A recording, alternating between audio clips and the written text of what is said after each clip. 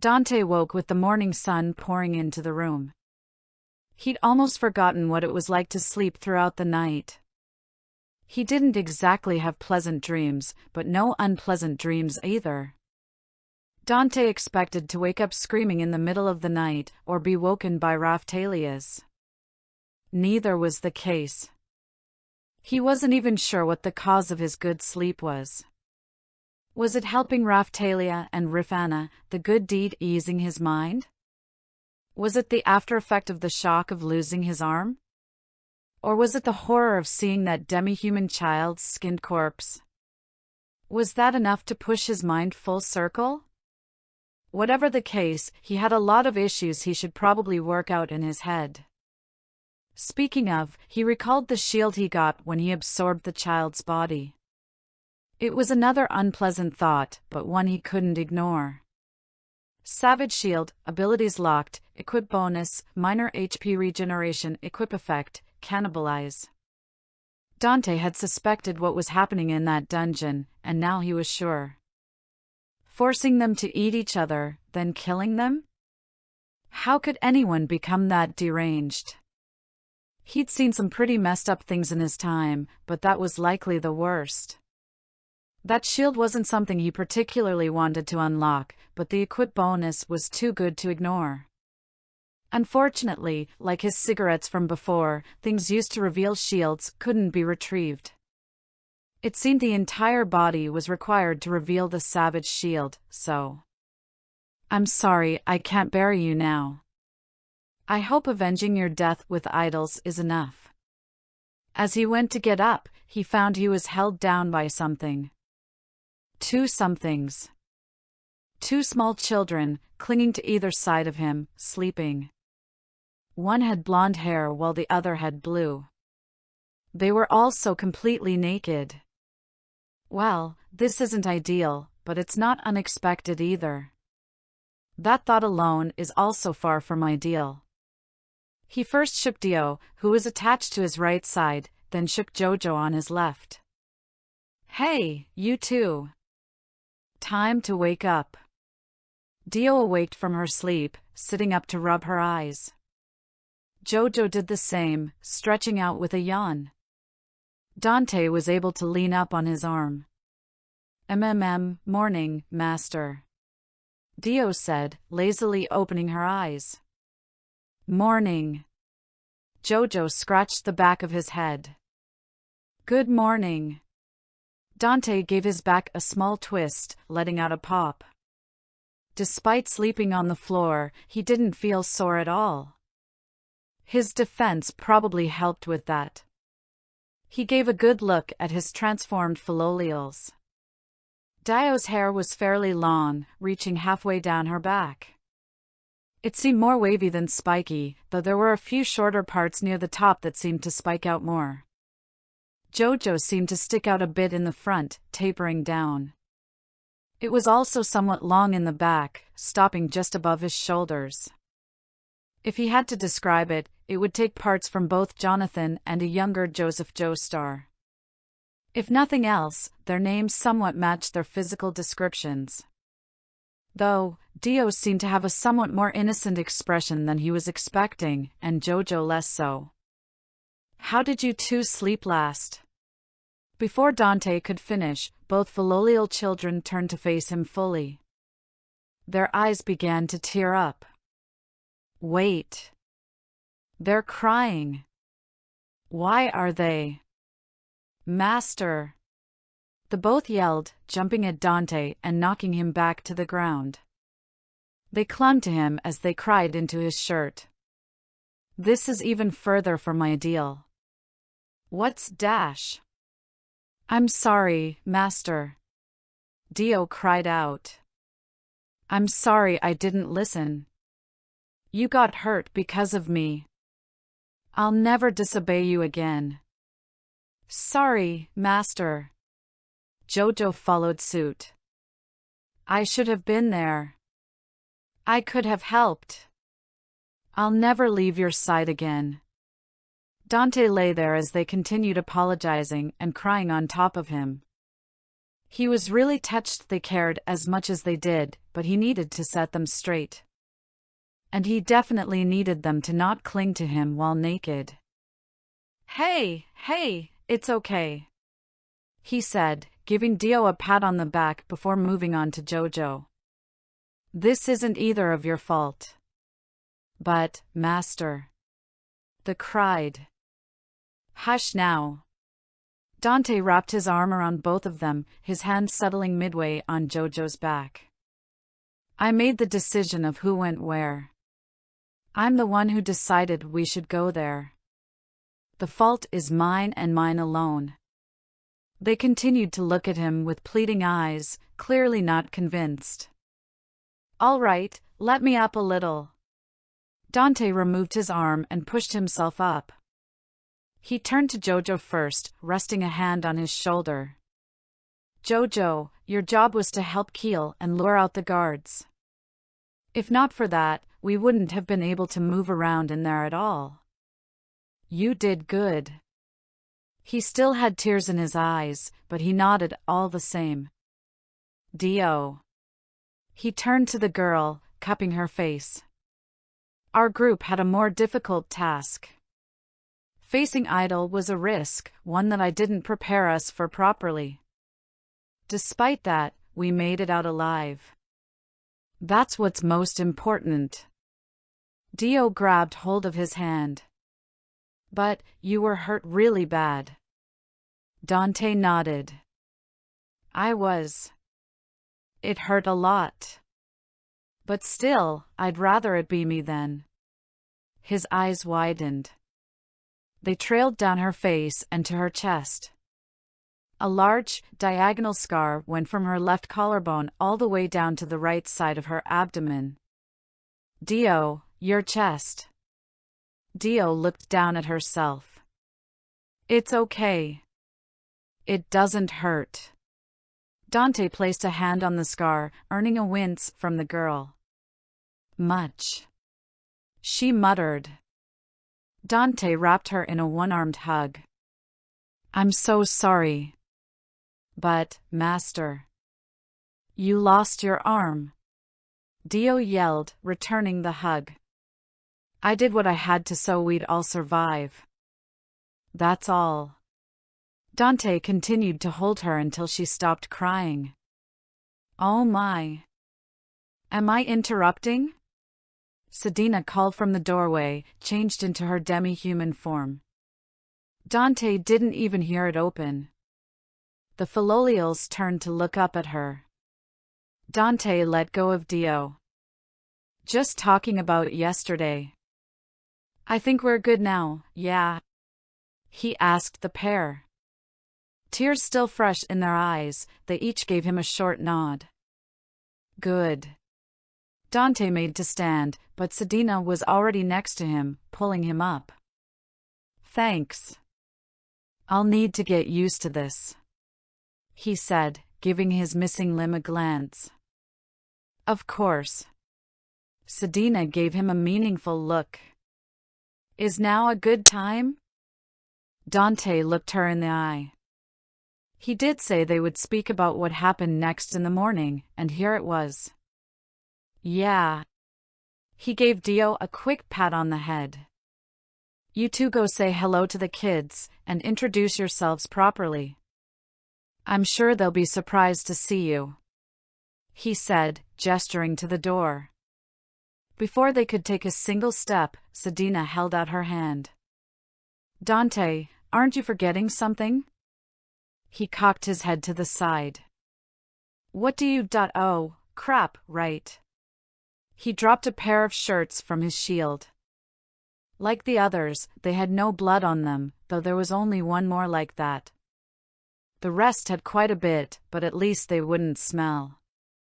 He transferred them from the corpses they were on and into the item drops, like they probably should have been all along. Though, perhaps that was the shield being considerate. Now, whenever he opened his monster drops, he had to look at their mostly naked bodies. At least he left their undergarments on them. "Put those on and don't transform with them," he said to the two kids.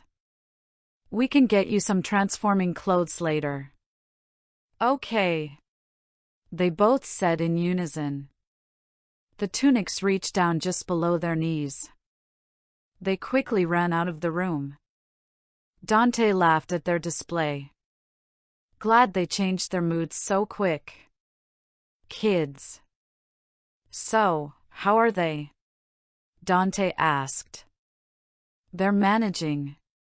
Sedina sat down on the unused bed. I used the remover to get rid of their deactivated slave seals. It helped a little. Lord Reignad's doctor looked them over and found no permanent injuries. A few good nights' rests and a few good meals from you, and they should be good physically. Emotionally, they'll need a little time. How about you? Dante rubbed the missing limb. I think my cooking career will suffer greatly. Sedina gave him a smile. You seem to be in good spirits. I suppose so. He was partially deflecting from the thought of missing an arm, but it wasn't necessarily permanent. There were alchemists in this world, so there was hope. What happens now? Sedina patted a space on the bed. Dante joined her on her left. That's entirely up to you. What do you mean? I assume you'll want to take Raphtalia, Rifana, and Keel, right? I can get by with Dio and Jojo. We can split the coins from idols. Oh. But I thought, for finding Raphtalia, we would all travel together? Are you going back on your word? Sedina asked playfully. It was apparent to Dante that she didn't know what was going on in that dungeon. He changed to the shield he got last night. This is called the Savage Shield. I got it from absorbing a skinned demi-human corpse from that dungeon. The special effect it has is called Cannibalize. I'm not always sure why certain things unlock shields, or why they have the powers they do, but I think it's pretty obvious what Idol was doing down there, and what those girls witnessed. Sedina winced at his words, and he continued. First, they lost their homes and families to the waves. Then, they lost what was left because of the knights and slavers. They were tortured and forced to witness such a thing, and, if Raphtalia's words were any indication, Rifana was going to be next. All the more reason to travel with you and make them stronger. Sedina looked him in the eye. I believe you said you'd make it so no one could take them away again. Dante was flabbergasted. Sedina! We're going to be fighting monsters. We're going to be fighting the waves. Hell, we'll probably end up fighting people, too. He seemed to be trying his best to shoot himself in the foot. Sedina shook her head. But, if I take the kids and run away, will that help them? Will that heal them? You once mentioned that Raphtalia became strong by working with that man, Naofumi, right? I'm not Naofumi, he said, bitterly. He was a good man who was tainted by this world. I was tainted long before coming here. I'm not a good man, despite what you may think. And yet, you bought Keel, you gave me hope, and you risked your life to save Raphtalia and Rifana. He laid her hand on his back.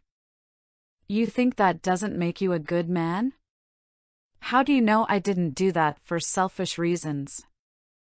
Do you know what I stand to gain from defeating the waves? Dante couldn't help but keep shooting himself in one of his remaining limbs. I get a wish granted. I can bring Mary back. And he said more than he meant to. Oh. You can bring the woman you love back to life? Sedina gave him a smile. It didn't have any malice in it, it was sincere. What? No! Dante waved his hand in front of his face. No, it wasn't like that.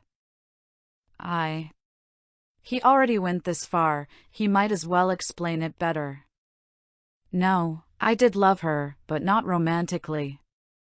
She was my whole world. And I'd give almost anything to see her again. So, you'll return to your world once the waves are done? She asked. Dante shook his head. I said I didn't regret being who I was in my world, and I meant it. My wish is to bring back all that I lost, make sure their lives will be peaceful, and then never be in their lives again. This world here? This is where I belong. Naofumi may have only looked for the worst in people during most of his time in this world, but that filth was still very present. This was certainly the world he deserved to live in. They died because the people who wanted me dead went through them. Those people may be gone, but others will come into existence if I go back. Because of what you do, Sedina stated. You said you always had a choice, right? Why not choose to be different? Dante let his hand fall into his lap. I did try that. I tried to go straight. It worked, for a little while. He looked Sedina in the eye. But what I did before, I was good at it. It gave me purpose. Made me feel like I was living. But I see now that they'll never be safe if I continue like that. If I go back, I know I'd go back to doing what I was before, and they'd be in danger again. But here? With this shield? I have no choice but to change who I am. He gave a sarcastic smirk. Can't exactly go around threatening and drowning people with one arm, now can I? I think you'll find a way. She gave him a playful push. In any case, I still think it's best if we all travel and fight together. But why? Dante pressed on, his feet already riddled with holes and moving up his legs. Why do you think being around me is a good idea? Because you're the shield hero, and the shield hero protects. She said simply. But Dante. She pulled him close to her, her arm resting on his opposite shoulder. I want to ask you a few questions. Okay. When you learned Raftalia and Rifana were stuck in that man's dungeon, was the smart thing to do go and rescue them, even though you knew he was strong? Well, no, but I considered leaving them there. That can't possibly And yet, you decided to save them. When the difference in power between Idol and us was so obvious, instead of trying to run, you risked your life for a chance to kill him. Was that evil? Dante had to pause for a moment. Even if I got away, I would end up hunted down. I think you could have made it. You still had Jojo, and you could have just forced Keel to work for you. But I don't think you would have done that to him. Now here you sit, missing an arm. Dante turned away, but Sedina pulled his head to face her. What could telling me your so-called selfish wish possibly gain you? Dante said nothing, letting his silence answer for him. You told me these things because you felt guilt. You saved the girls because you wanted to do good. I may not know as much about the cardinal weapons as you, but it seems to me that the shield chose the right man to be a hero. Dante wanted to protest. He wanted to tell her she was wrong. That he was a vile man who killed people for a living. She must have known that's what he thought of himself, but she seemed to completely disagree. Just because you have selfish thoughts, it doesn't make you a bad person. From what I've seen of your actions, you have plenty in you to do good. You've more than earned my trust. That's why I want to keep working with you. Dante couldn't help it. A few tears fell down his face. Damn teen hormones. He muttered. Sedina wiped the tears from his face with a smile. I don't think that's what it is. He knew she was right, but neither one needed him to say it aloud. He didn't realize how much he wanted to hear those words before. For someone else to know what kind of person he was, and still think he had goodness. Deep inside, he knew he could do good, but it wasn't always apparent. He could be kind and funny, especially so with his family, but everyone else was always a potential mark. Or a potential danger. Someone that he could kill. "All right," he said, sounding more confident. "I guess we'll continue working together." "I'm glad to hear that," she said back to him. "Though, if we're going to do that, I feel like I should be honest with you, too." "What do you mean?" When had she been dishonest with him? Despite her playful attitude, she seemed to give him any information he needed. Sure, she looked into Belucas, but that wasn't something unexpected. "Well, I had planned on manipulating you from the start," she said, her tone just as playful as always. "How's that?" Dante was thoroughly confused now. "When I met you, and you told me some of the things you knew, I thought I could use you to get back Raftalia and the kids and then leave you. Maybe have you strengthen us for a while, maybe convince you to use your influence with demi-humans to set up a new home for us in Shieldfrieden. And, well..." Sedina grabbed his arm and pulled it into her. She nestled it between her breasts, with his hand just above her loincloth. A fierce blush formed on Dante's face. "Maybe I'd convince you to keep us safe forever." "What are?" Dante started, but then he realized what was going on. "The signal." Sedina nodded, reading his thoughts. "Outside the mansion, close to the forest. I sense too, but there's likely much more. I think they're taking measure of us before they observe more closely. I assume you know who it is that's out there. This may be the last time we can talk freely about many things." "Right," Dante agreed.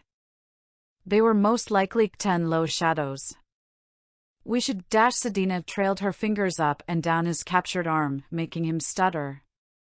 Sedina laughed as she continued her stroking. "That was the reason I chose this as the signal. Though you are a hero, you're still a young man, if in body and not in mind. If nothing else, I could always use my body to convince you to help us how I thought best. I admit, when you told me how you were going to be framed, I did feel some guilt. But, when I saw what happened in my village, I vowed to do anything to protect what I had left." She looked him in the eye, placing her right hand on his cheek. "You've said and done more than enough to earn my trust. I'm telling you this in the hope you'll know you weren't wrong to place your trust in me." The blush had spread across his ears by this point. He took a deep breath to calm his nerves. And his arousal. "You know, I just assumed this was your normal personality. Maybe not quite this far, but most of it was about what I expected." Sedina smiled at him. "That was the plan. You knew about me, how I acted, so I played into it. I hope you aren't too upset by this." Dante shook his head. "The opposite, I'm really impressed. If I didn't know better, I'd say you were serious right now." Sedina pulled his head closer to hers, her other hand letting go of his arm to cup his face. "Sedina. Who said I was still acting?" She brought his lips to hers. Dante's eyes widened before he closed them. Sedina ran her fingers through his hair as she kissed him. Dante's mind raced as he gripped she bedsheet with his hand. When she pulled back, Dante took in a sharp breath. He opened his eyes to see her face, a light, almost invisible dusting of pink on her cheeks.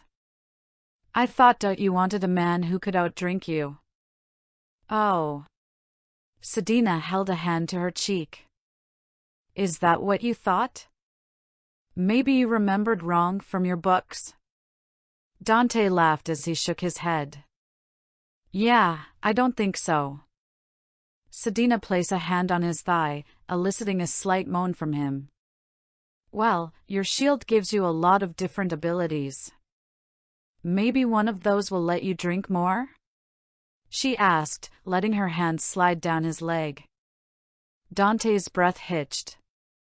I suppose enough poison resistance will do that. Then there's no problem. She slid closer to him on the bed, their hips touching. I hope I didn't make you too uncomfortable. I felt I had a good read on your physical reactions, but not really your emotional ones. No, I'm fine, he said, his blush barely receding after all of that. I just never thought this type of love was for me. Oh my, she playfully held both hands to her face as she turned away. Does this mean I'll be your first? Well, not my first time, but my first romantic love. He did have urges, after all. In that long-ago life, he always had money to spend on that sort of thing. Even after the more active part of his career, he could still take care of it himself. After all, love had its own danger. In my line of work, I never really tried pursuing love. It can make you stupid. True, but it can also make life worth living. Yeah, that was the thing, wasn't it? Eddie would have agreed with her. That's why he got out of the game, but Dante didn't. At least, not fully. Eddie was always much smarter than me. I listened to him about a lot of things, but never this. No, that's not right. I did listen, I just thought my way of doing it worked for me. But, right now, he needed to not be stupid. We can put a pin in this for now. He shook his emotional thoughts out. The most pressing thing at the moment are the 10 low shadows. Of course. She agreed, ceasing her antics, though still remaining close. How much do you know about that country?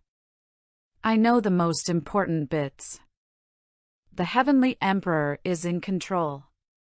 Their warriors are skilled and powerful, they have weapons that are effective against heroes, and they have something to block hero powers entirely.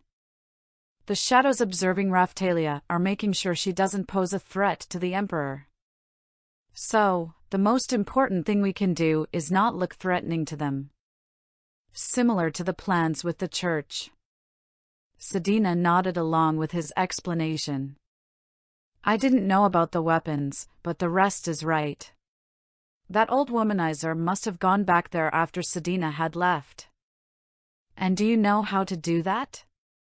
She prompted. Dante gave her a smirk. Don't have her wear the clothing of the Emperor, and don't have a child with her. I think I can manage that. Good. Sedina gave him a smile. Also, you will put a slave seal on her, as well, and Rifana and myself. That got Dante to pause. Also, I expect you to use that level-lowering power you mentioned. Not that I don't agree with you, because I completely do, but are you sure you're okay with Dash? Dante. She held her hand to his face again. I told you, I trust you. Right. Sorry. Having this sort of trust from someone outside his family, and for it to be completely genuine, was a bit strange for him. That thought, however, prompted him to look at his status. He pulled up his stats, and... Wow. What? She asked. I'm seeing the increase from my trust method. Humming, she fixed her vision on a point in the room. Oh my. Yeah. While he wouldn't call the increase significant, it looked like a small % increase for all his stats, probably XP gains too. That meant, the more powerful he became, the more this method would boost him. Her reaction was also a bit of an eye-opener for him. Despite his efforts, if she was only now seeing the increase, then he didn't fully trust her before. Well, he did hide away a gold coin when he gave her the rest of his stuff. Still, that was before. Now, they both knew where they stood with each other. A gentle cough from the doorway grabbed their attention. Am I interrupting something? Fiadia stood there, her eyes slightly averted. No, of course not, Dante said. We were just having a chat. Come in. Fiadia stayed where she was. She seemed to be purposefully looking away from them. What is it? Dante asked. Ah, Dante. Sedina grabbed his attention. When he looked at her, she had a light blush and gestured behind herself. Dante looked over and down, seeing his hand firmly planted on her soft, wide. He instantly threw his hand into the air. God damn teen hormones! How long was that there? Fiadia cleared her throat. I wanted to inform you that breakfast was ready, if you wish to join us. Why yes, that would be great. I mean, we would like to join you. Dante's words fumbled out of his mouth. He stood from the bed and swept his arm before Sedina. Shall we? Of course, she said, standing and taking his arm in hers. Fiadia led them out of the room and down the hall. Dante kept a light blush on his face the whole time. This was so much easier when I thought she was just being flirty. I'm glad to see you are well, Sir Shield Hero, Fiadia said over her shoulder. When I saw your injury. Ah, yeah. He gave a light shrug. It'll be a pain going forward, but I'm sure there's at least one alchemist who can grow an arm. He was pretty sure Rat was capable of doing something like that. She was more interested in modifying monsters, but he was confident she knew something about homunculi, even if it wasn't her specialty. It's good to see your spirits raised. She nodded at his words. It may take a while, but he'd be fine with one arm for now. A funny thought popped into his head. He gave Sedina a subtle wink before speaking.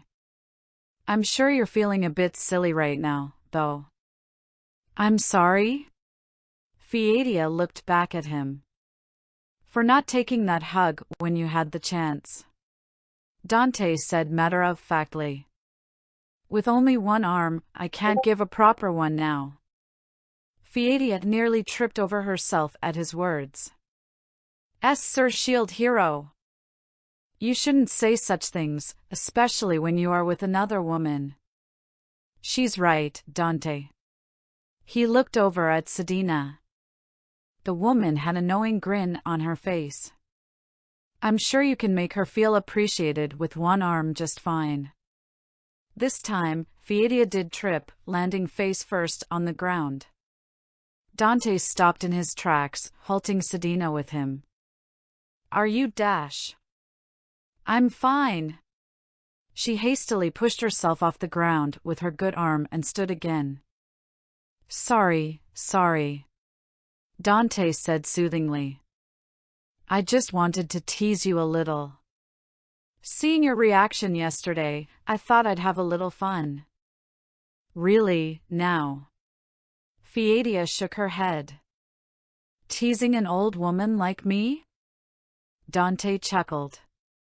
If it makes you feel better, it helped alleviate my mood from missing an arm. She gave him a deadpan look, clearly not believing him. To be fair, he had apparently been fondling Sedina's ass and hadn't even been aware of it, which she saw, so his mood was already pretty alleviated. As you say, Sir Shield Hero, she said, continuing to lead them down the hall. Dante and Sedina shared a laugh. God, it's like I'm back in high school with Eddie. I've missed the ribbing we'd give each other. Maybe that's why I acted like I did with Motoyasu. His personality is pretty similar to Eddie's from high school, minus the woman worship. He continued his pace, but his face became more solemn. I really do miss him. I must, if I was looking at Motoyasu of all people as a surrogate. They finally reached the dining area.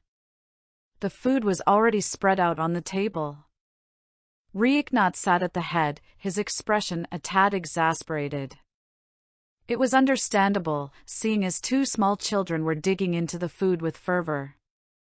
Jojo and Dio sat on one side of the table, with the three demi-human kids sitting on the other. The kids looked at the Philolials with a bit of concern, likely wondering where the food was actually going. As they went in, Fiedia went to sit near Ryuknot. Sedina moved to the spot next to Raphtalia, and Dante saw his spot next to Dio. Before he could move around the table, Rifana had gotten up and run up to him. "Mr. Shield Hero," she said, her hands shaking in front of her chest in excitement. "Good morning, Rifana. You're looking better," Dante said. Both she and Raphtalia were wearing plain dresses, possibly bought from some of the denizens of Ryuknot's lands. With better lighting, he could see her face had a couple scars on it, both across her left cheek. He hoped her other wounds would fade, but he wasn't confident.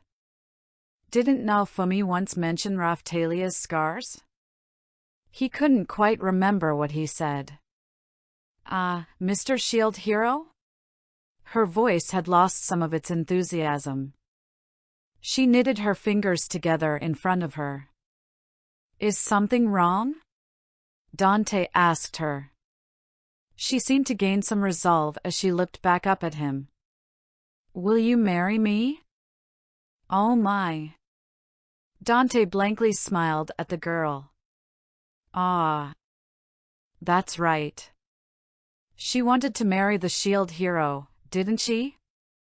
I feel like I should have remembered that, but I've had more pressing matters on my mind." The wrong hero.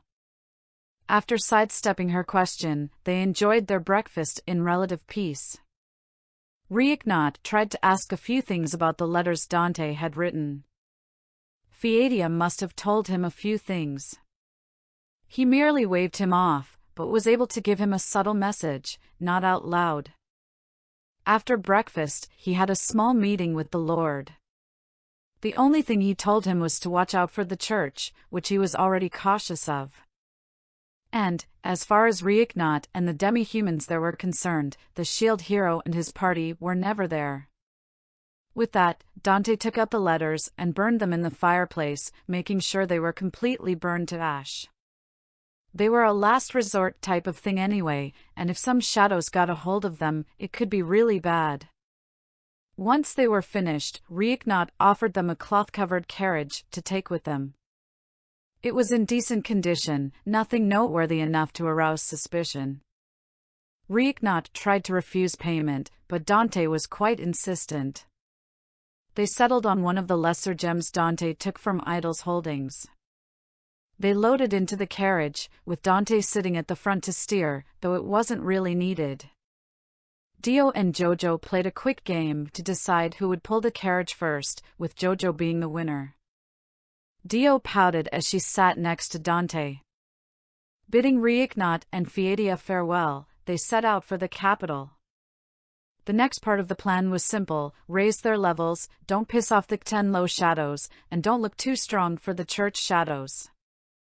Given his missing arm, the last part wouldn't be too difficult. The thought of the church and his arm brought what Idol said to mind. He mentioned a god giving him a vision. Was that another action those behind the waves would take? Was it the ravings of a madman, or, God forbid, was Medea a thing? Perhaps it was some fourth option. His knowledge had been getting less accurate as time went on. Who knew what the truth would be? Only time would tell. Still, they had a long road ahead of them. Notes. Author's notes. I'd like to think of this as the ending of the first arc. Don't worry, I don't plan on slowing down yet, but it felt like a decent transition. If I had to name this arc, maybe something like Exploring the Wrong World. I don't know, the whole arc thing came to me a couple days ago, just roll with it, it don't even matter. Dante's negative thoughts will be toned down going on. Like he said, he had issues to work out, and Sedina helped out with that. Pretty greatly, all things considered, wink wink, nudge nudge. I'd actually planned on that happening a little later, partly due to something that's almost a gag I had in mind. The gag will still happen, it'll just add to it. But, with most of my writing for this, it was more of yeah, this is the right time sort of thing. Chapter 9, Arming the Party. Jojo pulled the carriage down the dirt road at a decent pace. At their current rate, they'd make it back to the capital by the evening of the third day, assuming Dio switched with Jojo from time to time. Any faster and the kids would get more motion sick than they already were. Dante made sure to keep his cloak's hood over his face as they traveled. His beard was coming in slower than he thought, so that didn't help. He did have some concern with Jojo being recognized, but Fiedia had reassured him. Apparently, Idol had a few rivals near his territory who could be a bit belligerent. They would dispute land ownership and, occasionally, burn down parts of the forest. Those lands would be where Idol's knights searched for the arsonist and murderer, if they were searching at all. All the same, he kept both Philolials in their average Philolial forms when they pulled the carriage and their human forms while sitting in the carriage. That was more to avoid more attention in the short term. He'd worry about shadows gaining intel about their transforming later. Of course, Dante and Sedina discussed the shadows a bit before leaving. Until Dante gained the ability to teleport, they would assume the 10 low shadows were always around. She would only focus on the Queen's and Church's shadows, claiming they were unlikely to be using the exact hiding abilities the 10 low shadows were using. When they broke for meals, Sedina would hunt a few usapils for later while Keel skinned a few they had and Dante cooked them. Even without an arm, Dante was still able to apply his cooking bonuses. He just needed to have a non-insignificant role in the cooking process. "This is really good," Raphtalia had said. "It's the best," Rifana agreed. "Master makes super tasty food," Jojo chimed in. "It feels weird to be praised for, essentially, holding meat over a fire," Dante lamented. He also took the time to try some of the non-tobacco Fiedia had gotten him. Sedina mentioned his fondness of the plant to her and she bought some from the local farmers as a gift. It had a rather smooth flavor to it, and he felt like a wizened old man with the pipe he smoked it through. He'd have to thank her the next time he was there. During one of their breaks, Dante had Sedina help him test out a few things with his shield skills. He wanted to see why his skills seemed to break so easily, despite all the bonuses he had. After about 10 minutes of testing, he had his answer. It turned out his armor and Faust Guard didn't affect his skills. They only affected his personal stats. Further, Sedina was able to heavily damage his airstrike shield 4 with a single strike from Idol's whip while in her demi-human form. She was strong, but Idol still had a class upgrade and surely levels beyond that. Conversely, her harpoon took 3 or 4 strikes in her therianthrope form to do the same damage. That whip was a serious weapon. Hopefully, one of the kids might be willing to use it. If not, well, he could always save it for a rainy day. Both of the girls seemed terrified of it. One thing Dante was happy about, as well as Keel, was that Rifana knew how to read very well. While they traveled, she showed Dante the alphabet of Melromark's language and had him read along in the books Sedina had gotten, something they didn't really have time for before. It was a little disorienting learning this way, as all the words she spoke were English to him and not Melromark's language. Still, he did learn enough Spanish and Russian to hold a conversation, and more than enough Italian to anger his mother with his profanity, so he was confident he could learn this. Rifana, of course, seemed to love every moment she spent teaching him. And, of course, Dante continued unlocking shields and having it make potions. He'd given both Rifana and Raphtalia a nutritional supplement and a bit of medicine to be safe. He unlocked a shield for intermediate recipes and started making healing salves next. They were quite a bit stronger than the potions, but they had to be applied directly to the wound, making them far more impractical in combat. Still, for the ingredients they used and time to make, let alone the price he would likely get, they were well worth it. He had Sedina apply some to Rifana and Raphtalia, healing them the rest of the way and hopefully preventing more scarring. By the end of the third day, they had made it just outside the capital. Since returning to Ryuknots, he'd unlocked the Monster User Shield 3, Blue Torrent Shield, for the recipes, as well as all 3 Slave User Shields. The final Monster User Shield was unlocked during his sleep at the manor, the Blue Torrent Shield quickly on their first day on the road, and the Slave User Shields during the rest of the travels. He'd already spent a few hours on the first Slave User Shield, and it turned out unlocking earlier ones sped up the time on later ones in the series. He was confident he would be able to handle any enemies they were to encounter with his beefed-up reinforced iron shield and boosted skills and spell. More self-stat boosting shields could come later.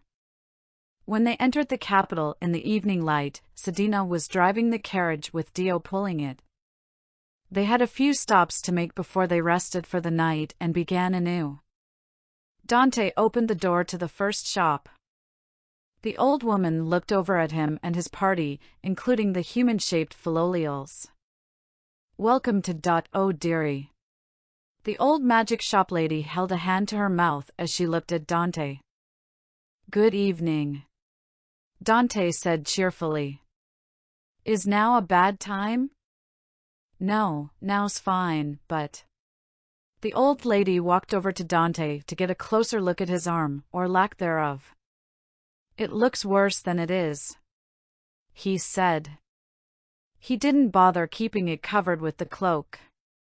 He'd hide it around town, but he had nothing to hide from the witch. The old woman gave him a sympathetic look. "Dearie, you're missing dash." "My arm, yes, I have been told," he said with a chuckle. It didn't really bother him hearing that, they just had a few places to be before turning in for the night. "Well, it's good to see you again." She gave him a soft smile before looking around him. "And I see you have a few more people with you this time." "Yeah."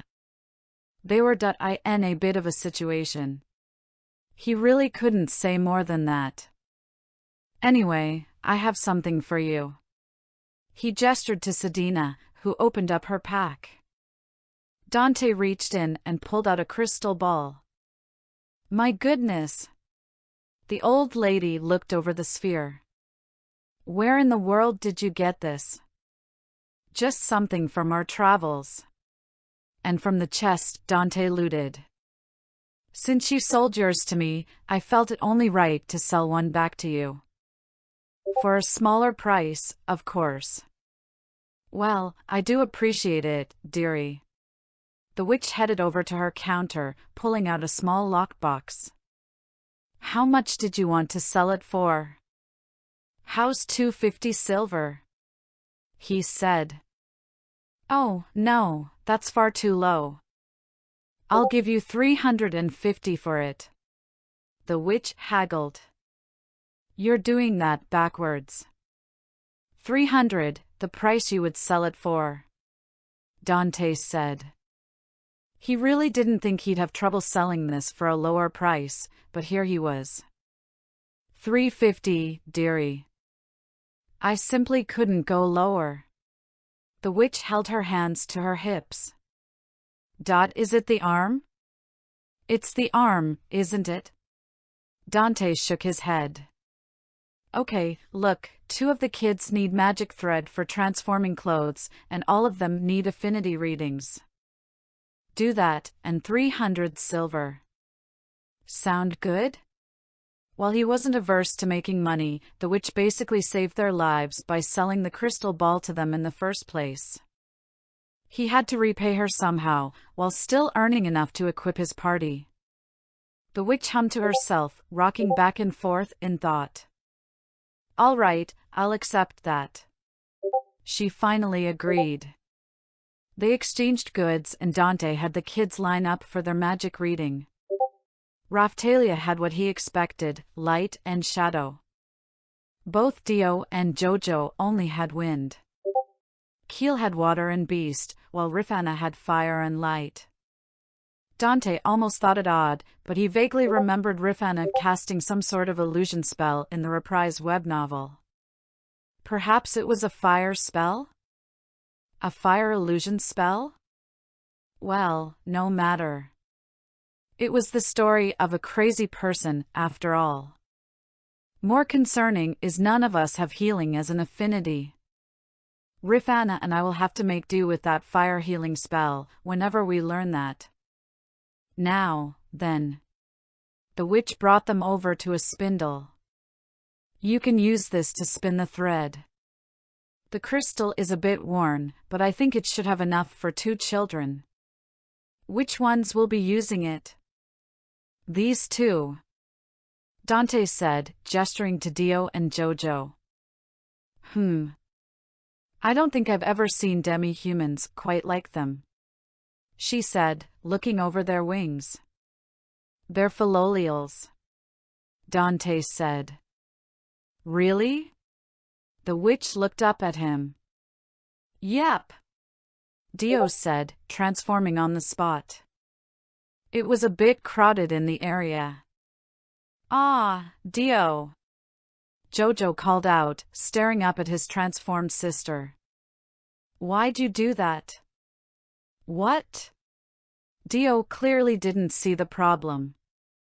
Dio, I told you not to transform while wearing that tunic, Dante said, seeing the shredded remains on the ground. Oops. Dio transformed again, appearing mostly human. Sorry, Master. And now you're never mind. Here's a spare. Dante dropped another shirt on her head. Keep that one on until we get your clothes made. Such delightful kids, the old woman said, leading Dio to the spindle first. They are, Dante agreed. Would it be okay for them to stay here a bit while we go to a few more places? That should be fine, the witch said. What? Dio and Jojo said together. But, Master. None of that, now. Dante put a stop to that quickly. I'll be fine. I have Sedina with me, remember? He gestured to the woman in question, who threw up a peace sign. It won't be that long. Just spin the thread and wait here when you're finished.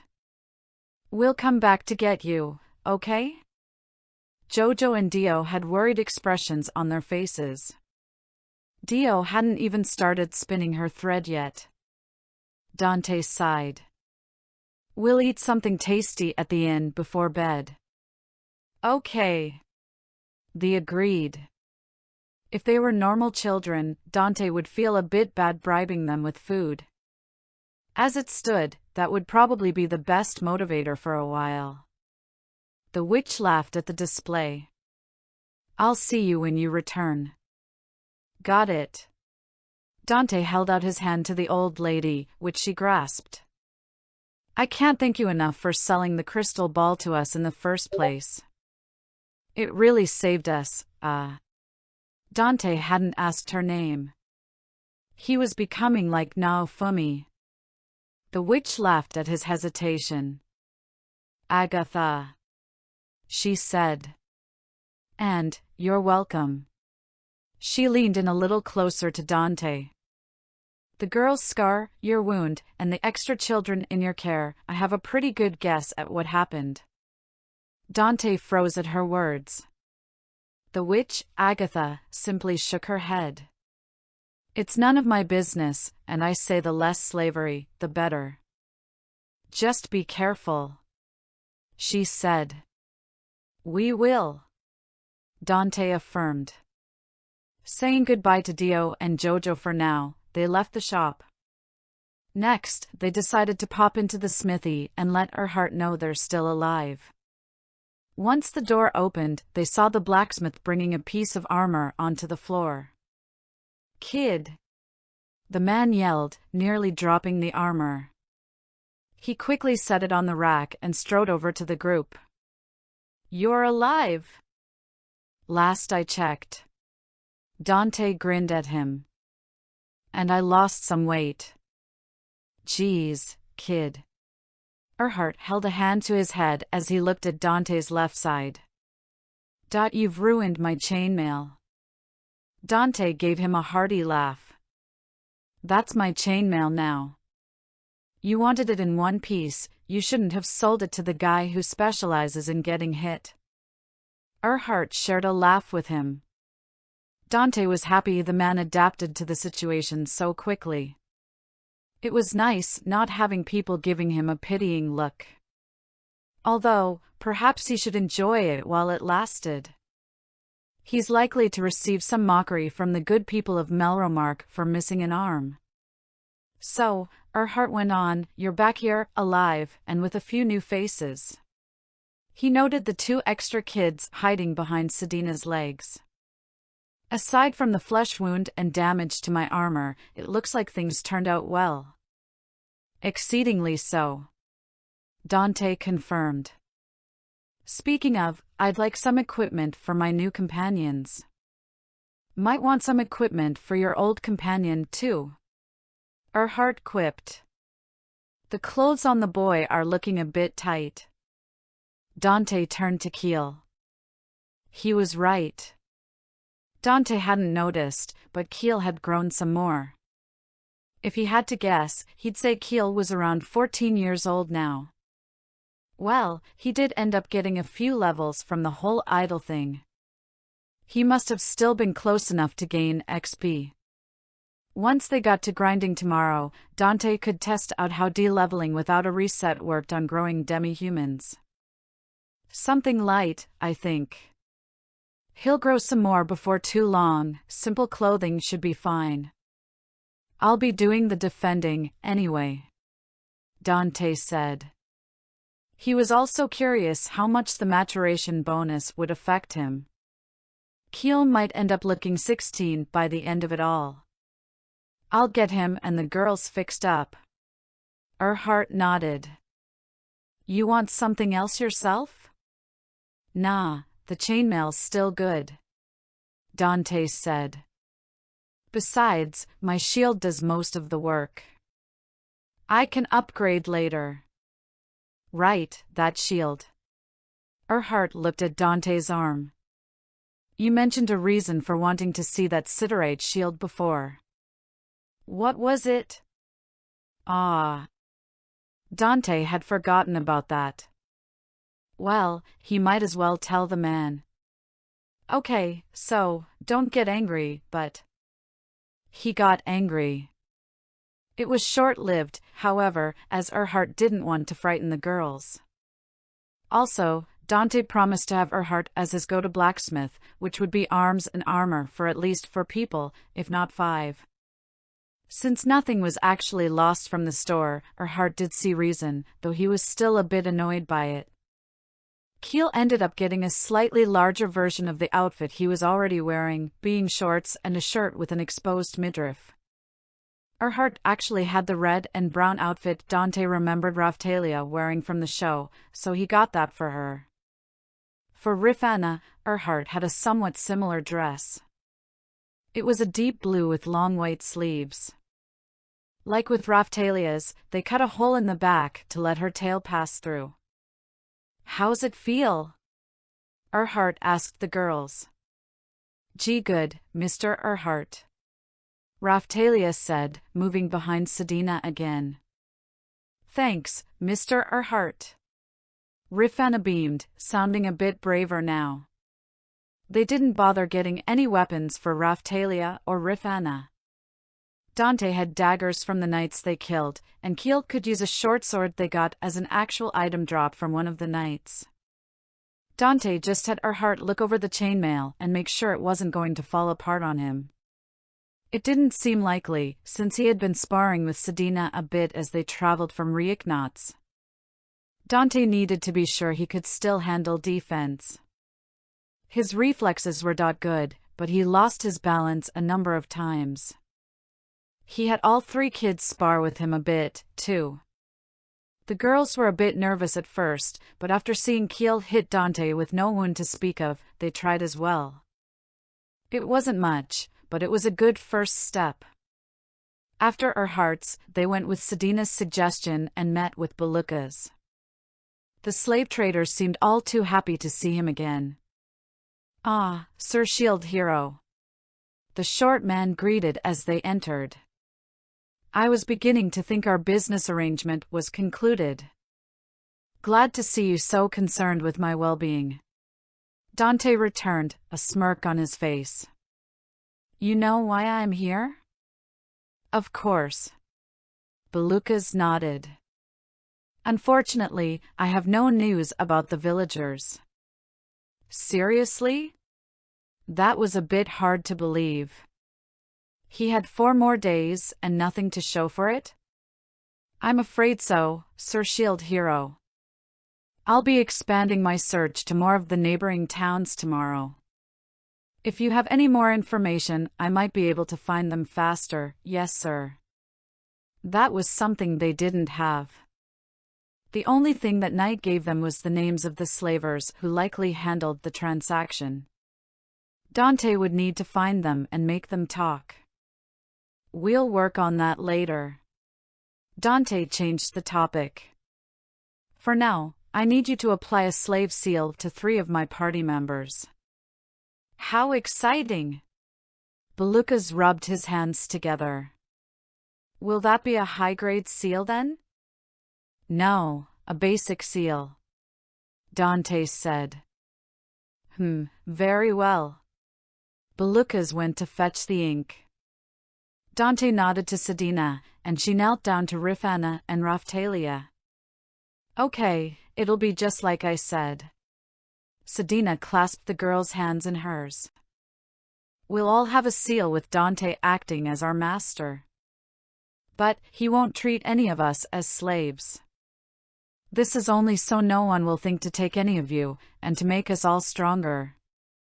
It'll hurt for a moment, but then it'll be over. Okay?" "Okay." Rifana nodded immediately. "Oh, okay." Raftalia was a bit more hesitant, but she trusted Sedina. "One more thing," Dante added, gaining the girl's attention. "I'll need to keep a condition active for the seals to work. Right now, the one I have for Kiel is no lying. I can do the same for all of you, but if you'd rather it be something else, that's fine." "Yeah," Kiel interjected. "The seal never went off since he bought me. I never had to worry that it would." As if taunting fate, the seal went off, shocking Kiel. Dante sighed and brought up his status magic, changing the conditions of the seal. "Seriously, Kiel, are you trying to scare them?" Kiel held his chest, the effects wearing off. Sedina patted Raftalia on the head to keep her calm. Rifana still seemed fine. "I'm not really surprised. Even with Sedina, I was just some guy. Of course he'd be nervous around me. Bravado aside, I'm glad he trusts me more now. I changed it to attacking me in my sleep. A little specific, but the seal accepted it. I'll do the same for you 3. Dante explained. "Oh my." Sedina slid close to Dante. She whispered in his ear. "So you don't want me attacking you in your sleep?" Dante's face burned. "I'm not answering that." "Oh my. She's enjoying this too much." Belukas soon returned with the ink. Sedina went first to show Raftalia and Rifana there was no need to worry. Rifana went next, slightly nervous. Raftalia took the longest, staying next to Sedina as she encouraged the young girl. While holding Sedina's hand, she let the slave trader paint the seal on her chest. There was a small amount of pain, but she withstood it well. Dante gave both girls a pat on the head to try and reassure them, and one to Sedina when she prompted him, much to his embarrassment. With that, Dante could now see everyone's levels and stats easily. Dante, LV25 Sedina, LV32 Keel, LV21 Rifana, LV3 Raftalia, LV3 Dio, LV22 Jojo, LV21. Dante had noticed an XP penalty for having a party of 7. He seemed to gain about 5% less than what he normally got from Usapils previously. Not too bad, and the maturation bonuses from the shields more than made up for it for his companions. He imagined it would have been a bigger penalty without the trust bonus from his shield. Dante paid the slave trader a silver for each seal, and they set out to the magic shop. When they arrived back, Dio and Jojo had finished spinning the thread. Agatha also had something waiting for them. These are beginner books for the affinities your party has, Shield Hero. Agatha showed them the books sitting on the table. I have light, shadow, fire, support, wind, and water. No beast, unfortunately, though I'm unsure if there's a spell tome for that. Dante turned to Sedina, who nodded. He was a little surprised. He figured beast magic was a more natural magic, like what Philolials did. Once Keel learned to transform from Sedina, they could worry about finding him a tome for that.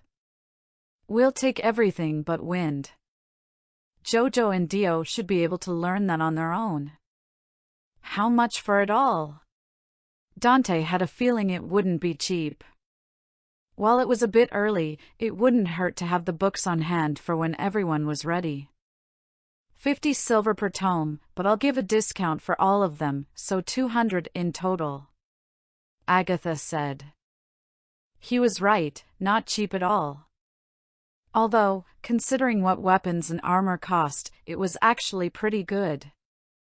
That works for me, Dante said, handing over the coin. If he'd thought about it before, he would have just included the books in his price for the crystal ball. Excellent. Agatha clapped her hands together. She gave him the spools with the thread, and Dante placed them and the tomes in his pack. He thanked her again, and they all left for the last stop for the evening. The witch had given them directions to a tailor she knew could work magic thread. Dante had a feeling who it was, and he wasn't disappointed. Ah! Look at these cute angels, the tailor woman said. She had sandy blonde hair and a pair of glasses. Really, she was pretty much exactly what Dante was expecting. Good evening, Dante said. I heard you can make transforming clothes. That I can, the woman said, a bright smile on her face. Who needs the clothes? I can get started immediately if you have thread.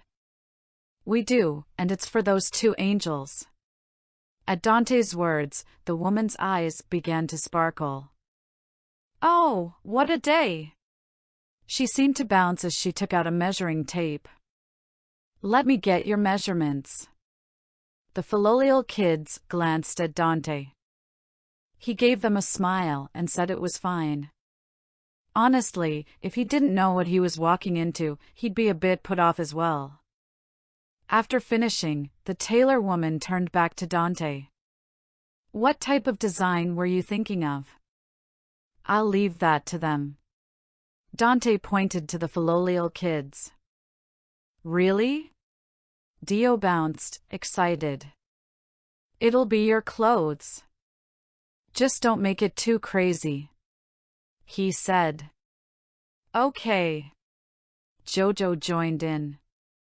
He seemed pretty excited too. They told the tailor what kind of outfits they wanted. More accurately, they whispered to her. It seemed they wanted it to be a surprise, given how they kept glancing over at the rest of the party. They went back and forth with the tailor for a few minutes before settling on something. "All right, that should be everything," the tailor said, taking the spools from Dante. "How soon do you want them by?" "Tomorrow morning, if possible," he said. I'll have to work through the night, but for these angels, I think I can do it." She was a strange one, but Dante wasn't going to complain. "But, for this much work in such a short time, it'll cost a little more." "How does 50 silver a piece sound?" "Reasonable." If this was all an act for more coin, something Dante highly doubted, then it was a good one. Either way, he didn't have many options, but he did like how it worked out pretty close to the money he just made that day. One look to Sedina told him the price was fair. He gave the coins to the tailor, but she continued to look at Dante after receiving the money. "Something wrong?" he asked the woman. "Well..." The tailor looked between Dante and Keel. "Would you two like matching outfits?" What? That was a bit of an odd question for Dante. "You two look cute next to each other," the tailor explained. "If you want, I can whip something up that'll draw out your best qualities. For colors, I'm thinking dash. Why do you want to dress us up?" Keel shouted. He had backed up a bit from the tailor's rant. "Can't you see it?" she asked. A young man with a dark expression paired with a pretty boy. "Ah, what a wonderful image." "We'll see you in the morning," Dante said, ushering everyone from the crazy tailor's shop. The hell was that about? She wasn't that crazy, was she? She didn't really do anything outside of making that one outfit, right? Dante gathered his thoughts on the strange woman they just encountered. "Actually, I think there was something in the web novel. Let me think. That's right, she went to his village, or the nearby town. There was a time she was watching Naofumi sleep with full. And is my expression really dark?" Well, crazy or not, Dante wasn't too worried about her. Just a little caught off guard. And he was trying not to rely too much on his book knowledge. It did cost him an arm, after all. He'd use them more as guidelines. This just seemed like a low-risk thing. Crap. I forgot to get her name, too. With all their errands done, Sedina led them to the demi-human inn she knew about. It wasn't in the best shape, but it was far from run down. They sat at a large table in the corner and ordered their food, as well as alcohol for Sedina and Dante. "I'll have an ale, too," Keel said to the waitress. "Aren't you a bit young?" Dante asked. "I'm a man now. Besides, I'm not much younger than you," Keel argued. "I'd say you're wrong on both accounts, but..." Dante glanced at Sedina. She merely gave a shrug. Whatever the actual culture here was for drinking, he figured Keel could at least try, especially after all they've done. Besides, his own body was about 17 now. "Sure, go for it." The waitress left to put in their order, leaving them time to talk. Dante took the initiative. "Okay. Starting tomorrow, we'll really get to leveling. Rifana and Raftalia, you two will stick by me. Once we get you a few more levels and grown a bit, we can work on practical combat. Sedina, if I recall correctly, the sea has high XP monsters. How far into the water would you find them?" "I think there are a few spots within a mile of the shores of Luralona," she said. "And can you handle them by yourself?" "With your spell, I should do all right." "Good. If not, you could take Jojo or Dio. I'm pretty sure Philolials are good swimmers. They had an outline of a plan. Depending on how much XP those monsters provided, they'd figure out what to do next. If they gave a much greater amount than the land monsters, Dante would focus most of his attention on learning more support spells for Sedina. Otherwise, they'd return to land fighting and get more combat training for everyone. The waitress returned with their assortment of food and ale. Amusingly, Keel took one sip and instantly regretted it. Sedina and Dante shared a laugh before sliding the drink to the orca woman. The food was good, still better than Dante's. He hadn't the chance to unlock any more cooking bonuses, and he'd been using monster souls to increase his other stats and skills. Still, there was time enough later. Dante, however, noticed something during their meal. "Raphtalia, are you all right?" "Ah. Why yes, I'm fine," she blurted out. "You sure?" Dante looked down at her plate. "You haven't eaten that much. Did you want something else?" They'd ordered a kid's plate for both her and Rifana. It had a nice assortment of food, which was good, considering they mostly ate Yuzapil meat the past 3 days. "No, this is good. Thank you, Mr. Shield Hero," she said quickly. "Is there something on your mind?" He tried. "Feel free to tell me anything that's bothering you." "It's nothing," she said in a quiet voice. Dante turned to Sedina. She finished her mug and nodded towards Raphtalia. Dante sighed, thinking about what he talked about with Sedina before. "I don't really know how I can help those girls get through this." "Just talk to them. Be there for them. You're the shield hero, after all." If that was all he needed to do, then he would. "Well, it's not nothing, if it's spoiling your appetite." He eased back into his chair. "If something's bothering you, or if I did something, please dash." "You didn't do anything wrong," Raphtalia shouted, earning a few looks from the other customers before they returned to their own meals. Raphtalia slid down in her chair, clearly embarrassed. "Okay." Dante motioned with his hand. "Then, what is it?" Tears formed in her eyes. "I'm sorry." "Sorry?" Dante looked at Sedina, but she shook her head. She didn't know what was wrong either. "Sorry for what?" Raphtalia sniffled before continuing. "If it wasn't for us, you wouldn't have lost your arm." She wiped the tears from her face. "You told the magic lady you were missing your arm after you saved us. It's all our fault." Dante reached over to her. She flinched and kept her head down, but Dante simply placed his hand on her head. He rubbed it a bit, letting his fingers run through her hair and soothe her. "Do you think I blame either of you for that?" he asked. "Did I ever tell you that?" Raphtalia looked up and shook her head. "But, your arm." Dante chuckled. "You and everyone else are more concerned about my arm than I am." I was freaked out for about a minute before I got over it. He was in shock at the time, but she didn't need to hear that. In exchange for my arm, I got to save you too. It was a good trade. Raphtalia sniffed again, trying to hold back new tears. "Okay, how about this?" Dante tried again. "I hadn't slept properly for about 3 weeks before saving you too. After that night, I've slept peacefully.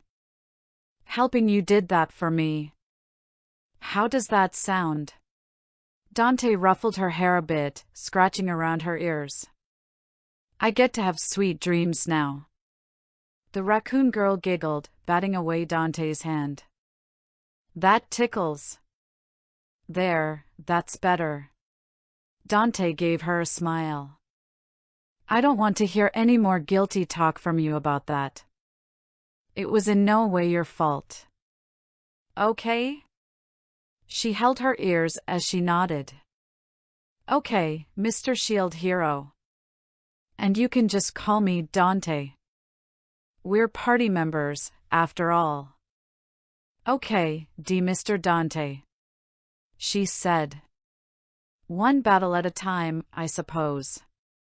And Rifana? Dante turned to the weasel girl, who was enjoying her meal. You don't feel guilty, do you? I want to make sure. She let her fork droop to the side. Yeah. She perked right back up. But, if I marry you, then I can make it up to you. That's... Dante had no words. Child logic could be pretty strange at times. That's absolutely something that can be discussed later. They finished up their meal and decided on sleeping arrangements. It was going to be girls in one room, boys in another, but Dio insisted otherwise. I want to sleep with Master, she said. Suppose that's fine, Dante said. But what about the girls? They won't be able to sleep with you if you're with me. During the 2 nights they were on the road, they all basically slept in a pile, Dante and Sedina taking turns at watch. Dante had found the Filolial's feathers to be far too comfortable, and the kids certainly enjoyed them too. Then we should all sleep in the same room, Dio said, as if it was obvious. I don't think there's enough space in a single room, Dante pointed out. What? Dio's confusion was pretty adorable.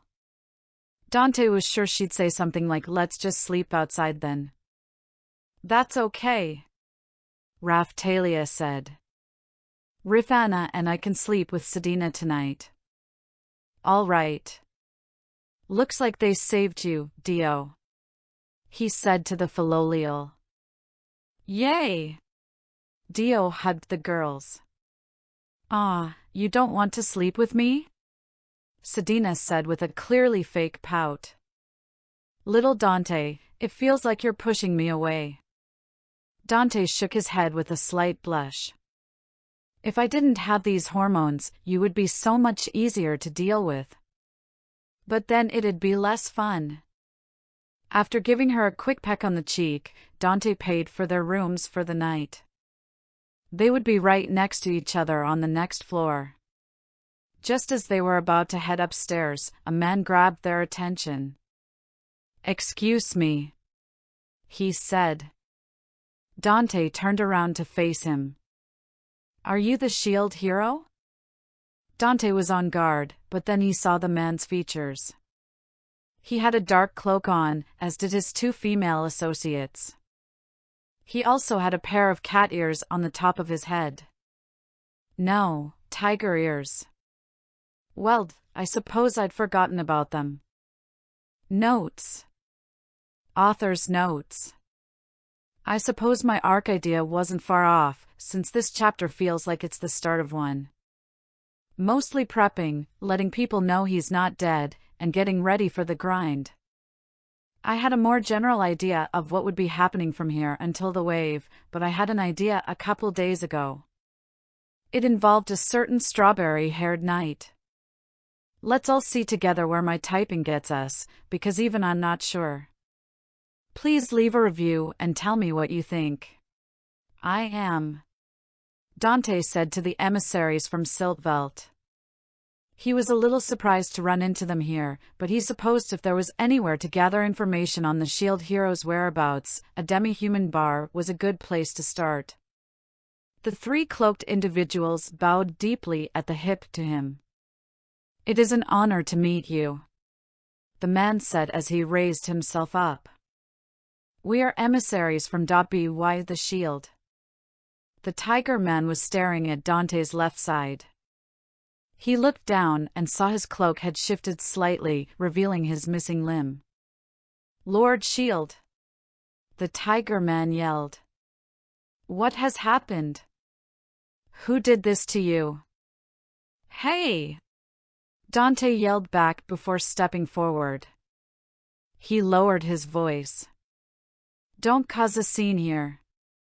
The man's eyes were narrowed in righteous anger, but he nodded all the same. Dante turned back to Sedina. Take the kids upstairs and then come back down, he said. Of course. Sedina spun about and ushered the kids on. They protested, wanting to know what was going on, but Sedina kept on going. Dante had the emissaries follow him back to the corner table they used. They sat down, waiting for Sedina to return. Please, Lord Shield, the tiger man said. What happened since your arrival here? I ran into a bit of unexpected trouble. Dante shrugged. It was difficult, but we managed. Sedina there actually saved my life. It wasn't exactly the truth, but it wasn't really a lie either. More like, true from a certain point of view. I see, the tiger man said. Would you elaborate, Lord Shield? The dog demi-human woman next to him asked. I was in a fight I couldn't win. Sedina found me and killed the person responsible for my injury. We've been traveling together ever since. That was even more of a lie than before. As I understand it, there are ways to regrow limbs in this world, so I'm not terribly concerned. I must simply be patient. No one actually verified that, but they didn't say it was impossible either. If nothing else, there was that Yggdrasil elixir. Dante was pretty sure that would do the trick, though it was probably ridiculously expensive. Actually, he could probably get some from some Siltvelt nobles. Nah, better not. Besides the numerous reasons not to go to Siltvelt at the moment, I'd be greatly indebted to whoever provided it to me. I see, the dog woman said. But, could you provide us with any more details? For instance, who was it that injured you? I never caught his name. That was completely a lie. Even if he didn't know Idol's name before, the pompous lord gave his name to Dante. However, it was better not to give that information to these people. If they knew a powerful Melromark lord injured Dante, there would likely be war. Sure, it was in self-defense, but he was torturing and killing slaves for who knows how long. Either way, no good would come from revealing it. But, please, Dante followed up before the demi-humans could, let's move past this. We can talk about whatever you want after my companion returns. Ah, speaking of which. Sedina just appeared from the stairs. Sorry it took so long, she said, grazing her hand over Dante's shoulder before sitting to his right. No problem. He gestured to the emissaries. Now then, you had something to discuss with us? They looked between themselves for a moment. There seemed to be a silent agreement, possibly to do with his missing arm, though he couldn't say for sure. Please allow us to introduce ourselves, Lord Shield, the tiger man said. I am Taran. This is Dyla and Nero. He gestured to the dog and cat demi-human women. We've come to invite you to Siltvelt. Siltvelt, eh? Dante relaxed in his chair. I'm not too familiar with this world. What kind of place is it? He didn't want to clue them in to how much he knew. It was already rumored that he didn't know much about this world, assuming that had actually spread around from the castle. Plus, there might still be more differences from what he knew. Siltvelt is a country that worships the shield hero, Taran said. There, you would be revered as you should be, not ridiculed and framed like you have here. Ah. I see you've heard of my arrest. Dante said. Taran shook his head. All lies, nothing more. Any convictions made by the Queendom of Melromark against the Shield Hero hold no sway in Siltveld. Well, that's good to know. Dante nodded. He knew that, of course, but he had to play his part. But why should I go to Siltveld and not one of the other countries? Dyla spoke up next. Our main religion is the Shield faith. Like Taran said, you would be worshipped as a god there. So you say. Dante eyed her. But I don't know any of you. How can I verify what you're saying? Actually, Sedina leaned in, what they say is true. Although, Siltveld can be a bit extreme in their religion. She said it loud enough for the emissaries to hear. They seemed to give her a soft glare. Nero had something to say about that. I wouldn't expect a human to view our faith positively. Dante raised an eyebrow. I think it has more to do with me being an outworlder than me being human. Nero's eyes immediately widened. No apologies, Lord Shield. I was speaking about your companion. Dante cast a glance at Sedina. While he realized the average Melromark human wouldn't recognize what she was, he was surprised these emissaries didn't. Then again, she still had her cloak on. It wasn't covering her face, but still. Sedina is a demi-human, he said. She pulled back her cloak and revealed her arms to them. Ah. Nero grew quiet. Please forgive our rudeness. Taran lowered his head slightly. We noticed some of the children in your company were slaves, so we assumed your companion was human. We didn't see the seal on her chest. That said, Dyla continued, why do you have demi-human slaves? It's not as if I could get the people of Melromark to help me, given the circumstances. Dante answered. He hadn't tried, of course. There was no need when he had Sedina. But what about demi-human adventurers? Dyla asked. Surely, you could have found some willing to aid you. Possibly. Dante nodded. However, I'd already met Sedina. The woman in question wrapped her arms around Dante's. Shadows, or someone else not wanting to be seen, were nearby. From there, we went to a slave trader and acquired a slave seal for her. Apparently, demi-human slaves have more protection under the law here than free demi-humans. It wasn't a foreign concept to Dante. Free demi-humans were second-class citizens at best, targets for slavers at worst. Slaves were property, so stealing or damaging them held consequences. After that, we picked out a few demi-human children to train and level up. I hear demi-humans grow with their level, so they'll be adults soon enough.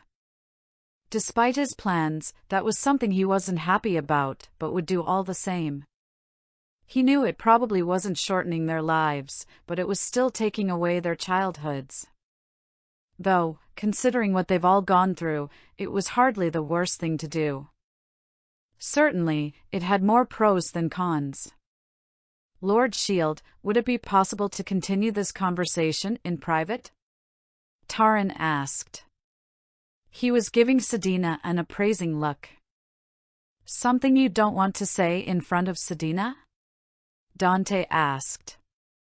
She was the first companion who didn't betray me, and she saved my life. I'll trust her more than 3 strangers. The 3 emissaries looked between each other. Sighing, Taran continued. Very well. Forgive me, Lord Shield, but I believe you are being deceived by this woman. That's quite the accusation. Dante glared at the tiger man. Would you care to explain yourself? Incidentally, he wasn't wrong.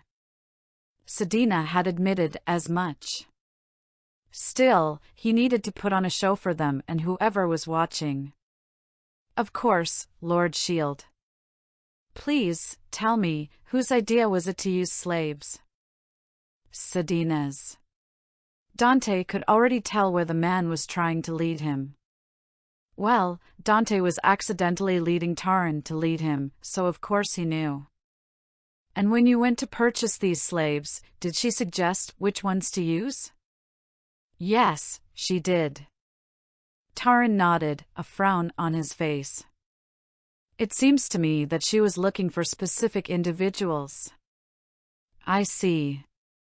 Dante looked towards Sedina neutrally, who was still attached to his arm. Do you have anything to say about that? He would let Sedina decide how to proceed. She did know a thing or two about Siltvelt, if their talks earlier in the week were any indication. She would know best how to interact with these people. Additionally, they both knew who was likely watching them right now. He trusted her judgment on how the Three Heroes Church would react to any information she handed out. Well, what's there to say? Sedina cozied up to Dante more. I already told little Dante about my plan to find my fellow villagers. Dante gave her a smile. That you did. He turned back to the emissaries. I assume you heard where Melromark's first wave struck? Yes, Lord Shield. Nero said with a confused nod. It was the demi-human district of the Sieto territory. And do you know what happened to the surviving villagers? Dante asked. The eyes of all three emissaries widened. Taran found his voice. You don't mean... Yeah. Dante confirmed. This would work well. They would know he wasn't being tricked, so that made up for his poor phrasing earlier.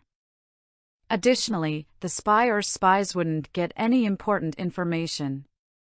It's not as if slavers raiding Luralono wasn't going to be found out, so there was no real harm there. If anything, he just sped up the time they figured it out, nothing more. I understand, Taran said. He gave a slight bow to Sedina. My condolences for your loss, and please forgive my earlier accusation. It's fine. She waved him off. Hearing all this, I hope you can understand why I can't leave at the moment. Dante concluded. I owe her too much to not assist her. Taran sighed. We understand, Lord Shield. However, we would like to keep in contact with you, should you change your mind. Is that acceptable? Dante hummed in thought.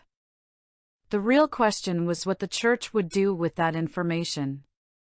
The emissaries shouldn't be in too much danger, assuming they check in with their leaders every so often. Their lack of response would mean trouble, and the church wasn't stupid enough to pick a fight this early. Probably. The real problem was about the former villagers. If the church saw Dante gathering them up, it would be a visible clock to him leaving. Worse, they might intervene. Then again, if Belukka's was any indication, finding the villagers wasn't an easy task. If it was, he'd have found more than just Kiel by now. Sounds fine to me, Dante said. How often were you thinking? We would check in with you every day. That way, the moment you are finished here, we'd dash. I think that would be a bit much, yeah? Dante said with a slight laugh. How does once a week sound? Yes, that's reasonable, Lord Shield. The Tiger Man seemed so deflated from that. Well, if his black and white striped ears were any indication, he was a Hakuko. Weren't they supposed to be fervent supporters of the shield hero? Excellent. Dante gave him a bright smile. By the way, how did you get here so quickly? From what I saw from my map, Siltvelt seemed weeks away. We were present in a nearby country. Nero answered. We received a message through a crystal ball to meet with you. Ah. That would explain it. Dante couldn't exactly remember how long-range communication was done. He knew crystal balls could record things, so them transmitting messages wasn't too out there. I see. Dante nodded. Now then, was there anything else you wanted to discuss with us? Taran shook his head, as did his two companions. Then I believe we'll be turning in for the night. Dante rose from the table with Sedina. We'll see you here in a week. One last thing. Dyla held up a hand to Dante. Please, get some rest, Lord Shield. Okay? Dante tilted his head. Forgive me, Lord Shield, but you look exhausted. I understand you wish to help the people of Luralona, but please don't run yourself ragged. Ah, of course. Dante said to the dog woman. The emissaries bid them good night and left the inn. Dante turned to Sedina after they left. Do I really look that tired? She gave him a slightly strained smile. It does look like you haven't slept in a few days. She said. Really? I've been sleeping like a baby. Though, this did lead him to his earlier thoughts about his more restful sleep, his mind going full circle and all. Maybe he was so stressed that he didn't feel stressed. He didn't recall ever hearing that too much stress made it easier to sleep. Then again, he was able to sleep through the night, so he really didn't care. If he looked like a zombie, so what? Oh. Maybe that's why Raphtalia was concerned. She saw my haggard look and thought I was in pain. Such a sweet kid. With the meeting done with, Dante and Sedina turned in for the night. They would have, that is, if they hadn't found the kids spying on their conversation from the stairs. Weren't you all supposed to be in bed? Dante asked playfully. Dio and Jojo grabbed onto his pant legs. You aren't going to leave us, are you? Dio asked. Never. Dante replied, petting her head. I'm staying with you all. Don't ever forget that. He looked at each of the demi-human kids, meeting their eyes. Aha. Dio nodded her head into his leg. If you go, you have to take us too. Jojo said. Of course. Dante moved his hand to his head next. That goes without saying. Even me? Sedina leaned on his shoulder, one arm around him. I doubt I could get rid of you if I tried. Dante remarked. Oh, you. Sedina gave him a quick peck before stepping away. All right, now, it's time for bed. We have a busy day ahead of us. She ushered the kids up the stairs once again. Dante laughed at the sight. She very much acts like the big sister of the village. It wouldn't be that far off to say she acts like a mother. Dante paused at the thought. If she was the mother, then that would make him. His pause turned into a blush. He had to push those thoughts aside. Sure, they were both clearly interested in each other, as if their kissing wasn't an indication. They both decided getting much more physical wouldn't be a good idea at the moment. Aside from the fact that they had a bunch of kids around them, Sedina getting pregnant while fighting the waves was a recipe for disaster. And if she were to have a child, I'd be a father. That thought made his face blush excessively hard, if the burning sensation in his cheeks and ears were anything to go by. A father, I'd become a father. I'd have a child of my own. With Sedina. Dante. Sedina called from atop the stairs. Is everything okay? Dispelling the thoughts in his mind, Dante climbed the stairs. Why, yeah. Sedina's wide smile greeted him when he reached the top. Oh. What were you thinking about? She followed him down the hall, hands behind her back. I got spicy food. He deflected. Very spicy food. Oh, you like spicy food? Sedina slid her arms around his waist before he could open the door to his room. She set her chin on his shoulder and whispered in his ear.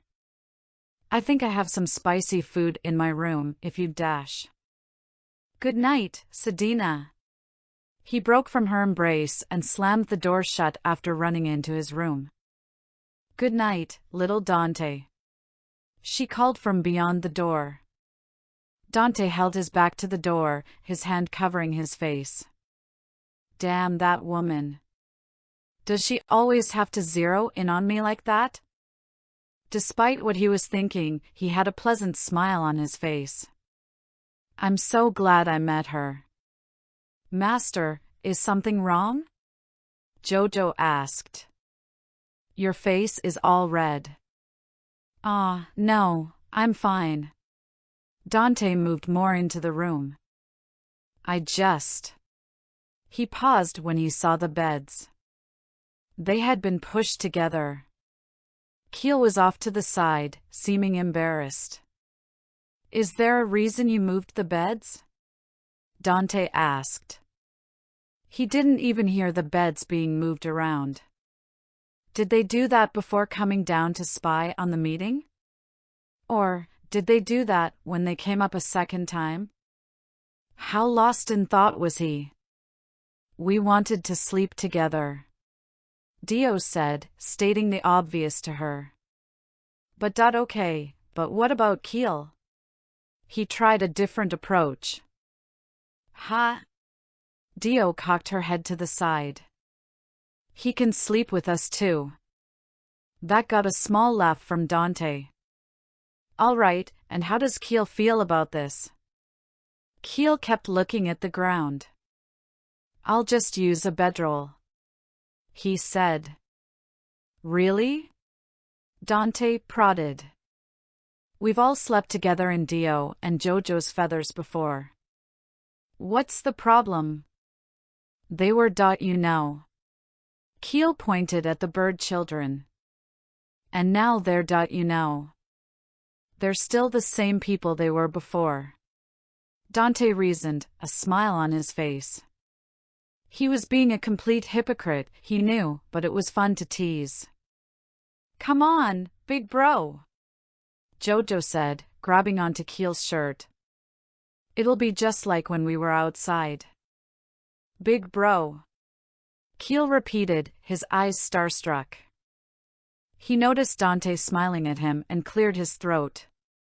I guess it can't be helped. Dante held back a laugh and pulled off his chainmail. That's the spirit. They climbed onto the beds, Dio snuggling next to Dante and Jojo lying next to Keel. Dante turned off the lamp and drifted off into sleep. The wrong hero. Dante had yet another peaceful night's sleep. That was, until he heard a scream during the night. He shot up in his bed, throwing Dio to the ground. Sometime during the night, she must have climbed onto his chest. MMR Master, that's too rough, she said, rubbing her eyes. Dante ignored her comment and rushed for the door. Before he could pull it open, he heard another voice. Shoo, it's okay, Raphtalia. It's okay. Sedina was comforting her. A night terror, Dante realized. He'd nearly forgotten about that. Strange. I don't remember waking up to Raphtalia at all while we traveled. What changed? The crying quieted down to Raphtalia softly calling for her parents. Dante opened his door and stepped out. He found the innkeeper at the top of the stairs, assuring him one of his companions was only having a nightmare. He slowly nodded and went back downstairs. Dante went to the girl's room and gave it a light knock. It's me, he said. Rifana opened the door shortly after. Sorry if we woke you, she said. Don't worry about it. Dante pat her on the head as he entered. When he looked around, he was slightly amused. It appeared that the girls had the same idea as Dio and Jojo. The two beds in the room were pushed together. Dante saw Sedina holding Raphtalia to her chest, rocking her sobbing form. What happened? He asked. Sedina shook her head. I don't know. She just woke up screaming. This didn't happen before. Dante sat next to her, placing his hand on the Tanuki girl's head. What was different? Nothing, Sedina said. I held her like I did the first night we found her. She didn't cry out then. Master. Dio walked into the room, yawning. Is Raffi okay? Dante looked at the Filolial girl. When he turned back to Sedina, he knew she understood. Dio, would you transform and sleep in here tonight? He asked. Huh? Dio woke up a bit at that. But, I want to sleep with you. I know, but this is important. Dante pointed at Raphtalia. She's having a bad dream and needs your help. Dio stood in the doorway, rocking back and forth on her feet. It'll be like when we were traveling. Just pretend I'm keeping watch right now. After tonight, I think we'll be sleeping like we were, okay? Okay. Dio didn't sound too enthused, but she transformed anyway. Sedina stood from the bed and placed Raphtalia in Dio's feathers. As she slowly sank into the Filolial, her cries became whimpers, then completely vanished. Amazing. Sedina looked at the spot Raphtalia disappeared. Filolial feathers are really comfy. Dante pointed out. Let's get back to sleep. He made his way back to the door. Master. Dio let out. Dante sighed and looked over his shoulder. I'll grab Jojo and Keel, then we'll all sleep in here tonight. It'd be a little cramp, but they'd fit.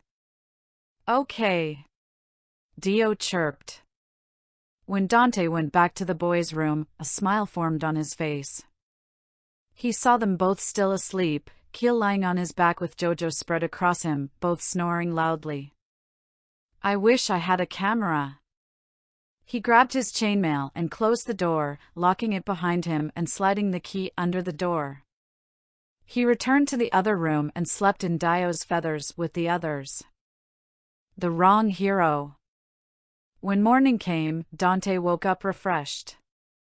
The others seemed well rested too, though Raphtalia was slightly panicked to find herself surrounded by feathers. She apologized for waking everyone, but no one really minded.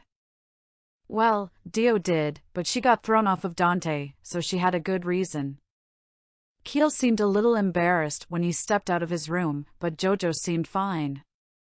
In fact, he seemed to follow Keel at his heels like a baby duck. Dante's soft laughter didn't make Keel feel any better. After breakfast, they went straight to the tailor's place. The store was open when they arrived, so they went right in. Welcome back, the tailor called out. She had massive bags under her eyes, yet she still sounded chipper. Dante almost felt bad for having her make the outfits so quickly, but she probably enjoyed it. Good morning, Dante greeted her. Do you have the clothes ready? Of course. She waved over the Filolial kids. Come on, come on.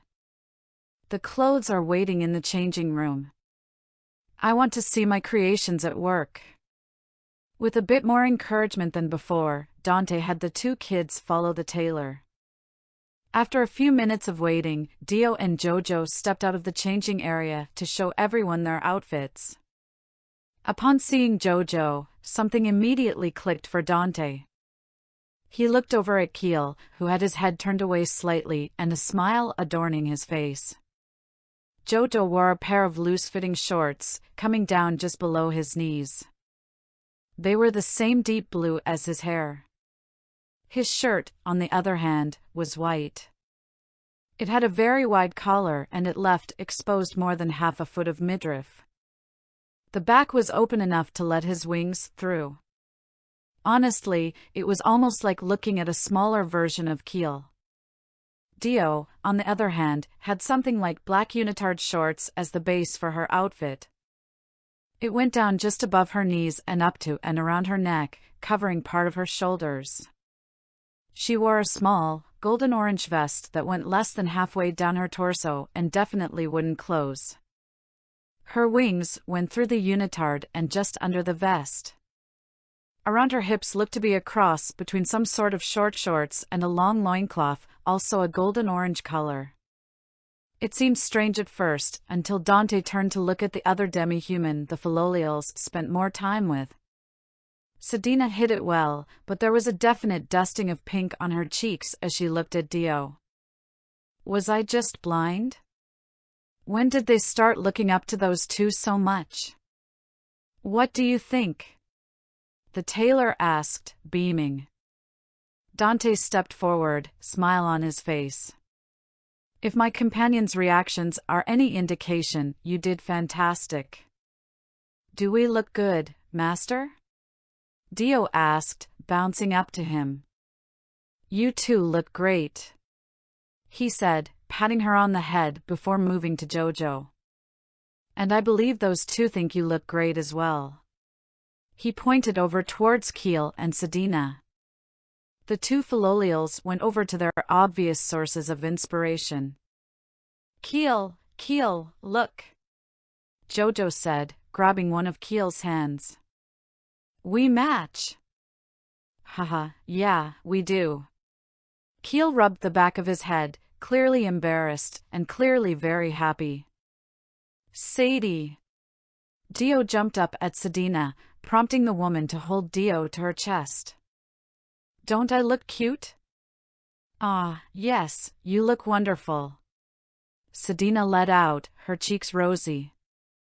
Oh my God, she's actually flustered.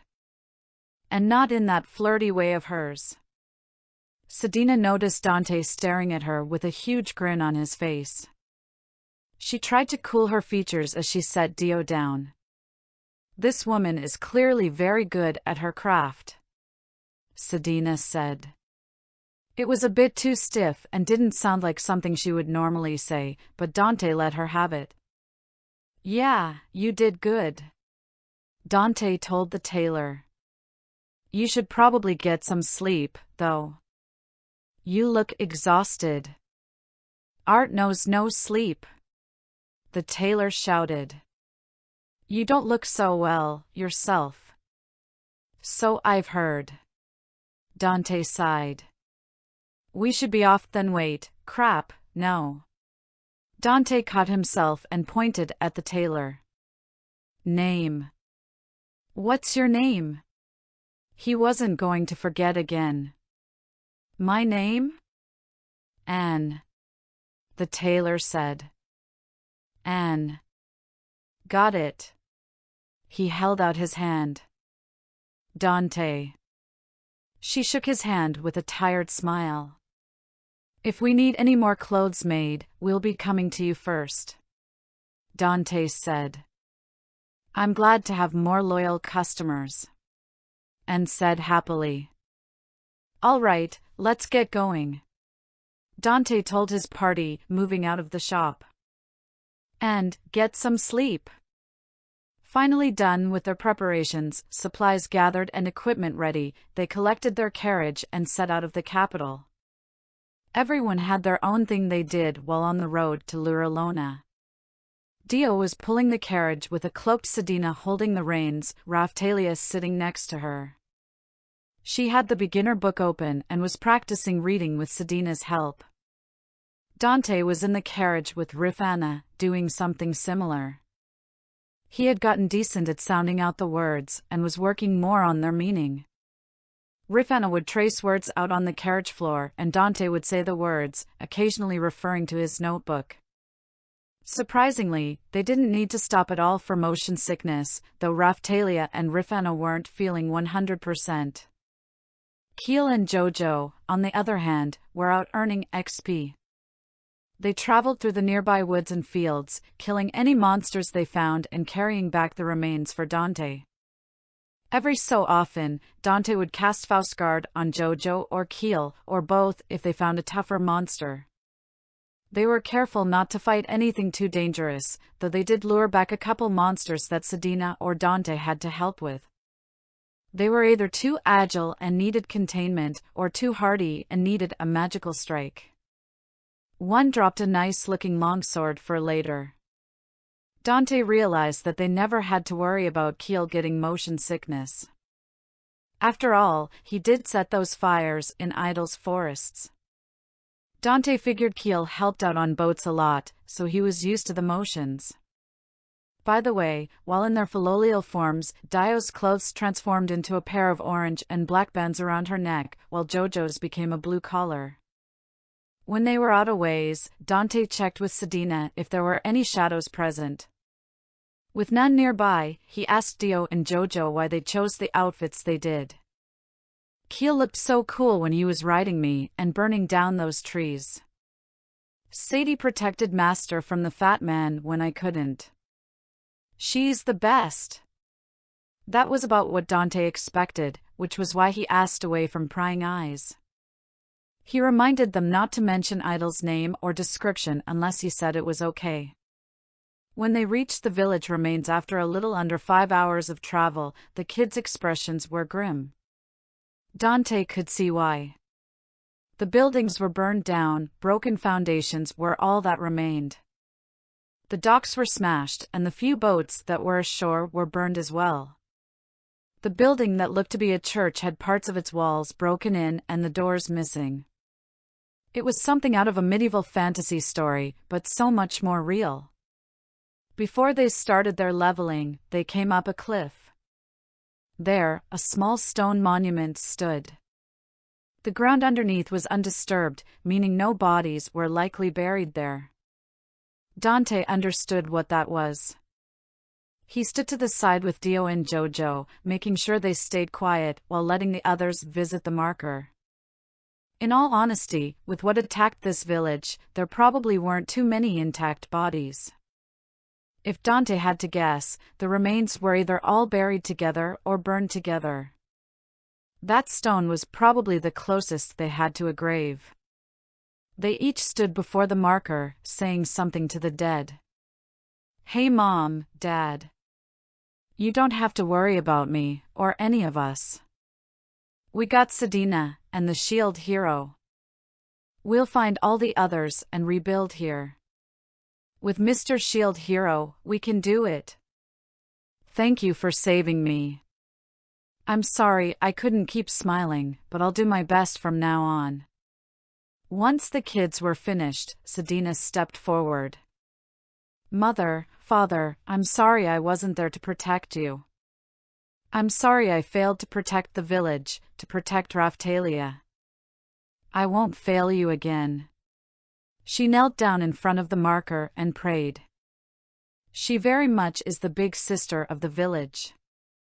I figured she viewed Raftalia's parents as her own. After a short while, Sedina stood. She looked over to Dante with a smile. "Do you want to say anything?" she asked. "Me?" Dante looked at the other demi-humans. Their eyes seemed to want him to. He walked up to the monument, looking down at it. I'm Dante, the shield hero," he began. "I was summoned here to fight the waves, so this sort of thing doesn't happen again." He really didn't know what he was supposed to say. His faith had been a subject of scrutiny for a few years now, and the past few weeks had shaken that much further. Now he was a religious figure, and a god to at least one faith. He had to say something. What would Eddie say at a time like this? That thought didn't bring him any answers. Fuck. Look, I'm sorry you're dead, he said plainly. You didn't deserve what happened to you either time. But I'm here now, and I can do something about it. We'll find the other villagers. I'll make them strong, so no tragedy like this will ever happen again. And I'll make sure those responsible are punished, be certain of that.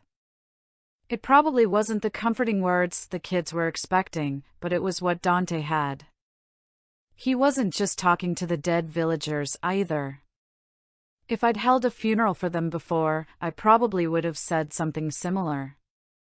Instead, I did what I did. He turned around and rejoined the others. Sorry if that wasn't what you wanted me to say, he said. It seemed like a you thing to say, Sedina said. Yeah. He looked over the village from the cliff. This was a place Naofumi had rebuilt. Dante had changed a number of things already, but he hoped he'd still be able to do that. Notes. I'm great at math, but man do I suck at measuring. Case in point, this used more words than I thought. I originally didn't have the first half of the meeting, but then I couldn't see a good place for the missing arm topic. I also thought I'd be further in than just arriving at the village, but again, measuring and stuff. It turns out that a fluffy bird friend is the best medicine for nightmares. With all the preamble done, Dante will see just how strong he can make his party. Please leave a review and tell me what you think. It was time for them to start preparing for the waves, and whatever else anyone could throw at them. Dante already felt like they lost a lot of time, but circumstances as they were, it couldn't be helped. Besides, at the rate they were going before, they would surpass what Naofumi accomplished many times over. The problem was people who were going to make things difficult for them. On the smaller side, it was slavers, bandits, greedy merchants, and monsters that were actually able to cause damage that required healing. Dante could make plenty of healing salves, but that was to be one of their main sources of income. On the larger side, the church and their knights and shadows. Piecing together the vague recollections he had from the books which were not worth much anymore and what he was told by that knight he tortured, Dante had a general idea about the levels of their enemies. The knights that Guy mentioned were mostly around level 30, though the man who led them, Dante MacRory, was apparently around 60. Dante sort of recalled those two numbers for knight levels, standard and elite. Shadows were likely higher, but also probably much less plentiful. Speaking of, the shadows were much slower than Dante thought they'd be. Sure, they had ridden in a carriage driven by a filial queen, but they had to go slower to avoid heavy motion sickness. Were Morelia's shadows dealing with them? If so, he'd have to thank them for being so on top of the situation. Other than outside influence, the biggest concern was the level cap. Since he knew the church wouldn't let him class upgrade his party, and any attempt to cross any border would be met with church knights, the whip was his way to circumvent that hurdle. And now, it was time to test that method out. Keel, Dante said, gaining the boy's attention. You will be the first to go through a special power-up technique. Okay, he said, standing ready. Everyone watched in anticipation. Now, I will lower your level. In doing so, your potential will increase. However, I don't know how this will affect your age. Are you prepared to be a little smaller? I can handle it, he shouted. Whether that was bravado or resolve, Dante wasn't sure, but he had his answer. All right then. Dante opened his status and looked over the power-up method. He selected Keel and a pop-up showed itself. Keel, LV 21 levels to sacrifice. He entered 20 into the box and confirmed. Levels sacrificed, Keel, LV1. It worked. He looked Keel over. How do you feel? He asked. Strange. Keel checked out his arms, flexing them and moving them around. His body didn't seem to shrink at all. Dante waited a few moments for any change, but nothing happened. All right, it looks like your age won't decrease from using this method. It was a nice bonus. He brought up Keel's stats to see if there was any visible bonuses that would tell him what he got from the whip. Everything looked the same as it was before, minus his reduced stats. Wait, did his stats look off? Dante pulled out his notebook and flipped through it, bringing up the page that had Keel's stats at level 1. It was precisely for this sort of thing he bought the notebook, and now it was paying off. Keel's stats were indeed quite a bit higher than they were before, and there was no indication he was affected by the trust power. The increases for each stat looked different. He checked Keel's stats at his other levels, except the one Dante missed while at Idols. The increases in any particular stat was pretty consistent, seeing a bump when he started using the Slave User Shield 2, but the gains increased slightly after he reached level 10, and again after level 20. Looking at Keel's stats now, and the normal increases he got, there was a connection. A rather simple answer popped into Dante's head. He looked at Keel's stats at level 21 and subtracted what they were originally at level 1. He then compared those numbers to the difference between his new level 1 stats and the old ones. Yep, there it is, plain as day. The whip gives 10% of the stats gained from the sacrificed levels. Essentially, every 10 levels sacrificed is a permanent level up. He told everyone his findings. There was a slight difference, likely due to Keel's physical age now. It was pretty good for what they were going to be doing now, but less so for the future. He was hoping it would be a growth increase that would let their stats skyrocket. How it was did have the bonus of not leaving them defenseless when it was used, but it would take a lot to see significant gains. Then again, who knows how much would have been needed to greatly increase the growth. Ignoring the gain increase every 10 levels, one could be as strong as a level 100 after sacrificing 1,000 levels, making them level 200 at level 100. What would the growth bonus have been, anyway? 1% per level? 0.1% per level? Less? And would it affect all stats, or just one at a time? This is actually really good. Dante? Sedina roused him from his thoughts. Ah, yes. Dante refocused at the task at hand. No sense worrying about unreachable hypotheticals. Now then, since we aren't likely to get class upgrades anytime in the near future, level 40 will be our limit. We'll make up the difference by doing what I did to Keel repeatedly. So, we'll need to sacrifice 200 levels to reach the level of elite Melromark Knights. 200, Keel stared at Dante like he'd asked for the moon. It's entirely doable, Dante assured him. The XP bonus from being in a hero's party, combined with the 2 maturation bonuses my shields give, will gain you all much more XP than ordinary adventurers. If we can learn to fully trust each other, your growth will be even quicker. Sure, having 7 party members gave a slight XP penalty, but it was easily made up for. One downside was being a hero's companion didn't increase stat growth, as he found out from Sedina. However, also thanks to Sedina, Dante found another growth bonus shield. By happenstance, Dante absorbed a bit of her hair. After that, Slave User Shield 4, Abilities Locked, Equip Bonus, Slave Status Adjustment, Medium.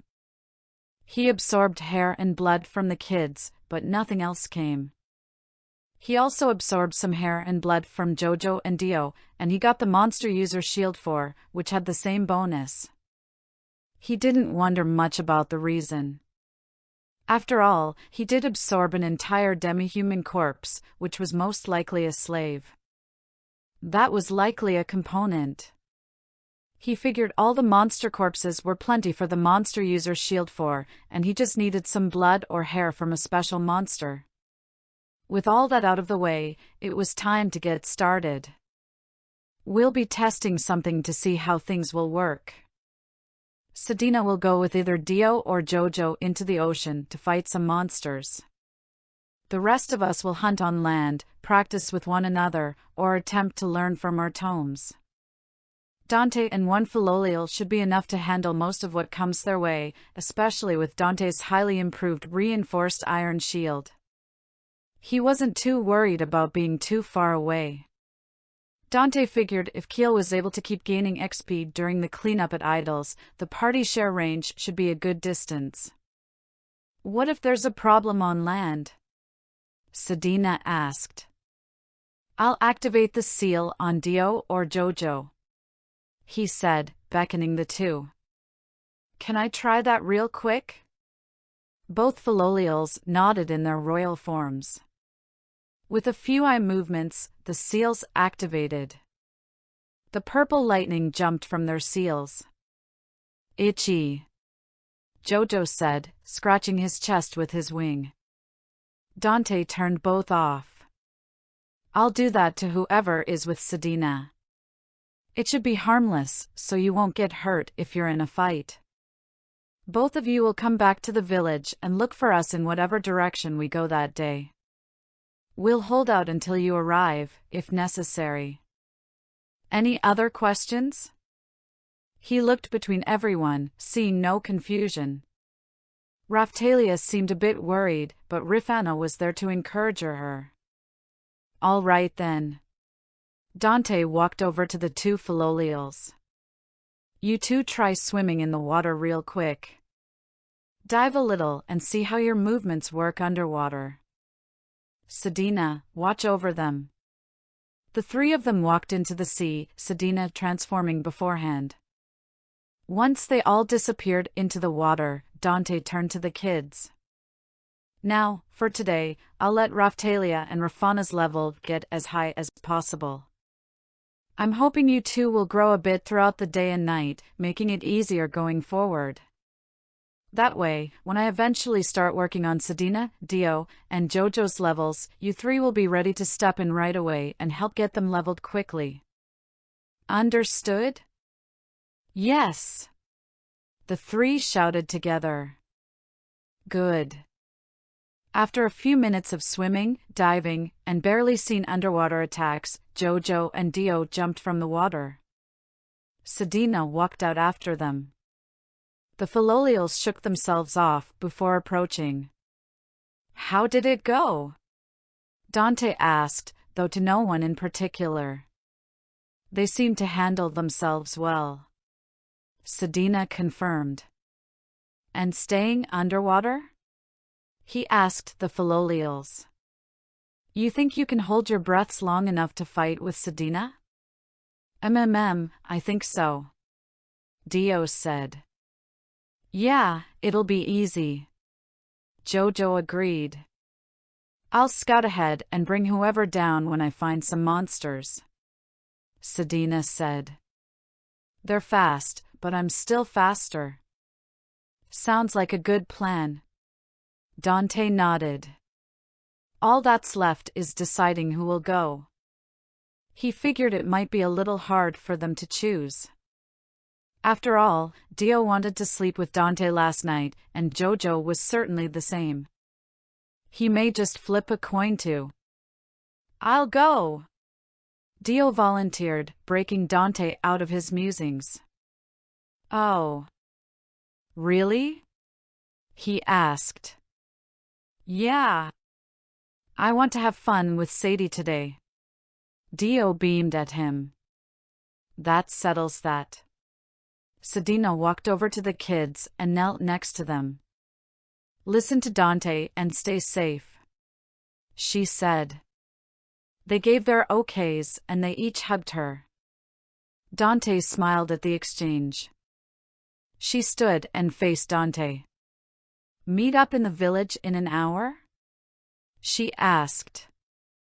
Yeah. I'll reapply the spell and we'll see how it goes. It wouldn't last a full hour, roughly 20 minutes, but that should be enough to gauge the undersea monsters. Faustgard V. Faustgard V.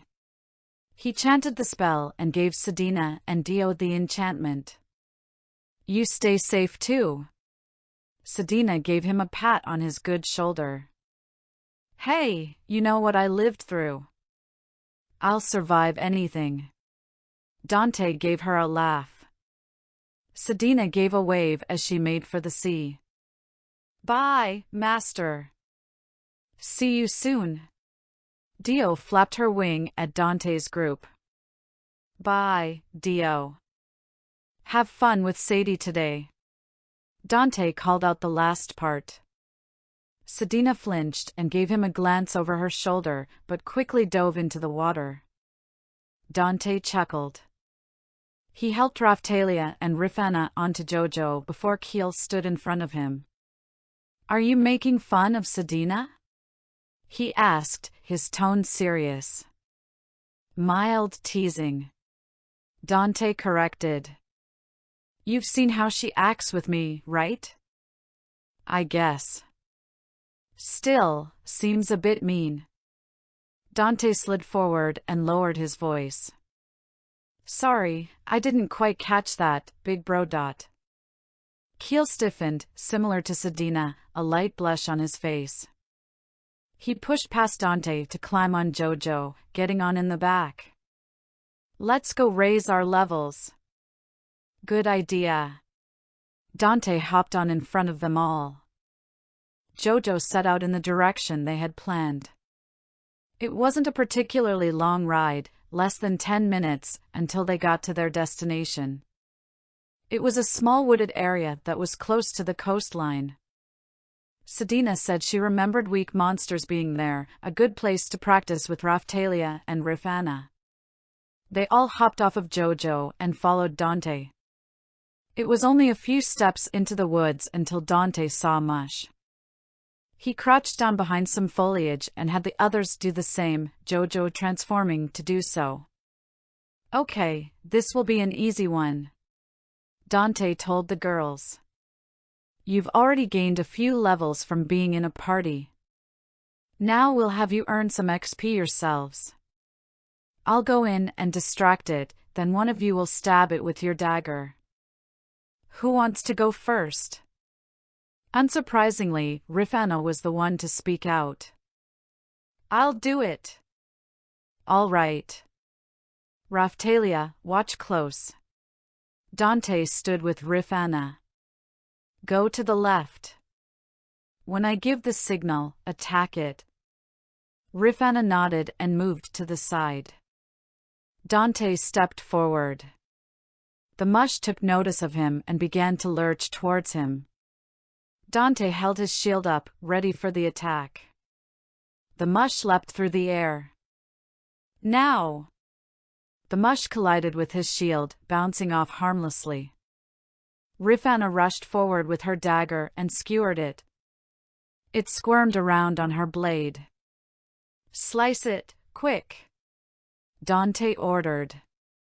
With a swipe of her arms, she cut out a wide gash in the mush, killing it. Nice work.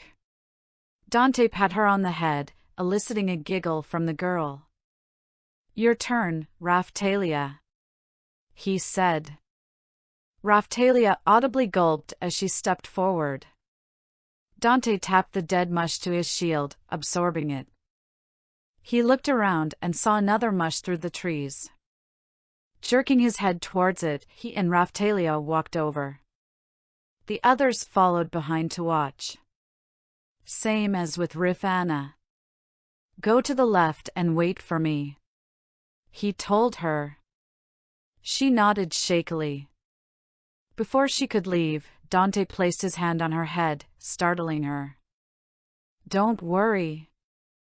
I won't let anything happen to you, he reassured her. She bobbed her head and moved out.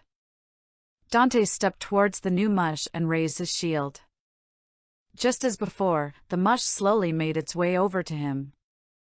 It then sprang into the air when it was close enough. Now! The mush fell off of his shield, but this time, there was no attack. He looked to his left and saw Raphtalia standing there, dagger in hand, shaking. The mush jumped at him again, this time going for his legs, but it caused the same amount of damage, none. Raphtalia? Dante observed the girl. She tried to take a step forward, but she quickly brought her foot back down. Sighing, Dante grabbed the mush by its headpiece after its third jump at him. He walked over to Raphtalia with it squirming in his grasp. She took a step back as he approached. Raphtalia. He lowered himself to the ground and held the mush in front of her, keeping its face towards him. Stab it. And no. She slowly lowered her knife. What's wrong? He kept a firm grip on the wriggling mushroom thing. I can't. Her eyes were quivering as she stared at the mush in his hand. If you can't, how can you fight? How can you protect yourself? I won't always be nearby to protect you. You must learn to fight for yourself. He moved the mush closer to Raphtalia, causing her to quickly take a step back. Dante sighed and lifted himself off the ground. Jojo. He called, tossing the mush towards the Philolial king. In one swift kick, the mush was torn in two. He took the pieces in his mouth and swallowed them. Dante looked back at Raphtalia. I'm here to help you get used to fighting. We've sparred with each other a little, now you need to learn to kill. Killing before her growth spurt was Sedina's idea. Supposedly, demi-human children that have learned to kill before leveling into adults have an easier time in battle. Good concept, learning at a younger age is easier. Sedina, however, couldn't bring herself to make Raphtalia kill, despite knowing the benefits. That's where Dante came in. They gave the girls a bit of time to recover from idle, not doing too much leveling. Now, with Sedina not having to watch, Dante would have her fight. It didn't need to be a lot. A few monsters here and there would be sufficient. Just enough to get used to it, if even a little. That was another reason they were meeting every hour, to check on the girls' progress. Rifana seemed like she'd be fine. Raphtalia would need a little convincing. Dante had an idea, but held off for now. Let's move on, he said, leading everyone forward. The wrong hero. The hours passed by. Rifana had progressed wonderfully. She killed many monsters. Balloons, eggs, mushes, even Yuzapils. They even fought a giant crab on the beach, with the word giant being relative. It was a little bigger than a golden retriever. Still, with Dante holding one pincer in his hand and the other pathetically trying to crush his chest, Rifana was able to repeatedly stab it in its softer underbelly and kill it. Raphtalia, on the other hand, was barely able to kill a few balloons, and that was only in the last hour. It wasn't entirely her fault. Aside from the obvious trauma she went through, Dante was having a hard time playing the villain with her. Of course, her trauma was a factor in his difficulty. While he had experience dealing with children, traumatized children were far from his expertise. Still, dusk was approaching. They had gained a number of levels, enough that Sedina knew Raphtalia and Rifana were due for a growth spurt during the night. He promised Sedina he would get Raphtalia prepared, and he would do it this hunting session. Of course, it wouldn't be through hunting. All right. Dante got the attention of the kids. We'll be splitting up for this next part. Raphtalia will be with me. Rifana, Keel, and Dio will hunt in the woods for a bit. Okay. Dio said, flinging Keel and Rifana on her back before running off. The Philolials had switched a few hours ago. Dio had come back, giggling about something she wouldn't talk about, and Jojo went with Sedina since. Dante had Raphtalia follow him along the coast for a bit. There weren't any monsters present, as their past few sessions cleared out anything making its home there. Dante stopped. He took a deep breath and prepared his mind. Let's get this over with. Raphtalia.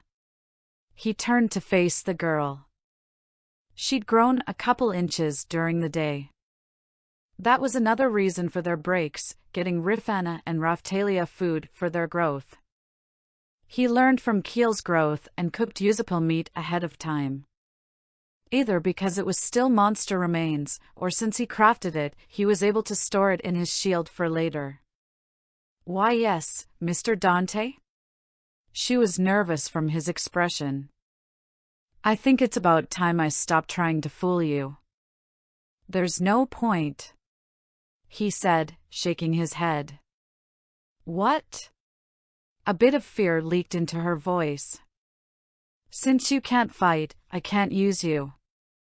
Oh well, I'll just have used the others as I please. Dante gave a dark laugh as he explained. Raphtalia stood there, her eyes widening. Oh, do you get it now? He asked her, a smirk on his face.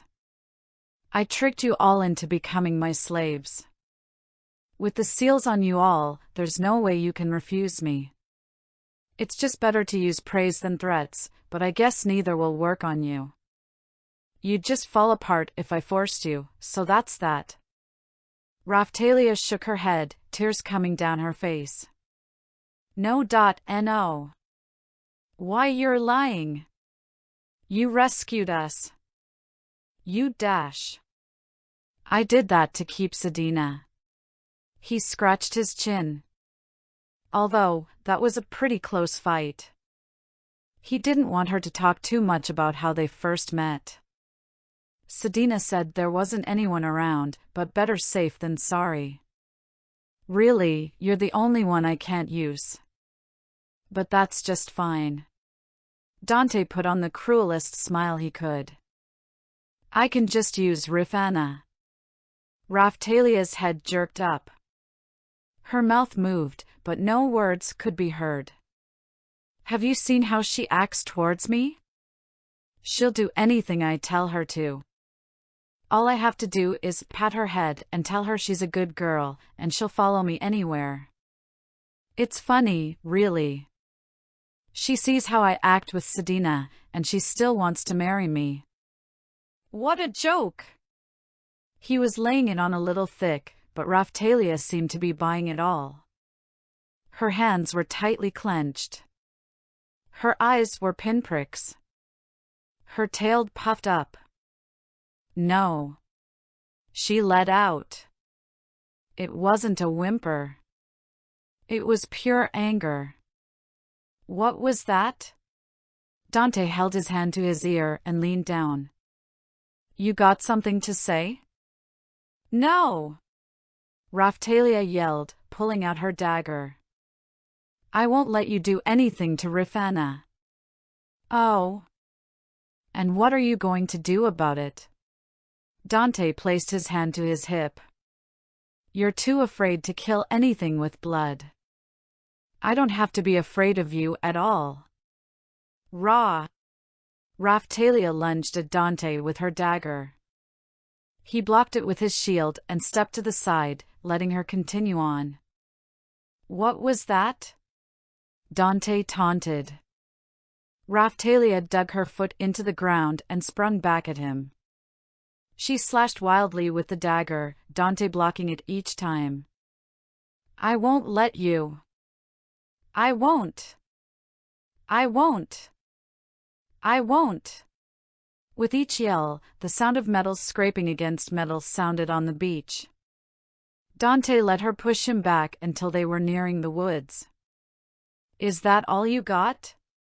It wasn't easy keeping up this persona, but it got Raphtalia to attack, so he kept at it. Once they were in the woods, Raphtalia did something to surprise him. She drove her dagger into his boot.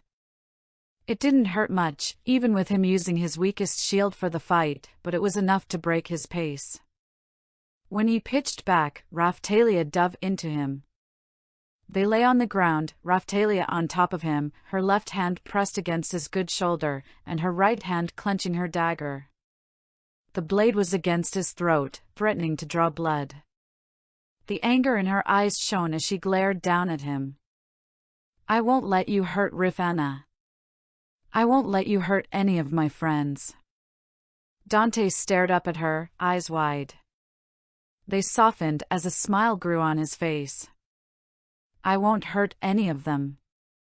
Raphtalia shook as she continued glaring at Dante. Her hand began to shake.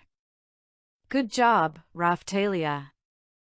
I knew you could do it," he told her. The dagger fell from her grasp. The tears from before began pouring out of her. "Aye." Dante quickly pushed himself up and wrapped his arm around her. "Shh. It's okay, it's okay. I'm sorry for scaring you." He held her tight as she balled into his shoulder. Minutes passed as she continued to cry. He held her close, patting her on the back and rocking side to side to comfort her. Eventually, the cries calmed down. "Feeling better?" He pulled her back and looked her in the eyes. "Aha." She nodded, wiping her eyes. "Why did you do that?" she asked, her voice strained.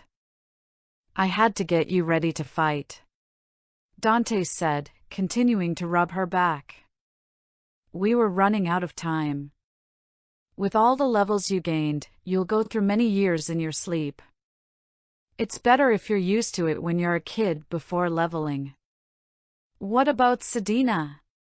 she asked, her hand still on his chainmail. "What about her? Why couldn't she help us?" "She had to get you XP. We have to prepare as quickly as possible." Dante laid his hand on her head. "And she didn't want to be the one to do that to you. Please don't be mad at her. Forcing a child to do something like that is a job more suited to someone like me." If Dante had to do that to someone he considered family, even knowing the benefits it would bring, he didn't know if he'd be able to. Think about it like this. Would you still look at Sedina the same way if she forced you to kill? "I can handle you hating me." I don't think she could. It probably wouldn't go that far. Sedina would have kept trying, but she wouldn't need to resort to what Dante did. He probably didn't need to either, but he didn't really have any alternatives. He could have had Rifana continue to encourage her, she'd been doing it for hours, but that hadn't gotten anywhere. He could have used the slave seal on her, but he'd be about where he is now, only having also caused her physical pain. There was surely a proper way to ease Raphtalia into fighting, but they didn't have the luxury of time. The girl in question wrapped her arms around his neck, closing the distance between them again. "I don't hate you," she said softly. "And I'm sorry I hurt you." Dante pat her back firmly. "No. Don't be sorry.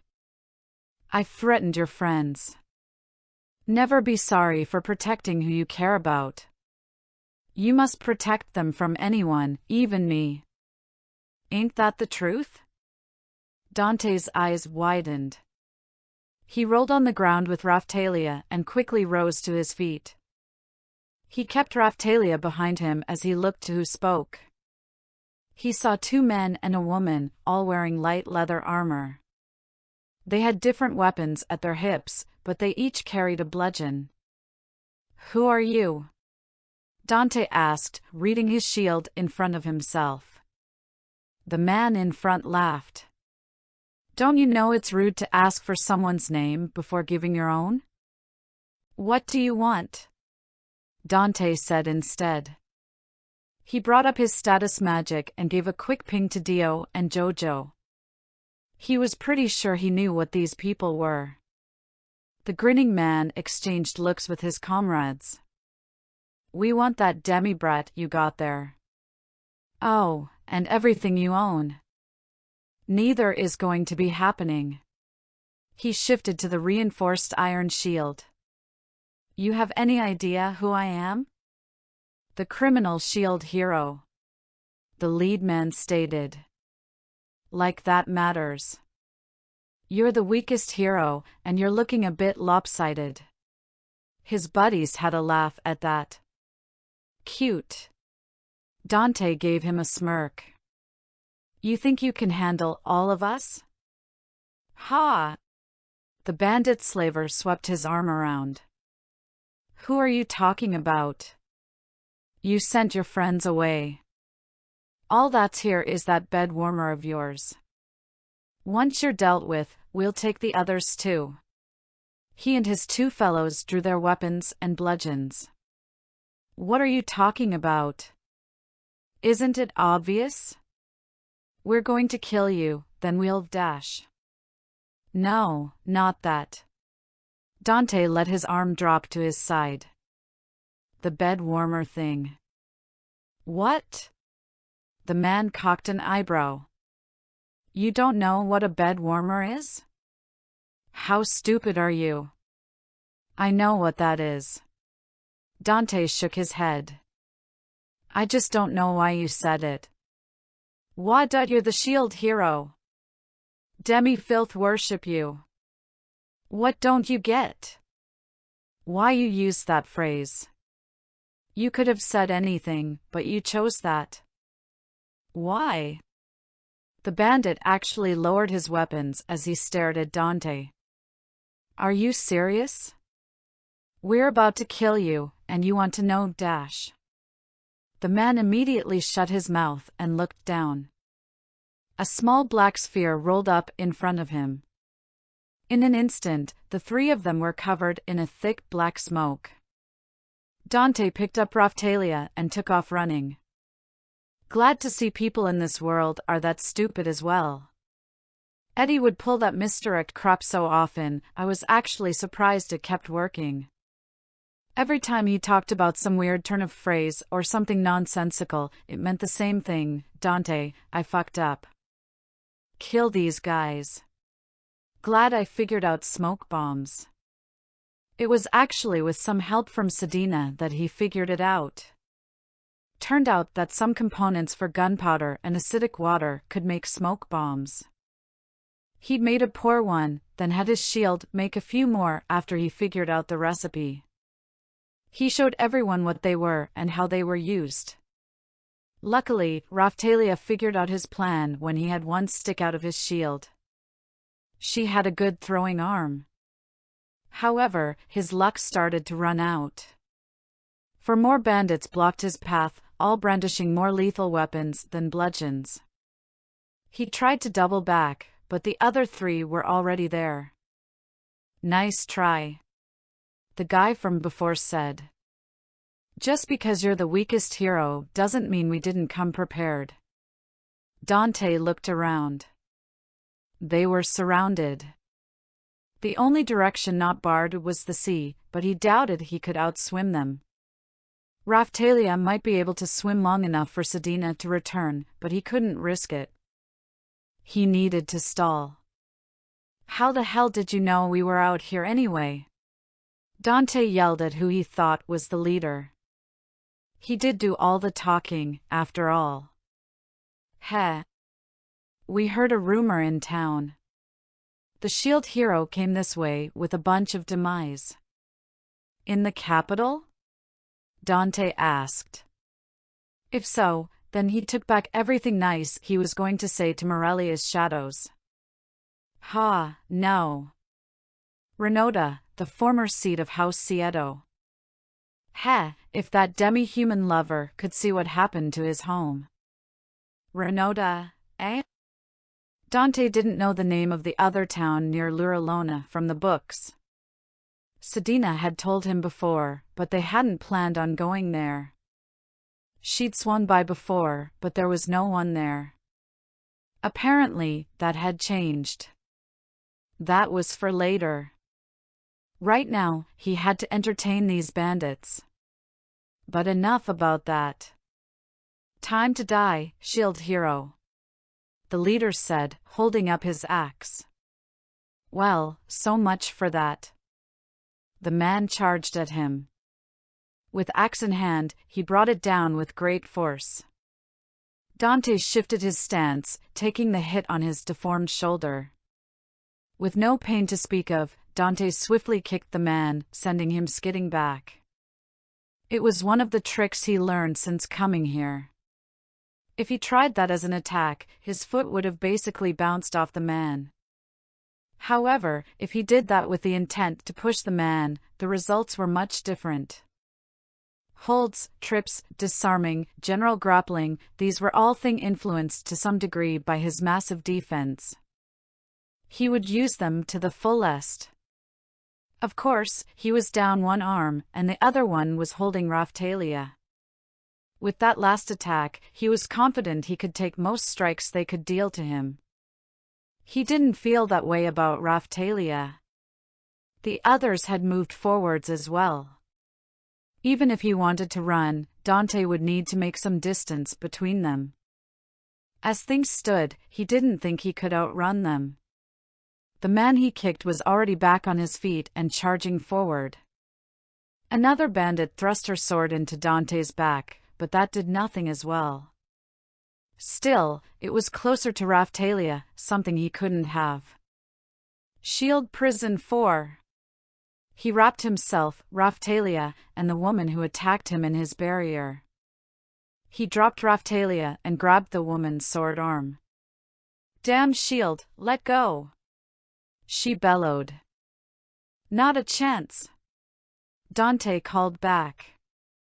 The woman smashed her free fist into his face, but he didn't budge. A headbutt produced a similar result, but then she went for his eyes. He tried to keep his head away from her, fearing his defense wouldn't protect his eyes as much. When I'm through with you, you'll be begging for death. The woman howled. Right after, she let out a different howl. Dante looked down and saw Raphtalia had plunged her dagger into the woman's exposed shin. You little dash. Dante used the distraction to bring the woman down. He kept his grip on her arm, one knee on her chest. Raphtalia! He called to the girl. She was next to him in an instant, dagger in hand. She rushed forward, digging it into the woman's exposed throat. Blood sprayed the both of them, likely from a severed artery. The woman tried to give one last yell, but her throat was already filling with blood. Her hold on her sword diminished, letting it slide down the inside of the prison. Raphtalia shook slightly, staring down at her blood-soaked hands. Dante released the bandit and put his hand on her head. Good job, he told her. Very good job.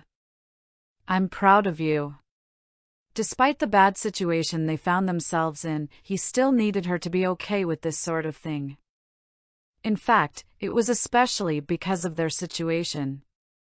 Someone from a town they hadn't visited told them to come here.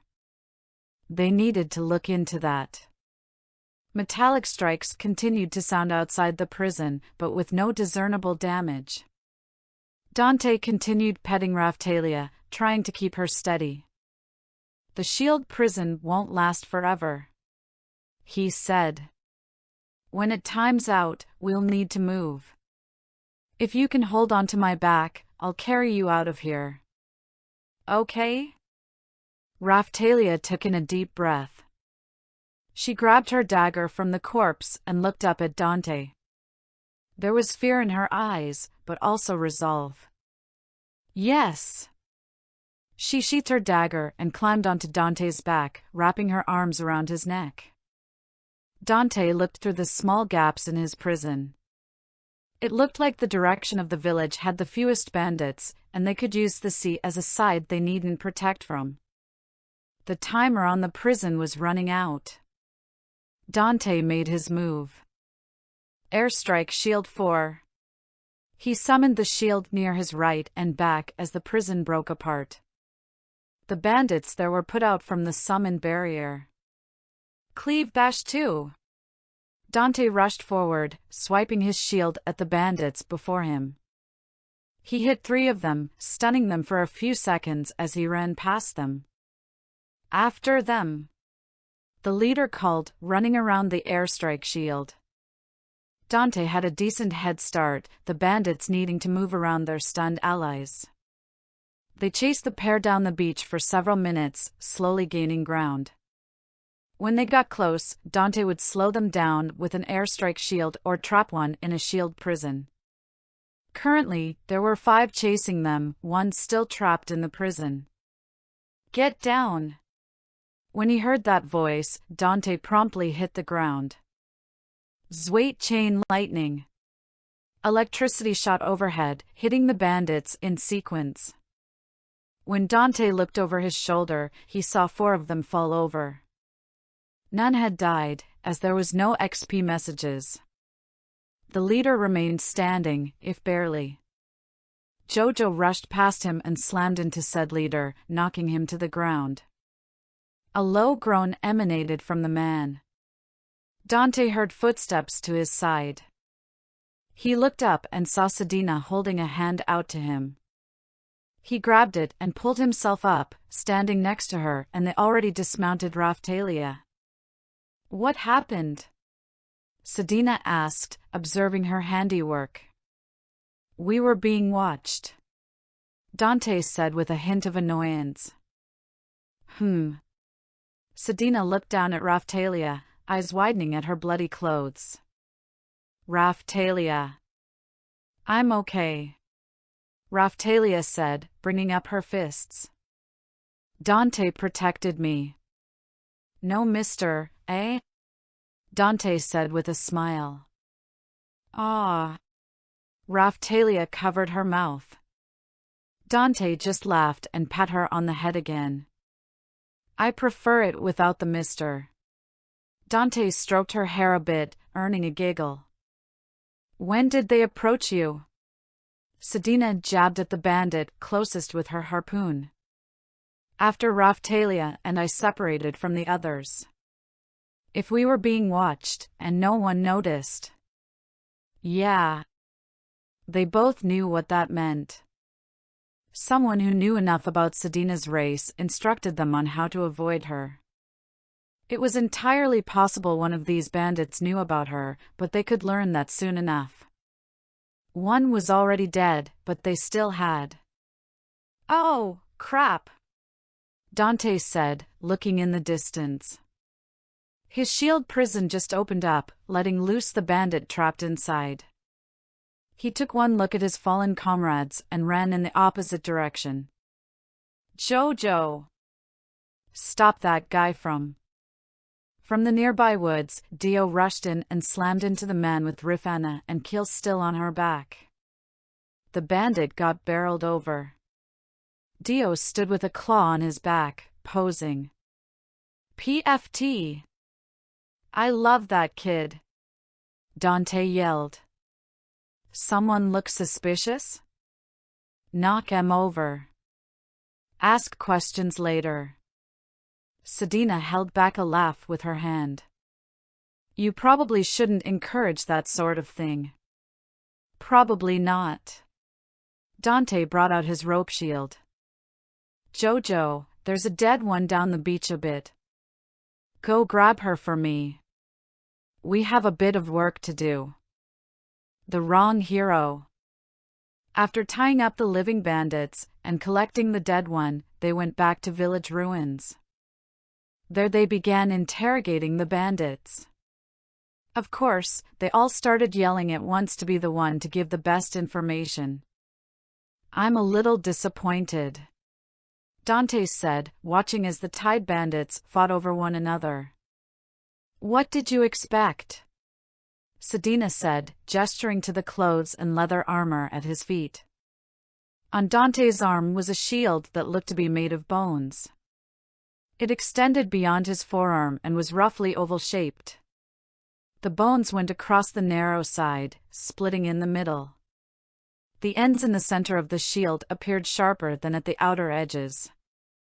Of course, the worst part of the shield was the blood stains it gained near the center. "Shut up, all of you!" he yelled at the bandits. "I want some clear answers, or I'm feeding another of you to my shield." The center of his shield opened up. In the center was a black void, one where the body of the slain bandit went. The shield had spat out the equipment she had on her, including a small bit of rations. The savage shield. It devoured the entire body of that bandit, like his monster drops, but more gruesomely. Instead of putting it in his inventory, the savage shield consumed the whole body. It still provided Dante with any item drops, but he couldn't use the body as monster pieces for his power-ups. However, with that corpse consumed, he did gain a point in HP, plus another in defense. The HP went straight to his personal stats, but the defense point was tied to the shield. It didn't have particularly amazing stats, but if cannibalized could be improved and used repeatedly. There would be time for that later. He needed information. Jojo and Dio played with the kids to keep them from seeing what was going on. "Now, start talking." Dante stepped forward, his shield's mouth opening wider. "We don't know anything else," the so-called leader cried out. Turned out that none of them were exactly in a leadership position. "Are you sure about that?" Dante inched forward. "Yes," he cried again. With a look from Dante, Sedina thrust her harpoon into the man's chest. When she pulled back, his body came with it. Dante lowered himself to the freshly made corpse and activated his shield. The maw of the shield gripped the man, pulling him in.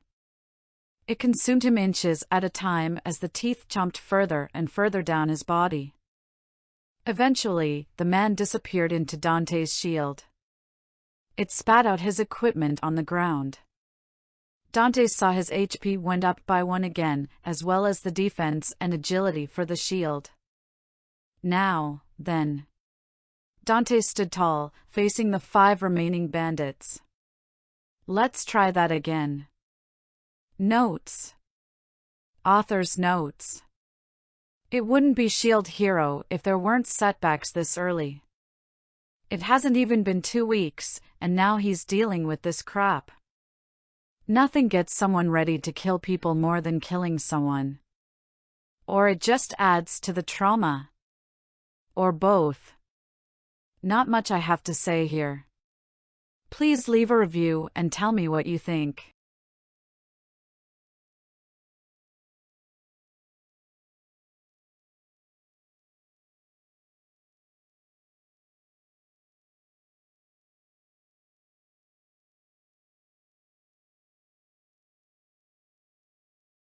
Chapter 12, Alternative Farming System.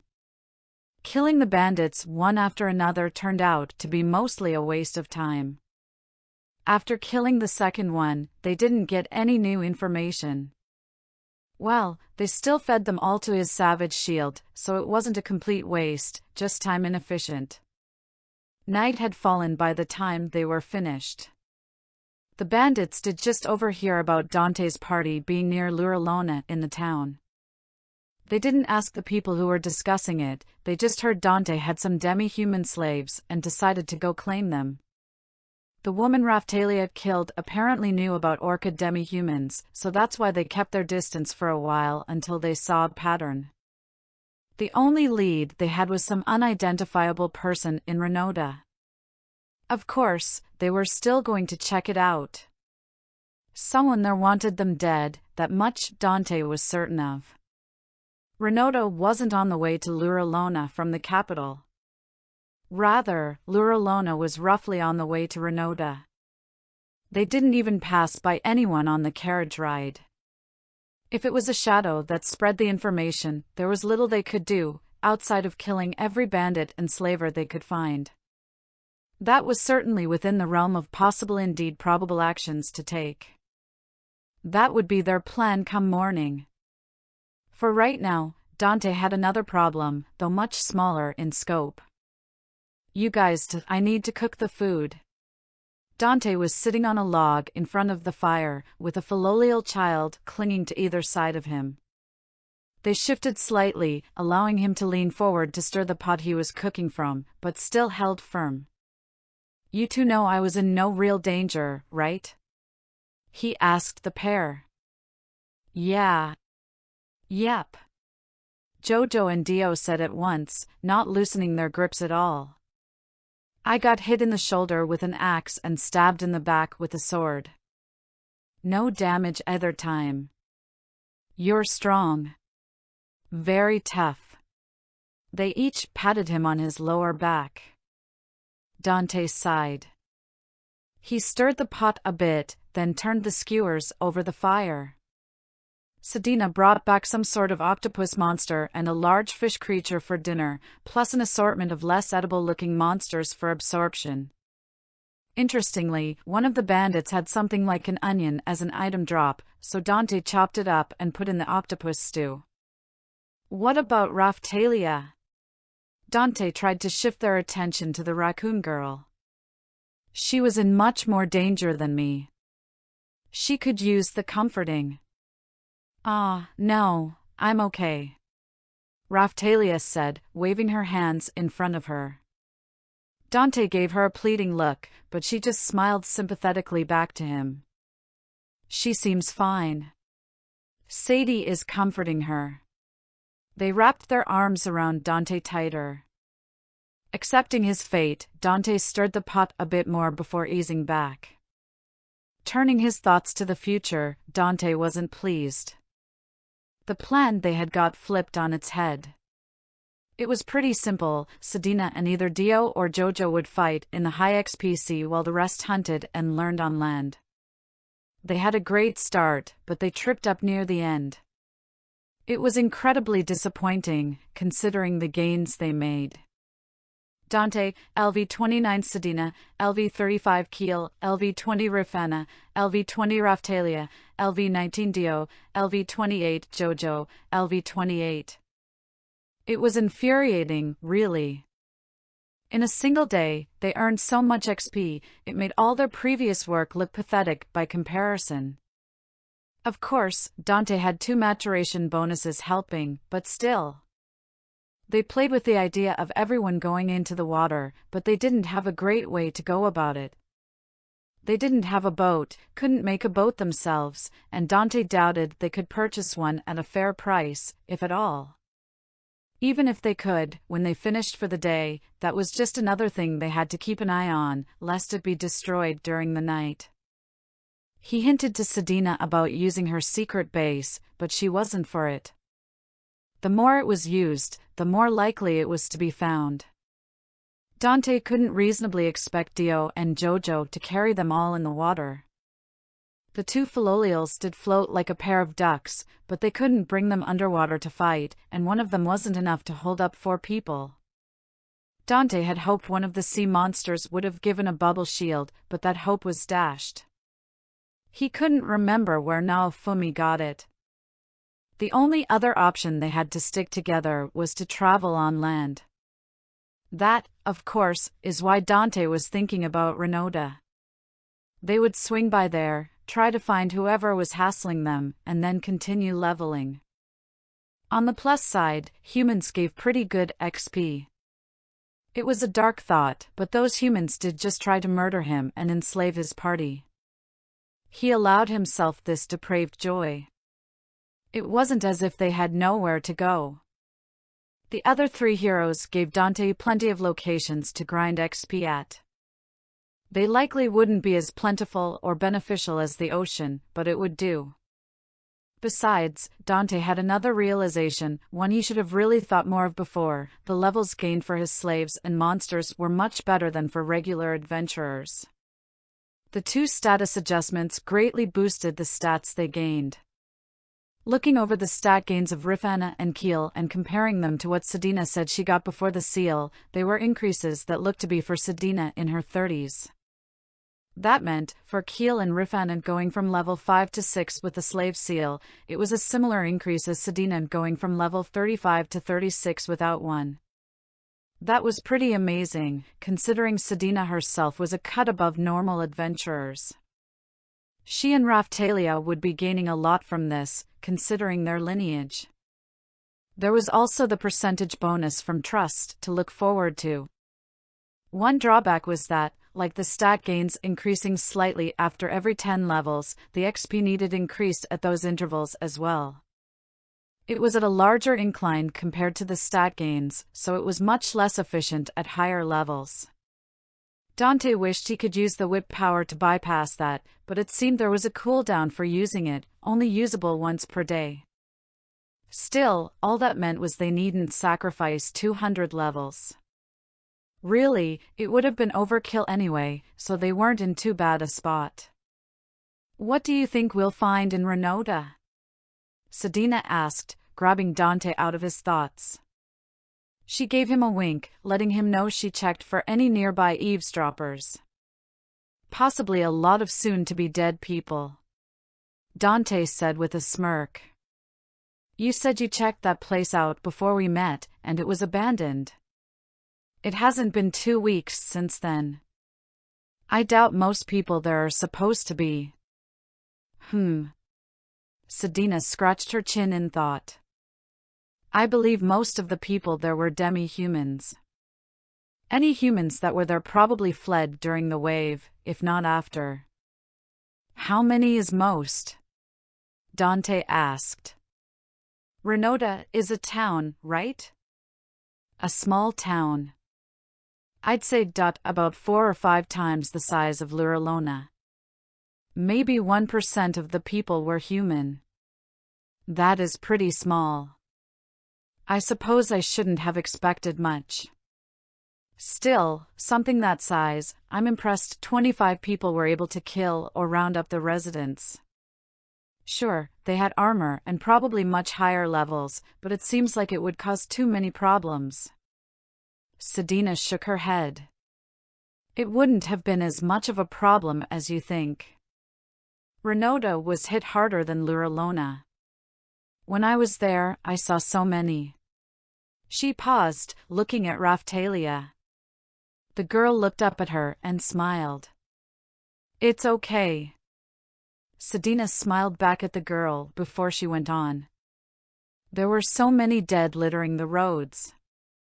Some may have been killed by those knights and slavers, but I saw enough torn bodies and dead children to know how bad it was." "I see," Dante hummed. He took a look at the food and patted the Philolials on their arms. "Food's ready, I need to get up now." That was enough for the Philolials. Dante was sure they'd fill their bellies and then get right back to clinging. Rifana was the one to help serve the stew, pouring everyone a bowl. They each took a skewer of fish as well and dug in. Rifana snuck in next to Dante while the Philolials were absorbed in their food. "Here." Rifana held out her hands to Dante. She'd set her food next to her on the log and was pointing to Dante's bowl. "I can feed myself." Dante saw the look on her face. It was a similar look to what Sedina gave him when he tried to walk next to the wagon at Idols. "Fine." He handed his bowl over, skewer sitting in the stew. Rifana scooped out a bit of stew and blew on it. She lifted it up to Dante. "Ah." She held the spoon in front of his mouth. Dante shook his head with a smirk before allowing her to feed him. "I know how to accept food without a prompt, you know," he said. "But it's more fun this way." "Ah." She scooped another bit of stew for him. Dante took another bite. He held up his hand before Rifana could get any more for him. "Okay, I think it's about time we had a talk about this," he said, motioning for her to put down the food. About what? She asked, following his silent instructions. About the whole marrying me thing. He said plainly. You can see how that's a bit strange for me, yes? You're a child. But I'll grow up soon. She pointed out. It should only be a few days. True, but you see how I am with Sedina, right? He pointed at the woman in question. Don't you think that means I want to be with her? Surely that wasn't a difficult concept for a child to understand. Rifana must get that. It was also part of the reason Dante openly kissed Sedina, to deter Rifana. Of course, kissing felt nice too. So did sex, but they weren't about to do it in front of the kids to prove a point. Well, yeah. Rifana tilted her head to the side. But what does that have to do with me? Come again? Dante cocked an eyebrow. He didn't exactly like where this was going. You're a hero. You can have more than one wife, and you can have a harem, she said with a straight face. How do you know about that? Dante yelled. And why do you know what a harem is? I read about it in a book about the shield hero. Rifana was pretty calm about it. I didn't know what that word meant when I read it, but I asked Sedina one day and she told me. Sedina! Dante turned to the orca woman, who was completely unabashed about the situation. Yes. She gave him an easygoing smile. Don't tell children what harems are. Oh. But she wanted to know about the shield hero. She reasoned. If she wanted to marry him one day, she'd need to know about that. I can't even begin to forget it. Really, this woman. He was pretty sure the holy heroes could only be summoned for the waves, or some other catastrophe. What were the odds of something like that happening? Sure, it was happening, but still. Dante refocused on the girl before him. Okay, look. He would go about this another way. Right now, you're still a child. I refuse to do anything like what you may be thinking with a child. Once you become an adult, we can discuss this further. Really? Rifana stood up, her tail wagging. Yes. Dante nodded. However, you must be an adult by my world's standards. That's 18 years old, understand? Yes, Mr. Shield Hero. She nodded vigorously. All right then. He gave her a pat on the head, which she gratefully accepted. It was a little mean of him to use that condition. From what he recalled, most demi-humans would only grow to about 15 or 16 years old. She probably didn't even know that. There were exceptions, like Raftalia and Sedina's families, as well as the Hakuko, but that was the general rule. Technically, it was his country that had that age for adulthood, though most others had that as a minimum. Really, most states had the age of consent at 16, but he wasn't about to tell her that. Go ahead and eat your food, Dante said, grabbing his bowl. I can handle mine. And, please, just call me Dante. He brought the bowl to his lips and slurped some down. He could drink what was there, and then scoop out the octopus chunks afterwards. Rifana went along with it and started eating her supper, a content smile on her face. Dante shot Sedina a quick glare, only for her to return it with closed eyes and a smile. Dante spotted both Dio and Jojo getting a second bowl from the pot. He was thankful they got a larger one while in the capital, otherwise he wouldn't have been able to make enough. Technically, he didn't. The Philolials ate some of the octopus raw, as well as some of the not-so-edible fish monsters. Once they were finished, Keel, Rifana, and Raftalia rinsed out the bowls and pot in the river they set up camp by. The two girls had gained a few inches during the day, with Keel gaining less. Sedina said most of their growth would happen during their sleep, and a longer rest was better. For that reason, Sedina and Dante would be the ones keeping watch again, starting with Sedina. As Dante went to get ready for bed, he saw the strange layout of bedrolls. "What's this about?" he asked. 3 of them were all right next to each other, and another 3 were more spread around the fire. "We wanted to sleep with you tonight," Dio said, still in her smaller form. "We sleep together every night," Dante countered. "No, we want to sleep with you like this tonight." Jojo grabbed Dante's hand and pulled him towards the grouped-up bedrolls. "What about the others?" Dante looked to the 3 demi-human kids. Keel waved him off, a smirk on his face. "We'll be fine tonight." Dante didn't like how he said that. It felt off. Dio joined Jojo in pulling Dante. "Seriously, what's up?" Dante asked as they reached the bedrolls. "Isn't this okay?" Dio looked up at him.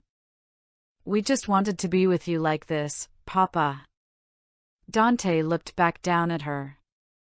His mouth moved silently. "Yeah, Dad. We thought it'd be nice." Jojo agreed.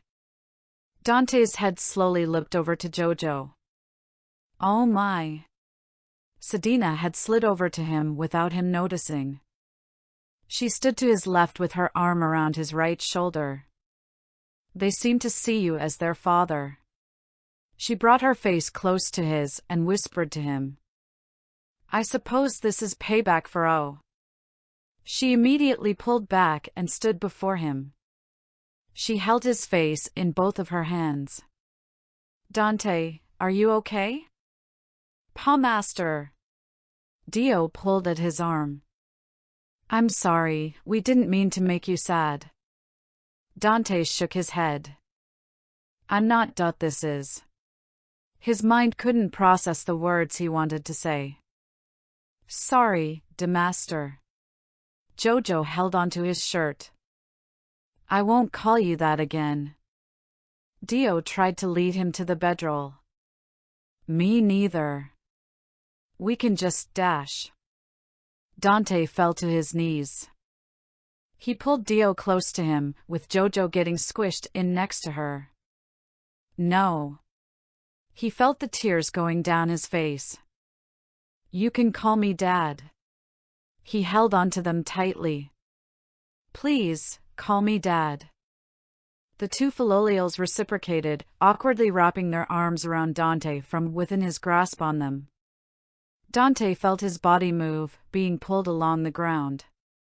He found himself kneeling on the bedrolls. Without another word, he lay down, Jojo and Dio following after him. Not even a minute passed before he was fast asleep. The wrong hero. Dante slept. He slept for a while. Near the end of that sleep, he had a dream. A dream he didn't want to remember. A dream of something lost. Parts of that dream were hazy, so it was easy to push it from his mind. When he finally opened his eyes, he saw Sedina lying next to his left. "Good morning," she said with that smile of hers. Morning. Morning? Dante looked up and saw the sun already over the horizon. "I thought you could use the sleep."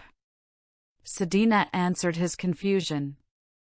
Dio and Jojo took turns watching. Thanks." When he went to get up, Dante felt something on his side. Dio was there, arms wrapped around him and a smile on her face. "Good morning, Papa." She beamed at him. He fell back down and pulled her up more. "Good morning," he said, a happy expression on his face. She snuggled up to him more, arms around his chest. "Oh my," he glanced over at Sedina and saw her grinning at them. You're doing better. Yeah. He really wasn't expecting that last night. Thinking about it, it wasn't that strange. They hatched from eggs, and he was the first person they saw. He named them, raised them, fed them. It's no wonder they viewed him as their parent. Of course, Sedina had a hand in that. Dio looked like she had a secret when she switched with Jojo.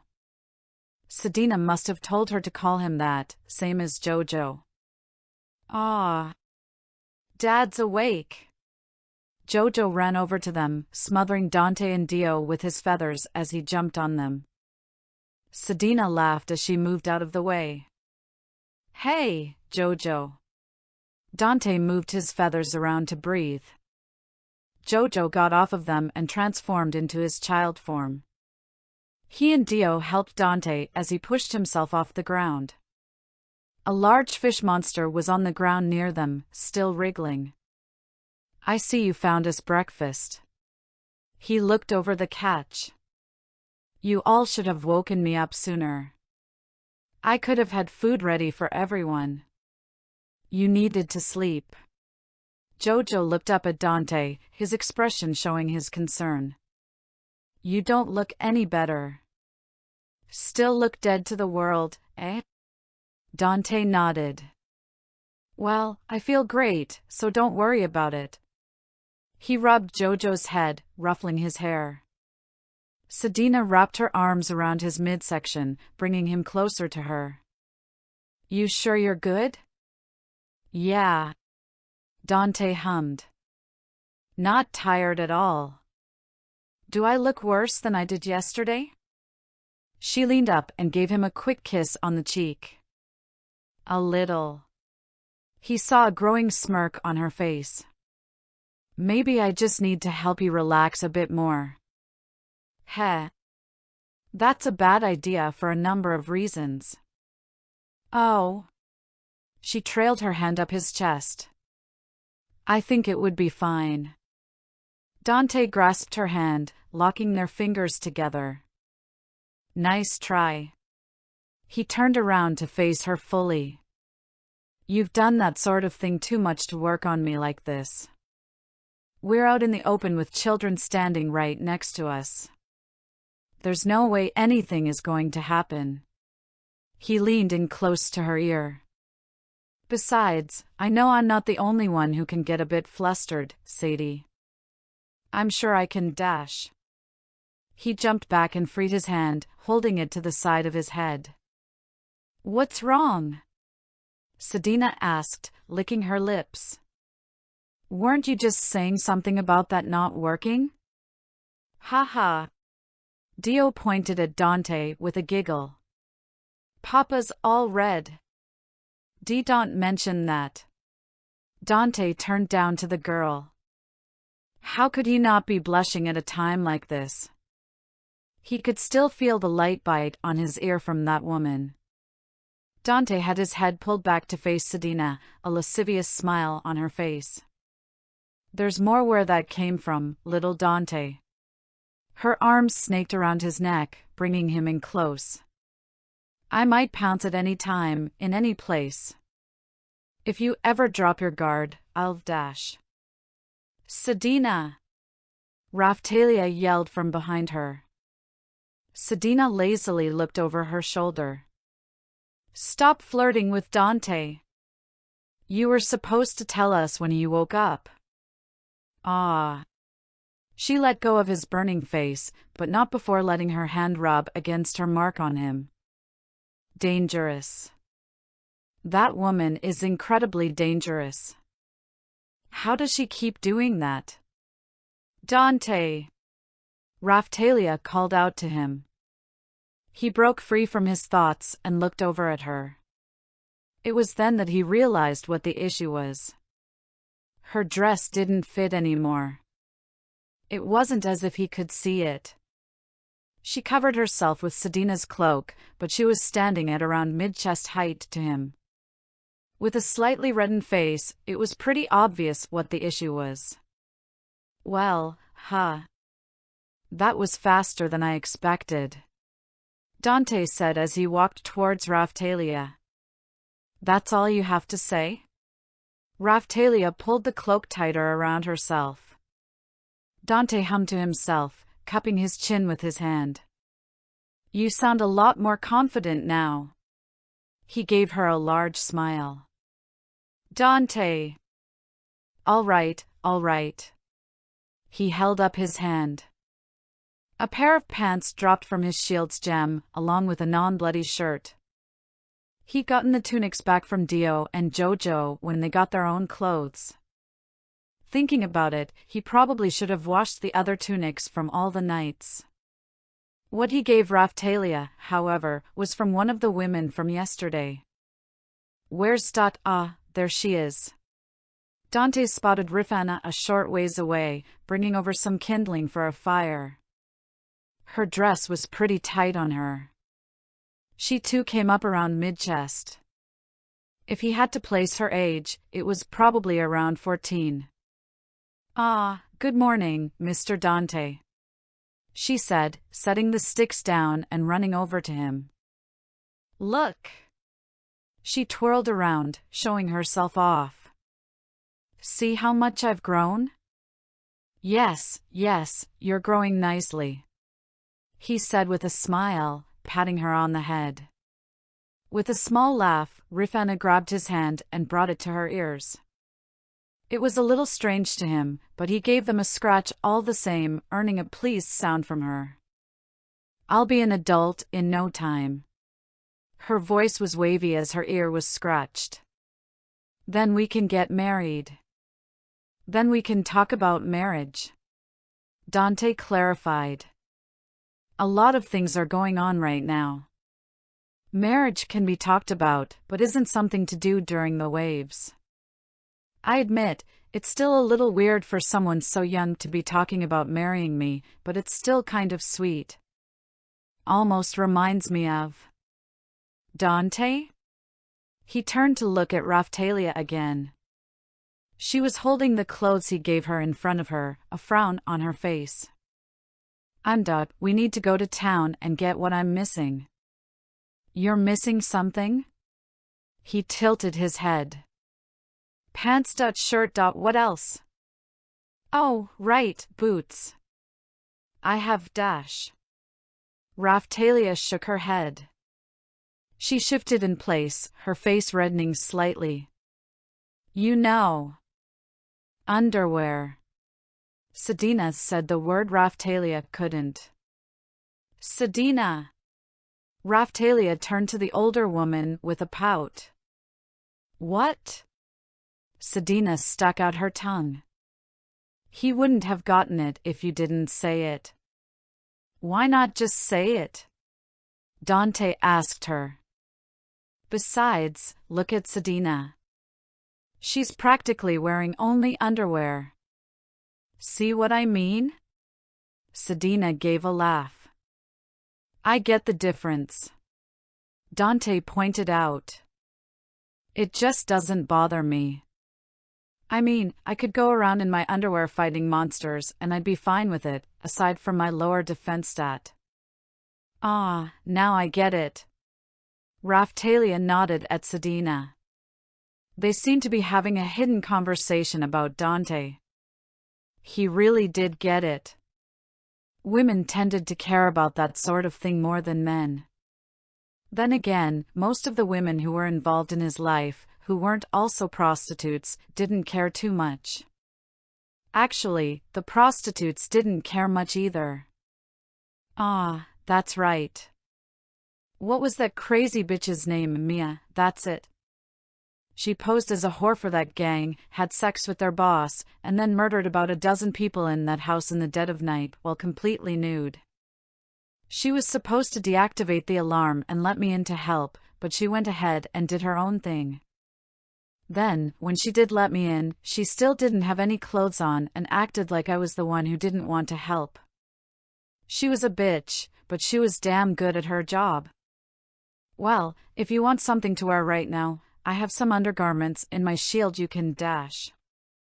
No! Raphtalia shouted. Relax, I wouldn't give any of the ones from before. Just the ones from last night. He hadn't thought of it earlier, so a few pairs of pants were stained from when the dead knights released their bowels. It was weird to think of them doing that in his shield. Same with meat rotting, really. 3 of them were women, right? It's not that bad. You can wash them out in the river if you feel the need, then we can replace them later. They may have a few holes in them from when his shield ate the bodies they were attached to, but they'd work for now. If Renota was in the state Dante thought it was in, finding replacements wouldn't be too difficult. All right. Raphtalia hesitantly agreed. Sedina, however, continued to look at Dante with half-lidded eyes, an annoyingly happy smile on her face. Got something else to add? Dante asked with a raised eyebrow. Sedina playfully covered her mouth and pointed at him. When he turned back around, Dante realized he was still scratching Rafana's ears. The girl in question had a fully red face and an ecstatic smile. Dante quickly yanked his hand back. Sorry. Rafana gently rubbed her ears. It's okay, I really liked it. She gave him a quick wink. And I heard you liked cute and fuzzy things. Sedina! Dante yelled at the woman. Stop telling her things. The wrong hero. After clothing Rafana and Raphtalia, they ate their breakfast and set out for Renota. Keel looked to be around maybe 15, so his clothes were still fine, just a little less baggy. It took less than an hour to arrive at Renota. When they did, they found many of the initial buildings in ruin. Walls were collapsed, carts were broken down at the sides of the roads, and the dead seemed to have been piled outside the town and burned in a mass cremation. A pair of armed guards stood on the main road at the entrance of the town. There was little in the way of a town wall, but it was still partially in existence. However, as Dante looked at the town, "Wow, Papa looks really happy," Dio said in front of their carriage. She pulled it in her queen form, Dante no longer seeing the need to hide that. Dad's eyes are all sparkly. Jojo sat next to him in the front. Every time I think I understand you, you show me something interesting. Sedina leaned forward from the back. What is it about the town you like so much? Dante turned to her, a wide smile on his face. Can't you see it? He asked excitedly. It's a mostly destroyed town, there are armed thugs at the entrance, and we'll probably have to watch our backs the whole time we're here. You can't smell it? Dante looked ahead again. Smell what? Money! Dante shouted. There is money to be made here. Sedina gave a somewhat stifled laugh. That's quite the nose you have. Ah, you don't get it. I learned a lot over the years in my world. One of those things was how to smell a massive profit that's there for the taking. How so? Sedina took a seat on Dante's free side. You mentioned the thugs over there, yeah?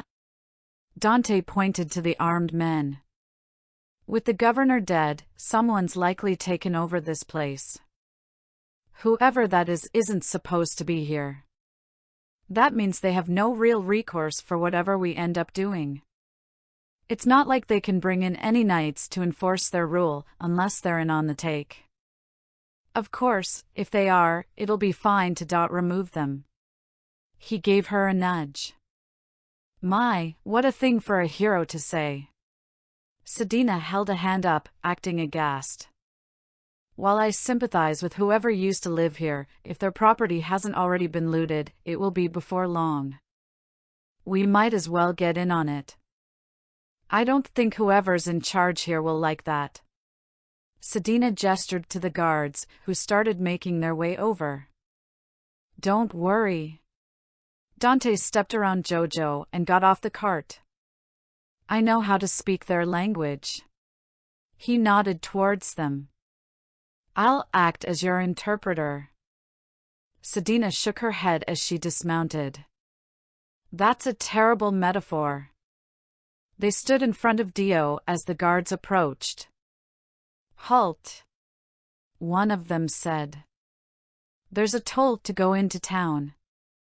Of course. Dante gave Sedina a glance. How much is it? The second guard grinned at them. 20 silver. Oh my, that's a lot. Sedina joined in the little game Dante wanted to play. Surely you can lower it? Dante asked the man. For you? The first one spoke again. 19 silver and 50 bronze. How generous. Dante gave a laugh. He pulled back his cloak, which was barely a cloak after all the monsters taking a swipe at him, and revealed his shield. What about for the shield hero? The two thugs looked between themselves and started laughing. They pulled out their weapons, an axe and a sword, and pointed them at Dante and Sedina. Thanks for telling us that, the axe wielder said. We'll be taking everything you have, including your demi-human whore. Oh my. Sedina gave her harpoon a twirl. She didn't bother with a cloak, seeing as whoever was watching them knew what she was. Besides, Dante said it wouldn't matter if his assumptions about the town were right. And it looked like they were. Bad move, Dante said, shifting his shield to his best one. Then again, you probably thought I was too weak for a pair of glorified highwaymen. Hey, Dante! He heard Raphtalia call from the carriage. When he looked behind him, he saw more bandits approach. It looked like some came from a worn-down cottage and some from over a small hill. Including the two in front of Dante, there were 11 bandits in total. Raphtalia, Rifana, and Keel already exited the back of the carriage. They had their weapons drawn and ready. They were all armed with the swords he got from the knights. Rifana used a single short sword, Raphtalia had a short sword and dagger, and Keel wielded the long sword from the item drops. Looks to me like you are that weak, the axe guy said. Any last words, shield hero? Dante looked over at Sedina. What do you think? She asked. Not sure. Maybe these two are the strongest? Dante turned back to the pair. Are you two the strongest? Or the weakest? Or in the middle? The eye on the sword guy twitched. You making light of us? Sounds like something a weak guy would say, Dante said. Although. He took a quick glance at the others' equipment. I'd say these two have the shiniest things. In a criminal group like this, I think better equipment correlates to better fighters. Then I'll go fight the other ones. Sedina turned and walked towards the carriage. Hey, what do you think, Dash? Dio, Jojo. Dante ignored Axe Guy's outburst. Go help beat up the guys around the carriage. I'll support you all from here. Okay. Dio detached herself from the carriage as Jojo jumped off and transformed. Bastard! Axe Guy lunged forward and brought down his axe. Dante held it back with his shield, not budging at all from the impact. What? Shield prison 4. He pushed the man off of him and pointed at a group of 3 closely packed bandits, encasing them. Sedina sped forward, catching one of the remaining bandits off guard and piercing his leather chest piece. He dropped his sword and tried to pull out the harpoon, but his arms went lax. She spun her harpoon and threw the man at the bandit in front of Raphtalia, knocking him over. The raccoon girl saw her opening and thrust her sword at the downed bandit. Rifana and Keel went after a woman with a spear. As the bandit thrust forward, Keel sidestepped it and forced the tip into the ground with his longsword. Rifana went around and stabbed the woman in her arm. Dio and Jojo didn't have any trouble. Before the bandits could make any moves, their armor was torn off with their claws and they were left bleeding on the ground. The last bandit there outside of the prison tried to run for it, but Sedina threw her harpoon into his back. The two who were with Dante had tried attacking him, but Dante's defense was too high. Even without using his shield, he could hold back their attacks. The worst damage he got was from the axe, and even then it was minor scratches on the palm of his hand. "Screw this!" the sword guy yelled. "We need more guys." He tried to turn around, but Cleave bashed too. Dante stunned the both of them. He tripped them and knocked their weapons aside with a kick each. "Dio!" When called, she rushed over to him. Without a moment of hesitation, she dug her claws into the former axe guy before turning to the former sword guy. With all of the bandits outside of the prison dead, all that was left were those three. Zwait chain lightning. Sedina let loose her spell when Dante dismissed the prison. After the initial attack, Keel, Rifana, and Raphtalia finished them off. Oops. Dante looked over the newly made corpses. I should have said to keep one alive. Oh well. After that, it is just a matter of collecting drops. Dante absorbed all the bandits normally, not using his savage shield. The three younger demi-humans might be okay with it now, but he didn't want to push it. He found that any humans absorbed into the shield like this couldn't be expelled and devoured later, but he wasn't concerned. It wasn't as if there was going to be any shortage of people trying to kill him either in the nearby future or in the long run. There were some decent item drops, but none of it was any better than what the bandits actually wore. Dante inspected the weapons of the two he dealt with. Vicious axe quality, good special effects, attack up, small, critical bonus, cleave. Gilded sword quality, good special effects, agility up, small, swordsmanship up, small. Those were indeed good weapons. If Dante had to take a guess with the axe, he'd say getting a critical hit would let the wielder cleave into another enemy, like the cleave bash did automatically. After checking who wanted what, Keel took the axe while Raphtalia took the sword. Rifana was looking to become the group mage, a decision Dante wholeheartedly supported. Her attack and agility were decent, but her magic stat was by far her highest. He hadn't gotten any staffs or wands as drops, but they might just find a mage bandit in this town. After gathering their loot, Dio pulled the carriage into town as the rest followed on foot. They wanted to get a good look around, unobstructed from the carriage. It looked worse on the inside than from the outside. Buildings were completely demolished, either smashed in or burned to the ground. There were a few in the center of town that seemed relatively fine, some with broken walls, but still usable. They even had people working outside them. There was someone doing metalworking, a tanner, what appeared to be a food vendor, thought it was a very wide assortment, so it was likely taken from somewhere. Just like before, Dante had a twinkle in his eyes. "This is Panama all over again," he said in an elated voice. "What's that?"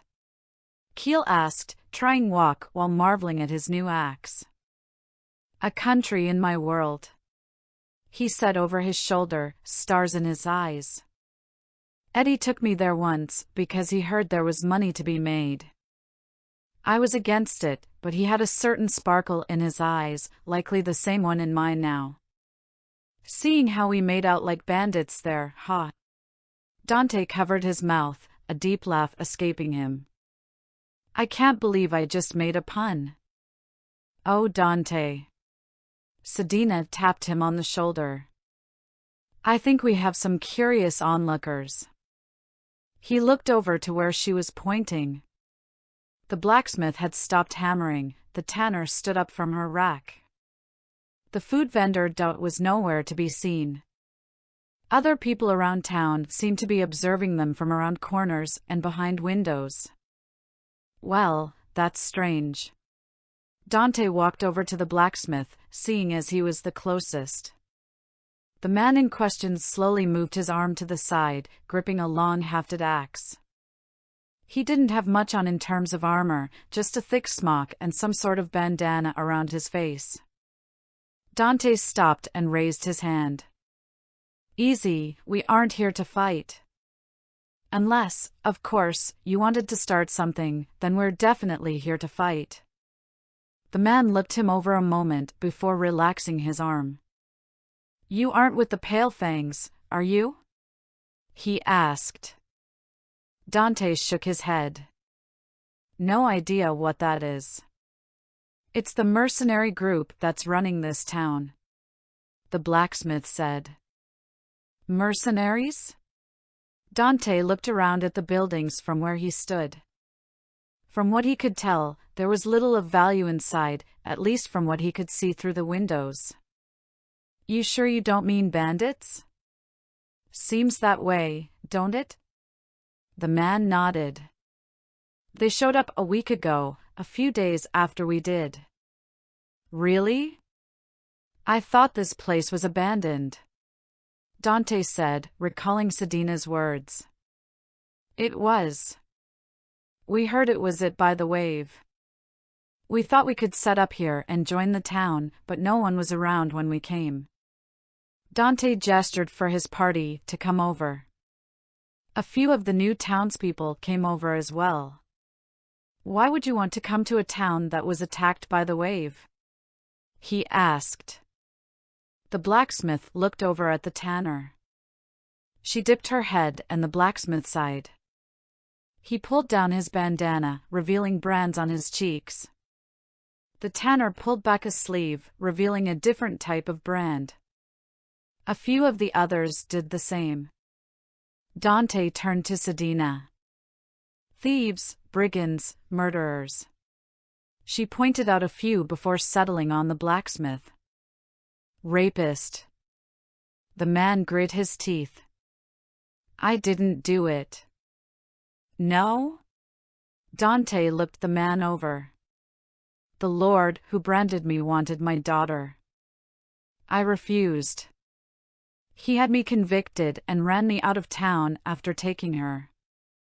You singing that same old song? A man from the crowd jeered. The blacksmith brought up his axe. You want to say that again? The man had run off before the blacksmith had even grabbed his weapon.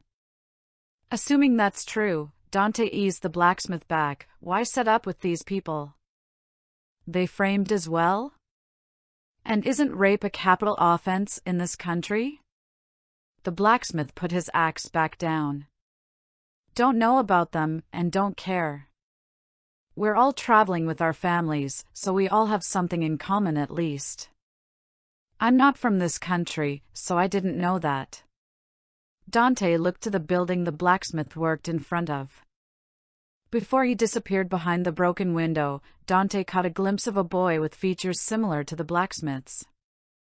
He couldn't have been much older than 8. Well, if that's all true, I'm sorry for your circumstances. I'm not really in a position to call you a liar, since I was framed myself. Dante held up his shield. Shield hero, convicted of raping his only companion on his second night in this world. The people murmured to each other. Raphtalia gripped her new sword, pushing it slightly from its sheath. Easy, Dante told her. No need to worry. I don't know what they're saying, she said, looking all around her. You don't. Oh. Dante looked back to the blacksmith. The language you're all speaking, it's not Melromark's? No. The blacksmith shook his head. It has a similar alphabet, but different words. You couldn't tell? The shield translates spoken words for me, Dante told him. Anyway, you set up here because the wave took out the inhabitants? We came here because we heard the Lord was friendly to demi-humans in a country that hated them. We thought he might let us stay. Dante could see the logic in that, if barely. Convicted criminals were different from racial enemies, but it may have worked out. Of course, these pale fangs seemed to put a dent in that plan.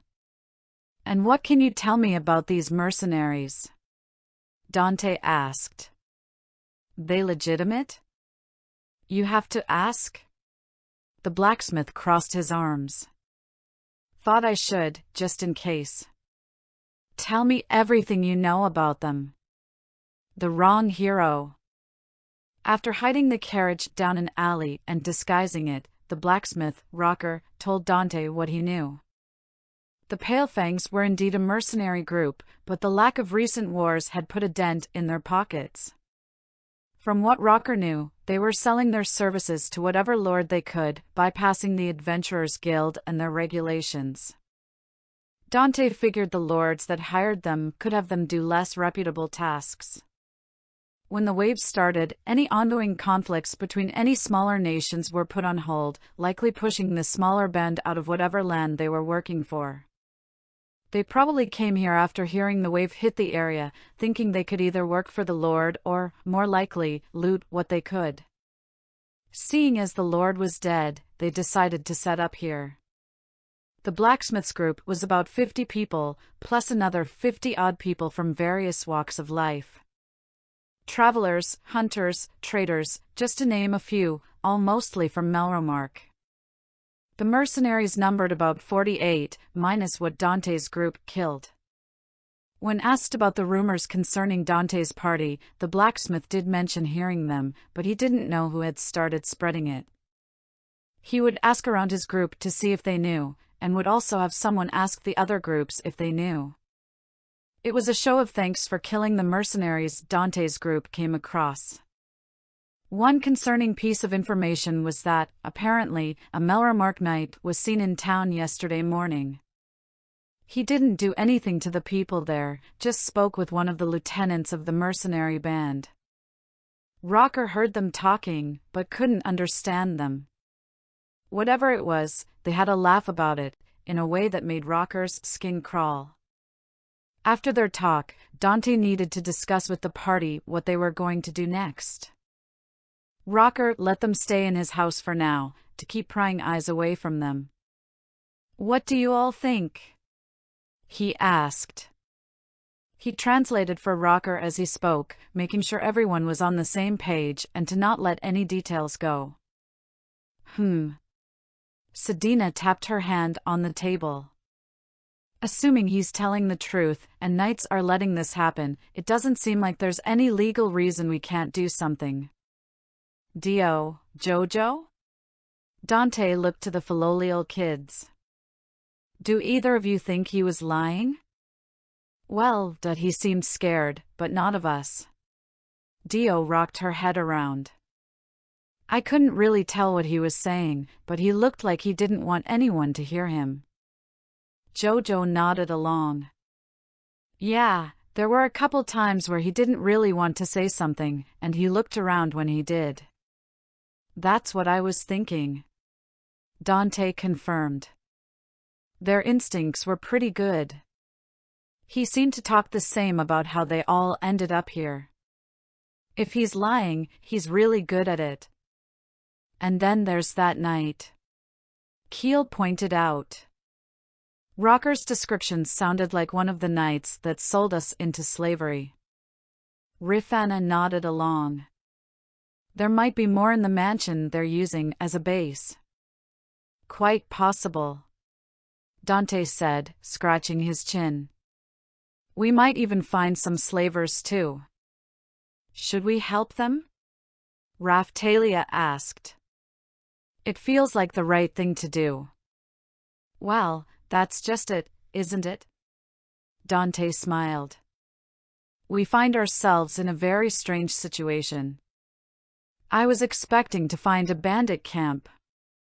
Instead, we have a mercenary stronghold. I'd say it's more dangerous, but we made pretty short work of both groups we came in contact with. True. Sedina rested her head against her propped-up hands on the table. But it didn't seem like they were high up in the group. I suppose so. Dante agreed. The ones from yesterday were likely trying to make some quick coin, and I doubt the best of the best would be acting as glorified highwaymen. But if Rocker is right, there should only be about 30 left. Rifana said. And he said there's another group at the opposite side of the town, waiting for people to pass by. Raftalia added. Honestly, the plan these mercenaries came up with wasn't bad. Any travelers coming this way could be forced into town to work for them. Repairing weapons and armor, gathering food, emptying buildings, whatever the mercenaries wanted. The entrance fee was probably some sort of joke for the guards. When they were done, they could kill the inhabitants and move on, possibly to another country. It had great short-term gains without massive risks.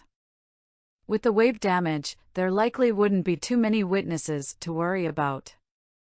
They'd see a host of enemy knights coming, and they apparently had horses to retreat with. There were enough openings that they needn't use the main road, so they could escape in any direction. Their execution of said plan, however, was terrible. They didn't have anyone in the center of town to watch over the residents, leading to Dante's party arriving without further issue. They seemed to rely solely on fear, as they already murdered the kid of the tanner without provocation. They were quite belligerent, as drunken shouts could be heard most nights from the mansion. In short, it was circumstances just begging to be exploited. Dante was happy to oblige. I got a real simple plan all ready to go. Dante told his party.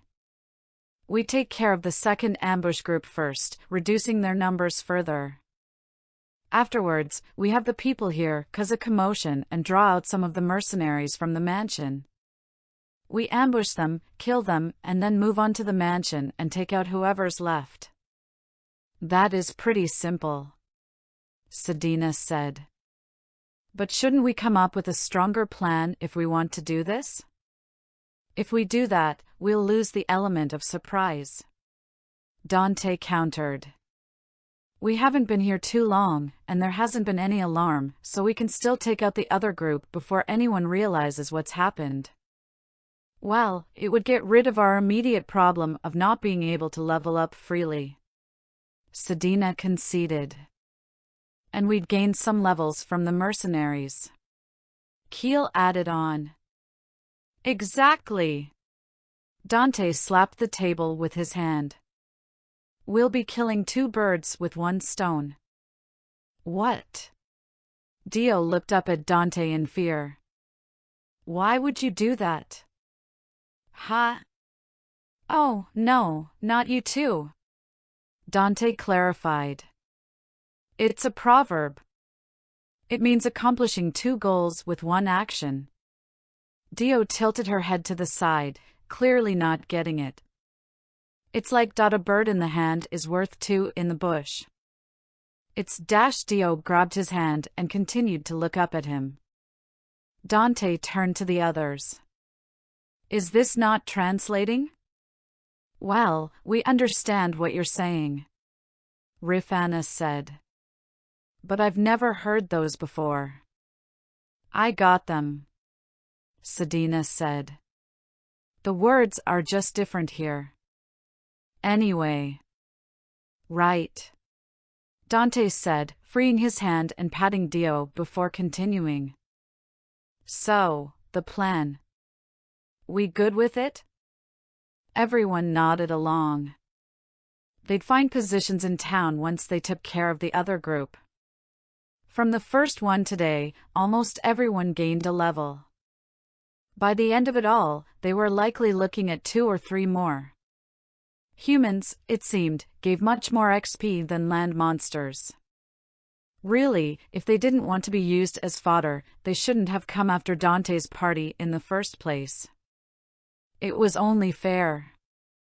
Notes: do not burn the candle at both ends, as it leads to the life of a hairdresser. A wise foreigner.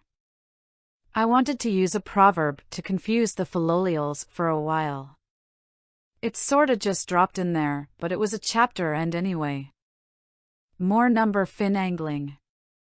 I don't recall ever reading more concrete bonus stats, so I just went with what seemed good. It gives some indication at how good the bonuses are without locking myself in with hard figures.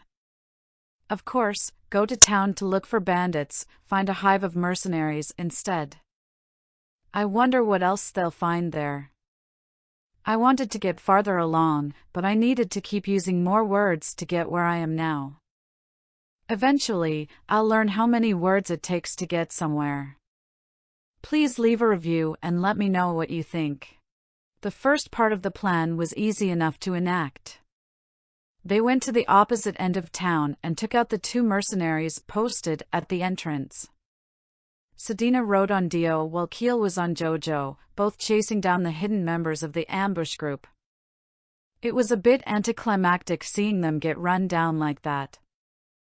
Dante didn't know what level these guys were, but it couldn't have been over 20. Or, maybe they were, and the stat gains were better than he originally thought. Whatever the case, everyone had gained a level from those 10 mercenaries. When they returned to the town center, everyone there was ready. Rocker and the ones who had combat experience took up positions for the ambush. There were only 11 warriors among them. Dante's party hid nearby, keeping a view of the roadway to the mansion. Some of the civilians started making a ruckus to draw out the guards. After a few minutes, men and women on horses came down. There were 10 in total, galloping rather close together. With a formation like that, Dante altered the plan. Originally, they were going to wait for them to come right to the center and then surround them, cutting off their escape. But, if they wanted to pack so close together like that. Airstrike Shield 4. Dante loosed his skill parallel to the ground. He had it a couple feet in the air, obstructing the path of the horses. The first 4 riders tumbled to the ground with their mounts, with another one not changing course in time and trampling one of his comrades. The others were able to continue to the center. Arrows flew through the air at the downed mercenaries. These ones were better protected, having more metal in the armor, plus a few had helmets. However, even with that, they still took noticeable damage. Dante saw one in particular get an arrow through the eye, courtesy of the tanner. When the arrows stopped, Jojo ran towards them with Rifana and Keel. The rest went after the ones that were surrounded in the center of town. The axe Rocker used was no halberd, but he was still able to hook a mercenary from his horse and throw him to the ground. He and 2 others hacked at the dropped mercenary, killing him in short order. When Rocker turned around to find more enemies, a mercenary was almost upon him with her longsword drawn. Shield Prison 4. The metal cage appeared between Rocker and the mounted mercenary. She was flung from her horse as it collided with the prison. Rocker gave a nod as he brought his axe down on this one as well. Sedina launched from Dio, harpoon in hand. Zweit Thunderbolt, she finished her chant, striking a mercenary with her spell before finishing him with her harpoon. As they rode by, Raphtalia slashed at another mounted mercenary as they tried to turn their steed around. He was knocked from the horse and held a hand to his side, trying to slow the bleeding. One of the townsfolk took a spear and thrust it into the mercenary's chest. With their numbers being cut down so quickly, the remaining mercenaries tried to escape, but were unable. Any that were still on horses had their mounts killed from under them with arrows. Those on foot were run down by either Dio or Jojo. The battle was already over. In the party, no injuries. For the townsfolk, a few injuries, no deaths. As for the 10 mercenaries, 9 were dead and 1 was injured with his wrists and ankles bound. Dante looked down at him. Listen, he began, taking a knee next to the bound man, I've killed and tortured a number of people since coming here. A lot more than I thought I would. What do you say we skip the torture for you and you just tell me what I want to know, yeah?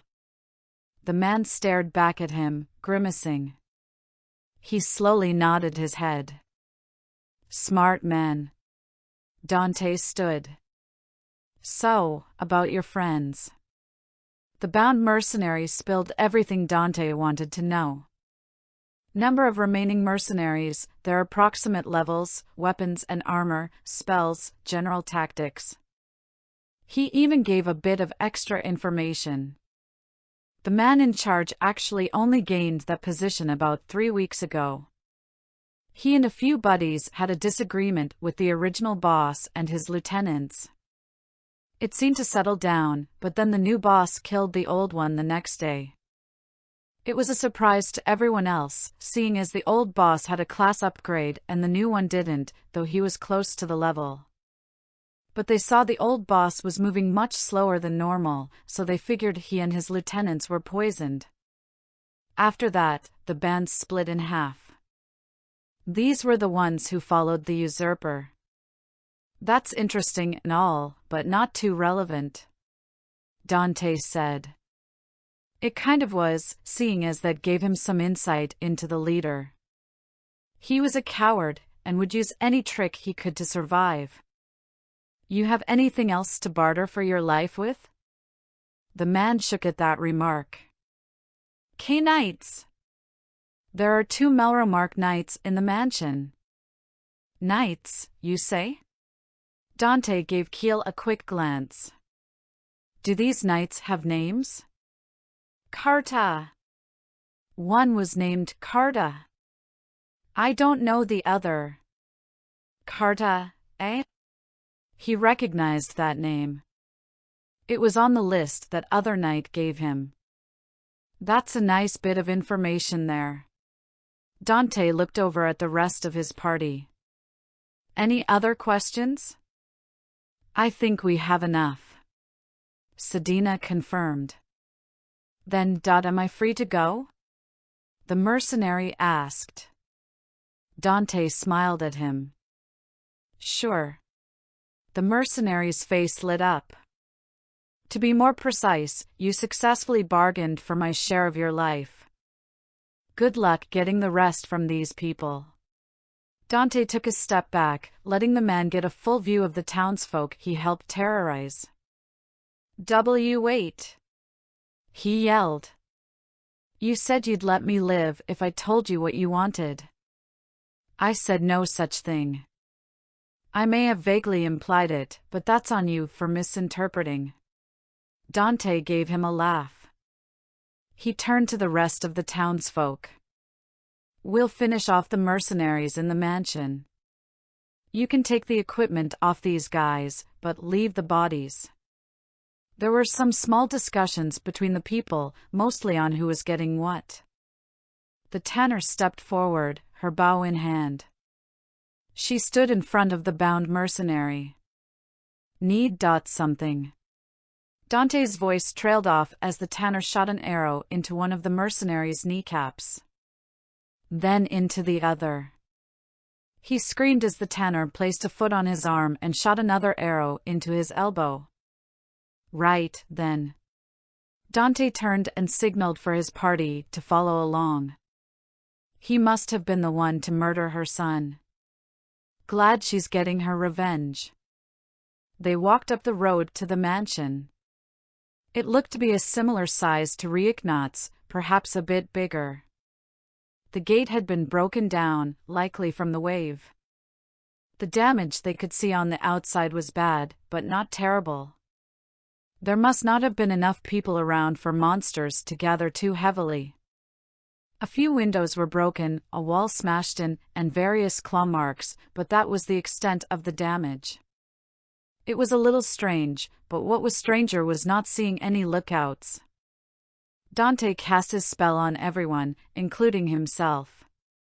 If they were laying a trap, he wanted to be prepared. Dante went up to the door and leaned against it. It wasn't even properly closed. He slowly pushed it open more and peered inside. Books, trays, broken plates, numerous objects were simply scattered on the foyer floor. He waved everyone forward, moving silently. Dio and Jojo were in their child forms for this part. It didn't take long to find the mercenaries. Sedina pointed them in the right direction. 9 of the 10 were gathered in what looked to be the dining room. He guessed that, since the long table that was in the room was on its side and chopped to pieces. The mercenaries themselves were scattered around the room, lying on the floor. The closest one to the door was snoring loudly, his face slightly red. Dante drew his hand across his face. They're drunk. These dumb bastards are drunk and sleeping it off. It's not even noon. What, the ones that went out just weren't piss drunk at the time? Come to think of it, I thought I smelled alcohol on the one I interrogated. Dante looked at everyone behind him and placed a finger over his lips. He then held up his hand, as if he was holding a knife, and drew it across his throat. The armed ones nodded. Raphtalia seemed to grimace a bit, but she went forward all the same. Dio and Jojo stood with Dante, ready to jump to action if any of them woke up. Of course, none of them did.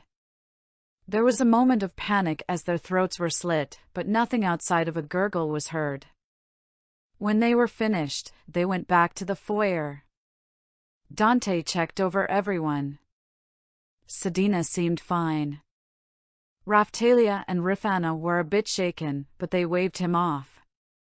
Keel, however, kept his eyes to the ground as he rubbed his arm.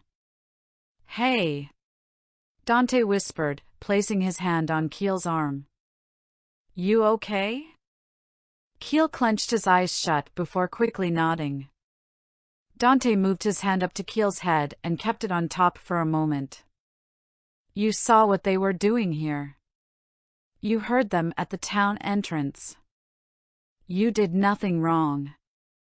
I know. Dante lowered his arm and brought the boy in for a one-armed hug.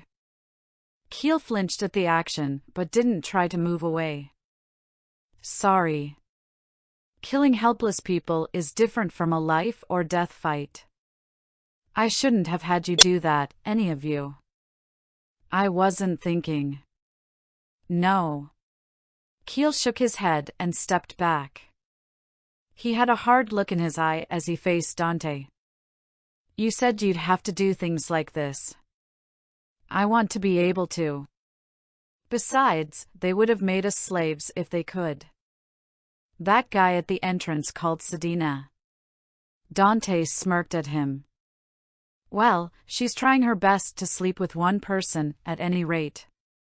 That earned him a light smack from the woman in question. With that settled, all that's left is the leader and a pair of knights. Sedina? She led them down the halls of the mansion.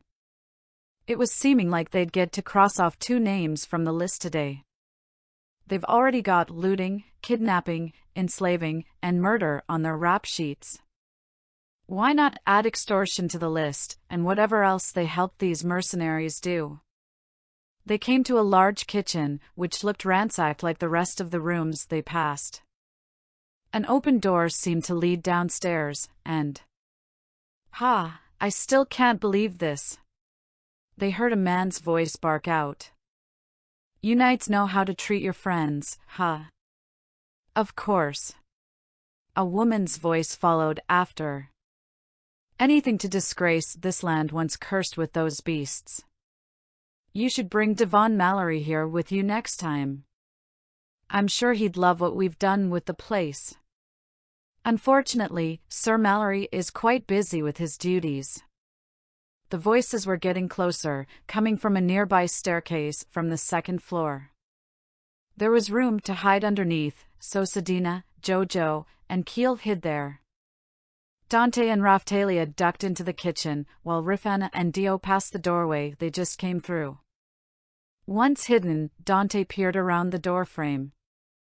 He saw two people coming down the stairs. The woman was dressed like the other Melromark knights he'd seen.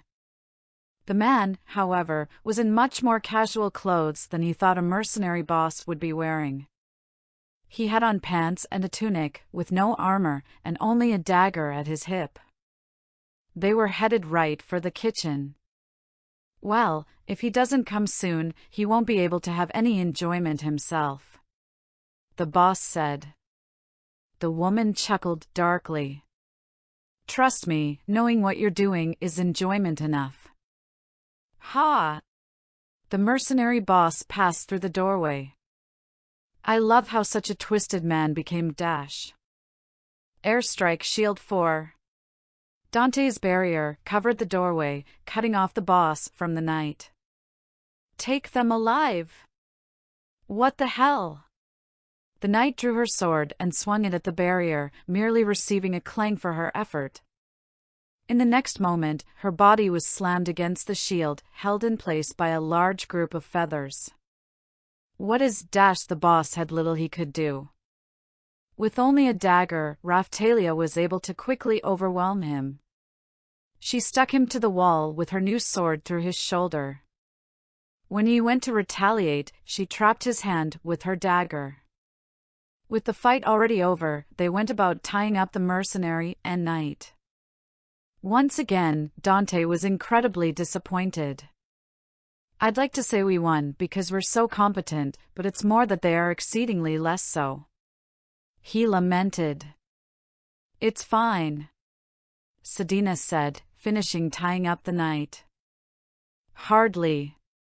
Dante shook his head.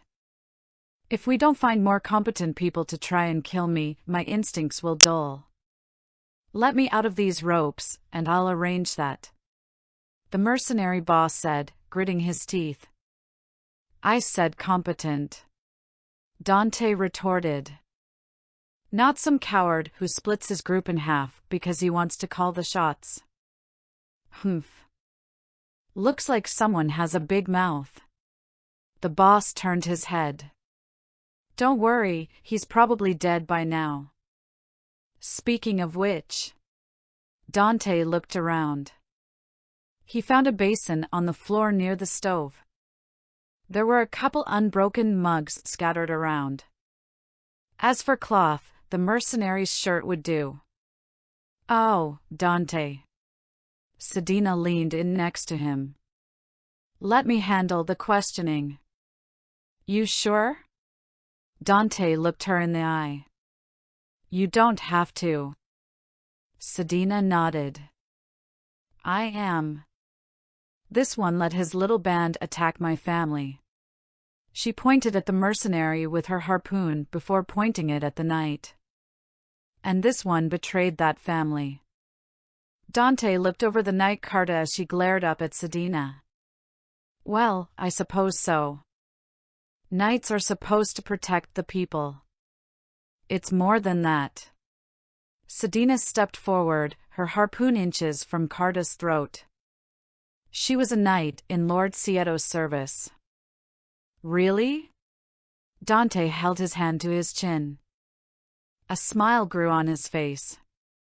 Girlie, you're about to experience hell. It was amazing, really. How could someone who hated demi-humans be in service to the Lord who was friendly with them? Maybe it was one family serving another, and this generation changed its views. I'm not afraid of some beast, she bellowed. We'll see about that. I'm looking forward to seeing you and your friend O. Dante just realized what he was forgetting.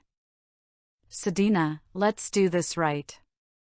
We need that other knight here for this.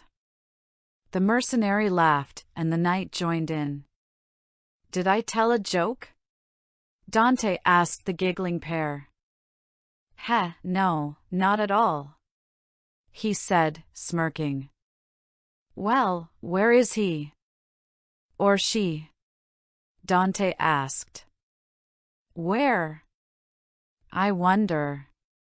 The mercenary looked around the kitchen as if the knight was hiding around.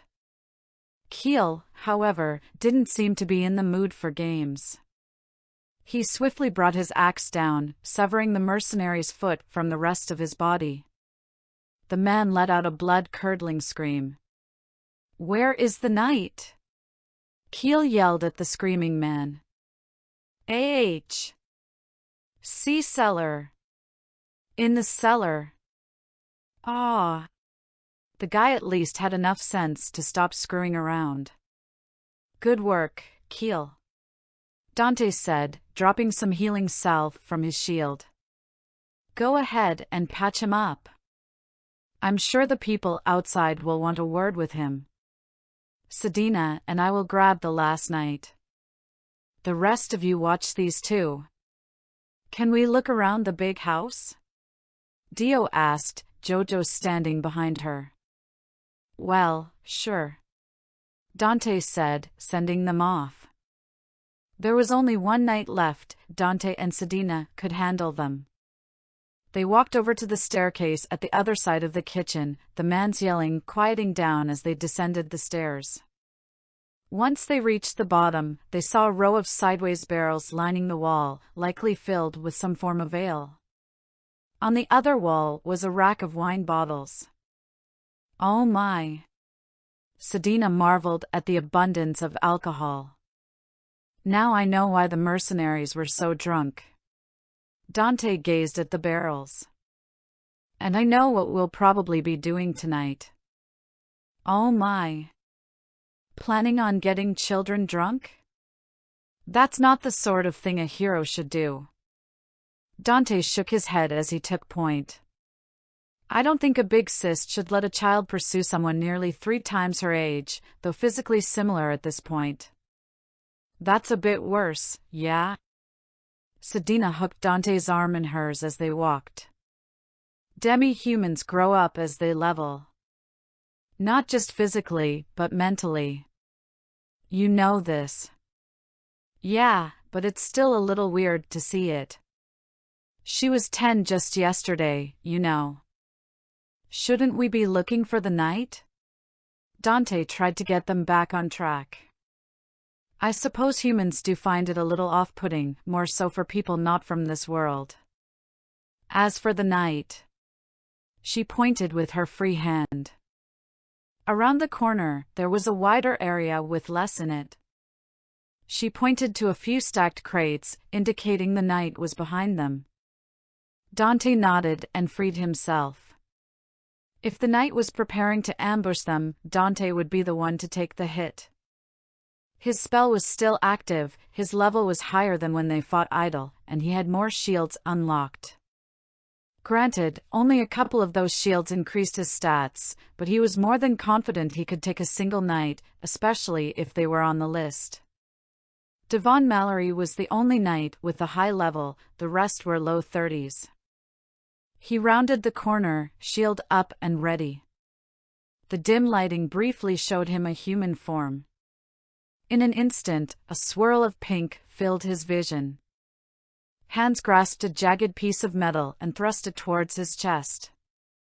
With lightning speed, the metal came into contact with his chest dot and instantly broke.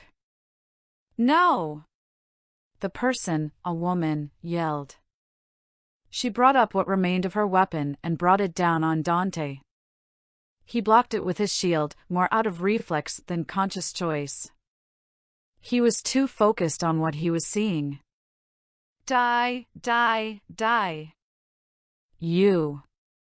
Dante looked the woman over. Her hands were bound together with a thick rope, a small length sticking out where she was likely tied to something. Her face was bruised, bloody, and looked crazed. Aside from a shirt that was shredded and barely covered her at all, she wore no clothing. And she had long, strawberry blonde hair that went down to her hips. "Die, you bastard!" she screamed, slamming her shiv into Dante's shield, completely shattering her weapon. Claire! Stop! Dante regained his senses. "I'm not with those mercenaries." Rah! Eclair continued her assault, smashing her fists into Dante. He'd already lowered his shield, letting her hit his face to no effect. Eclair Cieto, please. You're safe now. He tried to grab her arm, only for her to knock it away and keep swinging. Bastard! She screamed as her hands continued to slam against Dante. Blood started to gather on her hands, but it wasn't Dante's. Sedina! Dante called behind him. Stop her before she seriously hurts herself. Sedina quickly came around the corner and grabbed Eclair from behind. The bound woman tried to kick Dante as Sedina pulled her back, only for her to suddenly go limp. Please. Her voice sounded so broken, losing all of its vigor from a moment ago. No more that I can't. Dante held up his hand again. It's okay, you're safe now. Eclair flinched at his movement. He slowly took a step back and lowered his arm. We aren't here to hurt you. We're friends. Dante took a hard look at the woman. In addition to her face, there were bruises all over her body. Cuts, gashes, a few burns. This woman had seen hell. Dante's eyes trailed down her body. When they reached about midway down, he turned his head away. God damn it. What's wrong with this fucking country? He slowly lowered his body to the floor, letting a few items drop from his shield. I have a few things that can help you, he said softly. If you're okay with it, I'll apply them myself. I have a shield that boosts the effects of medicine I administer. He kept his eyes on Eclair, seeing no reaction to his words. I'm the shield hero, Dante MacRory. Even with his introduction, she said nothing. Dante raised himself up and took another step back. What do you think? He asked Sedina. She eased Eclair down, the woman sinking to the ground. I'll give those to her, she said. If we need more, I'll come get you. Right. Dante dropped a tunic and pair of pants for her, turned around, and went back upstairs. How long was she here? Since the mercenaries arrived? Longer? Why wasn't she locked up at the castle? Once he reached the top of the stairs, he heard laughing. The other knight had a shrill, dark laugh as she looked Dante's way. Guess you found the honorable knight. Was she all that you thought she'd dash? Dante slammed into the knight. His hand wrapped around her throat as the woman started gasping for air. Someone gagged this piece of shit before I choked the life out of her. The wrong hero. It wasn't too long before Sedina came back upstairs, maybe 15 minutes. Eclair was still in the cellar. Sedina was able to give her some medicine, but it was clear there was more wrong with her. Aside from the obvious trauma these people inflicted, she was most likely drugged. It didn't take long to get the information out of the boss. Dante retrieved a mostly empty bottle of what they'd been using on Eclair from the boss's person. He looked it over with his appraisal skill. It seemed to dull some senses and heighten others. Dante had a feeling which ones they were. He had Sedina lead him back down into the cellar. Sedina approached Eclair first, easing her. She sat in the corner and was wearing the clothes Dante left her, though they were a bit off, like Raphtalia's and Rafana's. Her face was a bit better now than it was before, but it still looked worn out. Once Sedina made sure she was calm, Dante switched to his sunflower shield. Detox. It didn't seem like that activated the skill, but saying it did bring up a help box. It indicated that the detox ability automatically removed poison from his body while steadily using SP. He could actively use it on someone else while in contact with them, though at an increased rate of consumption. He slowly held up his hand to Eclair, who was seated against Sedina. For my ability to work, I need to hold on to you. Is that okay? Eclair looked up at him, her eyes barely focused. Sedina softly placed her hands on the woman's shoulders. She eased back further into Sedina and gave a light nod. All right. Dante knelt down and gently placed his hand on Eclair's arm. She flinched at his touch, but remained sitting. Dante could see his SP lowering in his status. He thought about it for a moment, then tried adding some points from the gauntlets to the ability. It didn't seem to work. Either this wasn't a skill he could upgrade, being unique to the shield, or he needed to unlock it first. He continued letting his shield do its work, the petals dropping from the shield as Eclair began to look a little better. When the last petal fell off, a pop-up appeared to Dante. Detox complete. The whole process took about 5 minutes. Dante wasn't sure if that was long or not for the shield. However, it did take up about half of his remaining SP. All right, I'm done, he said, rousing Eclair. She blinked her eyes open, as if she'd just woken up. How do you feel? Eclair looked at her hand. Her fingers twitched. Like I've woken up from a nightmare, only to realize I'm still in one. I see. Dante looked at her hand as well, trying to understand her meaning. Ah, forgive me. She hastily bowed her head. My mind is much clearer than it was. You have my deepest thanks. What is your name, sir? You really were out of it, huh? Dante MacRory, the shield hero. Shield. Eclair looked back up at him in panic. How long was I here? We're not sure. Dante shook his head. Do you remember what happened before you were imprisoned? Eclair placed a hand to her head. I remember. The wave occurred. I wasn't present for it, but I hurried back to my father's lands as quickly as I could. It was the next day that I arrived and saw knights from the capital and those in my father's service hunting down demi-humans to sell as slaves. I tried to stop them, but there were too many. Dante sat down fully as Eclair continued. I was taken prisoner and brought before the king.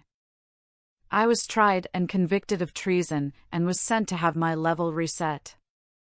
However, instead of being brought back to the castle dungeons afterwards, I was handed off to one of the castle knights. Dante cursed under his breath. Let me guess. Devon Mallory? Eclair perked up at that. You know him? No, just his name and some other things he's done. Please, continue.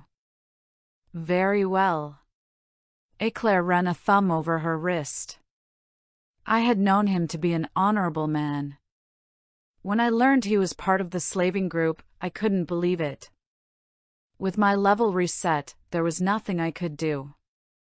When those mercenaries showed up at my father's territory, he let them take over and sold me to them. I've been down here ever since. Lord Cieto would be horrified to learn what his knights were a part of. Dante shook his head, dismayed at the corruption these knights seemed to relish in. To answer your question, Dante said, one of the new residents here said the mercenaries showed up a week ago. 1 week. Eclair's gaze fell to the floor. It felt so much longer. Like months, perhaps. The drug they had you on seems pretty intense. Dante recalled the information he received, and all the information that was hidden. If he had to guess, his appraisal wasn't high enough to get that information, and that didn't strike him as a good thing for anyone who was forced to take it. Ah, yes. The drug. Eclair moved off of Sedina. She got to her knees and lowered her head to the ground. I cannot apologize enough for attacking you before. I may not have been in my right mind, but that's no excuse for . Are you shitting me? Dante yelled, causing Eclair to snap up. Eclair, you were imprisoned for more than a week, drugged, tortured, and raped. Good God, you get a fucking pass. Eclair stared at him. Yes, of course. Thank you. She lowered her head again, only slightly this time. You're welcome. Dante rubbed his eyes, trying to calm himself down. Seriously, this woman. I know she takes her duty seriously, but still. If I may ask, Sir MacRory, Eclair glanced up, what has happened since my imprisonment? How did you come to be here? And what hardships have you faced? She said that last bit as she gazed at his missing arm. You have the face of a man who's seen horrors unimaginable. Ha, I'll buy some makeup for my eyes. Dante gave a soft laugh before he looked over at Sedina. Without even needing to wink, she gave him a nod, letting him know they were alone. Even the others? He mouthed to her. She shook her head. Figures they're still here. Eclair looked between them, not understanding the message. Those are all somewhat connected, he said, regaining her attention. Some things, I'm not entirely comfortable telling a knight of Melromark, especially one so honor-bound as yourself. Please, Sir MacRory. Eclair placed her hand over her chest. For what you've done for me, I owe you a huge debt. One I doubt I'd be able to repay. Whatever you may have done until now, I will overlook it. That was probably as close to a vow of silence as he was going to get. Really, if she was going to let him explain his actions, there wasn't too much to worry about. And, in a more morbid sense, he had little to fear. She was level 1 and a criminal to the person currently in charge. I think this world is making me more of an asshole than I realized. What do you think? He asked Sedina. She was greatly involved in this, so her opinion was paramount. I think we can trust her, she said. All right. It wasn't as if they had much to lose. Besides, after all she went through, she deserved a few answers. As a summoned hero, I came to this world with certain knowledge. Part of that knowledge was what happened recently around Melromark. Is that how you knew to find me? She asked him. Your hero knowledge? Dante made a face and shook his head. No. My knowledge has been lacking. People have been different, both in description and in location. I thought you would be imprisoned in the castle. I didn't know you would be here, being, well, you know. I see. I'm sorry if you're disappointed with that. No, I'm not. Eclair waved her hand. Please, continue. Dante gave Sedina a look. She returned it with a nod. One thing I knew would happen was being framed for rape. Eclair's eyes widened at that. I was thinking of ways to work around that when I found Sedina. We agreed to help each other, her helping me gain levels, and me finding her fellow villagers. So far, we've helped each other quite well. Who is that framed you? Eclair asked. I'm not sure if you'll believe me, but it was Princess Malti, working under the adventurer name Mine Sophia. Eclair's mouth hung open. Princess Malti. Yeah, I figured you'd have a hard time believing that. Malti was less open about her true personality here. Likely, only the people directly affected by her would know. That does bring up a question, though. Her sister, Melty, is first in line for the throne, correct? Do you know the reason? Eclair shook herself from her thoughts. That's right. However, there was never much reason given for that. It was something that was spread around the Knights as a rumor until it was confirmed about 1 year ago. Interesting. The Queen seems to know her personality, but can't point to anything in particular. At least, nothing she can prove. If that's the case, Malti should have an easier time gaining power and allies. I'll need to keep a watch out for that. But still, to think Princess Malti would do such a thing. Eclair shook her head. I understand if you don't believe me. Verify it for yourself, but do so with caution. She is quite crafty, and she likely has the Church's backing. The Church? Of course, those knights were all devotees. Yeah, they're an ongoing problem, Dante said. We're keeping watch for any Church shadows, but we haven't had too much issue with them yet. One may have heard us planning to come to Luralona and spread a rumor in town about it so the mercenaries would come, but I'm not sure. It was entirely possible it was all a coincidence. However, the knight that was there yesterday wasn't Carta. He might have come to spread the rumor, but he could have simply told the mercenaries about Dante's party. Rocker said that Knight and Lieutenant shared a laugh, and given Eclair's condition, it wasn't hard to imagine what it was about. Dante would just have to wait until the townsfolk figured out where the rumor started. It seems you've had a hard time too. Eclair gestured to his arm again. But what happened with your arm? That. Dante grimaced. You may be less inclined to overlook that, but I'm going to hold you to it. The man who was holding two of the villagers, Raftalia and Rifana, was a lord of Melromark, Idle Rubbier. He tortured his slaves and forced them to eat each other, possibly eating them himself as well. We killed him in his own manner, but at a cost. A look of horror spread across the Lady Knight's face. How could to do that? I've been finding that the people here are far worse than my knowledge led me to believe. However, we've been slowly fixing that. Dante gave her a grin. We have a list of all the knights and slavers who attacked Luralona.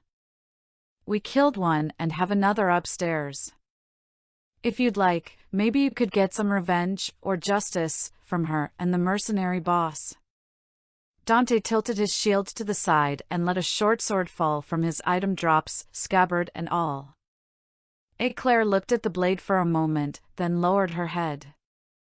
I can't, she said quietly. I know you are a knight of Melromark and wish to do things right, but No. She shook her head. She held her hand up to Dante, limply. I can no longer hold a blade. Devon Mallory, he cut the tendons in my hands. I could only hold the shiv I used against you because my hands were bound like they were. Oh. Dante reached out for her hand, only for her to quickly pull it back. She held it close to her chest. I am. No, I'm sorry. Dante held up his hand. You're holding yourself together so well, sorry. It wasn't that he forgot what she went through. How could he? Despite that, she seemed so put together, it was almost as if it hadn't happened. But it did. Even Eclair wouldn't be able to bounce back immediately from that.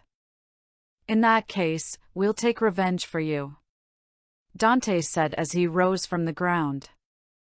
I hope you have no issue with that, though we'll kill them however you see fit, provided it isn't out of the way. Yes, that's for the best. I doubt they would face any punishment for some time, Eclair said. Sedina helped her to her feet, making sure to hold her steady. Thank you, Miss Sedina. Of course, Sedina said with a smile. Ha! Dante looked between the two of them. Did you two know each other? I've sparred with Miss Sedina in the past, Eclair said. She's quite the warrior. That she is. Dante agreed. They made their way back upstairs, Eclair taking the stairs slowly. Without the drug in her system, she seemed more tired than before. Perhaps a more accurate way to describe it was she realized how tired she was. Dante would need to study the drug more once he had a higher appraisal. There was no telling what sort of lasting effects it might have on the Lady Knight. Well, here they are. Dante pointed out their two bound and gagged prisoners. Eclair slowly walked over to the pair, Sedina helping her the whole way. Dame Eclair? Raphtalia looked over at the knight. You know her too? Dante asked her. She would visit the village occasionally and speak with my father. Miss Raphtalia. Eclair lowered her head to the girl. I'm sorry for what happened. To all of you. Knights ought not behave in such a manner. She fixed her gaze to the bound knight. A knight should know better. Carta struggled against her restraints, her voice muffled. So, how do you want to do this? Dante asked, standing over the pair. What would you recommend? Eclair asked in turn. Me? Well. Dante brought his hand to his chin. If we had the luxury, I'd say impalement would work well. Put them up on stakes in front of your home and let them slowly be impaled by them. Done right, they could be up there for a few days. Silence reigned. What? Dante looked around. I said if we had the luxury. It would send a pretty good message to the other knights who attacked the village. But, as much as I'd love to emulate Vlad the Impaler, announcing to the king that Eclair is alive, free, and killing knights isn't a good idea. Although, once the knights involved in this little operation here realize the mercenaries are dead, he'll probably be told so anyway. Sedina stood next to him. I thought you wanted to change what kind of man you were. She whispered. This country is telling me quite clearly that I should hold off on that. He whispered back. Besides, don't you think this punishment would be fitting? Sedina hummed and stepped away. So, how should we do this? She asked everyone, though she looked at Eclair when she did. Let's not drag it out. Eclair said. A quick beheading should do fine. Everyone nodded along. Except. Where's Jojo and Dio? Dante asked. They're still looking around the mansion. Rifana said. They came back a moment ago, but they said they didn't find anything to make your eyes sparkle again, so they went back to looking. Ha, those kids are funny.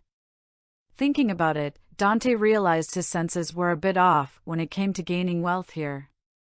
Were he back in his world, he could have sold the bodies of all those mercenaries for their organs.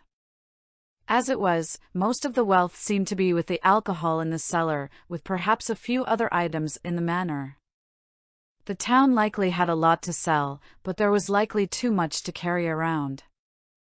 Dante looked to Eclair.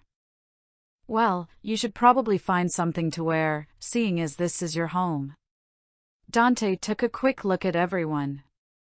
Let's see, Sedina, I guess keep helping Eclair. Rifana, go find the kids and bring them back. Raphtalia and Keel, continue watching these two. I'm going to grab up the remaining mercenaries. Once we're all gathered, we'll take these two to the center of town and execute them there. Give the people they've been terrorizing some closure. Okay. They all went about their tasks. Dante returned to the dining room, looking over the dead bodies of the mercenaries. He changed to his savage shield and got to work. He went to the first mercenary and activated his shield. It grabbed a hold of him and began dragging him in. After just under a minute, the man completely disappeared into Dante's shield. With a small adjustment, the armor and items on the man appeared in Dante's item drops, instead of being spat back out. He continued on to the next one, then the one after that. Since he had the chance, he wanted to see if there was any pattern to the stats the Savage Shield gained. From what he could see, every corpse the shield consumed gave 1 point to HP. The rest depended on the type of person it consumed. If the person was agile, he'd gain agility. If they were strong, he'd gain strength. If they were a mage, magic. Most bodies also gave a point to defense. That was another thing, only defense was tied to the shield. Everything else went to his own stats. It was a slow build-up, much like the Bow's method, but the cost seemed to always be the same. Sooner or later, it'd be more efficient to use the Savage Shield to gain stats, provided people kept trying to kill him. Dante was confident that would continue for some time. Once he finished with the last mercenary, he stood from his spot and went to leave. Standing in the doorway, however, was Rifana. Oh. Dante stopped. He wasn't prepared for anyone but Sedina to see that. They were coming along well, but this was a bit much. Rifana gripped her tunic. I found Dio and Jojo. Dante nodded. Good, good. They stood there, both averting their eyes. Listen, Rifana dash. Are you ready? She quickly asked. Yes. Okay. Rifana scrunched up her shirt a bit more before releasing it. She looked at Dante. Then let's get back to the others. She had a smile on her face as she held out her hand. Dante walked over to her. She took his hand in hers and led him out. Are you okay? He asked. You saw. I am, and I did. She responded. You are making your shield stronger, right? And myself. He corrected. Are you unbothered by that? Rifana shook her head. It was a little scary to see, but I know you wouldn't do something like that without a good reason. Dante stopped her, shaking his head. How do you know that? I just do. She beamed up at him. Sighing, Dante continued. I appreciate the trust you put in me, but you don't know that. You believe it, but I'm afraid it's your crush on me talking. Rifana shook her head again. You saved me and Raphtalia. You lost your arm because of it. You're a good person. I'm a terrible person who's trying to do a little better. There is a difference. Does that matter to the girl whose life you saved? She brought his hand up and held it to her face. You could be the worst person in the world and I'd still follow you. You're the shield hero, after all. She kissed his hand and looked him in the eye. But do you really think I'd want to marry you if I thought you were a bad person? Dante stared at her, before barking out a laugh. No, I suppose you wouldn't. You're much too smart for that. He leaned down towards her, making her eyes widen. He brought his face close to hers, barely avoiding touching her.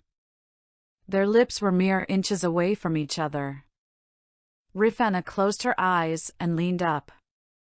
But Sedina's been teaching you how to talk to me, hasn't she? Dante said, standing up straight again. Rifana's eyes shot open, a blush on her face. And maybe a little. I need to have a talk with that woman. He pulled his hand free and gave Rifana a quick pat on her head. They made their way back to the others. Sedina and Eclair had returned by this point. Eclair had on a well-made shirt and coat fitting for a noble, with white pants and a pair of boots as well. Sedina had secured the short sword to Eclair's side, a deterrent if nothing else. Once spotted, Dio and Jojo bounded over to Dante. Dio found a full bottle of the drug used on Eclair, so Dante absorbed the whole thing.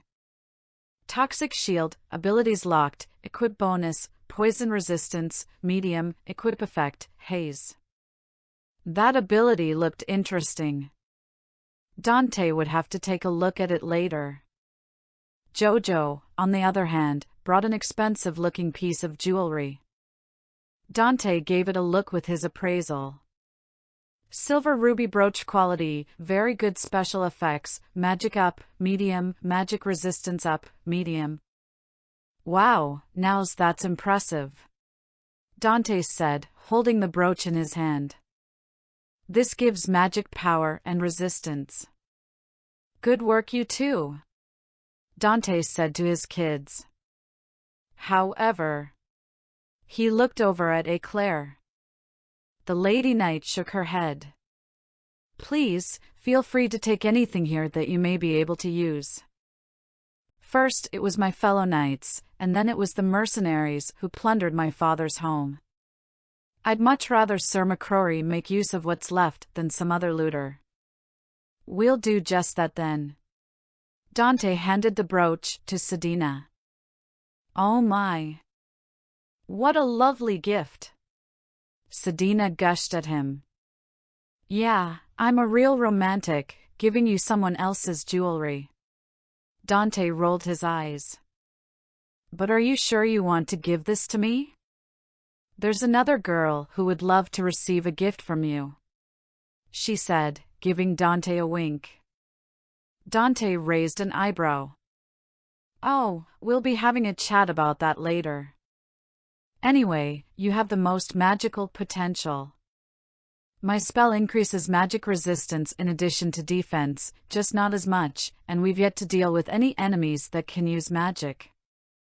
Wasn't one of the mercenaries in town a mage? Raphtalia asked. True enough, there was a magic user among the mounted mercenaries. Incidentally, he was the one trampled by his comrade. So were two of the drunk mercenaries, Dante countered. None of them were particularly threatening. But, once Rifana learns some magic, she can use the brooch. You'd give your gift to me to someone else? Sedina gave a very fake pout. I'm not addressing that, Dante deadpanned. Anyway, we have a few executions to perform, don't we? He looked down at the two prisoners. The mercenary was much more subdued now, likely from losing his foot and a lot of blood, if the mess on the floor was any indication. The knight, on the other hand, was still trying to yell through her gag. Dante grabbed the mercenary by his remaining foot. Let's go take care of this. The wrong hero. They brought their prisoners to the center of town. There, they tied the two over a pair of barrels with their heads hanging over the edges. Rocker recognized the knight as one of three who were with the mercenaries. Another fit Devon Mallory's description. It seemed either Carta or the third knight would come by once every few days to collect some money the mercenaries either extorted from travelers or looted from their corpses. After a few minutes of denouncing and rock-throwing from the townsfolk, it was time to execute the pair. Sedina was going to take care of them, but Keel insisted he do it. I can handle it, he'd said. Dante needed to check with Sedina about the boy's emotional state. Going from being shaken about killing sleeping people to offering to execute helpless ones probably wasn't good. Dante removed their gags to allow them their final words. The mercenary boss broke down immediately, begging for his life. The knight held strong, denouncing the people there as savages. That is, until the mercenary's head came off and rolled in front of her view. Her tune quickly changed to begging after that, but her fate was the same. Once that was done, Dante checked with Rocker about the rumor being spread. Since it only started a day ago with about 100 people in town, they were able to figure out the first person to hear the news. Or, rather, the first person there to spread it. It was someone from Rocker's group, but when asked about it, "I don't remember where I heard it," he'd said. Dante, Sedina, Jojo, and Dio had listened to him. All he remembered was it was something he knew to be true, but he couldn't remember why he knew it. He simply started telling people he heard that bit of news. None of what he said seemed to be a lie. It was troubling. Perhaps a shadow infiltrated the town, only to tell this man in his sleep this news and somehow get him to spread it, but that seemed unlikely. It could have been a form of mind control, albeit weak, but Dante felt that sort of thing could have been used more widespread against him. Though, it might have been costly or time-consuming to do so. Still more questions he wasn't getting answers to. That did, however, help push up his timetable. If people were going to keep messing with them like this, they needed to leave Melromark sooner rather than later.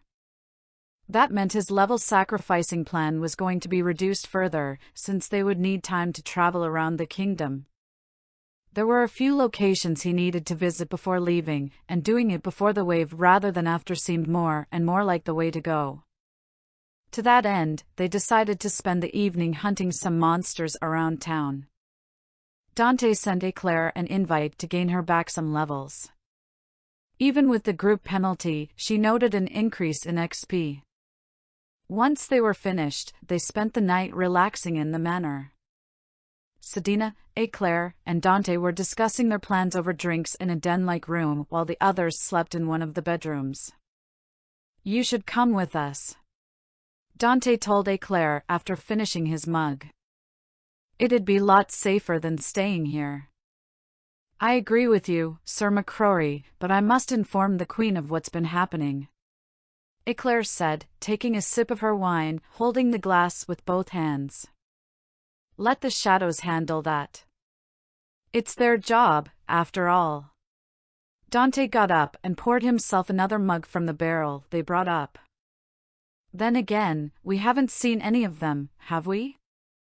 "Nope," Sedina responded, finishing off her 8th mug. "Strange." Dante sat back down. "Eclair, do you know anything about them?" "I'm afraid not. At least, no more than you.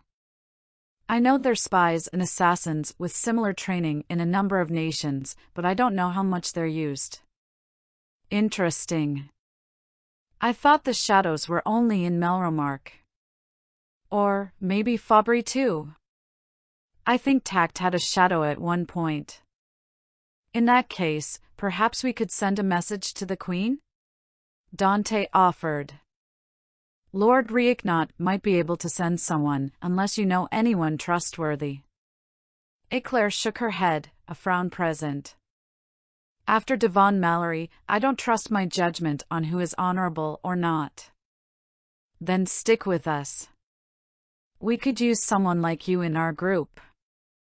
"How?" Eclair asked, showing her wrist to him. "I can't use a sword anymore. I can't help you fight." "No, you can't fight personally," Dante told her. "Just because I can't deal damage doesn't mean I'm useless in a fight. Similarly, your skills can be used to train our teammates. Having 2 instructors is better than 1, especially when one of those instructors earns us the most XP." "Praise me more, little Dante." Sedina leaned on him from his left, sloshing her ale around, yet still managing to keep it all in her mug. "Your skill and tenacity is nothing to scoff at." Dante ignored the Orca woman's antics. "With us, you'll have your old level back in no time. And, if you're willing, you can take a slave seal as well. Slaves belonging to me get increased XP and stat gains. I can also use a technique to lower your level to increase your stats. Something to consider." That is something needing much time to think over. Eclair slowly nodded. Regardless of any additional improvement, I think I will travel with you for some time. As I'm unable to fight, I wouldn't be able to prevent my capture again, should any knights or shadows loyal to the church wish to apprehend me. Well, then, welcome aboard, Dante said, holding out his hand. Eclair drew back from the gesture. Sorry, I'll be sure to dash. Eclair thrust her hand forward, grabbing Dante's before he could pull back. She stared at their joined hands, eyes wavering. This is something I need to be okay with, she said, sweat starting to gather on her forehead. No need to rush this, Dante said, trying to take back his hand. No. Eclair held firm. I must recover from my time here. She looked up and held his gaze. If you are a hero, Sir MacRory, then you must help me do so. Dante let out a breath. This is very outside my area of expertise, but I can't really refuse. Okay, I'll help however you want me to, he agreed. Thank you for your cooperation. Eclair released his hand and stood. I think I shall retire for the night. I look forward to working with you, Sir MacRory, Miss Sedina. She gave a quick bow and left the room. Strange, isn't she? Dante asked. Sedina took the opportunity to lay in his lap. We all are, aren't we? Yeah. I seem to be able to attract that sort of people, huh? He looked at Sedina, who was staring at his face. You're drunk. You think this is enough to work on me? She leaned over the armrest of the chair. Yeah, probably not. Well, enjoy this while you can. We probably won't be able to come back here for more. Can't you store some in your shield? She asked, tapping it. Not unless a barrel was strapped to someone when they died, no. Dante glanced at his shield. Damn, I really should have tested that out, huh? But you absorbed a bunch of things before. Maybe you can get a shield that stores alcohol. I suppose that's possible. Dante leaned over Sedina and picked up the glass Eclair left. He handed it to Sedina and she poured the contents into his shield. Wine shield, abilities locked, equip bonus, poison resistance, small. Well, that's nice, but not what I was looking for, Dante said. Here, try this. Sedina leaned forward and poured her drink into the shield's gem. Brewing shield, abilities locked, equip bonus, simple brewing recipes, equip effect, brew. Dante stared at the information in his status. What is it? Sedina asked. He shifted to the shield he just received. It looked to be half of a barrel cut long ways, the flat side against his arm with the round part away from him. Like the barrel they brought up from the cellar, near his hand was a tap that looked like it would dispense ale. Sedina looked at the new shield with a smile. She wrapped her arms around Dante's neck and leaned into him. Have I told you how much I love you recently? I'm going to be making a lot of alcohol, aren't I? Notes. Sorry for the delay. Had some traveling to do. Some people excel due to their strength. Others, their tactical mind. Dante seems to be running on fragmented knowledge, luck, and the idiocy of others. So yeah, the Strawberry Knight has joined the party. Originally, she was going to be in the castle prison for later, but the whims that push this story forward are strange indeed. If you thought the sunflower shield was made for this, I will continue to let you think so. I had Dante gaining the brewing shield differently in my head. I was going to have Renota, unnamed at that point, be a somewhat deserted town that was overrun by bandit gangs.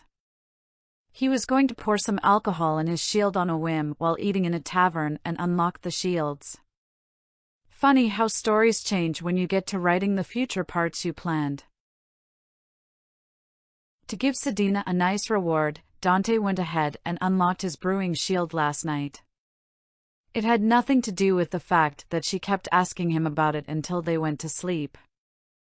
Honestly, he was a little curious about the shield's equip effect. Since his shield could make anything he had a recipe for, he wanted to know what the difference would be. That, however, was a problem for later. His current problem stood before him, reaching a little below his chin. The clothes she got from one of the female mercenaries was more filled out now, actually seeming a little tight. Her blonde hair now reached just below her shoulders, much like his own. Her golden eyes shone as she stared into his. And, of course, she had a huge smile on her face. "Mr. Dante," Rifana said, her voice excessively chipper. "Look. I've grown. I can see that." Dante looked at the girl-woman in front of him. At least, he thought she was a woman now. It was a little hard to tell. He wasn't exactly familiar with demi-human height averages and builds. "I think you might have a little growing left to do." "Nope." She smiled, showing her teeth. "Now we can talk about getting married, right?" Dante looked over at Sedina. "Damn it. I can see you laughing behind your hand." She was obviously going to be no help to him. "Maybe we should talk about this later?"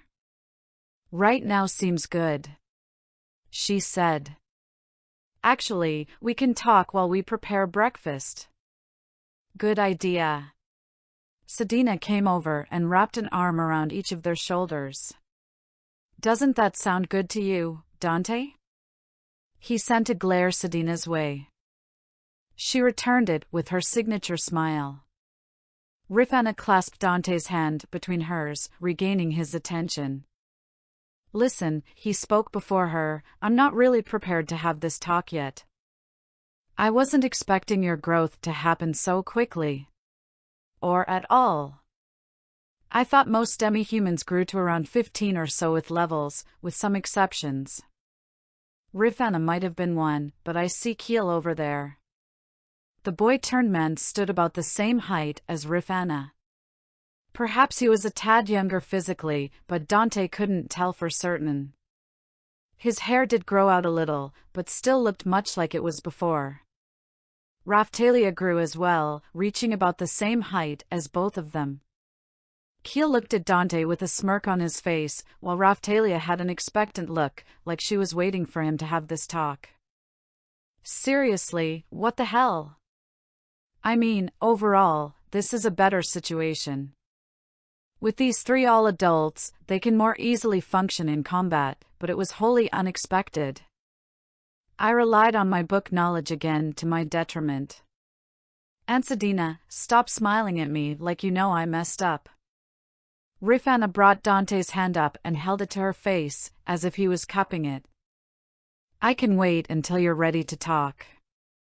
But, until then, I still want to stay close to you. So, when we sleep, I want to be next to you. I've finished learning a spell, so I can stand behind you while I cast." "You learned a spell?" Dante asked. "Really? That fast? I'm impressed." "Thanks." She let go of his arm and stepped forward, embracing him. "I meant what I said. I want to be close to you." "Why, yeah." Dante looked to Sedina, who had taken a step back after Rifana moved in. Her smile hadn't faltered for even a moment. "Oh, one thing," Rifana said, looking up at Dante. "You should think about which of us you want as your first wife." "What?" Dante let his jaw hang open after saying that. He looked at Sedina again and would swear he saw her eyes sparkle. If I remember right, there's something about which wife is first for a hero. She held her head against the top of his chest. I know you like Sedina, but I'd really like it to be me, if she doesn't mind. I know it's something we all need to discuss together. Sedina! Dante shouted. Support! Oh my! She joined the hug, her arms around their midsections. It's okay, little Rifana, I wouldn't mind being the second wife. I meant support me. Isn't that what a wife does? Sedina winked at him. Keel. He looked over at the dogman, only to see him dealing with his own thing now. Jojo was looking up at him, stars in his eyes, marveling at the height of his big bro. His adoptive son likely wouldn't be any help either. Raftalia. The woman gave him a bright smile. I think it's great, she said, clapping her hands. I hope you all are happy together. Eh, Claire? He turned to the swordswoman. I don't quite understand the problem. She had watched the whole display from the moment she came in to wake them. Dio?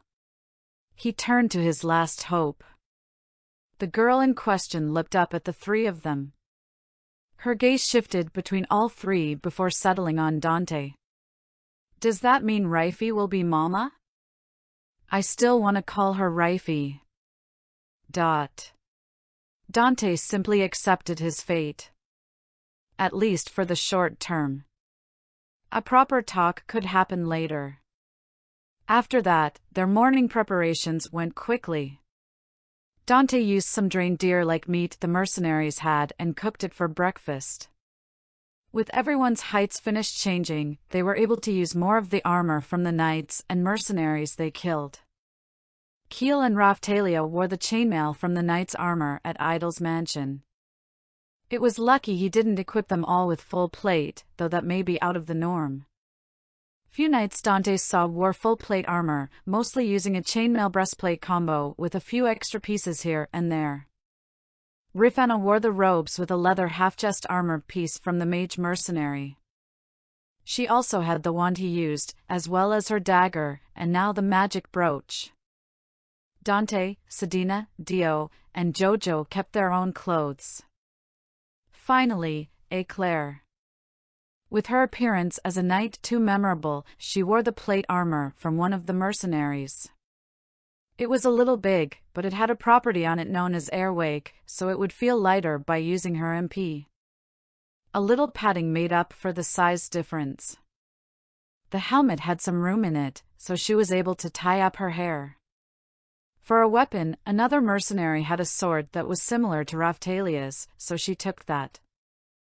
She didn't see the point of it until they went into town. Near the center, the party met with the blacksmith. Rocker.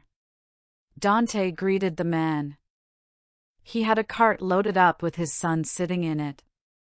Others from his group had the same idea in a number of other carts.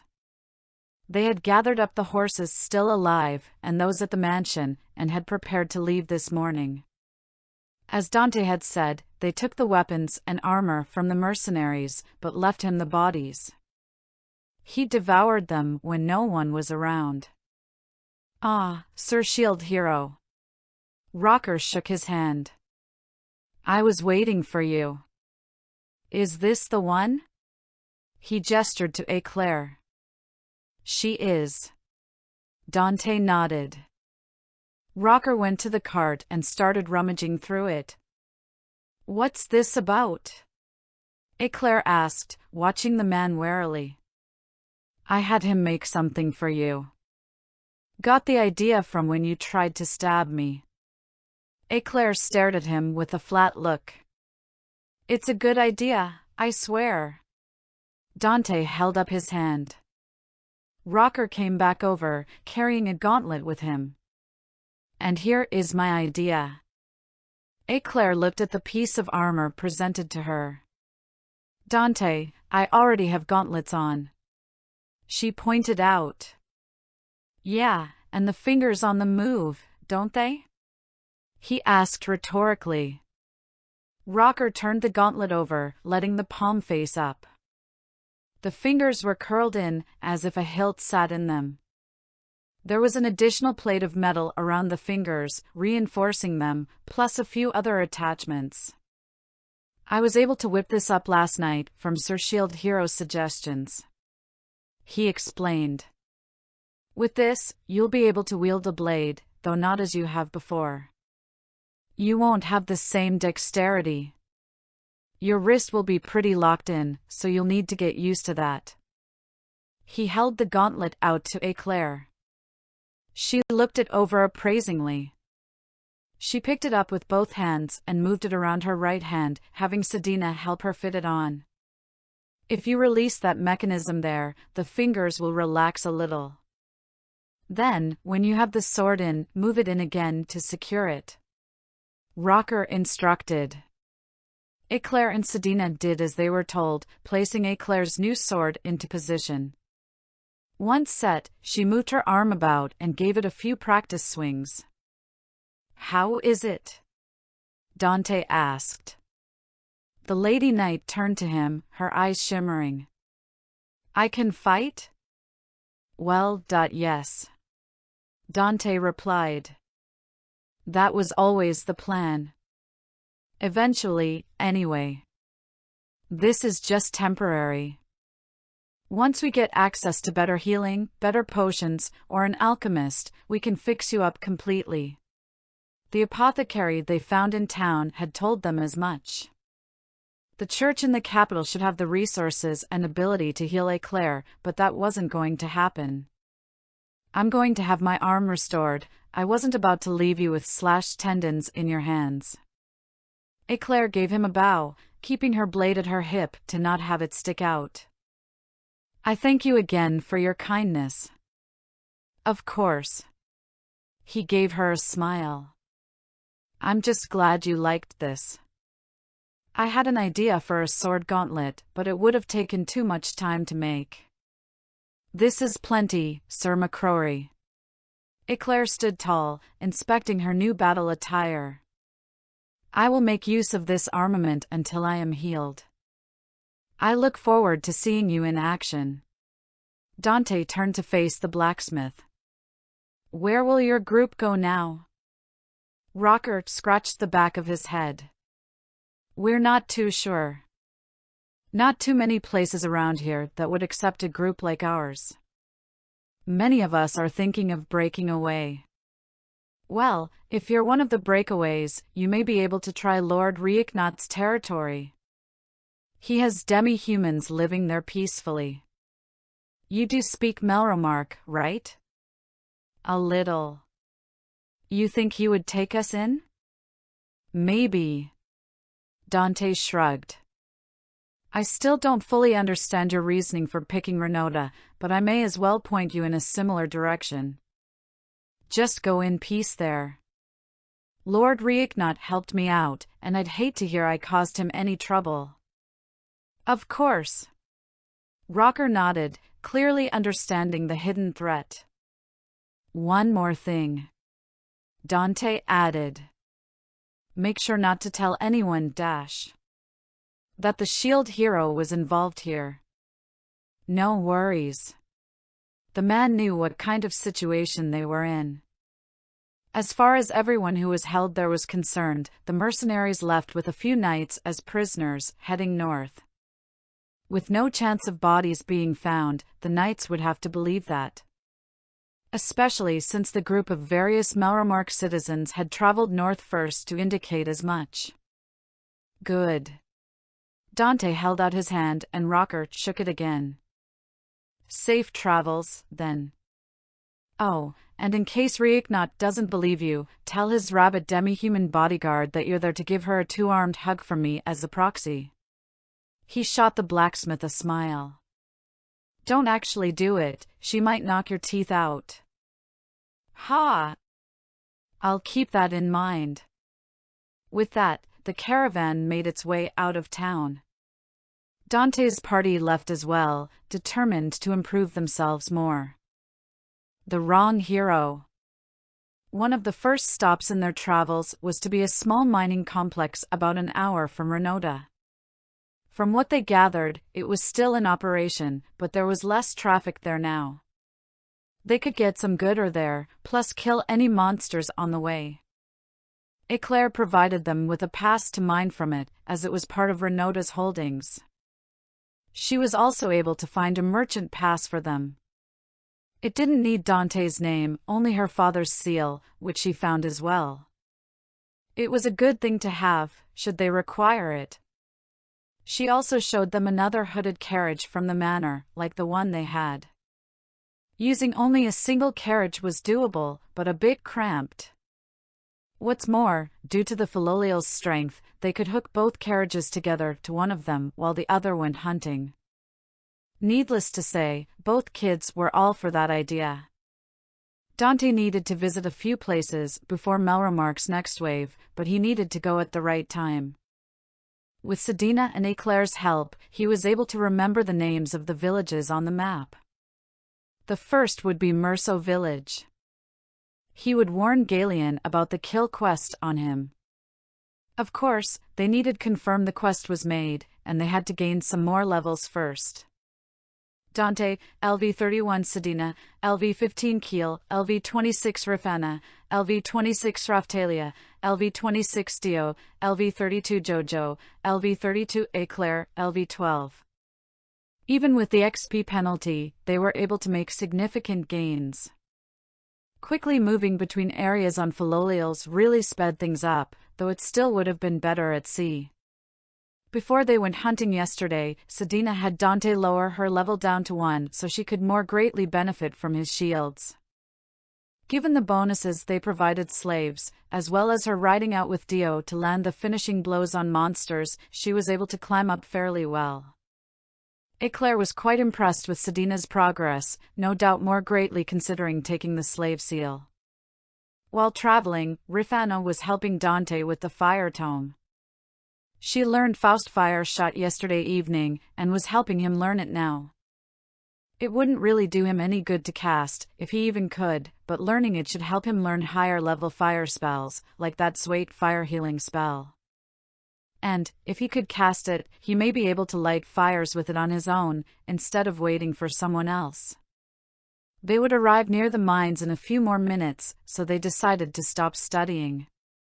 Dante stretched as he looked out the back of the carriage, watching the changing scenery beyond the attached carriage.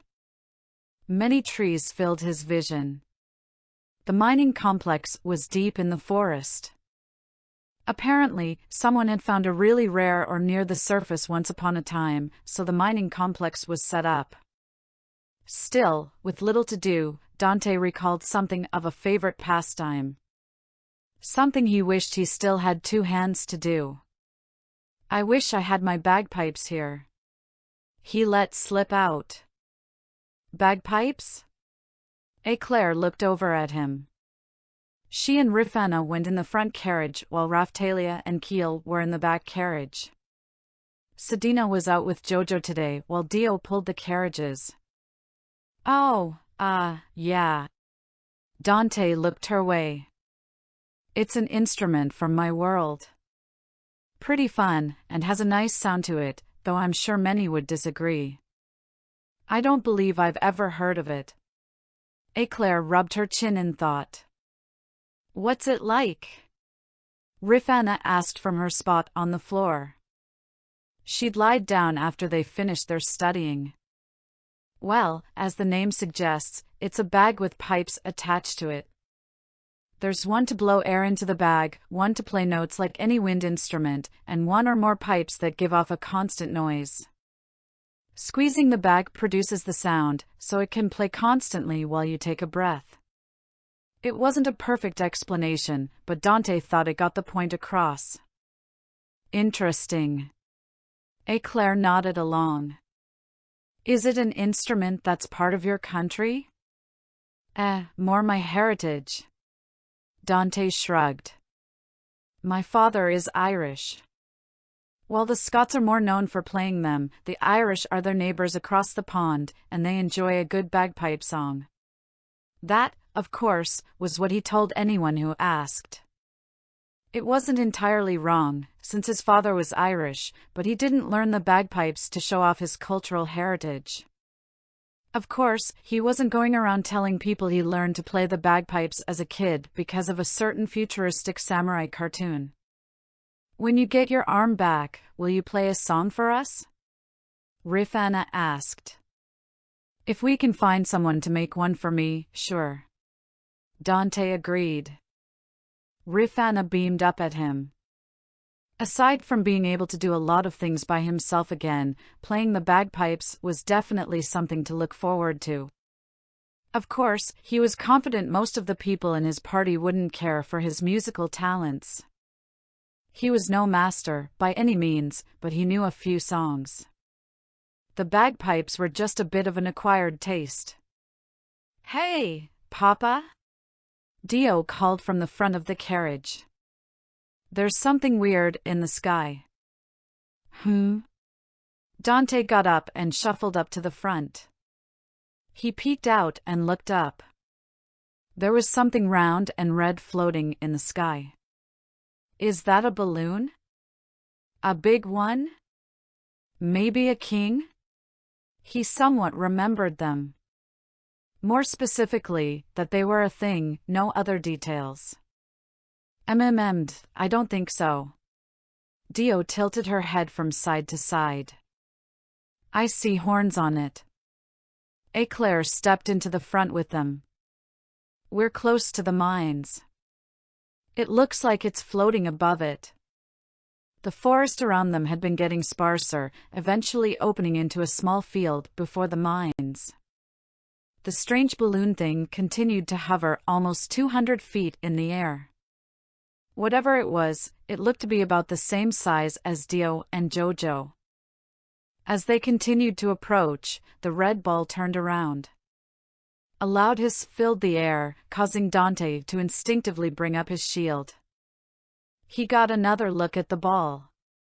There was a single green eye near its center. Its wide maw went from one end to the other, and it almost looked like it was grinning as it stared down at them. "I've never seen something like that." Eclair placed her hand on her sword. "Is that?" Dante continued to look up at the strange creature. The red sphere opened its mouth, its eye turning a shade of yellow. In an instant, a ball of fire shot out from its gaping maw at them. "Dio, stop!" "Airstrike Shield V." Dante summoned his barrier above the carriages. The flaming ball impacted the shield and dispersed, leaving them undamaged. The three of them quickly exited the carriage, with Raphtalia and Keel coming out of the second. "What's going on?" Keel yelled, looking up at Dante's barrier. "What is that thing?" "Something that shouldn't be here," Dante replied as he watched another fireball impact the airstrike shield V. It held strong, but it wouldn't last forever. Unfortunately, that thing didn't want to stay in one spot. It lazily floated around in the air, firing down at them often. "Rifana, start casting." "I'll cover for you." "Yes, Mr. Dante." She held her hands up and began her chant. "As the source of your power, I command you. Let the true way be revealed once more. Ignite my foe with deadly flames. Faust fire shot." Rifana leaned outside the protective area of Dante's skill as she finished her spell. The ball of fire raced up towards the flying monster and exploded upon impact. It shuddered from the hit, but it kept on floating. It fired several more balls down at the party, all impacting against the barrier. It began to crack under the assault. Of course, that didn't matter. The skill finally timed out. "Damn it. Behind me, everyone. Faust Guard 6. Dante called out. His reinforced iron shield was out and ready, and he was protected with his spell. He was pretty sure the fireballs this thing was shooting out were magic. His magic resistance wasn't particularly high with this shield, but it still gave him the most thanks to all the strengthening he did previously. He'd never been hit with a magic attack until now, so he was curious how defense and magic resistance interacted. The monster seemed to accept the premise that, since Dante was the closest, he was the target. It launched another volley of fireballs down at him. Dante took them all on his shield, the flames spreading around him. He saw his HP go down, but not substantially. Faust fire shot. Rifana cast her spell again and sent it up. The monster swayed in the air after getting hit again. Dante couldn't tell how injured it was. Its insides very well could be the same color as its skin. It seems to be resistant to magic. Eclair noted. This may take some time. Yeah, I had a feeling. Dante grit his teeth as another fireball struck his shield. This isn't going to kill me, but it is kind of annoying. Do any of you besides Rifana know how to use a bow? I do. Dante looked back at the speaker. He saw Eclair give him a straight look. The beginning of a smile was present on her face. Heh. Glad to see you're making jokes. Dante turned back. A larger fireball came down at him. He tried to bat it away by infusing his shield with EP, but it only seemed to blow a little fire away from him. He swung his arm back, throwing out a pair of bows and quivers to the party, courtesy of the dead mercenaries. Mini-training arc Raftalia and Keel, start shooting. Eclair, instruct them. Rifana, keep casting. Dio. He looked back at his daughter. She stood in her filial queen form, waiting for something she could do. Can you create wind with your wings? The bird girl shook her head. Sorry, Papa. It's fine. I'm sure it'll come later. Another barrage of fireballs landed on Dante's shield as Rifana shot the floating annoyance again. Just keep watch and make sure nothing tries to sneak up on us. Okay, Papa. She trotted to the other side of the carriages, shifting her head around as she looked about. Raftalia and Keel seemed to grasp how to load a bow and fire, thanks to Eclair's quick direction, but their aim was way off. Dante didn't expect them to become master marksmen anytime soon, but he figured shooting arrows that missed often was better than nothing. Once his skill came off cooldown, Het erected another airstrike shield V. It couldn't have come at a better time. The fireballs were starting to hurt more. He wasn't sure if it was some sort of stacked damage from the fireballs or what. Zweit Thunderbolt. The electric spell slammed into the floating monster, dealing noticeable damage. Blue blood leaked from the side of impact. Sedina rode in on Jojo from the forest to the right of where they came from. The monster turned to them and let out a volley of fireballs, but Jojo was easily able to avoid them. Perfect timing! Dante called out to her. Jojo came over to the shield barrier and let her off. She began casting again. With even more magic being pumped onto it, as well as a few of Raftalia and Keel's arrows hitting their mark, the monster dropped from the sky. It made it easy, as the monster kept coming closer as it attacked. It made a satisfying blubbering noise as it fell. Dante held his head in his hand. Even dead, it looks just like it. I swear, if that's what I think it is, someone is going to die a painful death. He turned to the rest of his party.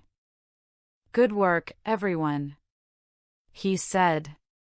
His party, however, had varying expressions. Raftalia and Keel had their eyes averted. Rifana held her hands over her mouth, her cheeks bright red. Eclair was completely facing the opposite direction, pushing into Dio's feathers. His daughter Dot just stood there normally, though she did have a wing over Eclair. What's dash? Oh, Dante. He felt himself be picked up and spun. Sedina had transformed, her rubber-like skin cool to the touch. This isn't the time or place for that. But, if you really want to. What are you? Dante realized what was wrong. He felt her skin not just on his arm, but his front, back, and legs. He looked down and confirmed what he thought. Ah. I'm naked. You are. Sedina set him down, keeping his body from view of the others with hers. It seemed his shield's power protected his whole body, but not what he was wearing. Why does that matter? Jojo asked, tilting his head to the side. I'm mostly naked right now. That's. How to explain that to a kid, Dante wondered. It's impolite to be naked in human form. Oh. Jojo looked at Sedina. Now that Dante got a look at them side by side, they really were the same height transformed. Does that mean Sedina can walk around naked when she looks like this? Oh my. The orca held a hand to her cheek. I don't think I could do that. I could, but I'm sure I'd get a lot of drama for it. Dante said, dropping some clothes and armor from his shield. Even his boots had been destroyed. It's not like Mia was the only one to do a job while nude. I just don't fuck the guy before I kill them. Killing someone at a nudist beach was the weirdest job I accepted. They'd have a lot more to say about you in the capital. Keel said, his eyes still turned away. They have lot to say about a lot of things. Dante countered. He and Sedina had explained to everyone what he was accused of when they took them there from idols. Well, they explained it to Keel during the first aid Dante bought him. What are you acting all embarrassed for, anyway? Dante called out to the dog boy, as he was currently acting like one. As I recall, at our first meeting, you lifted up your shirt and showed me shut up!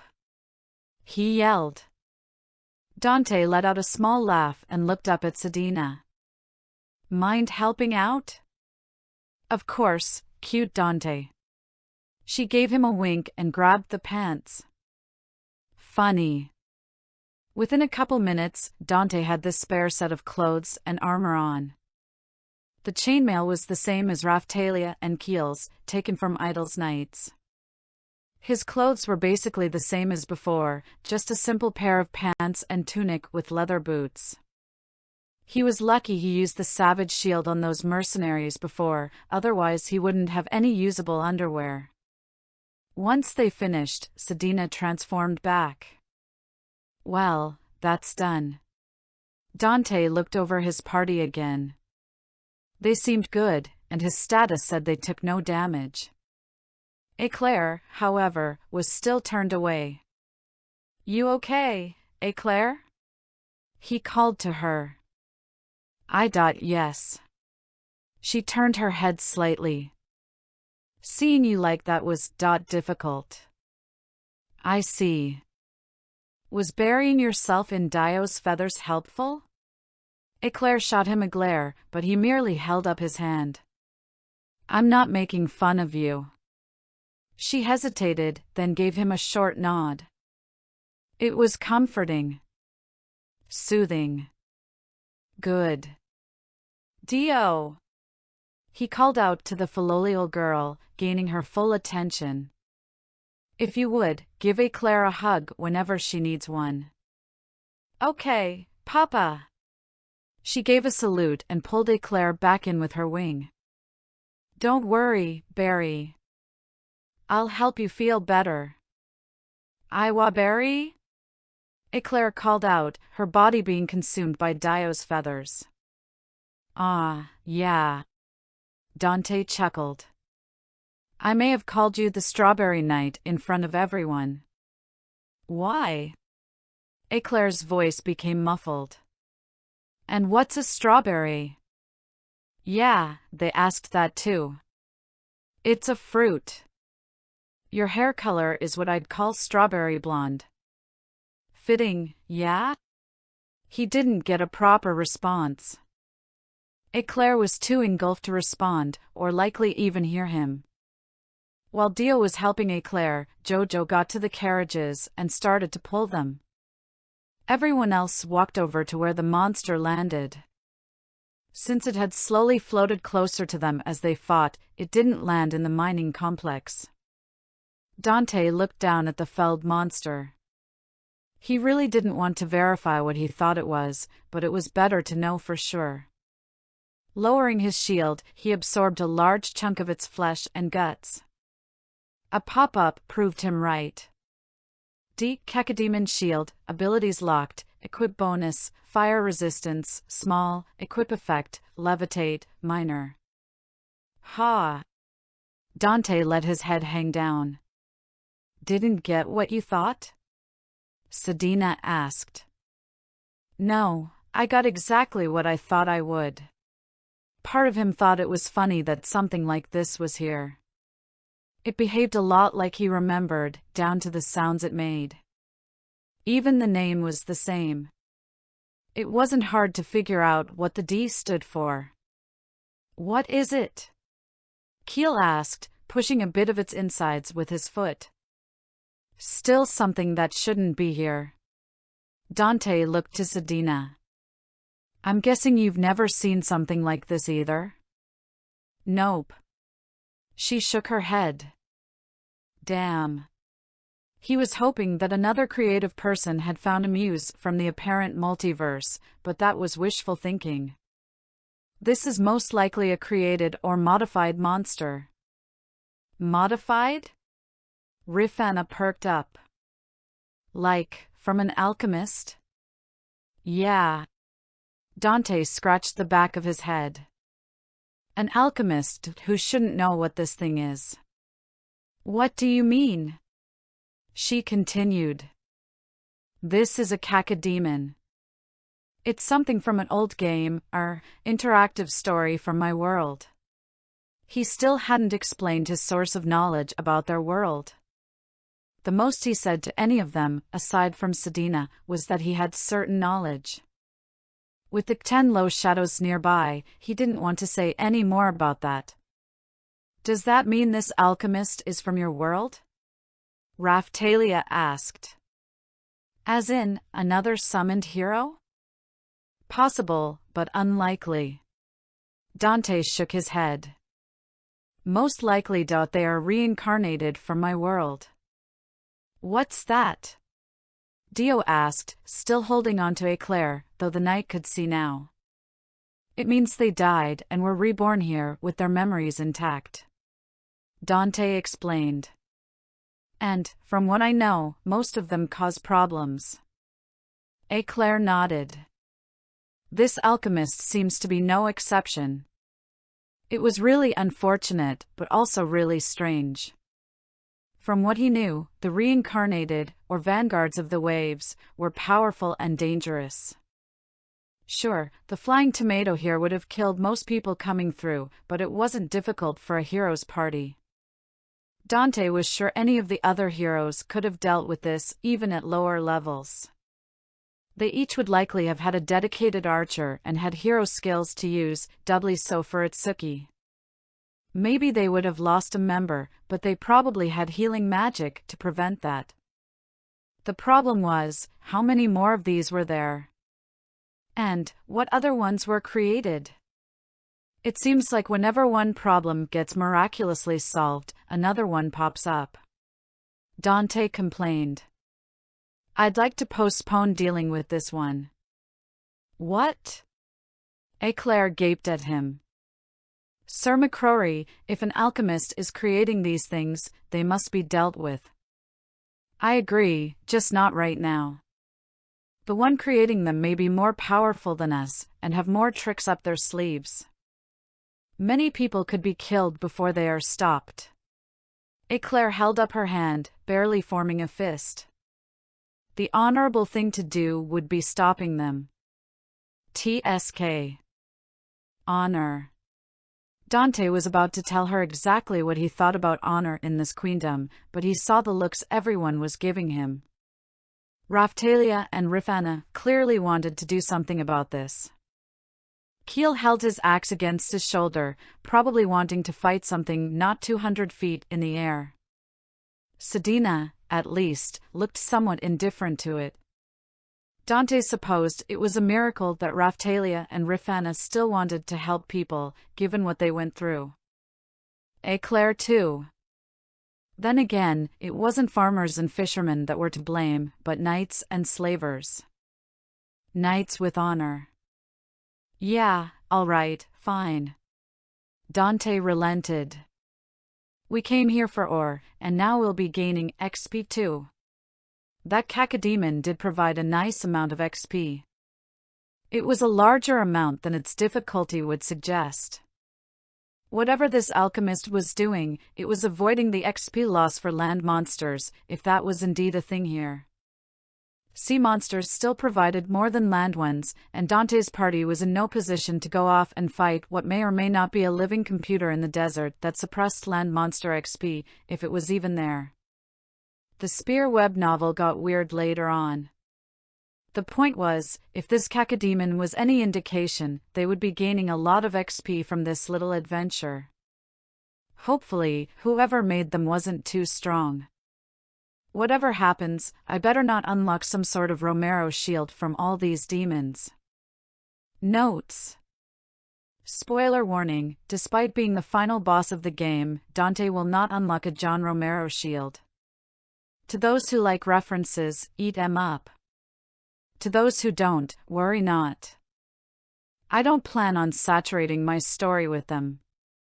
I figure one here and there won't kill anyone. That said, prepare for some more old-school Doom Demons monsters next chapter. It feels like not a lot happened this chapter. Sorry about that. The past few chapters were a bit longer, so that probably helped a little. Eclair will still be able to help out in fights, just not as well. There was no way Dante was going to leave her to do nothing like that. She is very much a woman of action. Also, I can't find where she was called the Strawberry Knight. Maybe it was another FIC, but I'm not sure. Please leave a review and let me know what you think. The mining complex looked like it was some sort of small excavation site.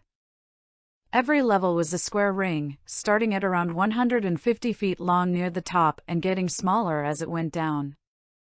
5 layers down, there were tunnels that went off in 4 directions. If Dante had to guess, after finding a large amount of ore near the surface, the miners went down further in hopes of finding more. There were smaller deposits further in, according to Eclair, but nothing like what was first unearthed. The tunnels seemed to go forward at a decline before turning, if the western tunnel was any indication. It was the one with the most sunlight pouring into it. Of course, the dead monsters on the ground were more concerning. It doesn't look like that thing was responsible for this, Eclair said, pointing out the slash wound on the dead dog monster. It looked like it had been left out to rot. That was from the wave. Raphtalia stared down at the beast. I thought you might say that. Dante leaned over and absorbed the monster into his shield. Black Dog Shield, abilities locked, equip bonus, agility bonus, small. Dante looked around the site. There were several more dogs around, but no other monsters.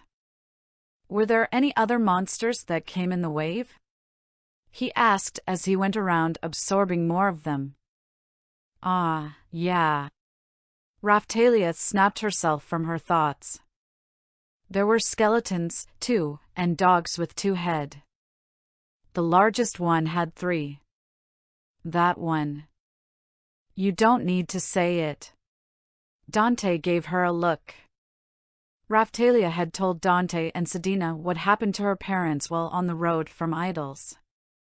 Of course, Dante already knew, and he'd told Sedina ahead of time to prepare her. What Dante wasn't aware of before was what happened to the other 2. Rifana lost her mother to a dog and her father to one of the knights. Keel's father died to a dog, but his mother had died when he was younger. Neither one was happy being around these monsters. I don't see any people around, Sedina noted. And I'm not hearing anything from the tunnels. So they're all gone? Dante asked, absorbing a pickaxe that was underneath one of the dogs. The mining bonus was sure to be helpful here. Sedina looked toward the tunnel closest to her. It's more like I'm hearing nothingness. I don't follow, Dante said. I mean, I don't even hear the echoes from our voices. Oh. That could mean something was suppressing the sound. It was good for keeping nosy people away and for disrupting Sedina's echolocation. How should we do this? Eclair looked towards the tunnel. One tunnel at a time, Dante said. Although, 8 of us going in at once will probably be a bit much. Agreed. Eclair nodded. Who will be going in? Not you. You'll stay out here with Sedina. Eclair shook her head. Sir MacRory, I can fight now. I'm not here to be put on the side. That's fair, but you only recently regained that ability, not to mention everything you've gone through already. It hadn't even been a full day since they found her. A good night's sleep helped, but Dante knew she'd need more than that, even with the healing items they used on her. She hadn't practiced much with her gauntlet either, seeing as she spent most of her time riding in the carriage. Very well, she conceded.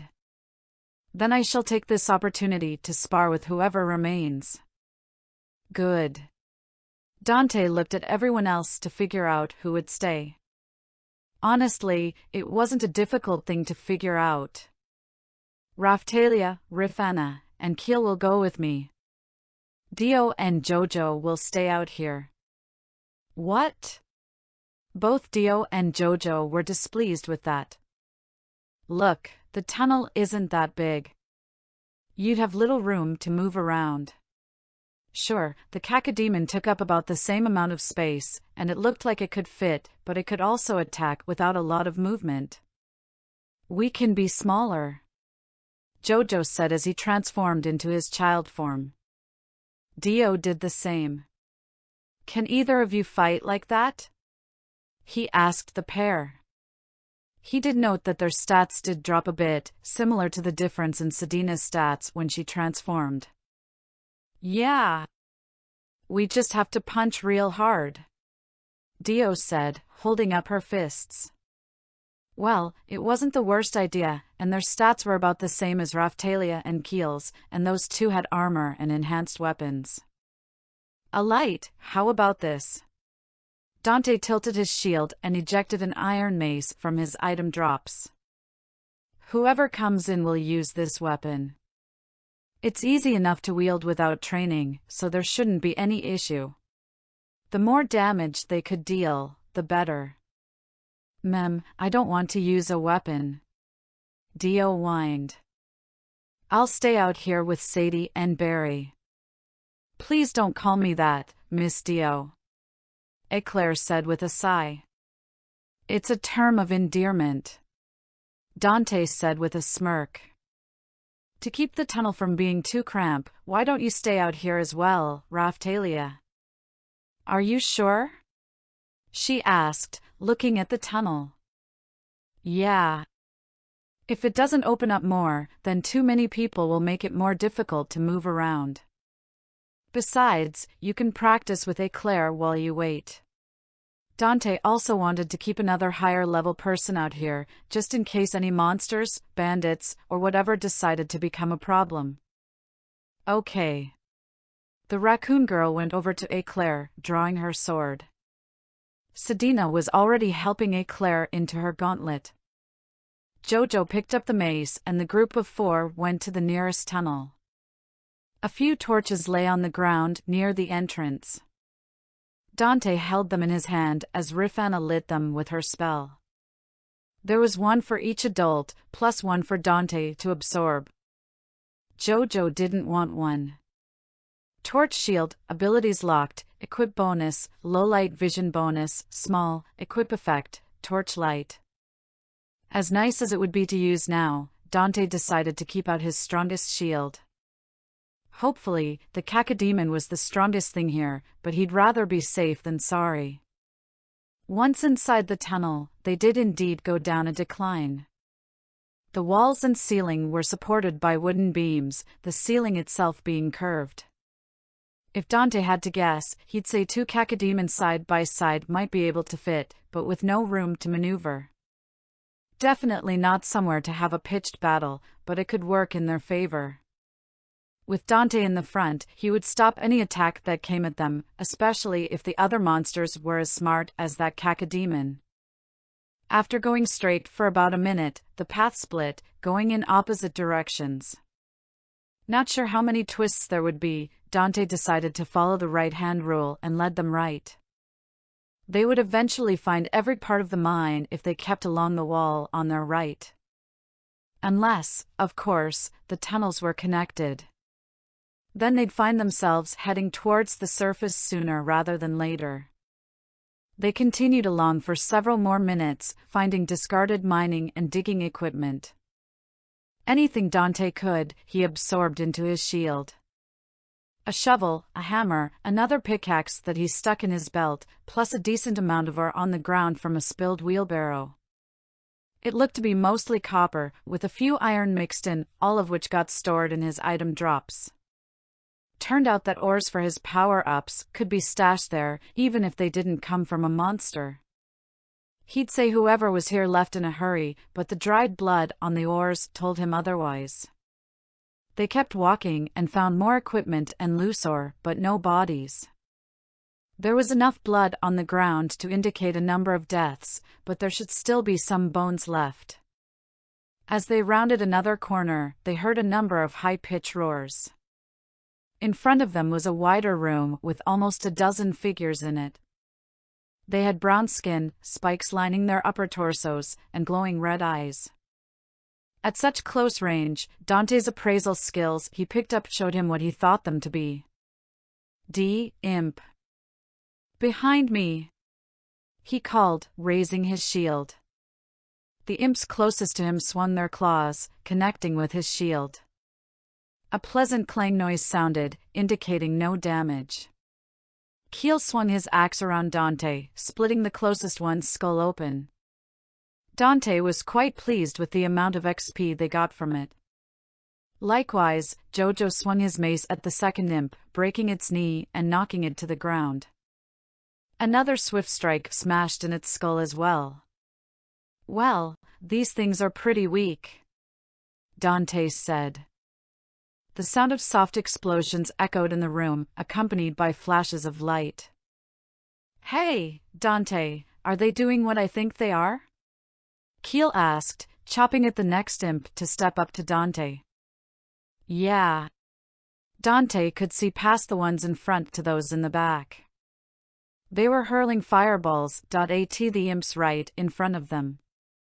While I can appreciate the dedication it took to mimic their behavior from the game, well, I'm a little disappointed they did. Plus, that's XP we won't be getting. Faust fire shot. Rifana cast her spell, striking one of the imps in the back. Dante turned to look at her, the imps in front clearly not requiring his attention. What? You said they wouldn't give us XP. Dante gave her a smile. Smart girl, he said, earning a smile from her. With the imp's simple attacks and friendly fire, the fight didn't last long. At the end of it, they had killed all but one of them, gaining a good amount of XP. Dante tapped one against his shield, absorbing it. Imp shield, abilities locked, equip bonus, defense bonus, small. Not very exciting, but Dante could always use more defense. Thanks to the nature of the imps, he only received claw attacks. Thus, he took no damage. The others were perfectly safe as well. Dante looked about the room before trying to absorb the others. The walls in this room didn't have the same type of supports as they saw earlier. Come to think of it, neither did part of the tunnel they went through. What were they doing in here? Dante pondered aloud. They were mining. Keel answered. They were? Yeah. Keel nodded. They had these pickaxes in their hands. Didn't you see? I must have missed that, Dante said. He was a little blinded by the nostalgia of seeing these things here. The room itself wasn't that large, maybe 20 feet long and wide. The walls had somewhere still in them. Hey, Jojo, hold this for a second. Dante handed off his torch to the bird boy and pulled the pickaxe from his belt. He switched his shield over to the pickaxe shield and readied himself. A target appeared in his vision on the wall. He swung the pickaxe at it, knocking down a large section of the wall. The visible or fell, along with a fair amount more that wasn't visible.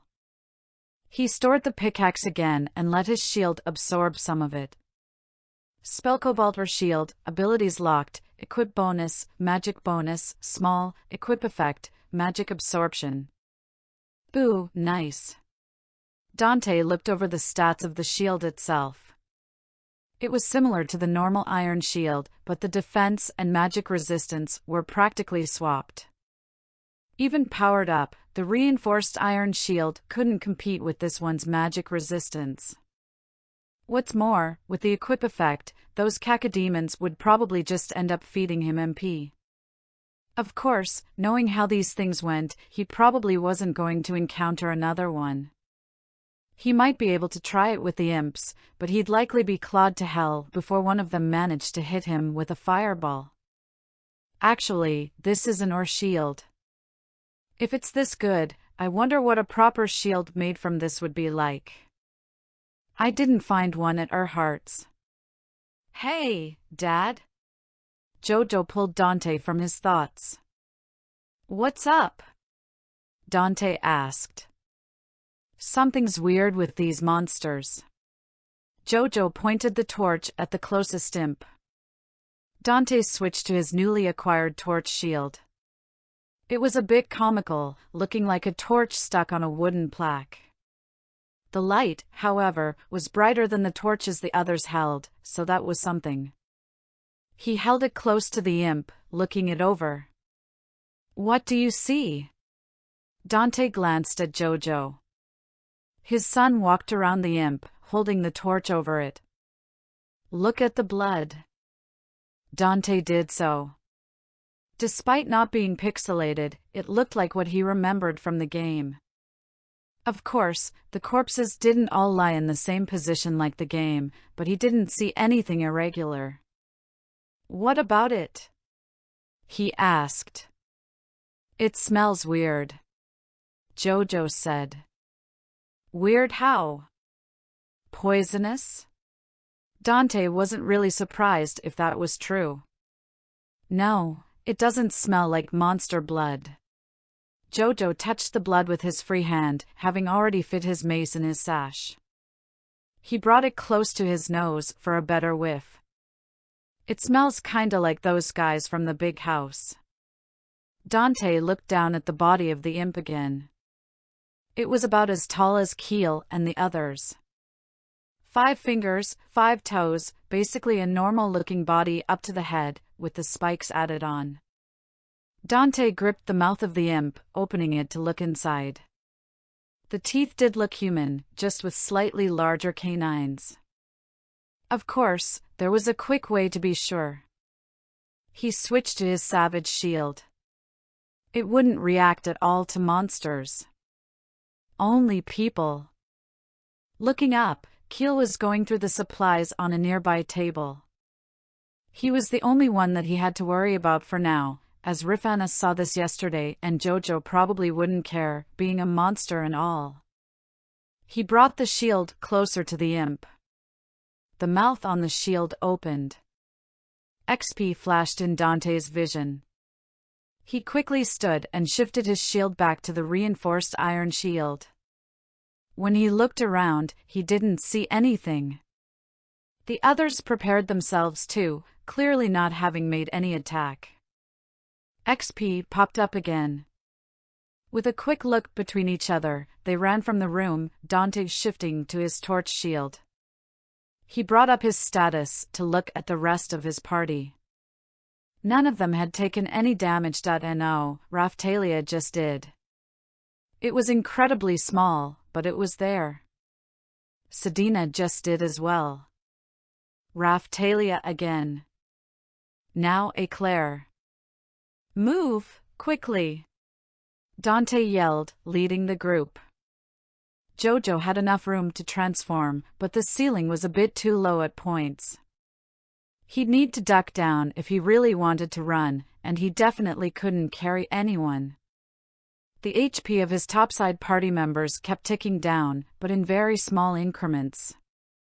Likewise, many XP notifications continued to pop up.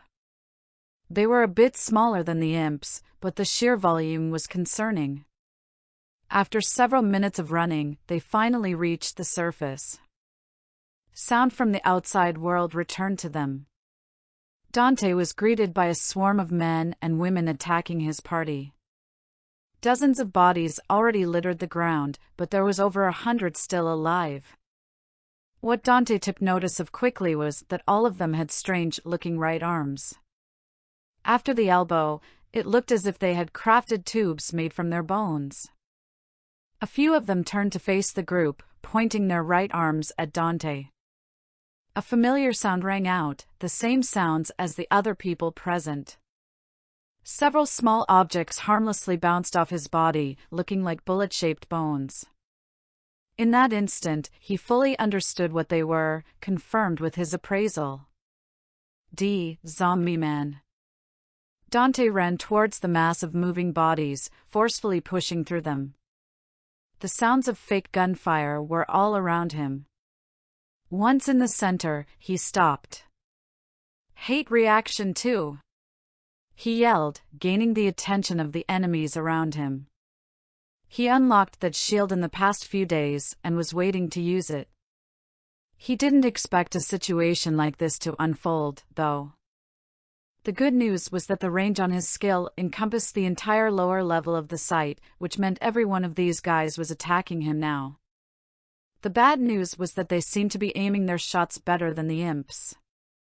Dante wasn't seeing any friendly fire, though there were a lot of them shooting, so he might not be noticing it. That same clanging noise from before repeated in his ears constantly. If anyone was saying anything, they'd have to wait for him to respond. As expected, the HP of his party stopped decreasing, and the XP notifications increased. I'm happy that they aren't getting hurt anymore, but now I'm both deaf and blind. Well, as long as they're safe, I can deal with that. Why does that one look different? Dante noticed one in the back. No, there were a few scattered around. The bone gun things looked longer and darker, as if the shot impacted on his shoulder. No, it was multiple shots, like a shotgun. Damn it! Well, of course those ones would be here. I can't really defend against all of them, but at least the damage isn't too bad. I'll just fuck no. Airstrike shield V. He threw up his barrier between him and the more dangerous-looking zombie. A loud boom went off, dozens of pellets impacting against the barrier.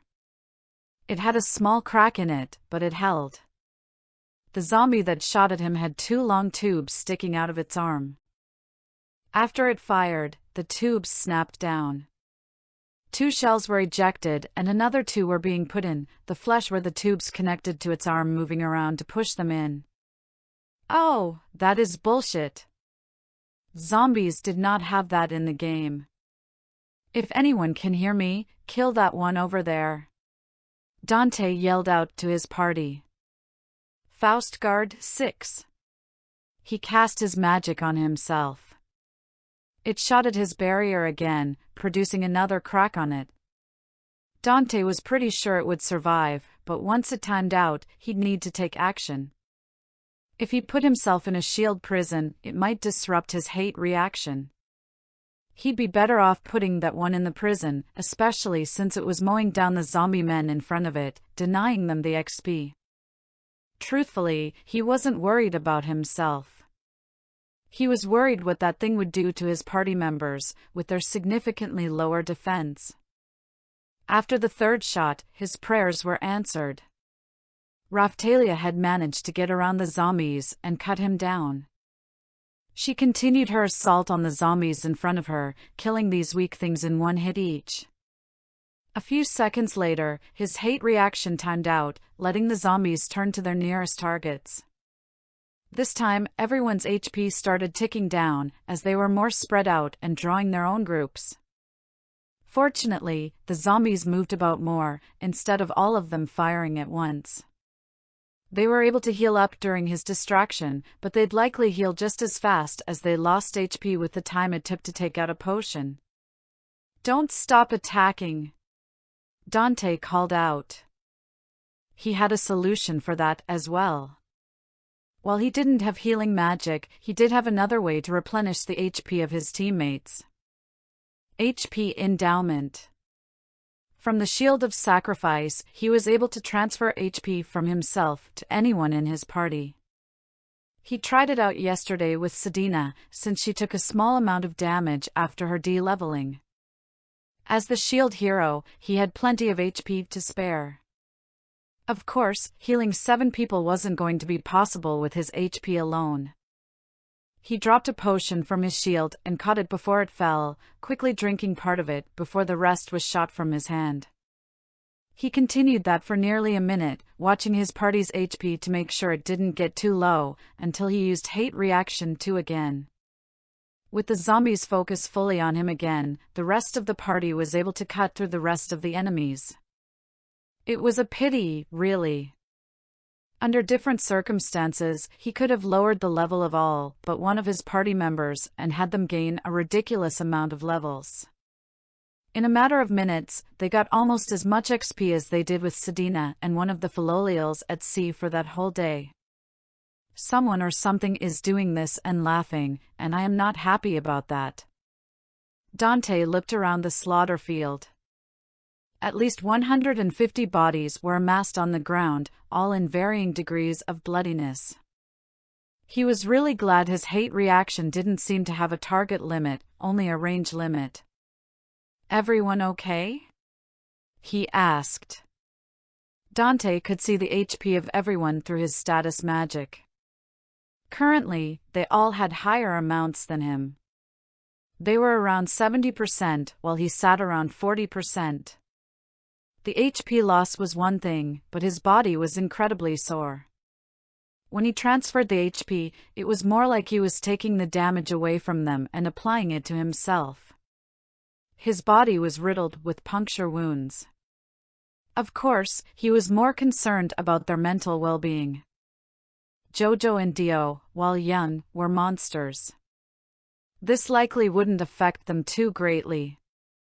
Sedina has seen and done her fair share of killing, so he wasn't worried there either. The other 3 demi-humans, the ones who were kids not that long ago, those were the ones he was most worried about. They've killed people, they've killed monsters, and they've killed monsters people and the mercenaries. But, to see so many people moaning and howling at them, looking like something out of a mad scientist's workshop while using strange weapons, that was something that would leave a lasting impression. Dante saw Raphtalia first. She was shaking, holding one arm at her side with her other.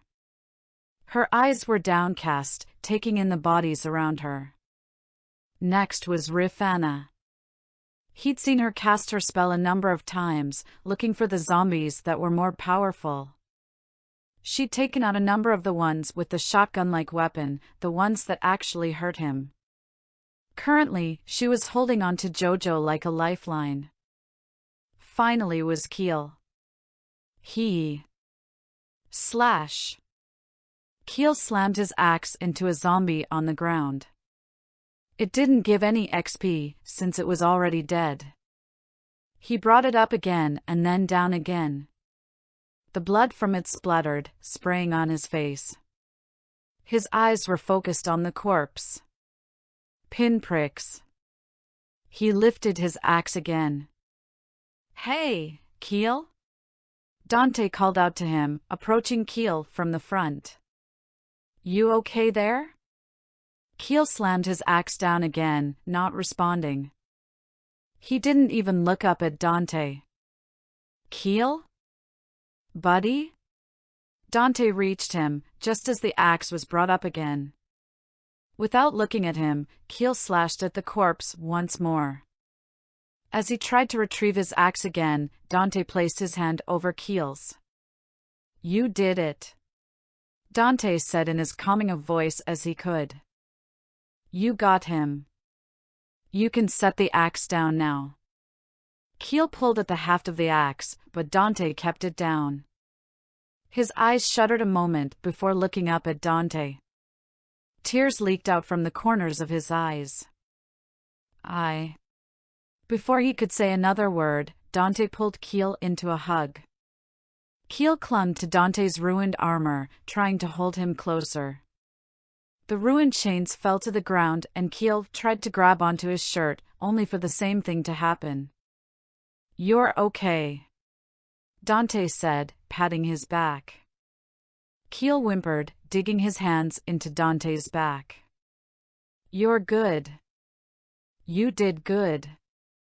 Dante could feel the tears fall onto his chest.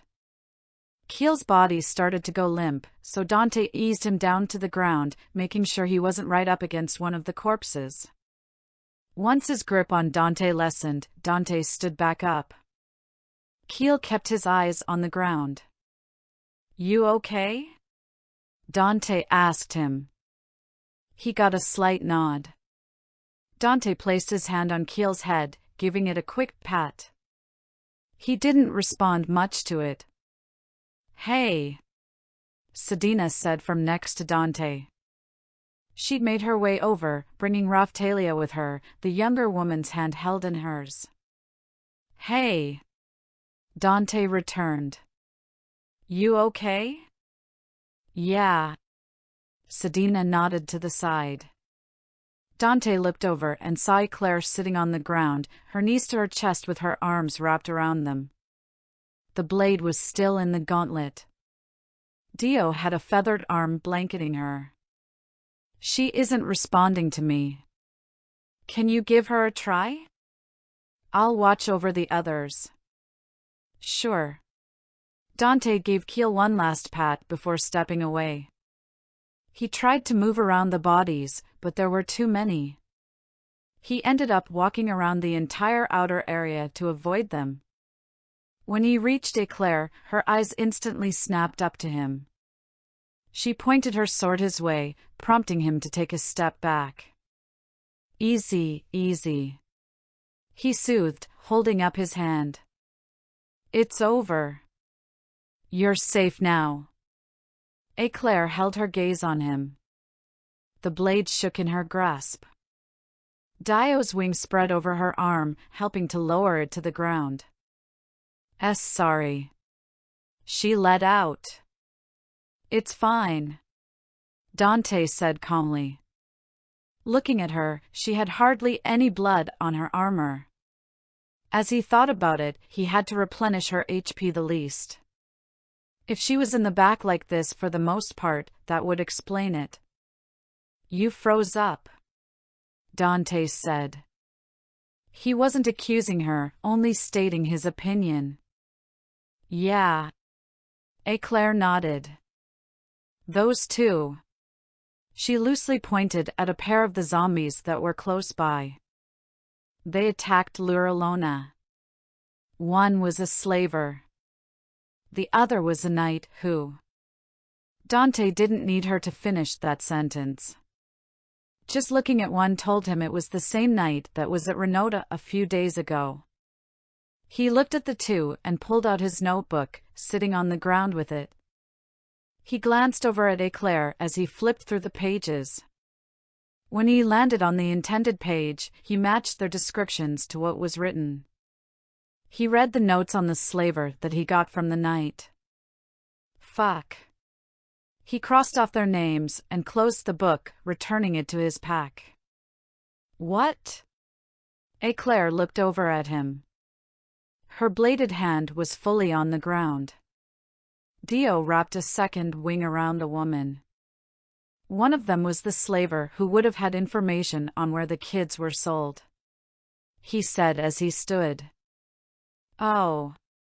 Eclair looked down again. She stroked Dio's feathers with her free hand. Fuck. Dante yelled, kicking the former slaver and startling Eclair. What the fuck good are you now, huh? He kept kicking the dead man, with little effect. You couldn't even live long enough to tell us what we wanted to know. When I get to hell, the first thing I'm going to do is kill you again. Papa. Dante stopped at hearing Dio's voice. He turned to his daughter, his voice softer. I'm sorry, sweetie. I didn't mean to scare you, he said, trying to give her a smile. Even in her filial form, he could see a frown on her face. Are you okay? She asked him. Yes, sweetie, I'm okay. He told her. Why are you lying? Dante sighed before he spoke next. Because I didn't want you to worry, but I suppose lying to you wouldn't work. Sorry. He pointed to the slaver. That man might have known where Sedina, Raftalia, Keel, and Rafana's friends are, but now we won't be able to ask him. Oh. Dio looked over at the body of the dead slaver. She scrunched up her face in thought before she turned back. I'm sorry, Papa, I don't know how to help. That's quite all right, Dio. You don't have to worry about that. Dante smiled at his daughter. But I can give you a hug. Would that help? Dante paused for a moment before laughing. I think it would, but finish hugging Eclair first. No, Sir MacRory. Eclair patted Dio's wing before moving out from under them. Please, hug your daughter. I'd be a poor knight if I stood in your way. Dante shook his head. Really, if you're Dash. Dio, the moment Eclair finished talking, transformed and ran to Dante, jumping up at him. He held his arm under her and she wrapped her arms around his neck, hugging him closely. Everything will be okay, Papa. Dio comforted him. I know, sweetie. Dante said, swaying in place. Thanks for reminding me. He saw Eclair stand up and give him a smile from under her helm. How are you? Better. She looked over at the dead knight turned zombie. What happened to him? The same thing that happened to the monsters we found in the mines. Dante said. Only, these guys still look human. Or, rather, demi-human. As he passed the numerous bodies, he saw that many still had animal-like features on them. I don't really want to think about it, but the cacodemon from earlier could have been human too. Eclair finished his thought. Or several humans. He wouldn't put it past whoever this alchemist was. Reincarnated had severely twisted personalities, but this was a bit much. Maybe we should have waited. Eclair reasoned. The kids, former kids, weren't ready for something like. And neither was I. Maybe. Dante looked over at the rest of his party. Sedina was consoling Keel on the ground. Rifana still had a hand on Jojo, but she and Raftalia were talking to each other.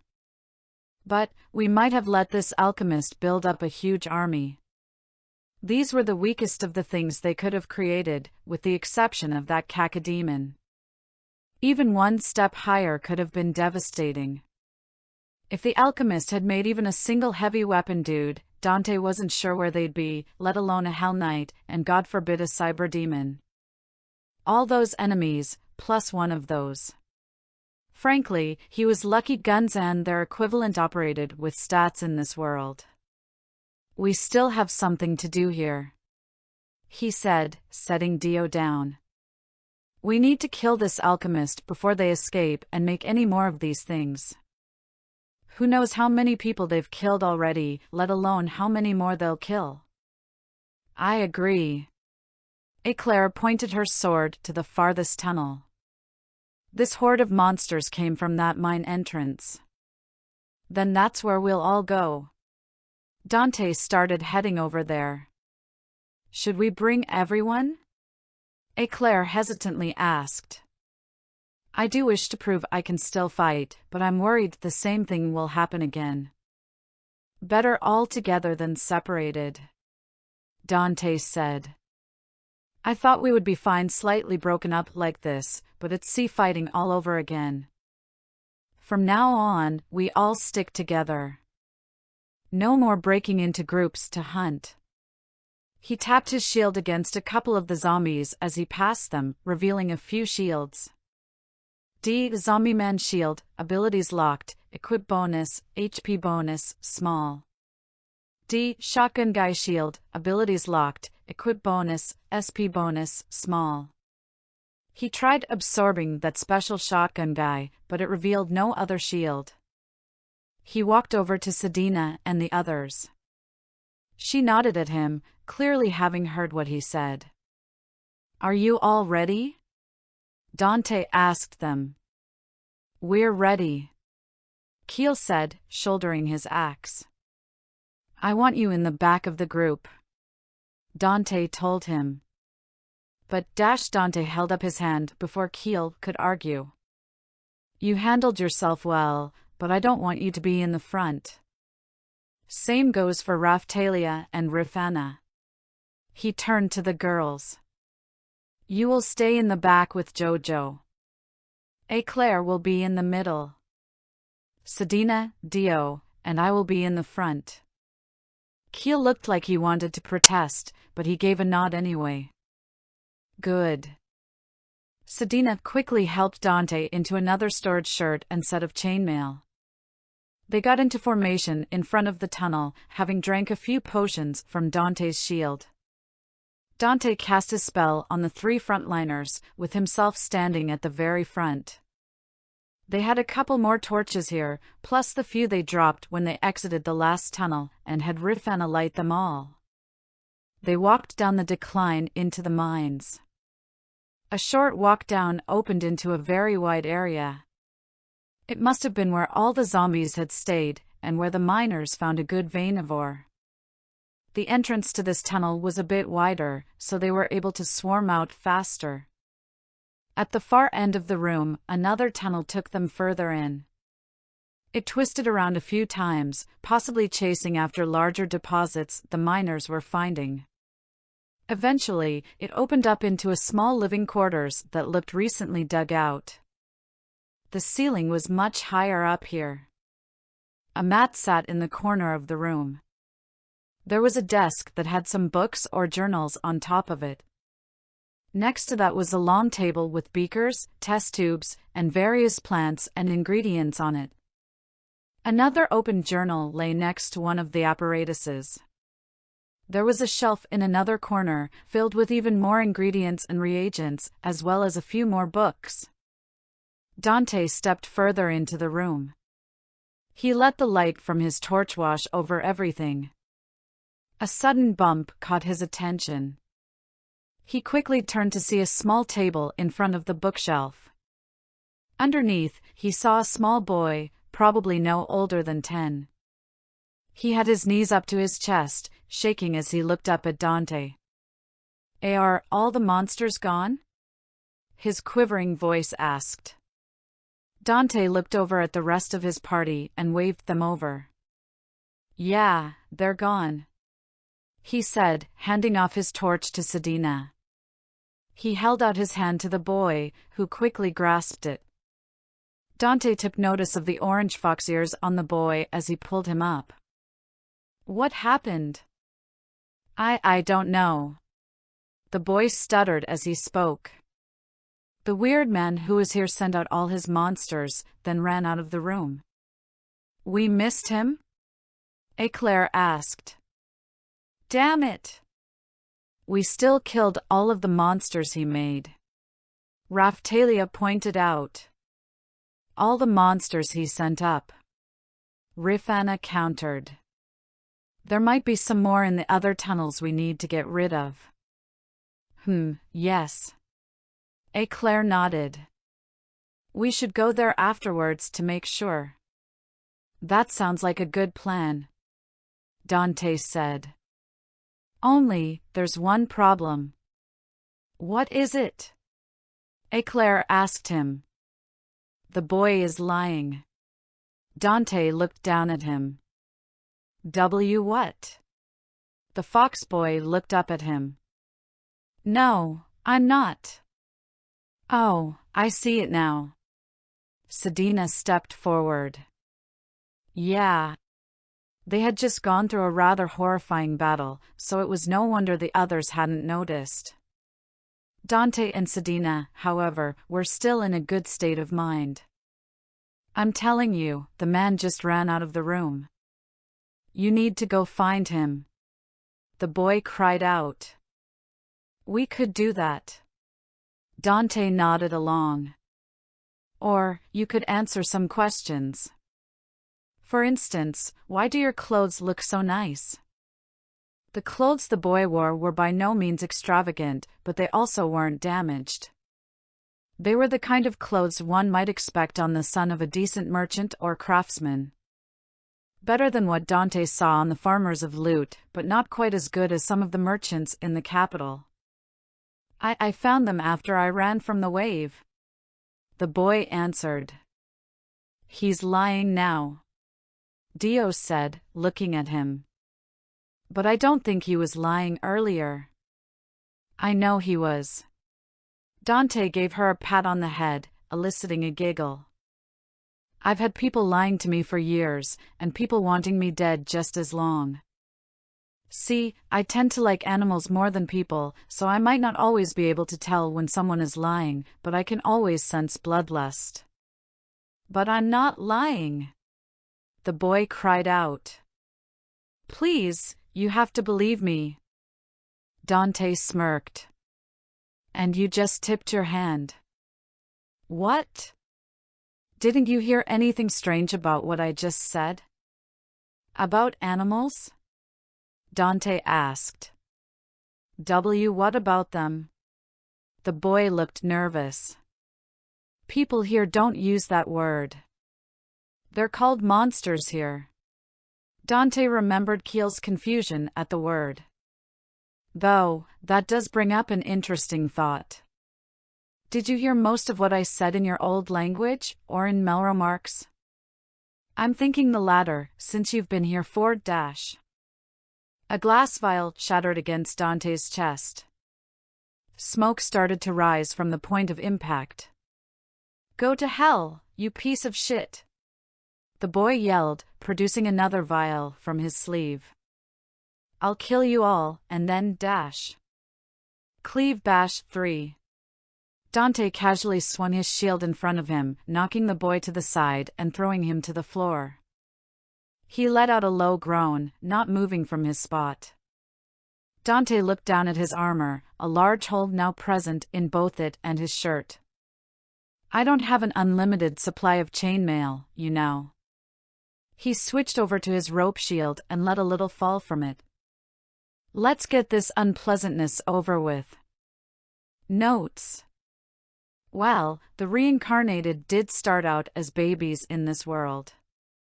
Though, I don't recall any being demi-humans, at least not specifically being mentioned as such.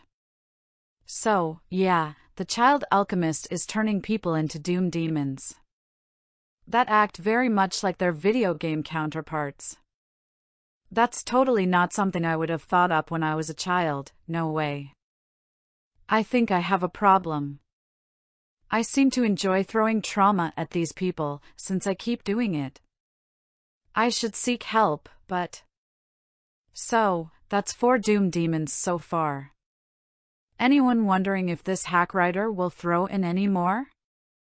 Leave a review and let me know what you think. This little mad scientist thing you had going on cost me 3 sets of chainmail. Dante spoke as he examined the table of components. He brought out another tunic and set of armor to wear. The boy alchemist had his hands and feet tied and was sitting on the ground. You've greatly injured my party, taken over land that wasn't yours, and right, killed over 100 people. Am I missing anything here? I didn't kill them. The boy yelled. He's lying, Dad. Jojo informed him, standing behind the boy. He and Dio were watching him as the others looked about the room for anything of note.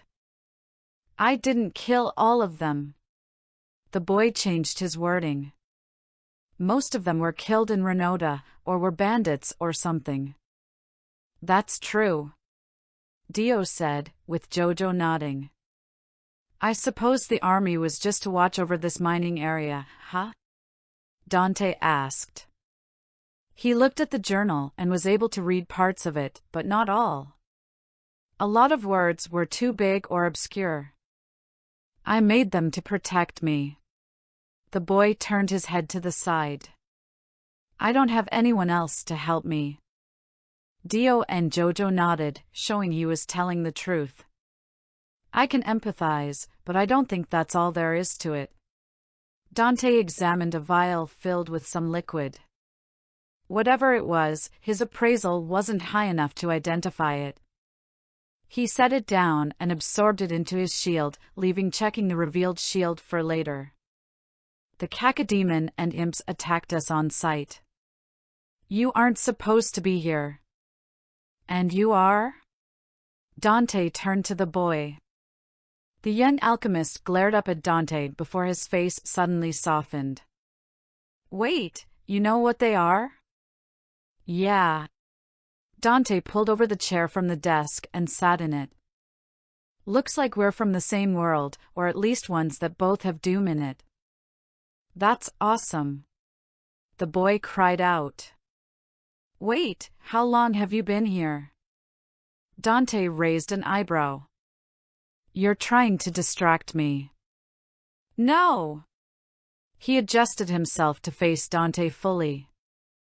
I just haven't had anyone to talk to about this stuff. Dante looked down at the boy. He isn't really a child. He died and was reborn here. He might very well be older than me. One look at his kids told him the alchemist was telling the truth. Fine, damn it. I was summoned here less than 2 weeks ago, Dante said. Summoned? Oh. The alchemist looked down. Then you aren't like me. No, far from it. Dante shook his head. I was chosen by the legendary shield to fight the waves, while Wait, you're the shield hero? He laughed, falling back onto the ground. You got the worst weapon. Well, you were chosen because you're a destructive asshole. Dante stood from his chair. And I think I've indulged you enough. Time to die. Wait. The boy seemed to realize how much trouble he was actually in. I'm just a kid, you can't kill me. He's right, Sir MacRory, Eclair said as she approached him. The thing to do would be to turn him over to the guards. What guards? Dante asked. Renota is gone. In the capital, we're criminals, and the rest of my party members are demi-humans or monsters. He's a 10-year-old boy here. Demi-human or not, no one in power would believe us over him.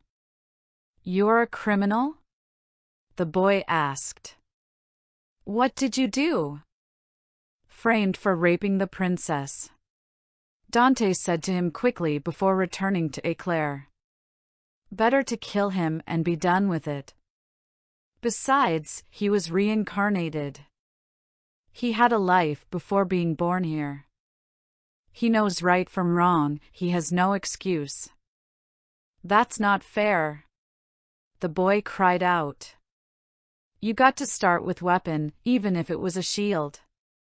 I only got a power that doesn't work right. You're way better off than me. Dante turned to him. That right? I was framed for a crime I didn't commit. I lost my arm, this country's religion denounces me as a devil, and I'm wearing someone else's underwear. How well off do you think I am? What? Raphtalia snapped up. But you told me to wear someone else's underwear.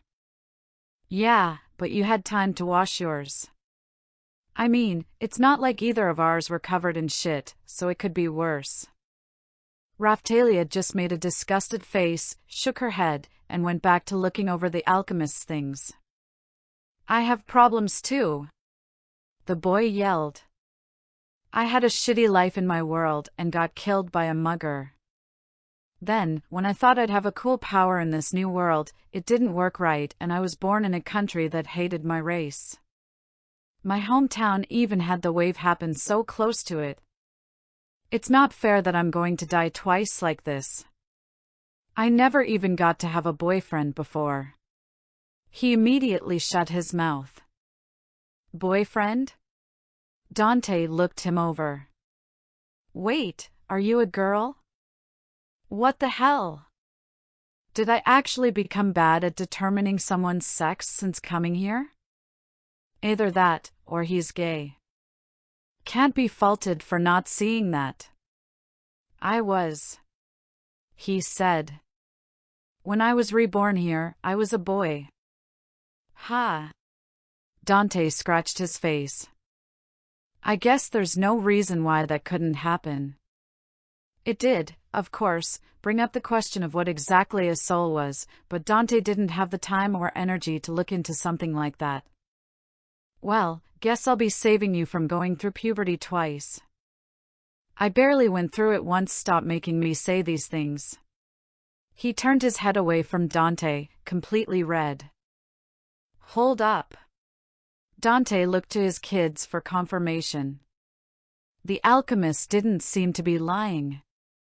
How old were you when you died? 0.13. He said, quietly. 13? Dante rubbed his eyes. God, who mugs and kills a middle school girl? I told you I had problems. No kidding. Dante looked back over to Eclair. Fine, I suppose we can't really kill him. Her. Really? The alchemist shot him an ecstatic look. I'm glad you changed your mind, Sir MacRory. Eclair smiled. Yeah, well, killing a kid would have left a bad taste in my mouth anyway. Dante said. Sure, she lived for 23 years, but none of that was with a fully developed mind or body. Anyway, if you aren't dying, I suppose I should get your name. He told the alchemist. Rolf. He said, lifting up his hands towards Dante. Rolf. Dante nodded. I suppose you're fine with me calling you a boy, all things considered. Just for curiosity's sake, what was your name in your past life? Nagashima Reiko. Dante hummed. Japanese? How do you know about Doom, then? Was it popular over there, or did you live in a Western country? Rolf shook his head. My father worked overseas before he died. We built a computer together when I was 9, and he sent me old games he heard were fun. Rolf laughed a little. He wasn't very good at checking them out first. Ha, clearly. Dante looked at Rolf's outstretched hands. I'm not releasing you. Ha? Rolf's eyes widened. But you said dash. I wasn't going to kill you. That doesn't mean I'm letting you go. Dante shook his head. Everything else you did aside, you very much tried to kill me. I thought you were a slaver. Rolf yelled. You have a bunch of slaves with you right now. He's not saying everything. Dios said. I thought you were someone like me, okay? Pahadron told me not all of us would work together. Oh. That was a nice bit of information. If Dante recalled correctly, tact exploded when he tried talking about the people behind the waves. If Rolf could talk about it so freely. You'll be staying with us, Dante announced. Ignoring what you did here, you clearly have valuable information and I can't risk you getting killed by some asshole. So, I'll be putting a slave seal on you. You'll make me your slave? Rolf scooted away from him. You can't. It beats being killed, Dante pointed out. Besides, you'll have greater protection as my slave than by yourself. Why, you just want me as part of your harem? That's what the shield hero does. There is so much wrong with what you just said. Dante pinched the bridge of his nose. Jojo, would you pick him up for me? Okay, Dad. Jojo transformed and lifted the fox boy onto his back. You named your Philolial after that old dash. Yes. Dante quickly cut him off. He really didn't want to explain all of that now, or ever.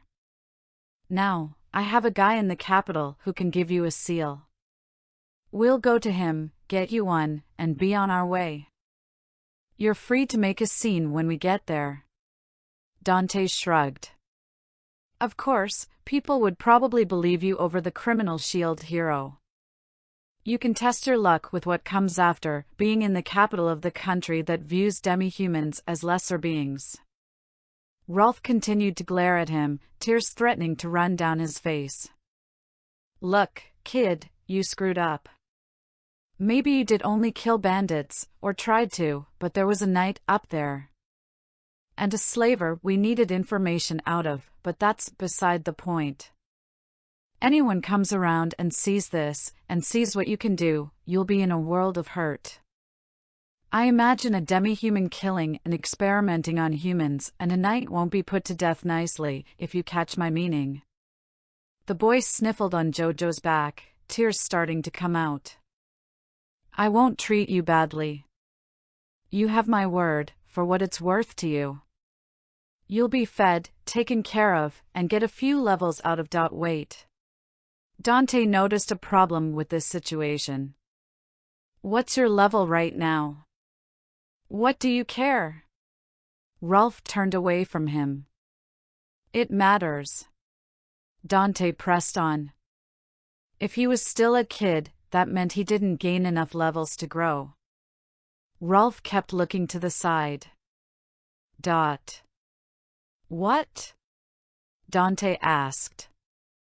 He couldn't hear what Rolf mumbled. Untie me and I'll tell you. Dante sighed. He figured a 10-year-old kid wasn't going to outrun any of them, especially two royal Philolials. Rolf probably wanted a small sense of control. Besides, they already searched him for any more vials of acid or anything else. Rifana? He called to the weasel girl. She came over and cut the restraints with her knife. While she was there, she fed a few things to his shield, revealing a couple more. Rolf rubbed his freed wrists before looking back at Dante. I can't form a party with my creations. You can't? Dante asked, hand on his hip. Rolf shook his head. No. They're sort of part of me, but also not. I can give them orders in my head, but they don't always work right. I can't party with them, and this world doesn't consider them to be me enough to give me the XP. That's why I'm only level 3. Level 3. Eclair repeated. You did all that at level 3? Rolf nodded. The power Pahadron gave me doesn't use any stats. At least, it doesn't have to. If I want to make something stronger or smarter, it uses MP, or other things. It would have taken weeks to make that cacodemon, but I learned how to make simple MP potions. I just use my power on the dead bodies until they rise up again. But why use humans and demi-humans? She continued. Even if you needed to use a few at first, you could have used monsters afterwards. Rolf rubbed his arm. I didn't really like most people growing up. When I was killed, I was really angry at everything. When Pahadron offered me a power. You told Pahadron you wanted to create monsters using people. Dante guessed. Rolf nodded again in response. If Dante had to guess further, he'd say Doom was Rolf's favorite game. Being able to take revenge by proxy with monsters from the game he enjoyed might have felt nice, though it would have been long delayed. Though, being born a demi-human in Melromark would have led to a life of discrimination or slavery. With the timing of the waves, he was somewhat close to the age he originally died. He was even living in the area where the wave would occur. Maybe Pahadron set him up for that. Maybe Pahadron was an asshole who liked to fuck with kids, and gave Rolf exactly what he asked for with no variation. If Pahadron was helping in causing the waves, such a thing would be so small in comparison. Well, I'm sure we can find something for you to do, Dante said. He walked over to Jojo, causing Rolf to flinch. This is your best option. You hate people? You want to kill them? That's fine, that's fair. Just make sure you're killing the right ones. I won't lie, plenty of people in this country probably wouldn't give a dying demi-human kid a second glance. But Dante stole a quick glance at Eclair. Some will go above and beyond to do what's right, even to their own detriment. Rolf didn't say anything. He just clung to Jojo, nestling into his feathers a little. With their interrogation done, they collected what they could from the room. The ingredients that Dante could use to make potions were stored in his shield. The rest were put in one of their packs for later. It was a bit strange that only recipe components could be stored like that, but Dante was getting used to his shield's weird rules. The books were what Rolf could carry from his teacher's lab.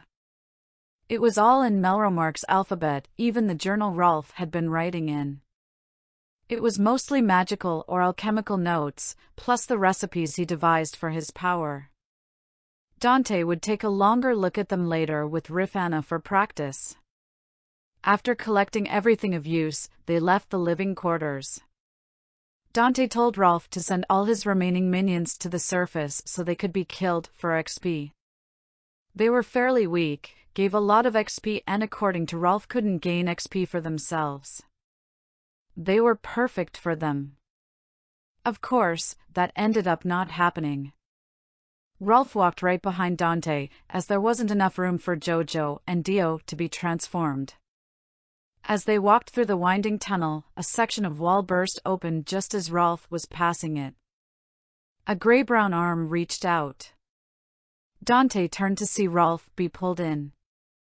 When he went after the boy, the same arm came back out and slammed Dante's head to the ground. It emitted a noise not dissimilar to an elephant, if highly distorted. It had a pig-like face with horns sticking out of its head. With brown goat legs, cloven hooves, and now flaming green hands, Dante didn't need his status to tell him what it was. Hell Knight. Just past the Hell Knight's legs, Dante could see Rolf riding on a pink creature that looked either hunched over or like its head was part of its torso. Demon. Rolf! Dante called after him. The boy glanced over his shoulder before he and the demon he rode on disappeared around a corner. Once barely out of sight, part of the ceiling in that tunnel collapsed. His escape was unfortunate and pretty well done, Dante admitted, but the Hell Knight before them was a more pressing issue. The tall creature stepped over Dante towards the rest of his party, but was held back as Dante grabbed its foot. It spun around and tried to crush him with its other leg, only for Dante to let go and bring up his shield. "Someone kill it quick while I distract it," Dante called out. Jojo slammed his mace into one of the Hell Knight's knees while Dio smashed her fist into the other. It stumbled off of Dante, but remained standing. Its fists glowed brighter as it brought back its arm. "Hate reaction too." Dante pulled the Hell Knight's attention, earning a chest full of green fire and a chunk of missing HP as a result. He scrambled to get to his feet, wanting to engage the Hell Knight in proper melee to avoid more magical blasts. Sedina, however, rushed forward with her harpoon. She pinned the Hell Knight to the wall with it by its left arm, giving Dante the chance to grab its right. Eclair sprung up behind them and swiftly slashed it in its chest repeatedly. After several swings and a thrust to its skull, it let out its dying breath and fell to the floor. Dante looked at the blocked pathway where Rolf disappeared into. If it was a wall in his way, he might have been able to knock it down with his pickaxe and mining skill, but there was nowhere else for these fallen rocks to go. "To the surface, quickly!" Dante ran down towards the entrance with his party right behind him. They came out of the winding path, through the open area, and up the incline to the outside world. There, nearly 24 imps greeted them. Within moments, they launched fireballs at the party.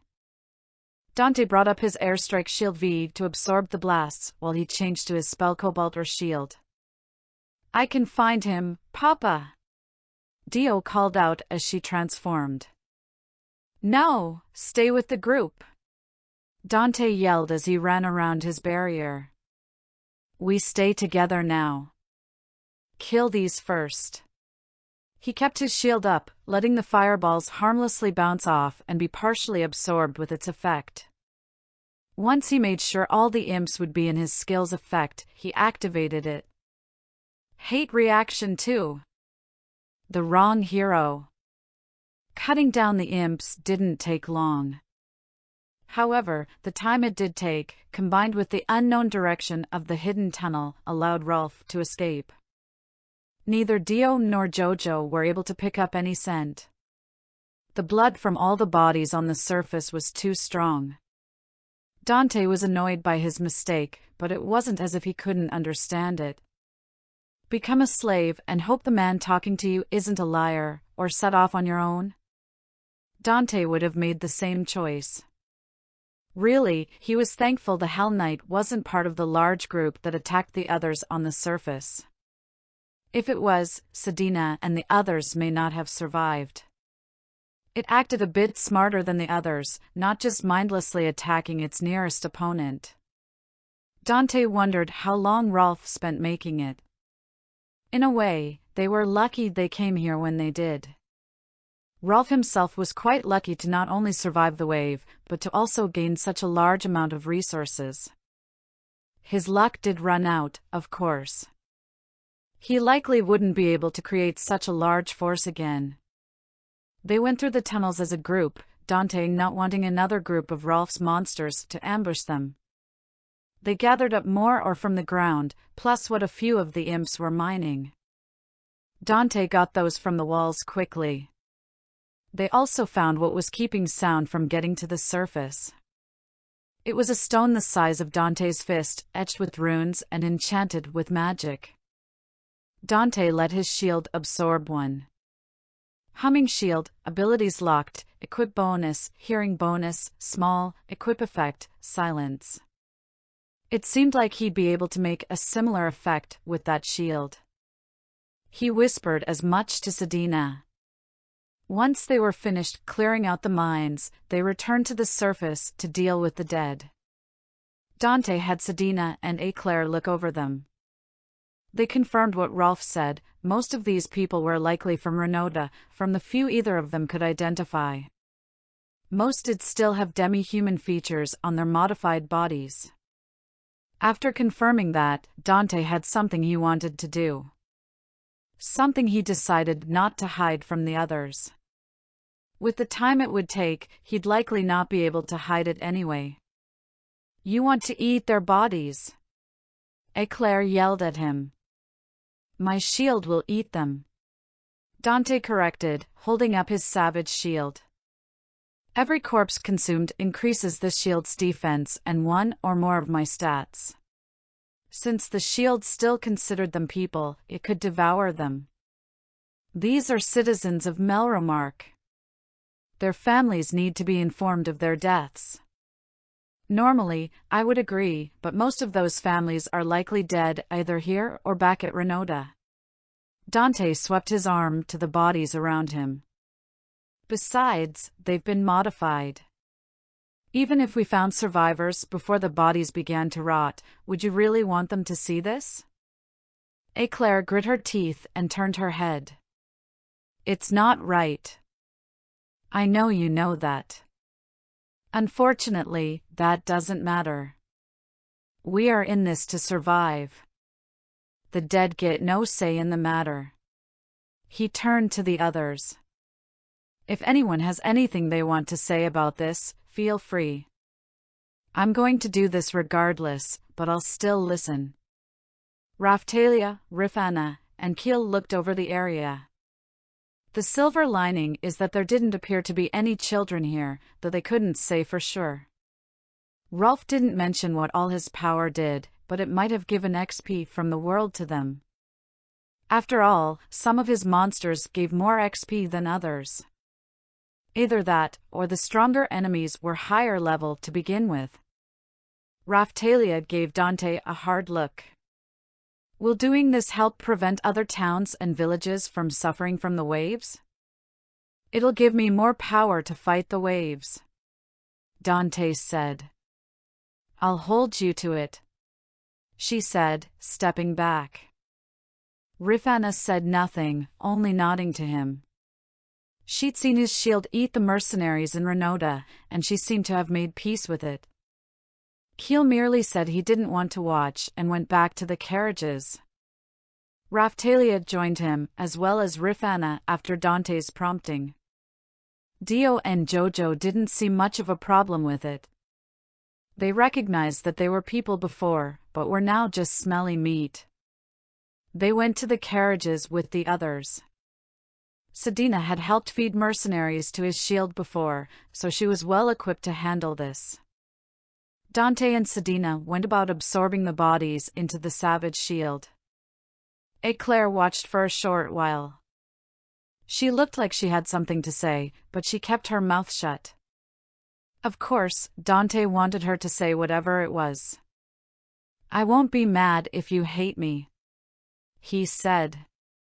"Just say what you're thinking." Eclair watched as another body quickly disappeared into the shield before speaking. "I don't think I can continue to be a knight after this." "Seriously?" Dante moved his shield to the next body. "Is it that honor crap you were talking about before?" That got her attention real quick. "Honor is everything to a knight," she declared. "Honor should be everything to a knight," Dante corrected. "Honor, duty, loyalty, all of that. Too bad honor isn't worth that much." "You then tell me, Sir MacRory, what is honor worth to you?" She strode up next to him and Sedina. "Honor."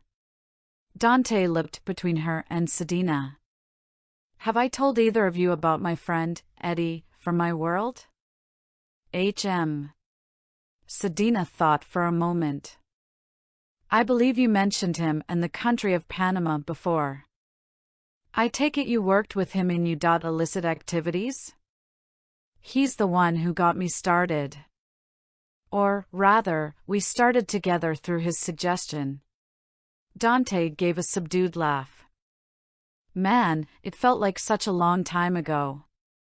Back when I was 17. Was?" Eclair looked him over. How old are you? 28, but my body regressed for some reason. Dante laughed again. It's really funny, given how old my body looks now, but I'll get to that later. I believe I was speaking of Honor and Eddie. He got a nod from Eclair. You see, Eddie's smarter than me. He knew how to do business, how to work people, how to avoid getting killed. Dante let his arm go lax for a moment before he continued. And he learned a lot during our time doing that sort of work. He's the one who told me what honor truly was. Eclair crossed her arms. I'd love to hear a criminal's take on honor.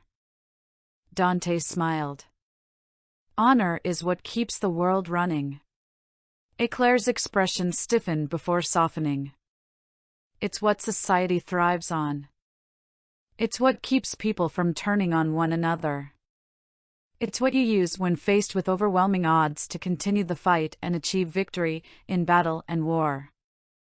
It can lead to such greatness that all of the world would acknowledge its worth. Oh. Eclair stole a quick glance at Sedina. That's a rather good view of honor. I know. Dante agreed. Eddie's smart like that. However, that's only half of what honor is.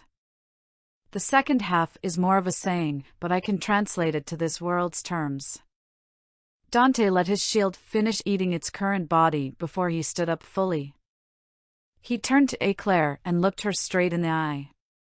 Honor and 5 bronze will get you a cheap mug of ale. Dante would have laughed at her expression if he wasn't being fully serious. The truth is, honor and all that is only worth what everyone else says it's worth. On any given day, honor can be worth a single bronze piece, or it can be worth all the treasure in the world. If people see you acting without honor, they will treat you accordingly. Eclair said. Dante shook his head. If you and your allies fight against a common threat, only for one of your allies to conquer all of you immediately afterwards, their lack of honor will mean little. Look, I'm not saying honor is worthless. But just consider, what has honor done for you recently? Dante brought his shield down to the next body. When you tried to protect the demi-humans of your father's land, you were captured.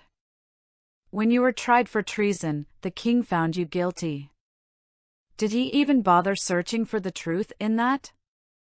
Dante looked to Eclair, but her expression told him what he already suspected. Believing in honor is well and good, but you have to understand that corruption is everywhere. The lord of the land, the knights sworn to protect the citizens. His gaze fell to the ground. Even town guards you knew since you were a boy. Even now, more than a decade later, he recalled the scenes that set his life on that path. 2 bloody bodies in an alley, both older women. Him and Eddie standing in the coroner's office, identifying the bodies.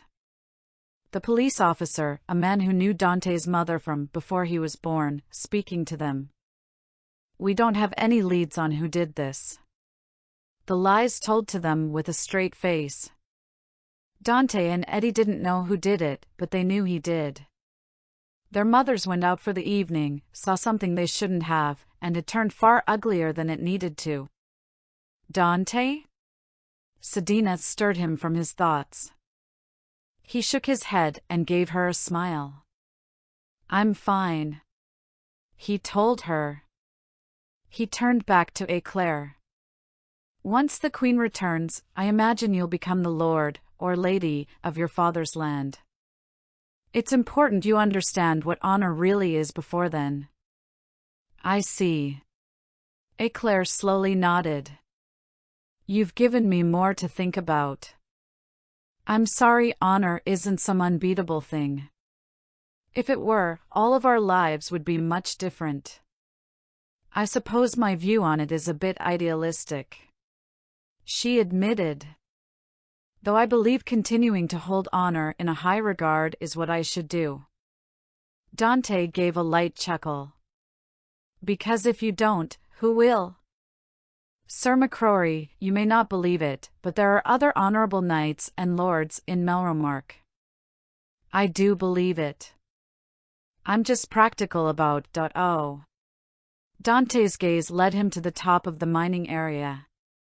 There, 5 heads peeked over the edge of the higher ground, though 3 of them disappeared and 2 were left confused. Oh my.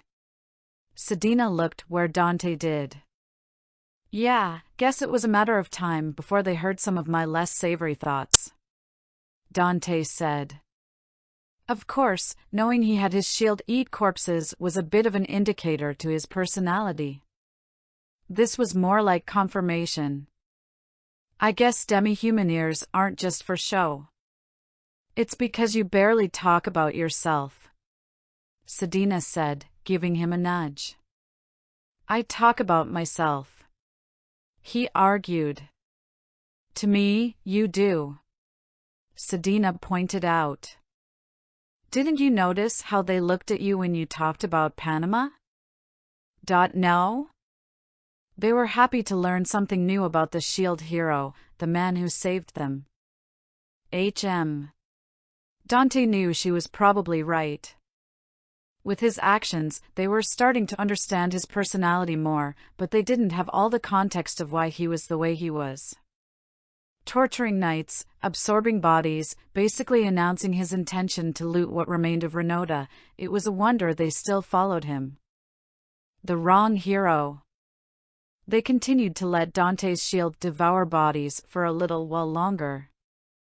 Eventually, a pop-up appeared in Dante's status. A new shield appeared before him. Stout shield equip bonus, scaled tower shield. The shield was already unlocked when it was revealed. He tried out the skill and found it made his current shield multiply in size and greatly increase its defense, with a moderate increase in magic resistance, while also greatly reducing his agility. It very much made his equipped shield into a tower shield. The stout shield itself had decent stats, and it seemed to also have the defense bonus gained by the savage shield's devouring. He figured it was revealed after devouring enough bodies that gave a defense bonus. It was, after all, connected to the savage shield in his list of shields, and he didn't gain any more defense bonuses from devouring more enemies. However, after absorbing a few more that gave bonus HP, another shield was unlocked. Vitality Shield Equip Bonus, Moderate HP Regeneration Equip Effect, HP Boost. It wasn't enough to never need healing ever again, but combined with the Savage Shield, it would fully replenish his current max HP in a little over an hour. The effect seemed to give him a large amount of temporary HP, which quickly ticked down over a few minutes. After unlocking those 2 shields, most of the bodies in the mines couldn't be devoured, since most of them would provide only defense or HP. While equipped with the Savage Shield, Dante could actually see which bodies were still edible now. He devoured those, then absorbed the remaining bodies like any other monster corpse. Their business at the mines concluded, they moved out a small ways to a nearby river. Despite all they did that day, it was only a little after noon. Dante had a proclamation that was widely accepted by the party. We're going to get ourselves cleaned up, drink heavily, and sleep this whole day off. They'd get closer to Melromark's capital before setting up camp for the evening, but they desperately needed a bath. Blood-coated most of them, though most of the gear they wore had a blood-clean coating. The chainmail 3 of them wore was an obvious exception, but Dante was beginning to suspect most of it was garbage anyway. Erhardt's held up to a lot, but the knight's armor from idols seemed to break like papier-mâché. They took turns bathing, girls first, then the boys. Once they were cleaned and changed, they continued on towards the capital. Dante took the time to play with his brewing shield. It seemed that it would make any alcohol he had the recipe for, like his shield would create automatically, but the quality could be better and he could make modifications. He used some of the grains and fruits that were available in Renota to make a few different Alesh and wines. There was a separate inventory available when he had the brewing shield equipped, and he could dispense any alcohol he made and stored from the shield's tap, which he could open with a thought. He tried them against the few casks they took from the Cieto mansion and found the quality to be comparable. Once they found a good spot, they started to set up camp. It was a small matter to gather up kindling for a fire and a few monsters for dinner, as it was early evening by then. Sedina, however, kept Dante in one of the carriages. He used his new humming shield to keep sound from escaping. Interestingly, they could still hear what was going on outside the field it created. "That's a very nice shield," Sedina said, looking around the carriage. It seemed like she could feel the distortion of sound. "Fair compensation for what we've been dealing with," Dante said. He sat down against the side. Sedina sat opposite of him. "So, what's the plan?" Sedina asked, not talking around it. "I have a few places to visit around the country before the wave," Dante explained. "We'll continue to level as we travel, but we'll stick closer together from now on. I understand your concern, but I don't think it's necessary," Sedina said. "We haven't had any problems while on the road, only when we went somewhere. Besides, won't we all be drinking soon? Isn't that not safe? My poison resistance will keep me from getting drunk," Dante said. The imps his shield devoured helped increase that a bit. "Oh my." Sedina gave him a wink. "You're becoming more and more my ideal man." Back on topic for now. Dante steered the conversation. "The mines demonstrated what can happen even if we're somewhat close. The mines that were occupied by a mad alchemist child," Sedina explained with a smirk. "Dante, we'll be fine. If someone wanted to attack us, they'd have done so already. Like the mercenaries near Luralona? That was an exception." Sedina shook her head. "We just need to not spread out so much and keep several people at a higher level, that's all." Dante let out a long sigh. "Fine. We'll do that." He lay his head against the side of the carriage. "I just wish our victories weren't so mixed or backhanded." "What do you mean?" "Think about it. At Idols, I lost my arm and the girls witnessed something horrible. In Luralona and Renota, we beat the mercenaries because they acted incompetently. Even when we won, they'd already tortured Eclair. We nearly lost at the mines against the alchemist, there were so many dead townsfolk there, and he even managed to escape afterwards." Dante shifted on the floor. "What I wouldn't give for a victory with no strings attached." Sedina wore a frown. She moved over to the other side of the carriage, sitting at Dante's right. "I think you're just focusing on the negatives. We saved Raphtalia and Rifana from death, defeated a band of mercenaries who occupied a town, rescued an honorable knight, and destroyed an alchemist's army. Doesn't that sound better?"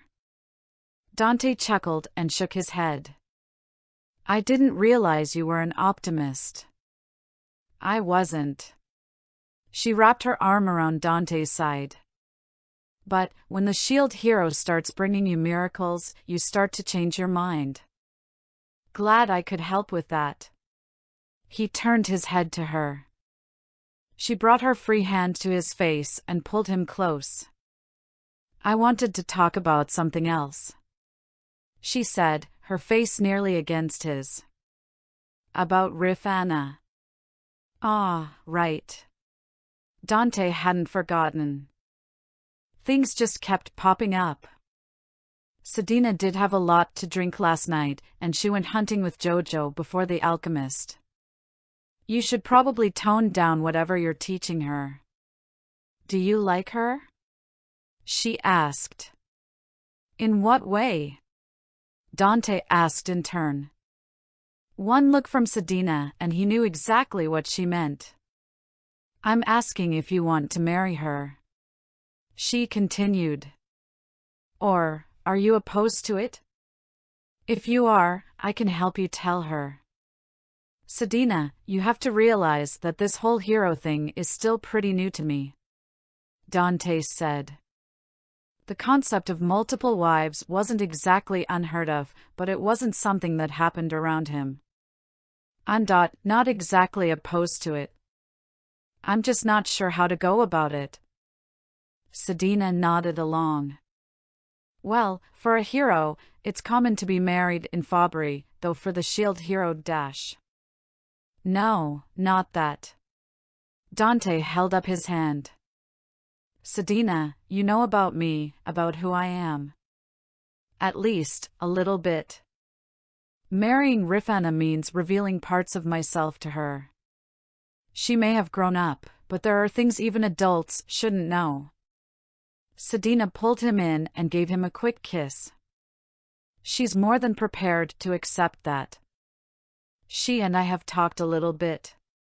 She held a finger to Dante's lips before he could interject. No details, just some ideas. Also, I believe she's the same age as you right now. Oh. That could easily solve this little problem. In that case, if she's not Dante. Sedina's tone, however, suggested otherwise. Yeah. He should have known better than to get out of it like that. Tell me, do demi-humans normally grow that much? I thought only a few races did. It is only a few races, Sedina confirmed. But, you do have a few shields that change that, right? Raphtalia is about where I would expect her to be, but not Keel or Rifana. Though, it looks like Keel is about a year younger than them. He seems to be handling that well. Dante mused, but then he thought better of it. Is he okay? Sedina shook her head. I'm not sure. We'll need to keep a watch on him. Yeah.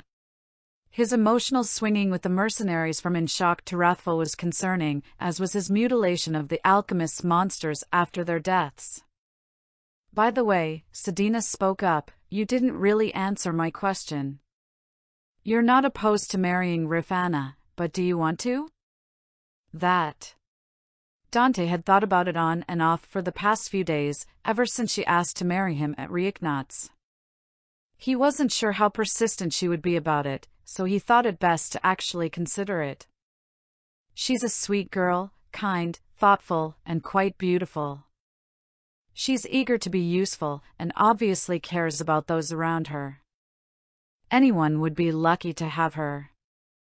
Sedina leaned her head against him. I'm sensing a but. But, Dante went on, it's too early. At least to actually get married. I'm more than willing to, how did she put it, be close to her. Little by little, I'll tell her, and the others, more about myself and see what they all think of me. Sedina hummed to herself. Well, that should be enough for her. She looked up at Dante and gave him a smile. Your first wife will be happy to hear all that. Oh, she isn't going to be my first, Dante said, snaking his arm around Sedina's hip. You are. Sedina grimaced a bit at that. Dante, that isn't such a good idea. She leaned away from him. As much as I'd like that, you know who's watching us. Just because it's not Raphtalia doesn't mean they won't take any action. If the former Miko priestess to the water dragon were to be the first wife of the shield hero, while also protecting the former heir to the heavenly throne, then I don't care. Dante grabbed her full attention. What? I don't care what they think. He reiterated. No matter where we end up, by the time marriage is actually feasible, I'll marry first whoever I damn well please. That will be between me and my would-be wife. Not the king of this nation, not some counselors in Siltveld, and certainly not a foreign nation across the sea. Besides, who could stop us? Dante gave her a large smile. If they try anything, we'll kill them first. If they keep at it, we'll just have to burn their country to the ground or take it over ourselves. I'll protect you, Raphtalia, everyone from them. We're in the business of fighting the waves, a single country won't stand in our way. Dante found himself flat on his back. He looked up to find his vision partially obscured in a sea of black hair. Sedina stared down at him, hands on either side of his head. Do you mean that? She asked, her voice soft. I do. Dante brought his hand up to Sedina's face. She leaned into the touch. You helped pull me from my self-loathing. How could I want anyone else before you? Without another moment passing, Sedina slammed her lips onto his. One hand grabbed his while the other took hold of his tunic as she pulled herself closer to him. After a bit of pleasure, Sedina pushed herself up to catch her breath. You saved my family from death. I think I want you a little more than you want me. Dante spun them around in the carriage, placing him on top of her. He beamed down at her as she gazed up at him. We'll see about that. Dante brought his face closer to hers. Specifically, down to her throat. His teeth grazed against her soft skin. Hot breath made her skin visibly tingle. He placed his lips against her neck and... Dante! Sedina! Raphtalia called as she pulled back the sheet in the back of the carriage. What are you point to? Her face flushed red at seeing the pair. Excuse me. She let the covering fall back as she ran off. Dante and Sedina looked at the back of the carriage, then at each other. They shared a laugh at what just occurred. That's probably for the best, Dante said, leaning back. I'm not sure how much I'd be able to control myself if we kept going. Oh. Sedina pushed forward, knocking Dante back to the floor again. Then I'll just have to lead. That'll keep you from doing anything too naughty. She brought their lips together again. The others would have to wait for dinner. Notes. I feel like, as this chapter went on, it became more exposition heavy. I'll look over my other chapters and compare them. If I'm keeping to the idea of arcs, this would be the end of another one. I'd call it something like the distraction arc, since things kept popping up and interfering with preparing for the waves. All things considered, they're probably better off now than they were before.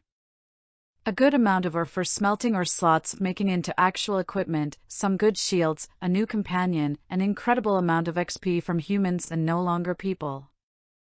Next arc will go faster, I think. I want to get to the wave. I feel like I'm dragging things out too much. Also, I'm going to consider updating once a week. I'll still update this Sunday, so I'll think about it until then. Please leave a review and let me know what you think. As much as Dante enjoyed their lovemaking, they still had a bit to do before resting for the night. When they exited the carriage, Raphtalia looked at them, then quickly turned away with a blush. It didn't seem like she told the others, since they didn't start bombarding them with questions. Although, they were all doing their own things. Dio came over to them in her child form. Papa? Sadie? Why do your necks have those marks on them? That got the attention of the others. The shield's power was very unhelpful here. It's nothing to worry about, Dante said as he rubbed Dio's head. It wasn't as if they were going to try and hide it, but having it pointed out was a bit much. Keel and Jojo had already prepped the food, so Dante just had to cook it for his bonuses. After a bit of stewing and a number of glances from the others, the food was ready. They all took a portion, Raphtalia obviously keeping her head facing away from him when she took hers. Rifana, however, seemed even happier than normal. Dante could only wonder what was going through her mind. After their meal, they got to sleep. Dante took first watch with Rifana, wanting to explain things properly to her. Of course, Sedina's warning about Tenlo didn't fall on deaf ears. He told Rifana that he wasn't going to decide who was to be his first wife at this time. That, of course, made Rifana quite happy. Dante didn't understand at first, but quickly realized he basically told her that he would marry her, just not necessarily first. They continued their magical studies until it was time to switch. Sedina and Dio were up next. When Dante went to lie down, Rifana patted the bedroll next to her. Dante wanted to protest, but Sedina waved him on. Well, as long as we're only sleeping. Dante lay on the bedroll, with Rifana immediately snuggling up next to him. Without another word between them, they slept for the night. The wrong hero. The air in the room was cold. The rain from earlier had cooled everything down, and this house was very much at the sway of the elements. It was a bit more resilient back in the day. The house was rather cheaply made, but what made it worse now was the broken windows and smashed-up door. A grunt came from the floor. A man clutched his stomach as he tried to crawl. A boot ground his hand into the floor, eliciting a shout from him. "We aren't done yet," the owner of the boot said. The man on the ground looked up at him. His attacker had raven black hair tied in ponytail behind his head. He glared down at the prone man. "Fuck you," he drawled out. Blood leaked from his mouth. The man above pointed his gun at the prone man's head. "This is your doing. You should have known better." He pulled back the hammer on his pistol. "Mr. Malero sends his regards." A loud bang echoed throughout the room. The prone man's head dropped to the floor. The raven-haired man removed his boot from the dead man's hand. "I hope the message was clear," he said, turning to the man sitting against the wall. His face was bruised and he held his shoulder, trying to keep the blood from spilling out further.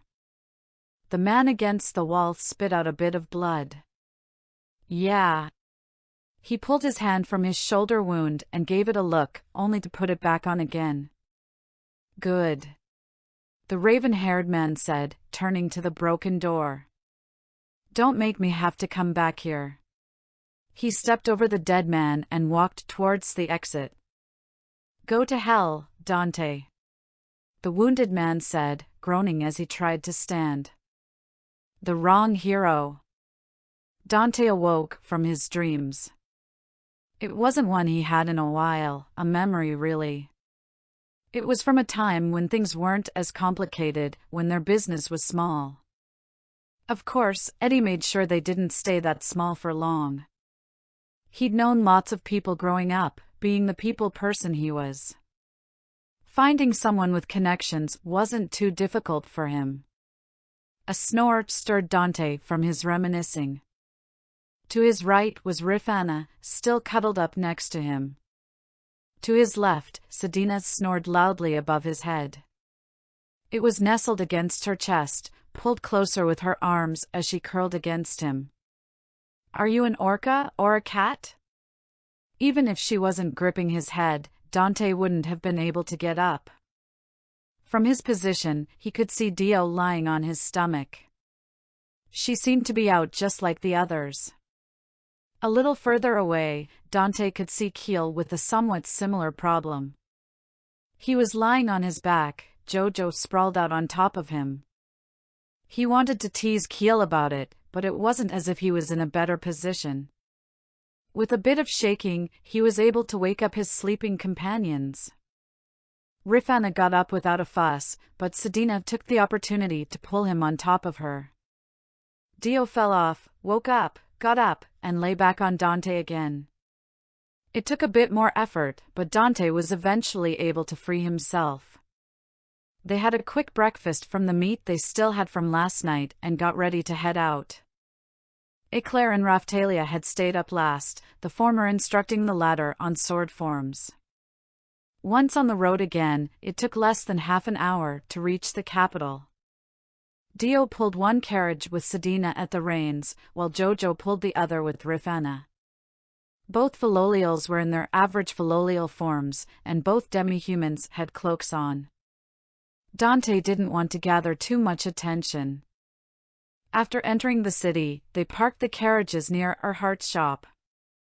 In an alley, the Philolials transformed and walked out with Dante, a cloak over his head. Sedina, Dante looked at the Orca woman from under his hood. Watch over the carriages while we're going around. We'll be a bit. Okay, she said with a wave. You two stay as well, Dante said to the two Philolial kids. The less people seen walking around with me, the better.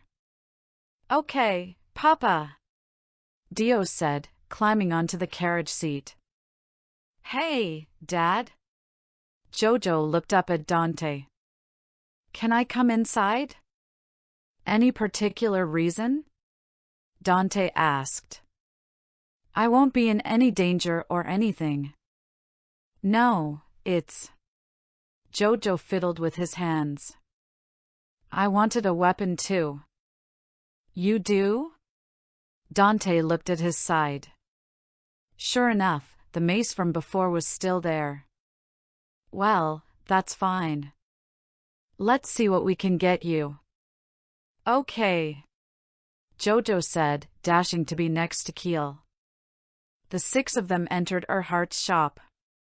The man himself was inspecting one of his weapons. Hey, Erhardt, Dante called to the blacksmith. Kid. Erhardt greeted him back. It's been a few days. Feels like it's been longer. Dante nodded as he removed his hood. Are those? Erhardt moved from behind his counter to look at the demi-humans in his shop. Yep, Dante said, sweeping his arm towards them. Raphtalia, Rifana, and Keel. They grow up so fast, don't they? Keel stuck his chest out with pride. See how much of a man I am now? I do. Erhardt has his hands on his hips. And I see the two girls grew into such lovely ladies. It's good to see you again, Mr. Erhardt, Raphtalia said with a slight bow. Rifana beamed up at the blacksmith. Hey, Mr. Erhardt, guess what? I'm going to marry the shield hero. Oh. Erhardt stole a glance at Dante, who held a hand over his eyes. Well, congratulations. I hope you have a happy life together. Thanks. Erhardt, please, don't encourage her, Dante said. We're a long ways from marriage. Well, don't keep your fiancé waiting too long, Erhardt said with a laugh. Ugh. Dante liked the blacksmith. He did help him out without knowing anything about him, only with Dante's say so that he was being followed. At the same time, he was lucky he was the best blacksmith around. I liked you better when you were complaining about the chainmail. Well, hey. Erhardt was about to say something when he took a look at Dante. Specifically, the armor he was wearing. He looked over at Raphtalia and Keel as well. What is this? He gave Dante a hard look. Why are you all wearing such shoddy armor? And where's the armor I sold you? Funny you should mention that. Dante pulled a bag from his pack. He brought it over to the counter and set it on top. Erhart looked in the bag and pulled out a few slabs of iron. I don't suppose that's worth anything to you, is it? Kid. Erhart lowered the slab and stared into Dante. This better not be the armor I sold you. Dante looked off to the side, scratching the back of his head. It might have been. Erhart slammed the metal onto the counter. What the hell have you been fighting at your level? A few things. Dante avoided his gaze. A few of which could throw fireballs. In my defense, my level isn't exactly low. Kid. Erhart had a dangerous look in his eye. Also, Dante said quickly, that armor went through quite a few fireballs before it quit on me. I went through 3 sets of this chainmail after losing it. Of course you did. Erhart pulled at the chainmail Dante currently wore. This armor is crap. Where did you even get this? From someone incredibly cheap, apparently. Dante had looked at the stats on the armor before he gave them to Raftalia and Keel. They seemed to be good, just with a bit lower defense than Erhart's. The mercenary's armor was better, but also heavier. Of course, the chainmail seemed to have very little in terms of durability. Then again, they broke after taking a lot of damage.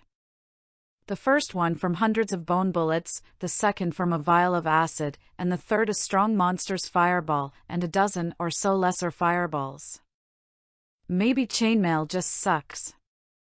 Since chainmail was what he suggested to me when I was a lower level, it's probably a good starting armor here and nothing more. Well, I can buy it off you if you want to upgrade, he said, fingering the slab on his counter. This here won't be worth much. I've got more chainmail and some other armor in my shield, Dante said, dropping the remaining chainmail from his inventory. Erhart looked at the pile of iron. Hey, kid. He walked over to the door and made sure no one was on the other side. Make sure you don't go showing any of this stuff off. There's been news of a certain lord and his knights going missing lately. You come around and show a bunch of identical-looking armor, well. Don't worry, I wouldn't have shown you if you didn't already have an idea. He did, after all, basically announce to the man he was going to kill a lord of Melromark. Well, steal from him, but it was pretty much implied. Erhart sighed. Well, I can take those off your hands, as well as any other equipment you won't be needing. Well, I do have more equipment. He dropped a number of swords, maces, spears, shields, and various bits of armor. All of it was from the knights and mercenaries, with a few of them being generated drop items. Most of the monsters Rolf made had little in terms of item drops. Do I even want to know where all this came from? Erhart gestured to the very large pile, his face slightly paling. That depends. How do you feel about rogue mercenary groups? Never mind. Erhart stepped around the equipment. It'll take me a while to give you a price on all of this. That's fine, we have a few other stops today, Dante said. Erhart crossed his arms. It feels like you're just going to leave all your junk here for me to sort through while you go off. Not at all, Dante said with a smile. My companions are in need of equipment. They'll stay with you while I take care of my business in town. You make it sound like I'll be watching over them. Erhart shook his head. He turned to face the rest of Dante's party. I'm sorry, I got caught up in Dante's nonsense. I don't believe I've met you two. He gave Eclair and Jojo a look. Ah, right, Dante said before either one could. The boy is Jojo. He's a Philolial king that can transform. That right? Erhart looked down at him. Jojo looked to his father and got a nod. In a puff of smoke, he transformed into his filial form. Erhardt looked up at him before Jojo changed back. "You're showing me some pretty crazy things, kid." Erhardt looked over at the man. "Yep. And the one in armor is an adventurer we met in another town." Dante gestured to the Lady Knight. "Her name is Barry." He could feel her glare through her helm. "Barry, eh?" Erhardt gave Eclair a once-over. "Well, it's good to meet the both of you. Your armor's looking a bit oversized. Want me to adjust it for you?" "Ah, no thanks," Eclair said quickly. "It's airwake armor, so I believe that would be difficult." "Yeah, that it is." Erhardt nodded. "To modify airwake armor, at least the type you're wearing, well, it'd almost be better to buy another set." "That's quite all right," Eclair said. "This armor is good as is." "All right, then." Erhardt looked to the filial boy. "And how about you?" "I want a big mace," Jojo said excitedly. "A mace, huh?" The blacksmith scratched his chin. "How big did you want it?" "Really big. Like, as big as me." Jojo was practically jumping. "Ha! I like you, kid," Erhardt bellowed. "And you three." Dante pointed at his other party members. "Find some better equipment as well. Barry and I will finish our other tasks while you're here." "Okay," the others said, looking over the equipment. "You really are having me watch them, huh?" Erhardt said with a sigh. "We'll be back soon. Also, I'll probably have a commission for you," Dante said as he and Eclair left. Next was the apothecary. Dante had loads of potions, salves, medicine, and other things he had his shield craft for him. "Did you want any other armor?" Dante asked Eclair as they walked. "I'm guessing airwake armor is expensive, but we could have gotten something for you." "You've done more than enough for me, Sir MacRory," Eclair said. "And you're continuing to help. I couldn't ask for more." "Well, not to paint myself in a poor light, at least, no poorer than what I have, but you having better armor is as good for me as it is for you, let alone everyone else." "A good sword as well," Dante pointed out. "My current equipment is more than enough, given my level," Eclair said. "But I will let you know when I outgrow it." "All right, good." When they reached the apothecary, the old man greeted them with a smile. That is, before it grew to concern. "What happened to your arm?" the apothecary asked. "Huh? Oh." Dante had forgotten. He didn't visit the man after battling Idol, so he wouldn't know. "Lost it in a fight. Although, now that you mention it." They discussed what could be done about his missing arm and Eclair's hands. The apothecary, Simond, told them basically what they already heard. Higher-grade healing was required for Eclair to regain the full use of her hands, while Dante's arm would need to be regrown. An alchemist could be used for both. Of course, even with a slave seal, Dante didn't think it would have been a good idea to have Rolf do that. Simon did say that the church might be able to do both, but all three of them knew it wouldn't be a good idea, given that he was the shield hero and all. That did, however, fit in with Dante's new plans. If they left the country, they might be able to use another church's healers for them both. Simon also told him he looked like death, and should probably get some sleep. Dante wondered if this world had the equivalent of coffee, and if that would help his appearance at all. Probably not for both, but it also probably wouldn't hurt. Dante sold what he had that they wouldn't need themselves and they headed out. After that was the Adventurers Guild. Dante wanted to see what quests were available. He couldn't remember everything that happened from the books, but he knew there was a dragon-slaying quest for Ren and a famine in a village for Motoyasu. When they arrived at the guild, Eclair went in alone while Dante kept away from the building. She was inside for only a couple minutes before exiting again. When she returned, she immediately held herself up against a nearby wall. "You all right?" Dante asked, though he kept his distance from her. "Yes, just more men than I thought would be there," she said, her hand over her chest. "I just need a moment." "No problem." Dante leaned against the wall, keeping away from her. After Eclair collected herself, they set off again. There were a number of quests available, including the two Dante mentioned. The dragon-slaying quest in Merso had been there for a while, but the famine relief quest in Lerno was more recent. "You don't want to take either one?" Eclair asked. "Not that they would let me, but no," Dante answered. He had checked in briefly last time they were in town if there were any quests he could take, and he was met with fierce refusal.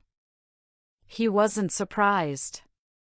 He was pretty sure the king ordered the guild to not give him any quests. "We can circumvent the dragon issue, but we'll let someone else handle the famine." He didn't think anyone was around, but better safe than sorry. "More of your hero knowledge?" she asked as they rounded a corner. "Basically. Although Dante debated telling her about what would happen to that village. That is, if anything. Many things were already different, so that might be as well. Dante wanted the seed, and the village needed a fix. Well, this would be a decent thought experiment. Let's set the stage for ethical dilemma theater here.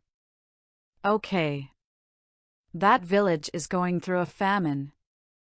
Someone will collect a seed that will supposedly bring them great harvests. However, the seed is basically cursed.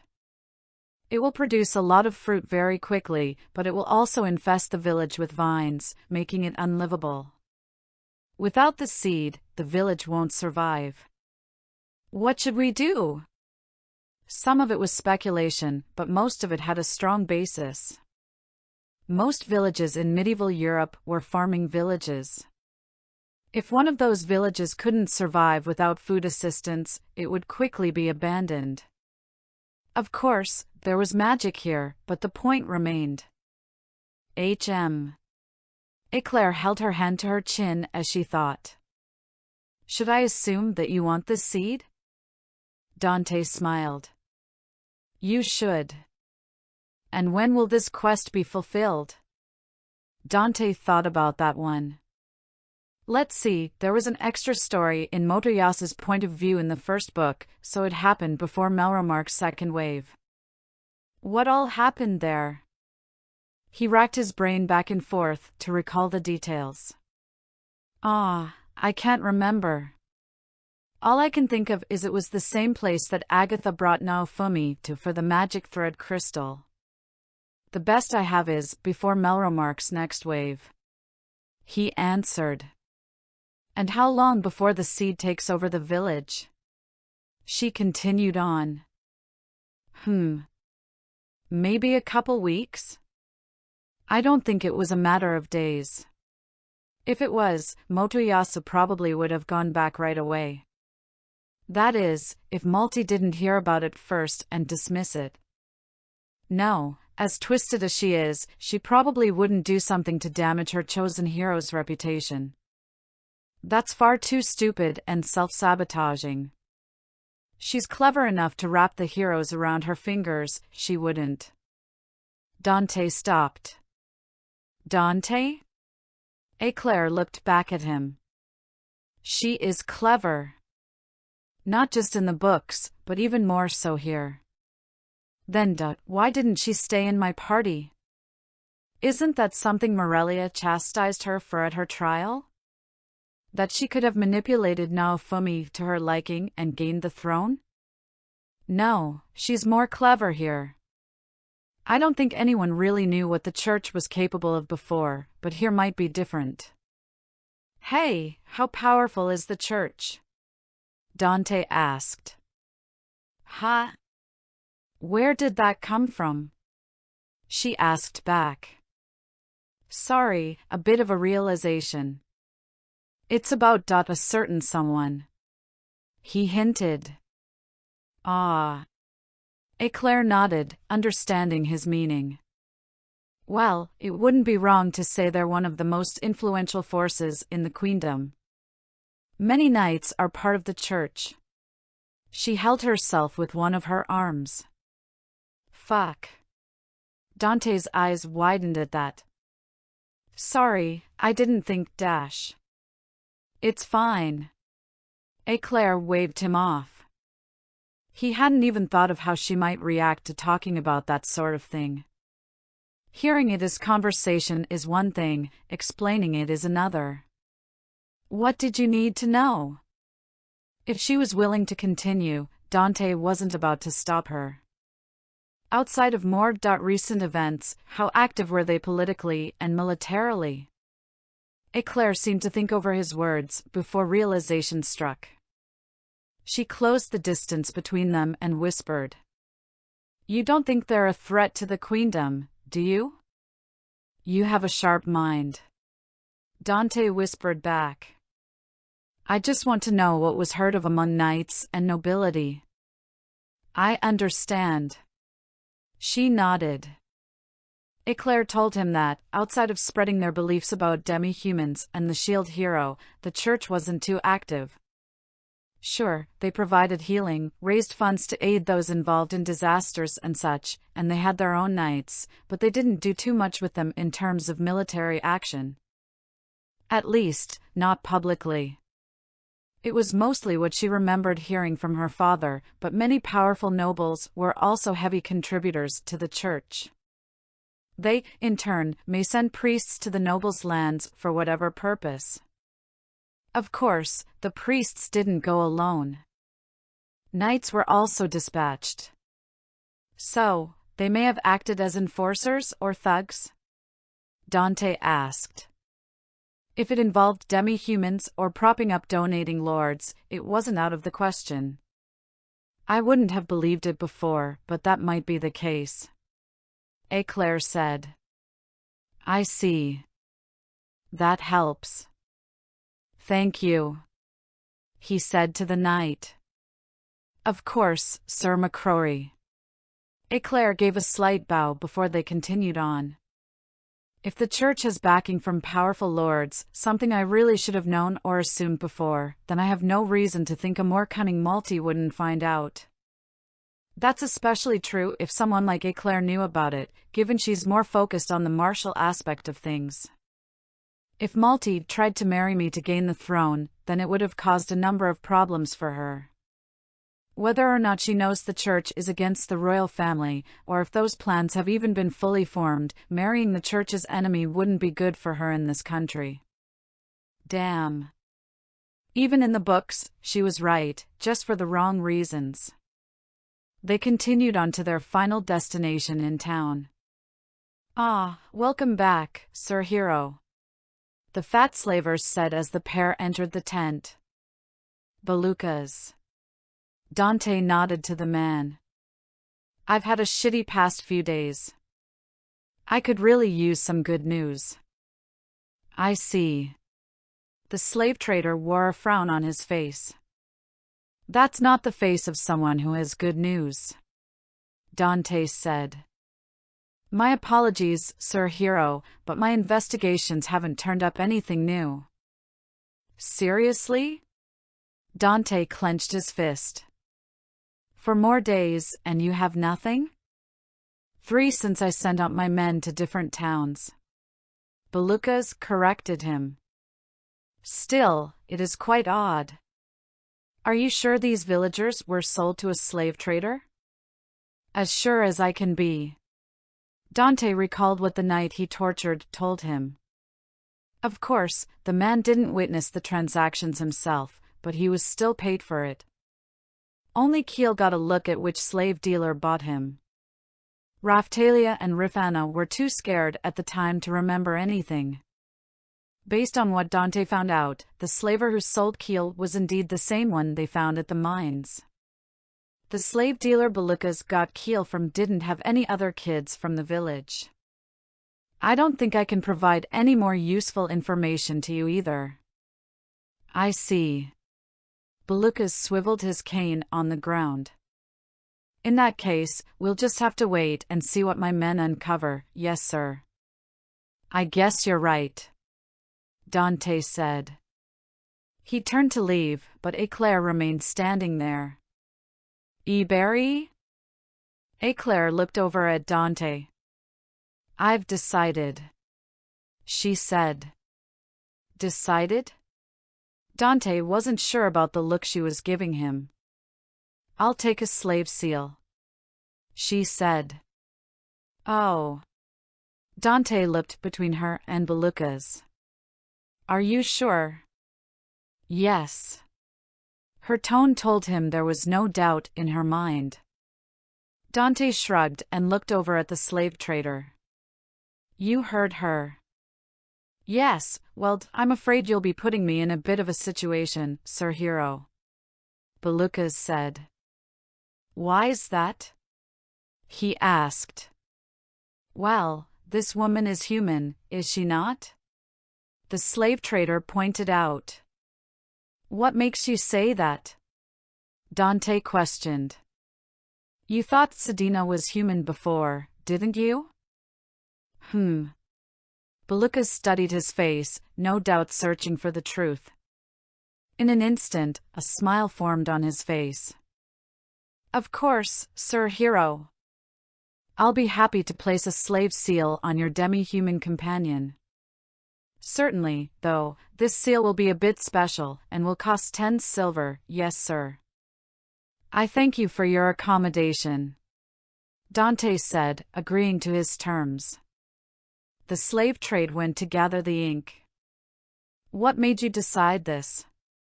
He asked Eclair. I owe you my life, Sir MacRory, she explained. If not for you and your party coming to Renota, I might be dead, or close to it.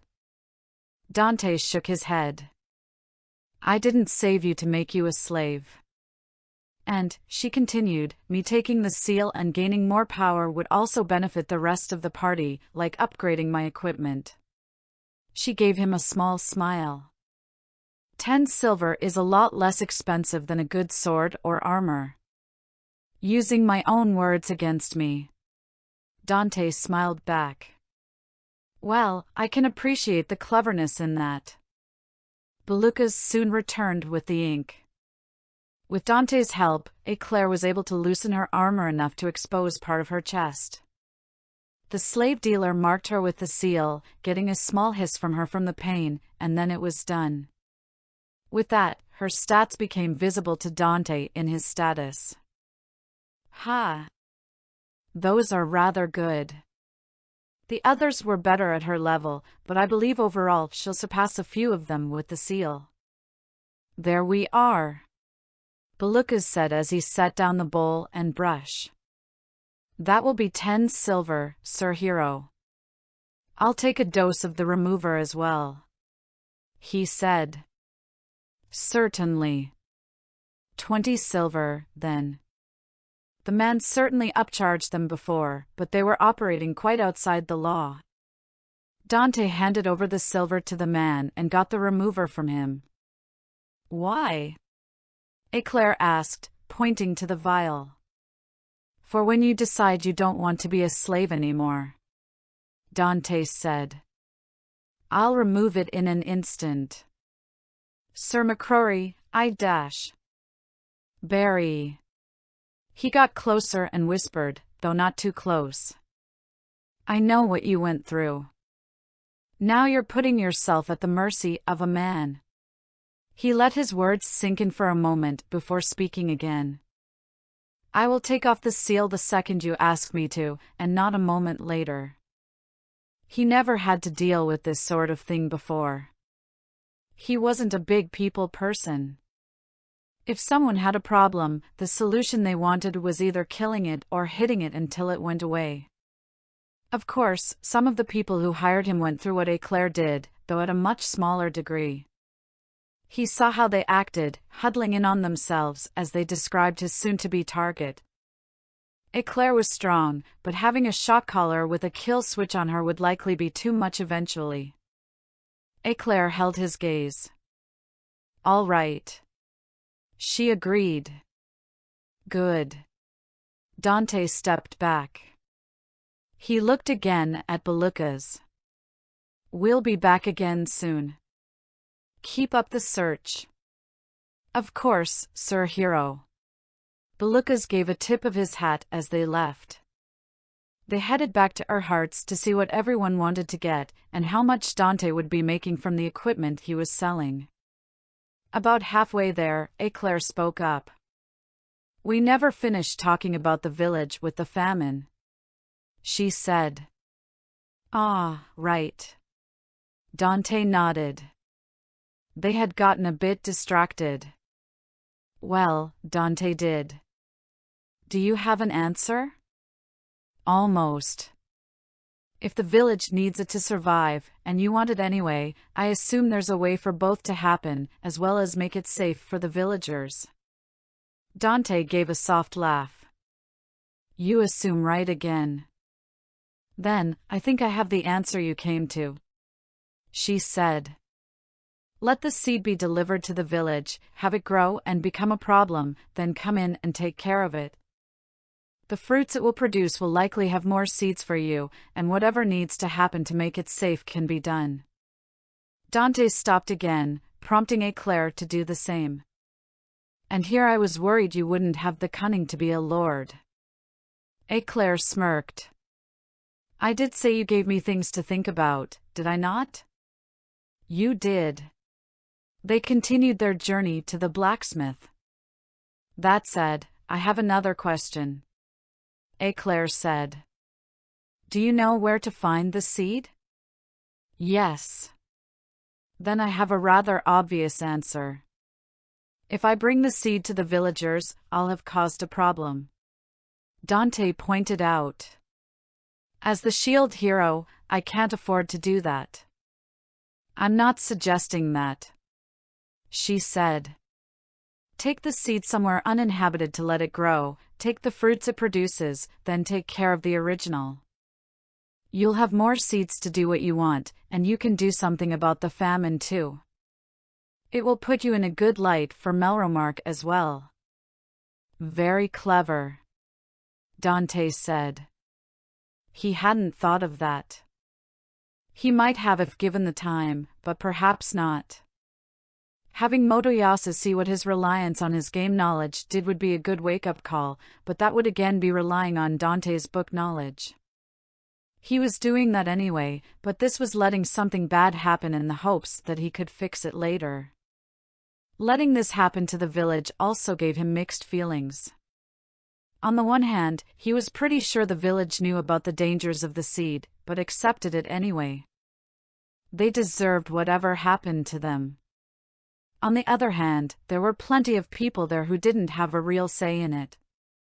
Specifically, the children in that village.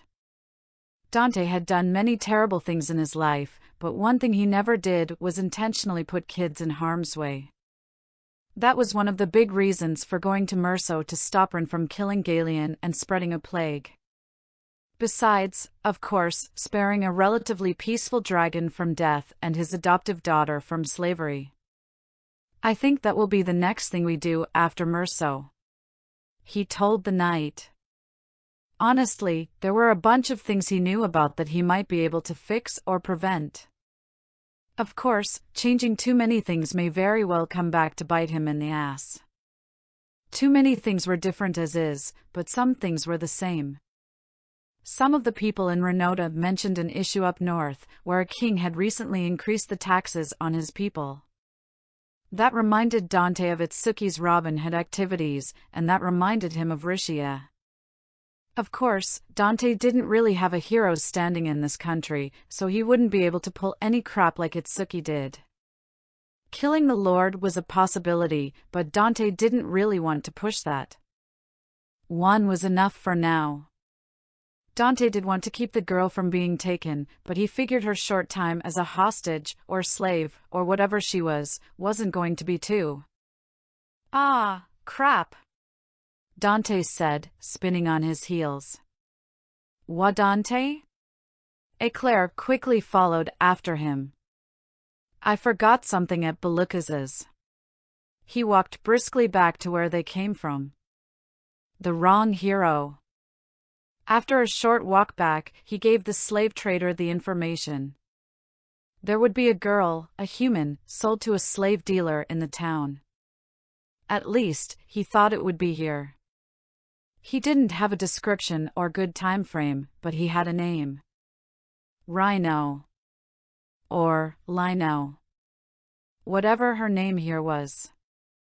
Of course, Dante had to pay a hefty deposit to find the girl. 100 silver, twice what he paid to look for all the villagers. Belukas was pretty clear on his stance about human trafficking in a human supremacist nation. It was entirely possible that this girl didn't even exist, or that Malti would remove her in a less heinous way, but it was another potential way to show how twisted Malti was to Motoyasu. Dante would need all the help he could get, since Motoyasu would likely believe Malti over him about anything. He didn't really know when Morelia would find and recruit her into her service anyway. Besides, if Belukas wasn't able to find her, he said he'd return half of Dante's investment. Searching for human slaves was still a risk, after all. With that done, they went back to Erhardt's. The others had their new equipment picked out and Erhardt had the stuff Dante left sorted and priced. Raphtalia kept the sword from the mercenaries and chose a light breastplate with hardened leather around her arms and skirt. Her legs were mostly covered by her boots, and she had light greaves reinforcing them. Keel likewise kept his axe. He opted for slightly heavier armor, taking chainmail with steel breastplate, bracers, and greaves. He also took a second, smaller axe from Dante's item drop pile. He wanted to either use it as part of dual wielding, or as a thrown weapon. Dante figured either would work. His main axe seemed to be a bastard version, so he could use it either one-handed or two. Jojo, comically, ended up with a long-hafted hammer. For someone Jojo's size, it looked like a pull hammer. Well, Jojo looked happy with it, so Dante didn't have a problem. Rifana, however, didn't get any new equipment. Her reason was that the mage gear she had on was a good mix of defense and magic power. Sure enough, not a lot of armor in Erhardt's shop increased one's magic stat. At least, nothing that wasn't also very expensive. Dante made sure the gear they wore could be worn at lower levels. Most of it could be, though not nearly as effectively.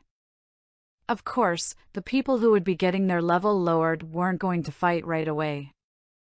It was more of a precaution, in case anyone else decided to come along and cause problems. Finally, Dante talked with Erhardt about commissioning armor. He had one detail that was pretty important. You wanted to be immune to fire? Erhardt asked. Or as resistant as possible. Being set on fire hurts. He explained. He'd had enough of that here. I think I can make you something for that, if you have materials. Dante grinned. That I do. Dante let out a bunch of monster drops onto the ground, after laying out a sheet, of course. In addition to the normal monsters, he showed off the remains of the cacodemon, imps, and Hell Knight. Erhardt looked over the parts with a puzzled look, but said nothing. Dante also set a number of ores on his counter. Some of those did get a response. Where in the world did you get these?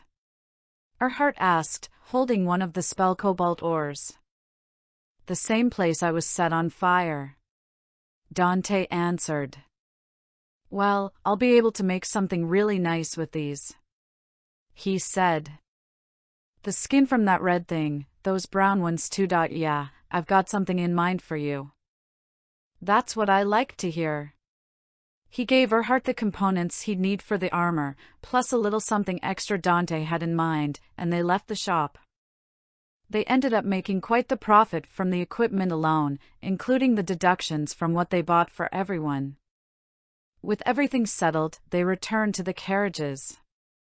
Dio was talking away with Sedina, sitting on her lap. Dante would have tried teasing her, but he was certain the woman would make him regret it later. They loaded in and set off for Merso. With the time it would take to get there and back, Erhardt should be finished with his work, and they'd have time to meet again with the emissaries. Now all Dante had to do was wait for the other shoe to drop. He knew it would sooner or later. Chapter 18, Dragon Mountain Adventure. They were making good time as they traveled to the eastern village. As they traveled, they switched out who rode out on a Philolial to hunt. Dante was still a little uneasy, but he admitted it was better than doing nothing. The day passed quickly, with Dante making more progress on the fire tome with Rafana's help. With any luck, he'd get to understanding the spell soon. Once he figured out one spell, he'd switch over to the support book to study on his own. Late morning of the next day, they arrived at the village. It was about what Dante expected, a village near the base of a mountain. Of course, with no dragon corpse polluting the air, the place was fairly lively. With a small amount of searching, they found a path up the mountain. A few of the villagers they checked with had asked what they were going to do. I'm here to solve the dragon problem, is what Dante told them. Of course, he and they had different views on what that meant. They gave him directions on where to go. They were part way up the mountain before Dante had his kids pull the carriages over. Everyone gathered around between the carriages. Okay, here's the plan, Dante said. I don't really know his personality, so it's best not to seem too aggressive. I'll go up the mountain myself, maybe one other person with me. Everyone else will stay here.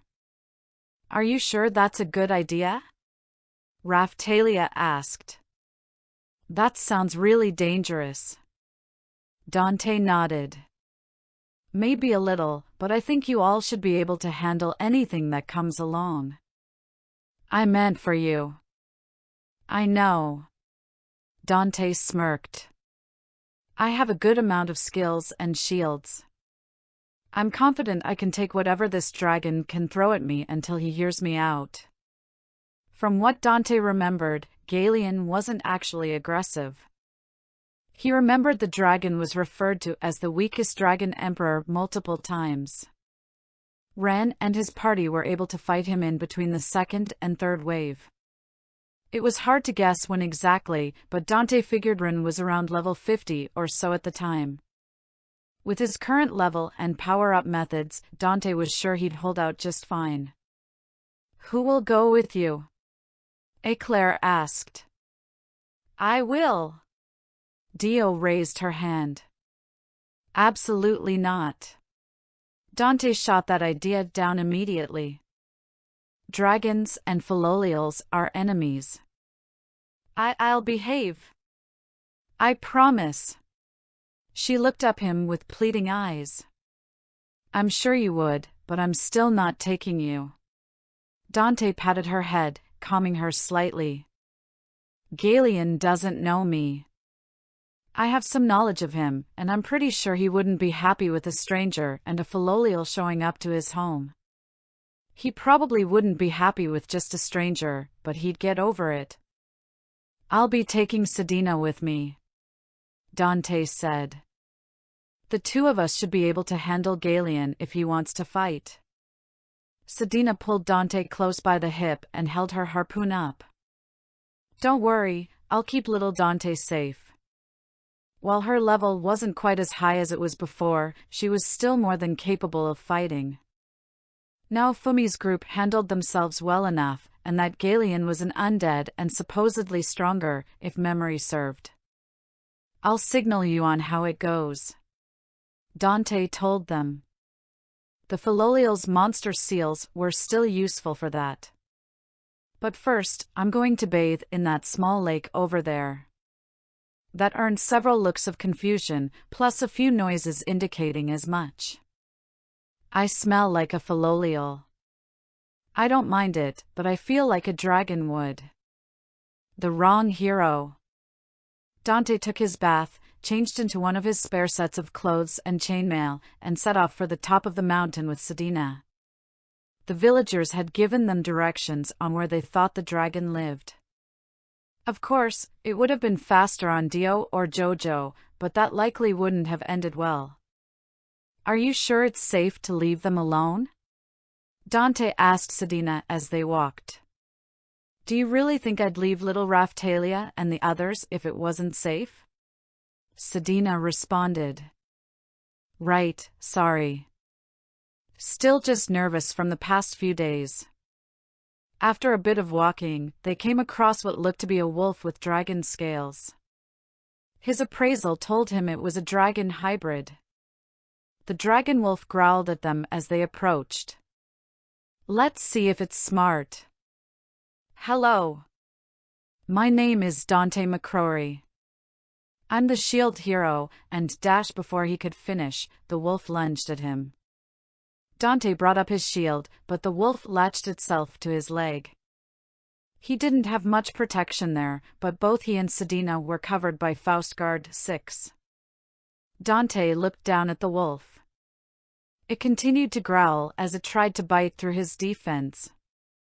As I was saying, I'm here to speak with your father.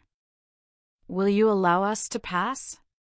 The wolf gave no response, outside of more growling. I promise that we don't mean any harm. Dante had thought the monsters that were sired by Galeon would have some intelligence. He was sure that was what he remembered from works of fiction involving half-dragon creatures. No one in his party had any experience with dragons, except Sedina with the water dragon. Of course, they were entirely different entities, as far as Dante could recall.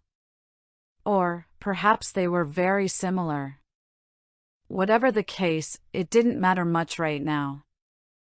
I can see you aren't one for talking, Dante said as he leaned down. When he went to pet the wolf, it let go of his leg and bit his arm instead. That's cute. I don't think your monster skills will work here, little Dante. Sedina looked at the wolf with a soft smile. She could clearly see it was no threat to them. Sedina, please, animals love me. They loved to bite him, in any case. Animals from his world were much friendlier with him. But, yeah, you're probably right. He threw his arm back, launching the wolf from his body. Shield Prison 3. Once the wolf was encased, they continued up the mountain. Dante would replace his spell when it wore off, try to communicate with Galeon's kids when they came around, and trap them for a bit when that failed. They soon came to a large cave. It was about where the villagers said it would be. A low rumbling emanated from the cave. Well, here we go, Dante said as he stepped forward. Sedina stayed far back to not seem aggressive. The rumbling got louder as a dark blue dragon emerged, standing at least 30 feet tall. Again, Dante wasn't sure what he was expecting, but it was probably a red dragon, maybe black. Blue seemed unexpected, really. It just wasn't the color he was thinking when he thought of Galeon. Actually, I think he was blue in the anime. Right? Whatever, it doesn't really matter. Hello! Dante called out. I am Dash. Again, he didn't get the chance to finish his introduction before Galeon let loose a gout of flames at him. Shooting Star Shield V. He activated his skill to absorb the blast. One of the benefits of fighting Rolf's monsters was that the experience they gave was similar to that of a human's. Meaning, they gained a number of levels that day. It was more than enough to allow Dante to unlock the Siderate shield. With the boosted skill, as well as Dante having already equipped his spell Cobaltr shield, Galeon's magic flames washed over the translucent barrier with no lasting effect. As I was saying, Dante tried again. My name is Dante MacRory, the shield hero. I am here to dash. Once again, flames spewed forth from Galeon as he roared. The barrier barely even flickered. I am here to warn you about people who want you dead. If we could talk. 4. Dante shifted his shield to the reinforced iron shield. Galeon had stomped from his cave and brought his claw down onto Dante. The barrier seemed to crack, but it still held. That was something Dante had tested out further with Sedina. It turned out that, while it wasn't using the full stats of the shield, the currently equipped shield affected the skill's strength. The skills themselves did have their own defensive strength, but also a significantly smaller amount of HP, or what counted for HP. Bringing his attention back to the fight, Dante looked up at Galeon's outstretched claw. Look, I can do this for quite a while. It'd be far easier to listen to whatever I have to say, then I'll be out of your territory. He was really glad he didn't bring either Philolial with him. His kids would have already charged at Galeon and tried clawing his eyes out. Galeon put his front claw back on the ground. He stood tall, glowering at the human before him. Speak, he said in a loud, booming voice. I am Dante, the shield hero. I'm here to warn you that a quest was submitted to have you killed. Humph. The dragon snorted. Many have come for me. All of them have died, or fled in failure. I doubt a hero has tried, Dante said. Galeon narrowed his eyes at him. Not me. I'd say within a month, the sword hero will come for you. So, have all 4 heroes been summoned to fight the waves? They have. All to the same country, too. Is that significant? Is it not? Dante was pretty sure the summonings were supposed to happen in the major countries. Or, would they all happen in Fabry, and the heroes would disperse from there? Didn't they each get a turn to try and summon one? Details. In any case, Dante went on, I'm here to warn you about the sword hero. You will lose to him. Galeon loudly growled. You think because I cannot harm you that I will be no match for one weak hero? True, I'm a bit of an exception right now, but the point remains. And how do you know this? Dante smirked. I have knowledge of the future. He made sure with Sedina that no one was following them up the mountain. The 10 low shadows stayed behind to watch Raphtalia. And you would tell me this? To what end? To sabotage your fellow hero?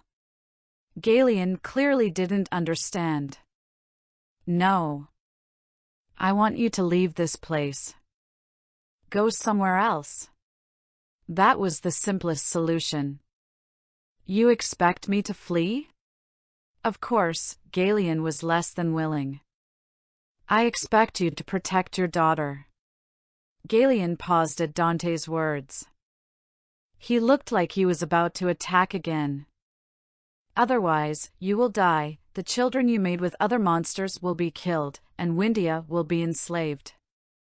Dante hoped that would be enough to convince the dragon to leave the mountain.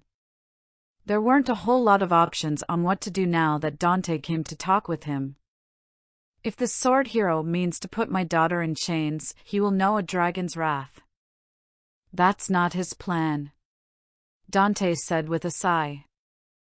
As far as I remember, he'll only come to fulfill a quest and gain XP. It's the village below, the ones who put in the quest, who will do that. Then it would be best to wipe them out. Galen said. You wouldn't be entirely wrong, but I can't let you. Dante stepped forward. There are too many innocents down there. Too many children. I didn't come to you to have their blood on my hands. I don't take orders from you, human. Galen growled. This is assuming I believe anything you say. I'd rather you believe me, Dante said with a smile. It would make things so much easier.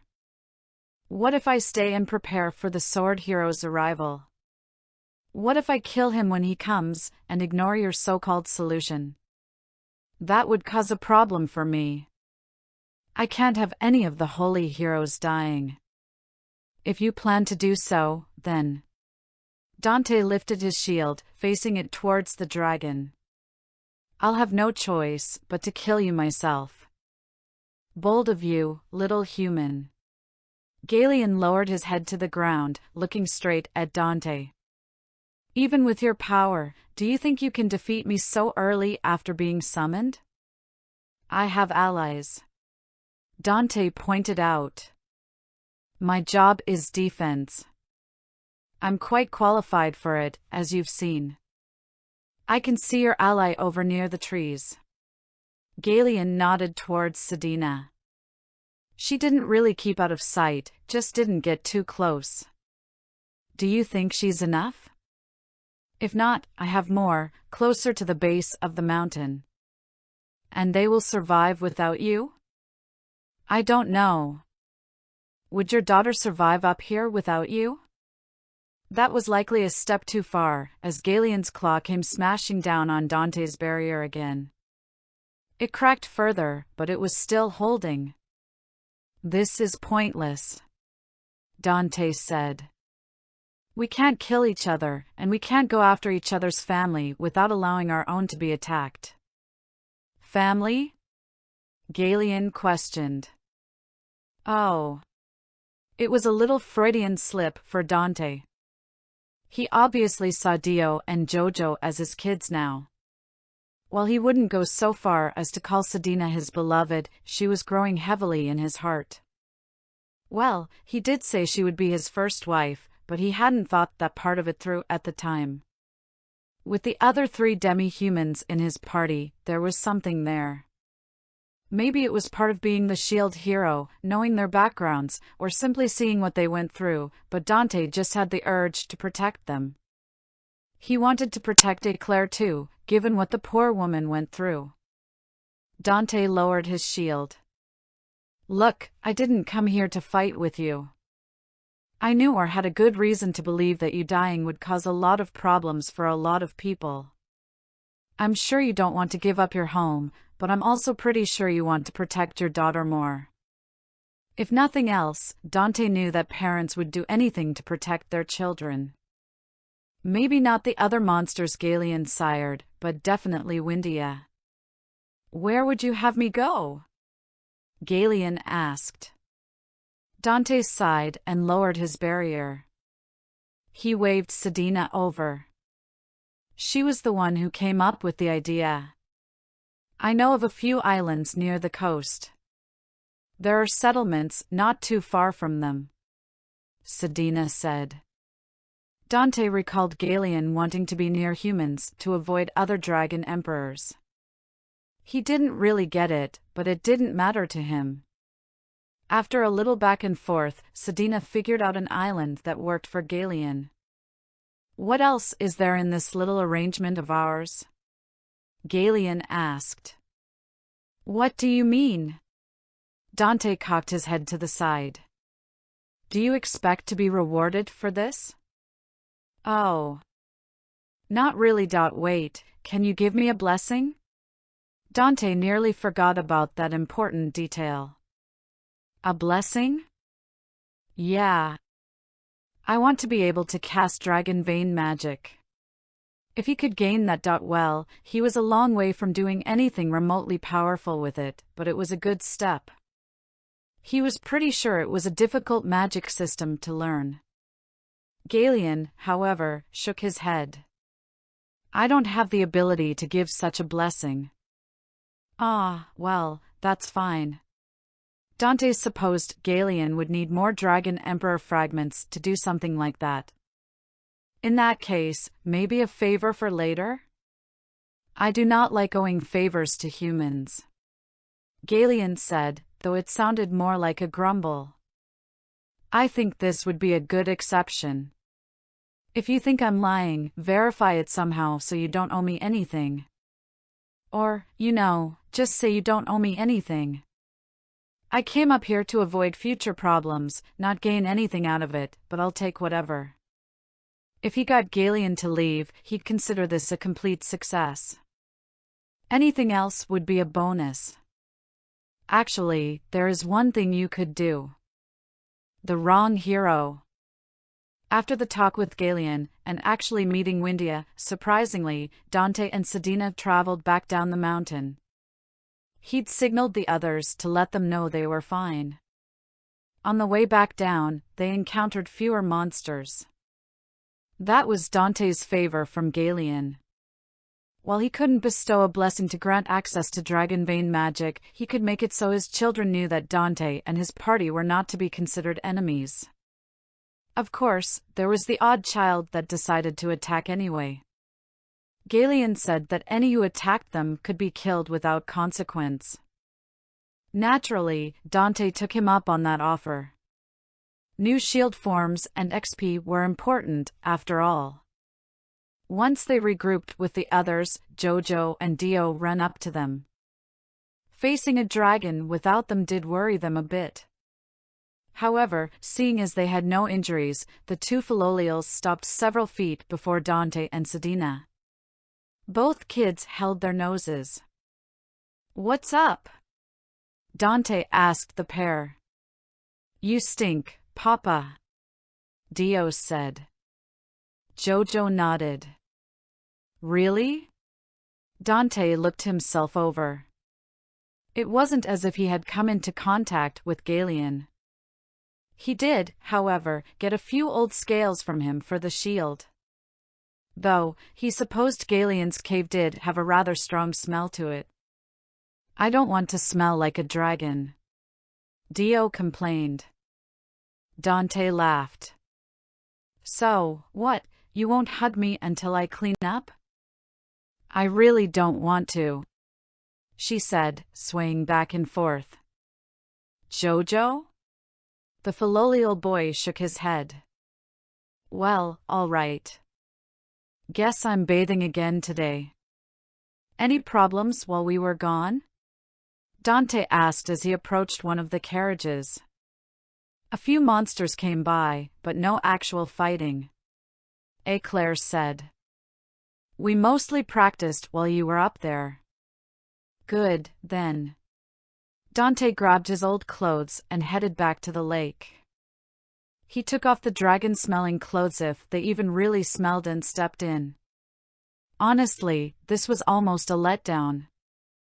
I mean, I'm glad things went well, but I was almost expecting, something stupid happening again.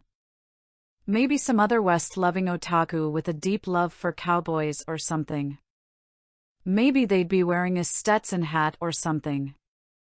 Dante scrubbed his body, making sure the kids didn't have anything to complain about.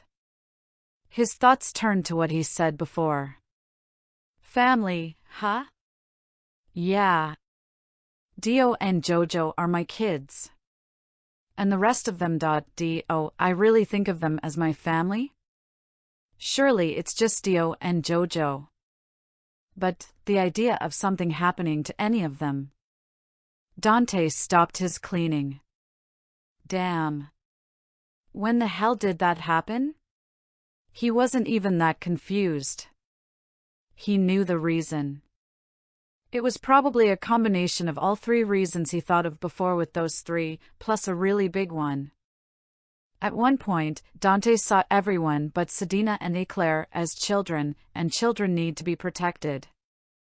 And he really did want a family again. When did what happen? He heard Sedina behind him. When he turned, he saw she was only a few feet from him, already in the water. Damn, my senses are going. Nothing. Just thinking. Dante returned to his cleaning. Oh. Sedina crept forward. Thinking about your family? That was something she teased him about the whole way down the mountain. He wasn't mad about it anymore. You here to help, or to distract me? Dante asked. As a matter of fact. Sedina came into the water and held out her hand. Don't want to do a bad job cleaning, right? Dante raised an eyebrow at her, but shrugged and handed over the soap. Sedina, in turn, looked him up and down. What is it? He asked her. You really don't mind it, huh? She said as she got to work. You really could fight naked without a problem. Dante hummed. I did go to a place where clothing was prohibited to kill a man once. What a strange world you come from. Sedina laughed. Besides that, I've literally crawled through shit before. Being covered in grime, blood, or being completely nude just doesn't bother me. Sedina scrubbed around his right shoulder. And yet, if I whisper a few things in your ear, you get all embarrassed. That doesn't really happen anymore. Dante said. Sedina leaned closer to him, only for Dante to hold up his hand. Never mind. Sedina laughed. She continued washing around his right side. She isn't wrong. Hell, kissing and all that isn't much either. But, hearing her say those things to me. I'm just not used to that sort of thing. He said. At least, with it being genuine. Sedina draped her arms over him. What? I can't decide if I should tell you those things more for all the times no one said them, or to hold back a little to keep it being special to you. She said, placing a kiss on the back of his neck. Dante shuddered. The idea of responding was lost as she left a trail of kisses along his shoulders. After getting caught by Raphtalia a couple days ago, they hadn't really done anything like this. There was the occasional kiss, sure, but nothing more. Sedina continued to his left, nearing what remained of his shoulder. Ah. He let out and jerked away from her. What's wrong? Sedina reached out for him. Did I? And no. Dante held where his arm was missing. It was a strange feeling. He didn't understand. She'd held him there before. Hell, she was basically snuggling against it the other day. Sedina walked through the water, getting closer to him. May I? She held her hand near his shoulder. With a nod, she placed her hand there. He gave a light wince, but didn't shy away. She slowly moved her hand over the scars. Dante's breath came out in short bursts. Sedina placed her other hand on his missing shoulder and brought her head closer. You're pulling away, she said. I am? He looked over, realizing his head was turned away, and seeing his body was leaning back. I'm not trying to. Sedina let go, and he moved back up. I don't understand. What happened? She asked him. I don't know either. He placed his own hand on the missing limb and felt nothing wrong. People have touched there before, and I've taken hits there too. Sedina nodded. This is the first time I'm seeing you act like that. It was right after I Slowly, a wide smile grew on her face. What? Dante looked at her. She was grinning heavily. Oh, I just figured it out, she said, swaying her hips as she walked closer. She draped her left arm over his right shoulder and her right around his waist. I'm going to kiss you there again, okay? Dante found his breathing became shallow, but nodded anyway. The second her lips touched the scar, he felt a pressure on his back. It was pushing against him. His body seemed to have a mind of its own.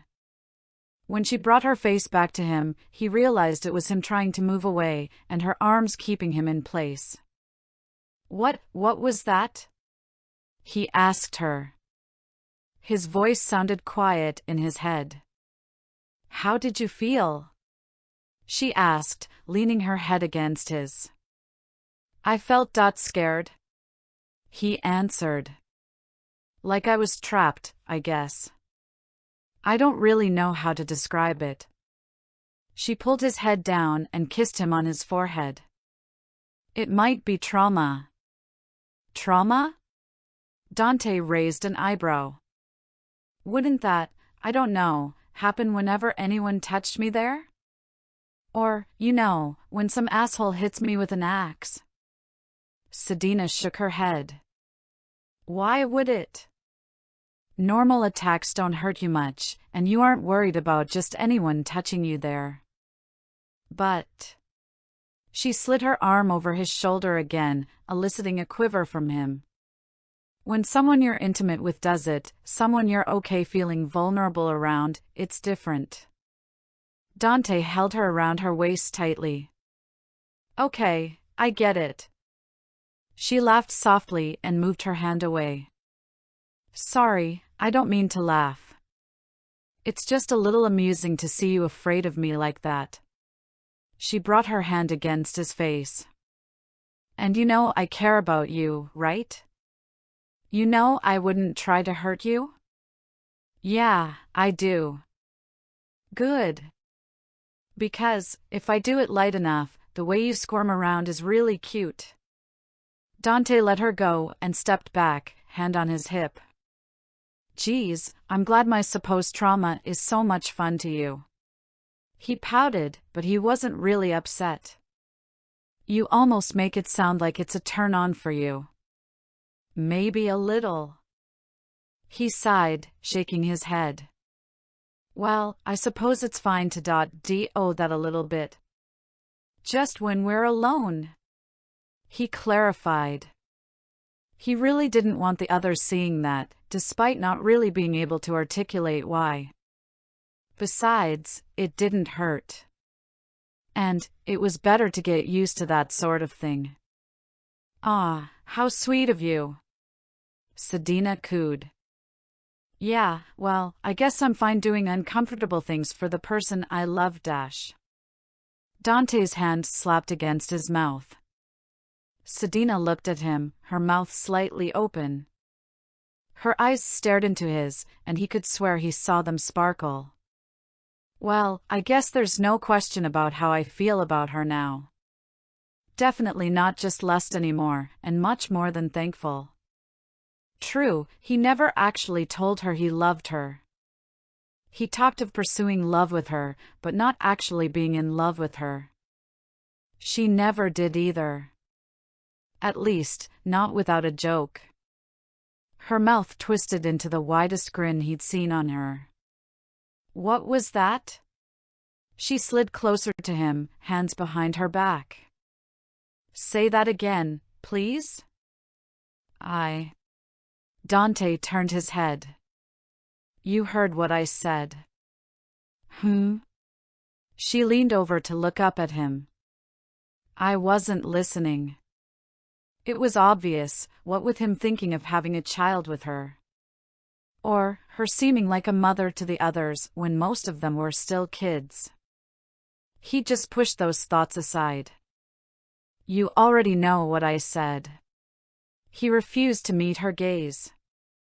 He could feel his face starting to burn. Besides, I already said you would be my first wife. I all but said it then. I just want to be sure. She slid her arm around him and brought him close. He could feel the coolness of her normal skin and rubbery flesh against his bare body. Fine. He looked her in the eyes, the heat rising on his face becoming unbearable. I love you. Sedina's face shined as she squeezed him tight. Ah, I knew you could say it. Yeah. Despite his tone, he was happy being held by her right now. I love you too, she cried out. Dante couldn't stand how hot his face felt right now. Still, the optics of the situation wasn't totally lost on him. Why, if one of them comes over here right now, they're going to be all embarrassed. Dante was still in the middle of bathing, after all. Let them, she said, lifting Dante from the water and spinning him. You said you love me. Of course I do, he said as she set him back in the lake, as if he wasn't just agonizing over saying it. I told you, you'd be my wife. Sedina gave him a look. Are you saying every marriage in your world is happy and loving, and never just for politics? Point taken. He supposed that may have been in the back of her mind. Maybe he should have said something sooner. Maybe he should have figured himself out sooner. Anyway, she held his face, giving him a wink. I think we should celebrate this. Dante held his hand against hers. If you're saying what I think you are, maybe we shouldn't. Oh. She gave him a quick kiss. I just want to have a nice drink with my loving fiancé. What were you thinking? Dante's face burned again. Embarrassed? I thought you could handle that type of talk. Shush. He just about had his fill of this for today. We've been gone a bit, so we should get back to everyone. All right. She stepped away, trailing her hand along his chin. Rinse off before. She paused and looked down. Yes, I get it. I thought you were talking about sex. Dante shook his head. Dante. She pointed down into the lake. Dante followed along and saw what she did. Is that an alligator?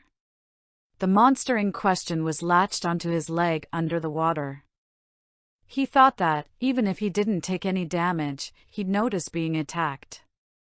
Then again, he was a little distracted. His appraisal told him it was an indigo gator. It looks young. Sedina pulled her harpoon from her back. It looked as long as Dio or Jojo were tall in their child forms. It's adorable. Dante leaned down to give it a stroke. The gator swiped at him, but he pushed past it and ran his hand down its back. It's trying to kill you. Sedina loosely leveled her harpoon towards it. Young or not? Right. Dante turned to the side to give her a better angle. While he would have liked to keep it, it was probably better to raise a monster from an egg. Just as Sedina brought back her harpoon, the surface of the lake exploded in a shower of water. Another gator, this one much larger, latched onto Dante's abdomen. He cried out as the gator pulled him down. Dante! Sedina yelled. She thrust her weapon down, embedding into the monster. It thrashed in the water, but it kept its hold on him. Dante kept being dunked in the water. His voice was muffled.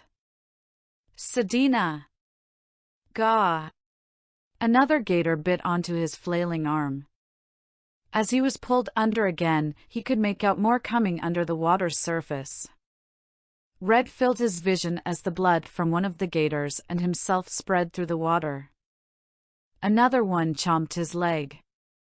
When he surfaced again, he gave his order. Magic! Fry them! He was pulled down again, water threatening to pour into his lungs. He focused on his shield, shifting it to the spell Cobalt or shield. He had a much weaker shield equipped before, working to unlock it when the gator grabbed him. Without any solid surface to push against, his higher defense and, thus, grappling ability wouldn't be as useful. That was especially true if these gators were trying to drown him, which fell in line with what he knew about their earthly counterparts. He couldn't call out his skill to activate it, not that he'd want to. He was pretty sure the barrier would force the gators away, while also tearing a chunk out of his stomach. The thrashing continued. Then, his body convulsed. Pain shot through him, though less than what the gators were causing him. The gators released their hold on him. His body sank further into the lake before he was pulled up by his arm. Sedina held him up, helping him as he coughed the water from his lungs. "Are you okay?" she asked, keeping him from falling over. "Yeah."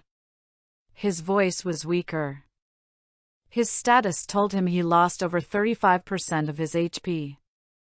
Again, he was reminded of alligators from his world. Unless he got some good leverage on them, those gators weren't going to let go of him.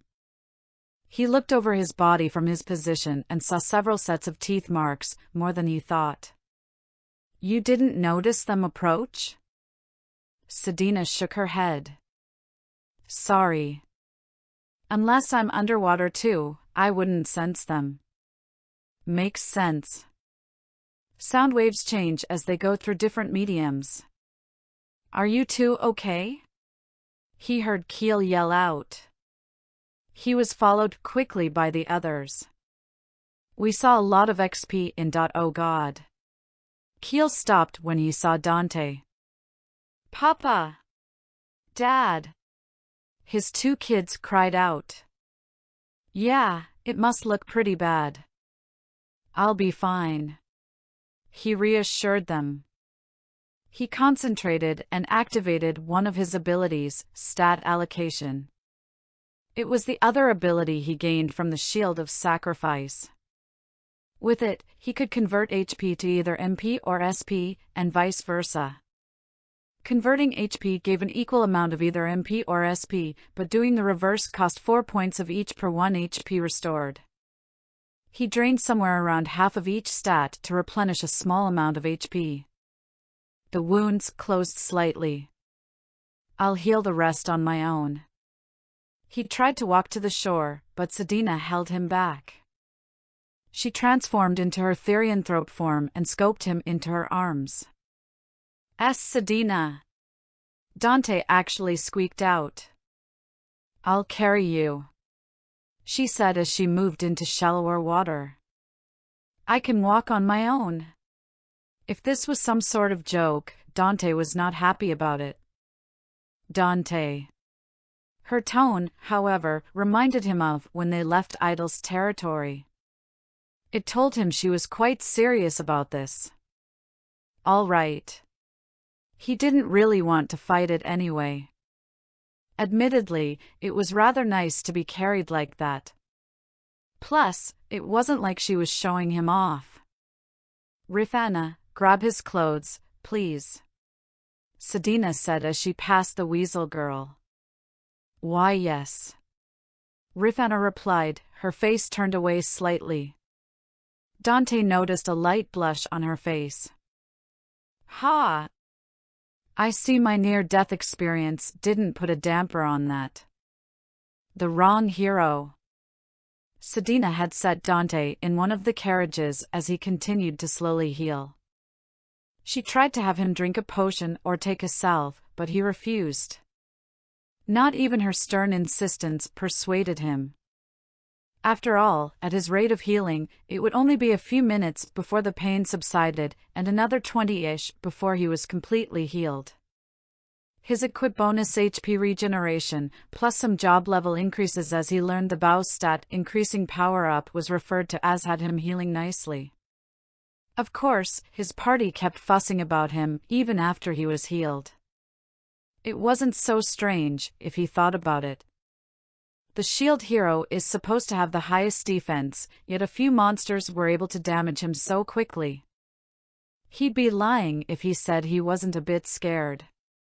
Despite using a much weaker shield, he still had the power up from the axe, increasing his defense. Unbelievable. I challenge a dragon without a problem, but a dozen alligators nearly kill me? This world doesn't make any sense. I know the stats on my reinforced iron shield are really high, but does it make that much of a difference? Of course, he also wasn't wearing any armor, and his support spell had run out. Still, if one of the others was grabbed, he didn't know if they'd have survived. Sure, the gators thrashed around, so that probably ate away at his HP, but it was still a concern. The indigo gators didn't seem to have any dragon parts on them, so they likely weren't sired by Galeon. Most of his other children seemed to take the hint. With his body back to full strength, they decided to have a meal before leaving this part of the mountain. They didn't let him help in the preparations, however, having him sit on a fallen log. Dio sat in his lap while Jojo held him from behind, partly to keep him from getting up, and partly because they were still worried. It started to seem like they'd do this every time they weren't around when he was attacked. The gator meat was brought over, already cut, and Dante was finally allowed to work on it. His kids still clung to his pant legs as he did, though. He placed some of the gator into his shield, revealing a few forms. They were okay stat-wise and gave stat increases: cooking, defense, underwater combat, and swimming. Once the food was cooking, it was back to comforting the kids. "You two worry too much," he told them. "Papa, you got really hurt again," Dio said, sitting in his lap once more. "Yeah, but Sedina was there again, so it's fine," he pointed out. "You have to stay near us," Jojo said. "We have to protect you." "No, I have to protect you. That's my job." Dante reached over his shoulder and ruffled his son's hair. "We're just glad you're okay," Raphtalia said, though she frowned as she said it. "But, please, don't flirt with Sedina while we're in monster-infested areas." "Now, where's the fun in that?" Dante joked, but he knew she was right. He was a little too lax, trying to unlock another shield while in a place like this. "Still, when I die, it'll be from a superior opponent, not some stray gators." "Tell that to the monsters," Keel quipped. He was cutting some meat from the cooked gators and passing it out. "Please, that was a one-time thing. I make it a habit to avoid gators anyway. That's why I never go to Florida." "What's that?" Rifana asked from her seat next to him. "It's a state in my home country. They have a few monster problems there, and one of them is alligators. Like they say, Disney World is the happiest place on Earth until you get eaten by an alligator." Dante took his meat from Keel and took a bite out of it. Clearly, this version of alligator didn't taste like chicken. It was closer to salmon, really. Not that he ever ate alligator before, just read what people thought of it. Dante did find that some of the job levels he increased, like cooking and such, did also give a few abilities. One of which was keeping things in his inventory fresh longer. They'd probably be able to enjoy these gators for a few days with that. Without falling too deep into his thoughts, Dante found that Keel was still standing before him. His eyes had a look of anticipation in them. In the corner of his eyes was Rifana with the same look. Raphtalia had a similar look across from him. "Oh yeah, they wanted to hear more about me, didn't they? I even told Sedina I would talk more about myself." He did just that. He spent some time talking about some of the things in his world.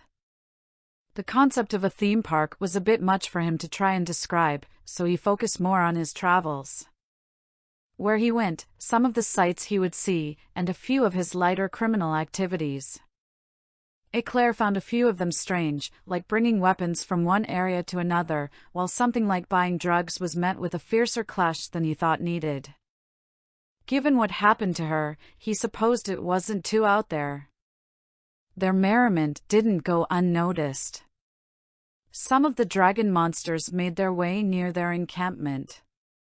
They didn't get too close, but they did seem to eye the dead gators. Dante waved them closer, much to the filial children's displeasure, and gave them a bit of the cooked parts. They almost seemed to beg for more. Dante got an idea. He had them bring parts he could put into his shield in exchange for food. From there, they brought an assortment of items. Most of them were very minor bonuses, but there were a lot of them. Every time, Dante would give out a little food and they'd scurry off to collect more. See, Sedina?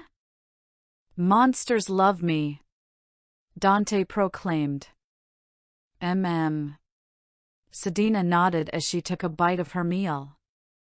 These indigo gators really liked you. Ah, they totally did. They were just bad at expressing themselves. Maybe that's why they liked you. Sedina gave a light laugh. Once they finished and collected the remaining gator corpses into Dante's shield, they set out.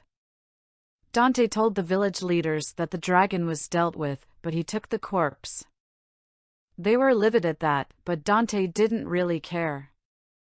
Sure, they did say part of the quest was to leave the corpse, but Dante never accepted the quest.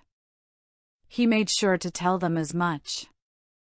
They'd get the money they sent for the quest fulfillment back, and they didn't all die, so Dante figured they got off light. Of course, they wouldn't know he saved most of their lives, but that wasn't his concern either. They rode out of the village and towards the capital again.